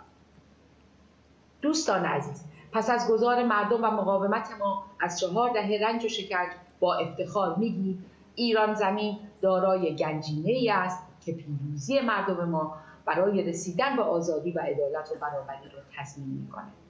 گنجینه‌ای به نام مریم، بالاترین گل شاخسار 4 دهه مقاومت در حاکمیت آخوندهای زنستیز. زنی برخواسته از مجاهدت نسلی از زنان عبور کرده از میدانهای نبرد، تخته‌های شکنجه و جوخه‌های اعدام. زنی که با اندیشه پاکش نسلی از زنان رها را تربیت کرد. همچنین نسلی از مردان رها و قهرمان مجاهد خلق، همچون مجاهد پاکباز مسعود فرشچی. خواهر مریم عزیز، اندیشه شما همه پهنه‌های نبرد را فرا گرفته، چه بین ما اشرف نشانها که پشت سر شما هیچ بنبستی را به رسمیت نشناختیم و پیروزی‌هایی داشتیم که برای خودمان هم باور کردنی نبود، چه در داخل ایران که خواهران شجاعمان همواره جلودار قیام‌ها و اعتراضاتند، تا شیرزنان کانون‌های شورشی که خروششان زمین را زیر پای آخوندها به لرزه درآورد. بدون شک الهام بخش ما زنان ایرانی خواهران مجاهدمون هستند که در پرتو انقلاب شما مسئولیت سنگین رهبری نبرد با این رژیم رو با شایستگی به عهده دارند. خواهر مریم، نامتون بر تارک مبارزات خلق ما می‌درخشه و برای نظام ولایت فقیه وحشت آفرین بوده و هست. شما با صلابتی بی همتا رو در روی قاتلان فرزندان ایران ایستادید. با میتوان و باید صدها رو شکستید. راه فدا و قدرت انسانی برای به دست آوردن تمامی خواسته ها رو به ما ثابت کردید. برای تک تک مجاهدین از جان و دل مایه گذاشتید و گفتید شما سمبل میتوان و باید هستید. در نگاه شما ارزش انسانها نه در خصلت‌های شخصی، بلکه در انتخابشون و ارادهشون برای تغییر و مبارزه برای سرنگونی و فداکاری برای دیگرانی. اندیشه احیاگر در برابر تفکر ضد انسانی آخوندهای حاکم که بقای جنبش ما، سرنگونی رژیم و فردای روشن ایران را تضمین می‌کند. این است علت عشق ما به شما خواهر مریم عزیز که برادر مسعود به درستی شما رو مریم پاک رهایی کند. شما و مجاهدین دست پرورده شما همه چیز خودتون رو بی چشم داشت برای آزادی ایران فدا کردید. قررش کانونهای شورشی رو محقق کردید و فریاد مردم ایران رو در سراسر جهان طنین انداز کردید. درود خدا و خلق خدا بر شما باد. شک ندارم به زودی پای تخت شیر و خورشید پذیرای شما و نسل بیشماران خواهد بود. برای تحقق اون روز ما یک کلام بیشتر نداریم. حاضر، حاضر، حاضر.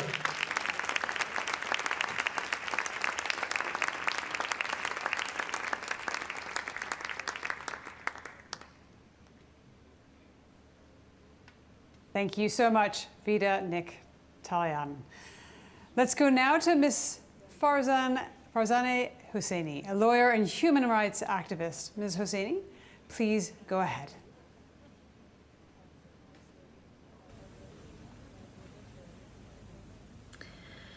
با سلام و درود ویژه خدمت خانم رجوی و آقای رجوی عزیز و تک تک اشرفیان در اشرف 3 که خیلی افتخار میکنم که بینشون یک عمه و یک خواهر عزیز دارم.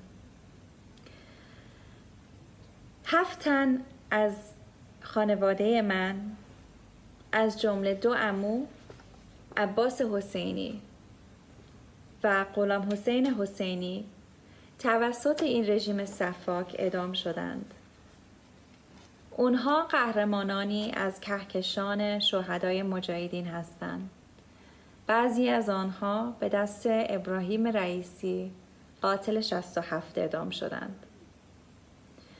بله، همون قاتل بی‌سواد و جنایتکار ابراهیم رئیسی که به عنوان رئیس جمهور کشورمون انتخاب شد از طرف یک قاتل بی‌سواد دیگه به نام علی خامنه‌ای.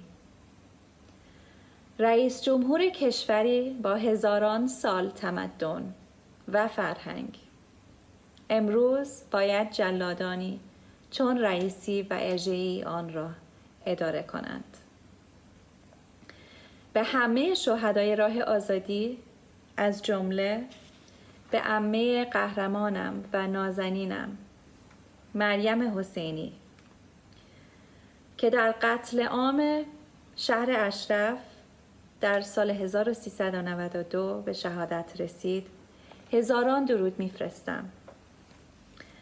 من فرصت دیدار هیچ کدوم از عضو خانوادم که به دست رژیم خمینی اعدام شدن رو نداشتم، اما تعهد میدم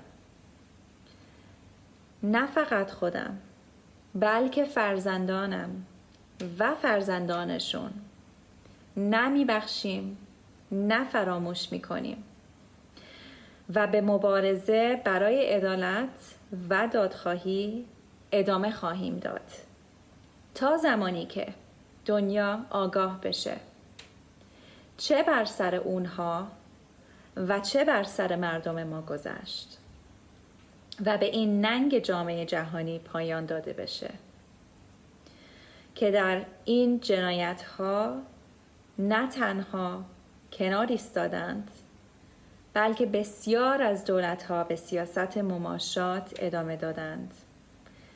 در تاریخ لکه ننگی برای آنها خواهد بود. من از اینجا میخوام یه چیز به دولت انگلیس و در کل به جامعه جهانی بگم. چند دهه سازش شما با این رژیم باعث شده بلاهای اون متاسفانه به سواحل خودتون هم برسه.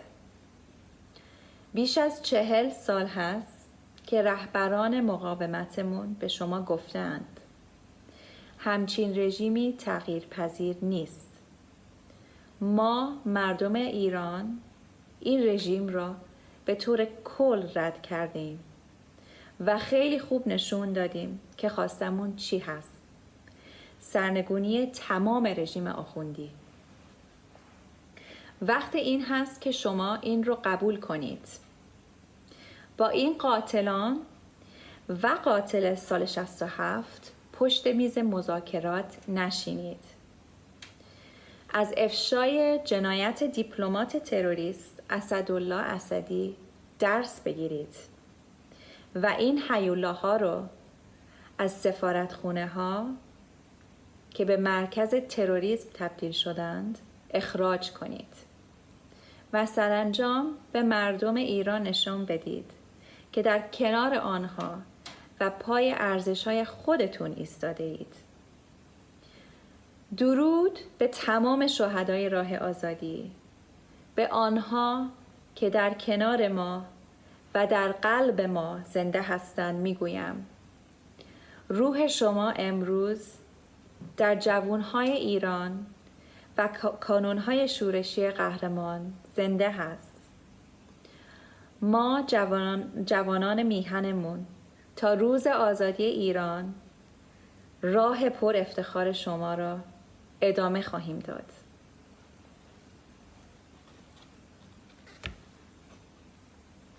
و در آخر به برادر قهرمانم مسعود فرشی درود میفرستم و به اون میگم همونطور که تو خشمت علیه آخوندا رو به شادی و زندگی برای مردم تبدیل کردی، ما هم تعهد میدیم که با همون عشقی که به مردمت داشتی راه تو تا آزادی ایران زمین ادامه بدیم. با تشکر از شما.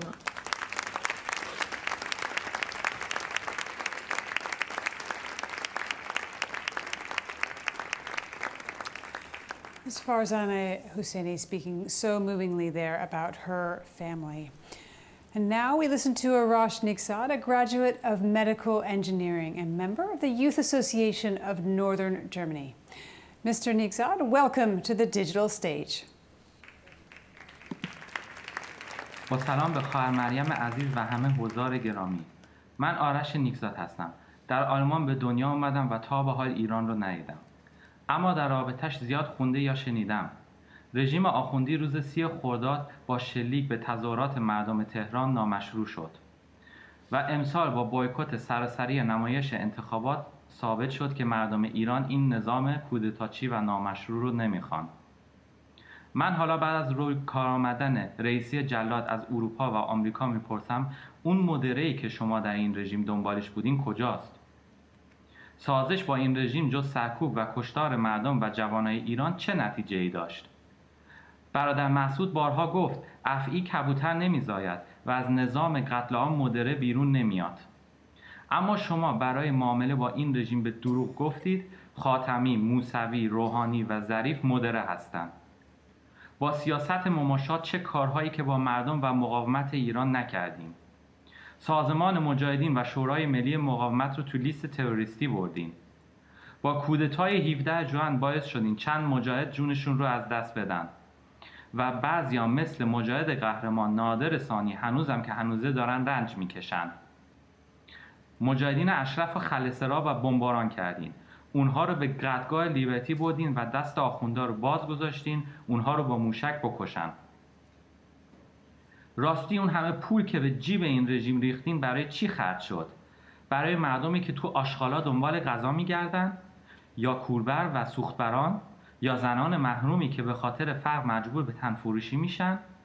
برای کودکان کار؟ برای واکسن کرونا؟ نه، شما خوب میدونین که همه پولها خرج ساختن بمب اتمی و موشک و گروه‌های تروریستی و جنگ افروزی در منطقه میشه. اصلاح طلبان قلابی شما میلیاردها دلار رو غنیسازی اورانیوم میکنن. حالا رئیس جمهور رژیمی که با اون مذاکره میکنین رئیسی جلاده.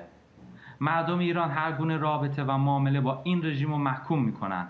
ما از شما میخوایم رئیسی رو پای میز محاکمه بکشونین، سفارت‌های رژیم رو ببندین، مزدورانش رو از کشوراتون اخراج کنین، مقاومت ایران رو به رسمیت بشناسید و از برنامه 10 ماده خانم رجوی برای ایران آزاد غیر اتمی حمایت کنین. مردم ایران آماده قیام هستند. هر ایرانی با غیرت که به این رژیم تن نداده عضو مؤسسان پنجم ارتش آزادی بخش خواهد شد. ما هم همصدا با کانونهای شورشی قهرمان یک صدا فریاد میزنیم: ما زن و مرد جنگیم، بجنگ تا بجنگیم. و آخرش میخوام به عنوان یک اشرف نشان بگم: برادر اسم من را هم بنویس. متشکرم.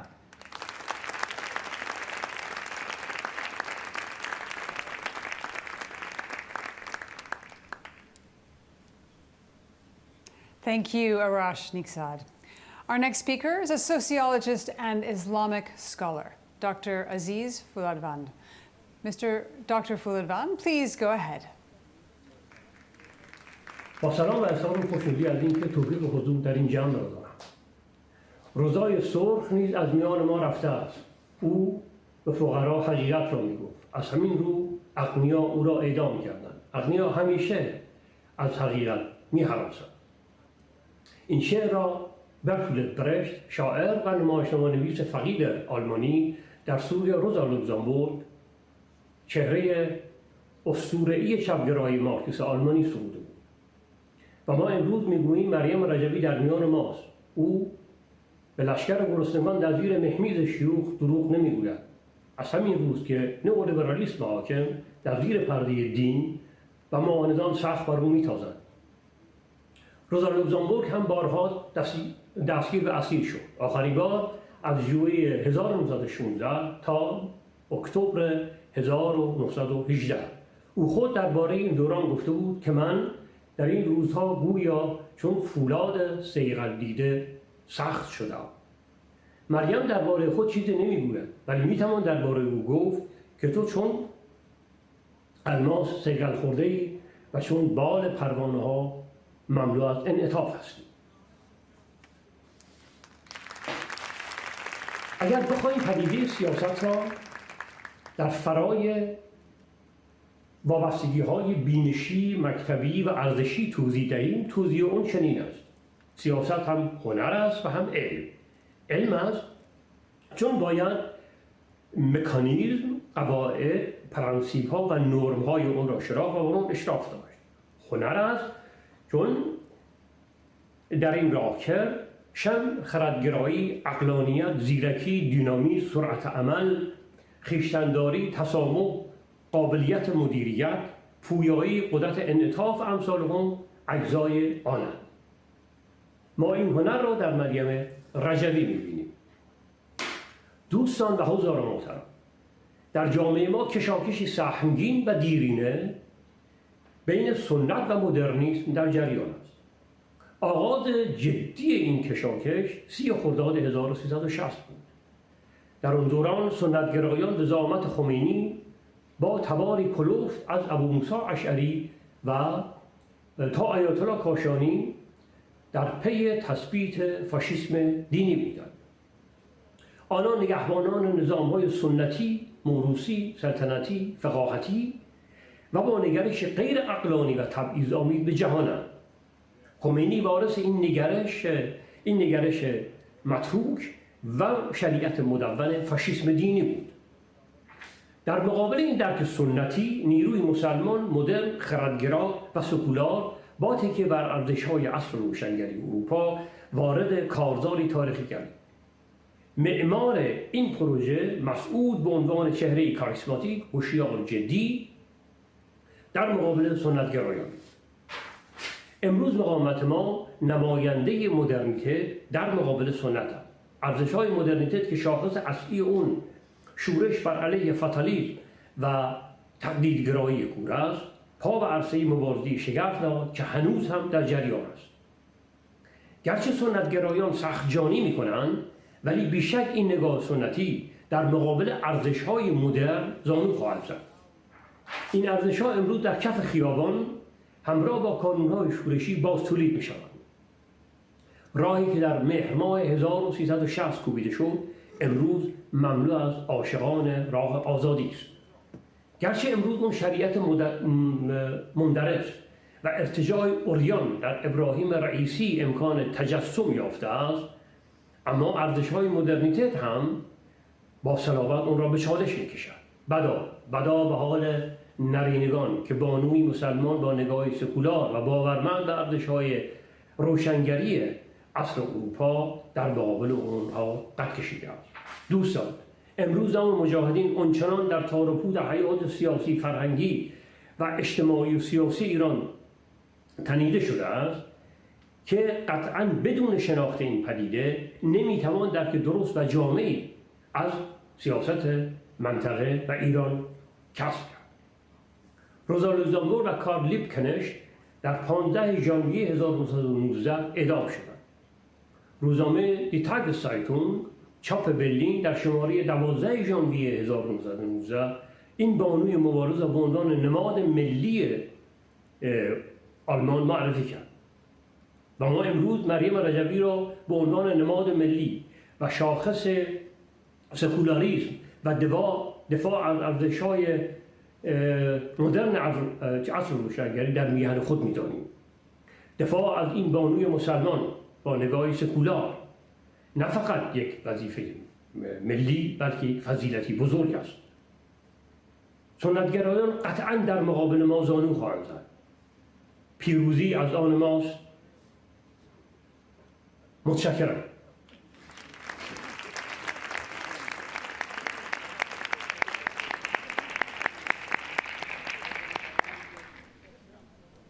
Dr. Aziz Fuladvan, thank you. And thank you to all our speakers today. Thank you so much to those behind the scenes making this happen. I have learned and heard so much from you over the last 2 days. We've heard such strong messages of support for the Iranian resistance from dozens of dignitaries. So many comments stick with me.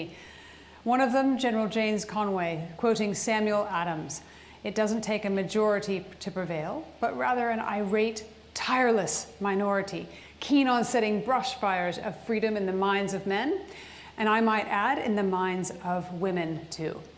And with that, I thank you so much for having me as your host, and I hand you over to Miriam Rajavi for one final time in the Free Iran World Summit 2021. Thank you very much. Thank you very much, dear Eddie. I hope you are not tired and your endurance is admirable. I appreciate your patience and the great work you have done. Really, I must say that your perseverance. And about perseverance, let me tell you that perseverance is a hallmark of our movement. This is why our resistance has been able to resist against the mullahs regime for the past 40 years. It has been a long and hard struggle, but now we are on the march to victory. So once again, thank you, and I wish you success. Thank you very much. Thank you. Thank you for having me. And allow me to thank each and every one of our speakers and honorable personalities who participated in today's event and gave strong speeches and remarks. Unfortunately, because lack of time, I could not name all of you and express my gratitude to you all, but I'm very grateful for your presence today and your support of our resistance. Thank you all, and God bless you, and we will continue for a free Iran.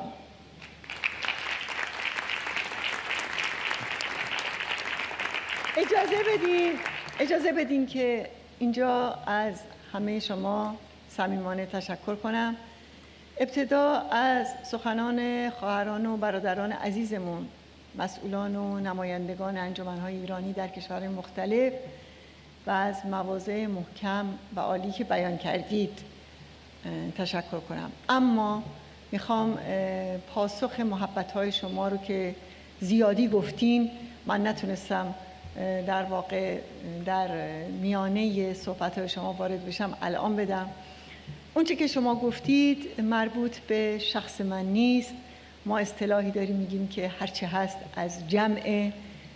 اونچه که به من نسبت دادید از جمع تک تک خواهران و برادران مجاهدمه و البته همه ما مفتخریم که در مسیری هستیم، در راه و در واقع جاده‌ای آمده ایم بیش از 14 یا 15 است که خوشبختانه با رهبری مسعود مجاهدین توانستند و مقاومت ایران تونسته در نقطه فعلی قرار بگیره. بنابراین اونچه که ما داریم در این مسیر از چنان رهبری و چنین رهروانیه، بنابراین همش متعلق به همه این جمع. ثانیاً از فعالیت‌ها و نقشی که شما و همه اشرف نشان‌ها چه در کارزار اشرف چه برای در هم شکستن لیست‌های تروریستی داشتید و نقشی که همین الان برای دفاع از آزادی و حقوق بشر دارید، تشکر می‌کنم. بدونید که از ارزشمندترین دارایی‌های مردم ایران برای کسب آزادی از جمله جمع شما و این صف طولانی شماست، هم برای سرنگونی رژیم هم برای ساختن یک ایران دموکراتیک. بنابراین به همه شما درود میفرستم و سپاسگزارم.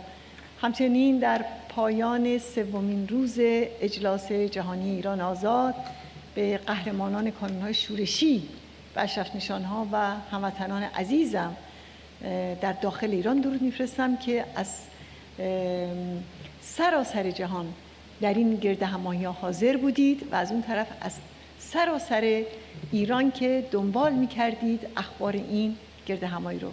اونچه که از همین حالا نشانه‌هاش رو می‌بینیم تأثیرات این گردهمایی و اثراتش در بین هموطنانمون در داخل ایران و تأثیراتش در سیاست بین المللی راجع به مسئله ایران.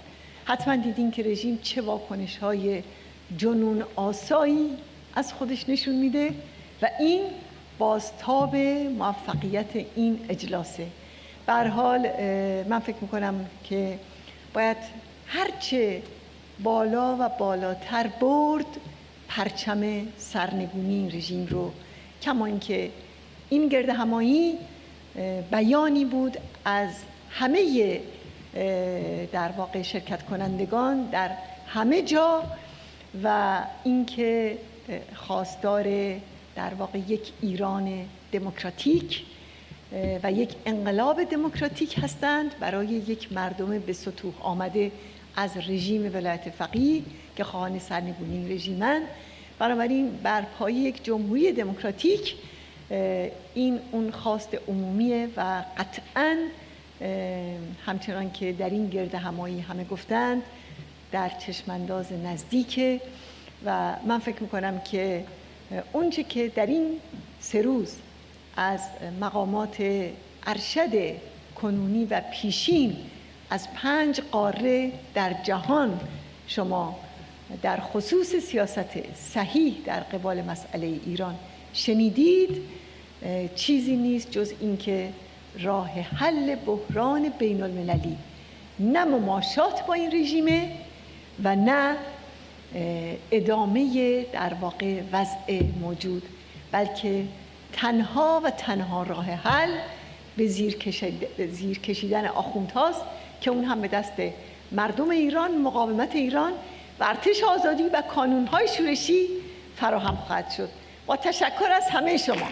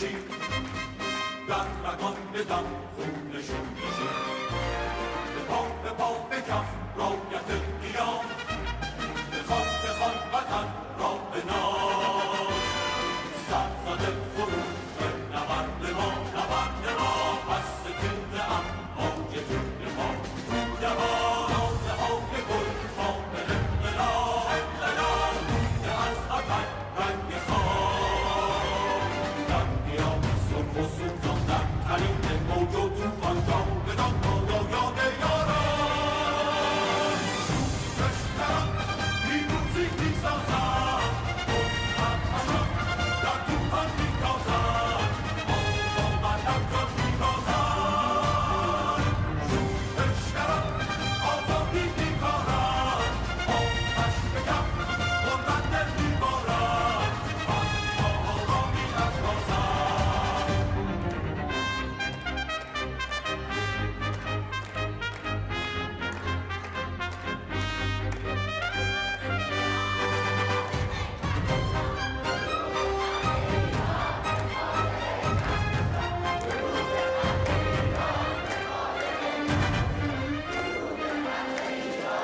ارتش گران درستگان شورش آفرین خلق قهرمان حاصل انقلابی امام سکون مساجد ارتجا کن نگون در قیام سرخ و سوزاندن ترین موج و توفان جاودان بادا یاد یاران شورشگران پیروزی میسازد آتشان در توفان میتازد آمدن جان میبازد شورشگران آزادی میکارد آتش به کف بلند دل میبارد فتواها را میافرازد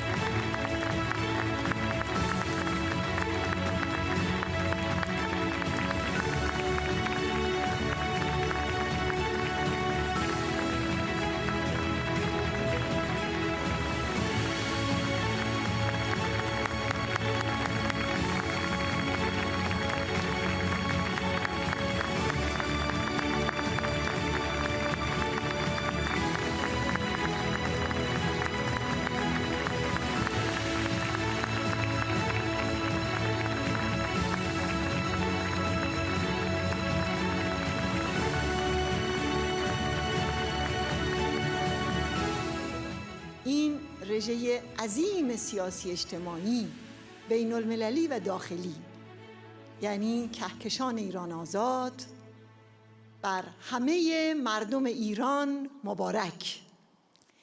بر همه کانونهای شورشی، بر شورشگران در سراسر جهان و در سراسر ایران مبارک.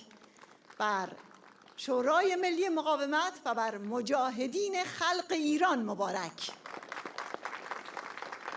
بدون قطع و یقین رژیم ولایت فقیه یعنی حکومت اعدام، حکومت قتل عام و حکومت سرکوب به دست مردم ایران با قیام اونها و ارتش آزادی بخش اونها سرنگون خواهد شد. آری می توان و باید رژیم ولایت فقیه را سرنگون کرد، می توان و باید ایران را آزاد کرد. پیروز باد مردم ایران و پیروز باد جمهوری دموکراتیک و حاکمیت مردم ایران. درود بر همه شما.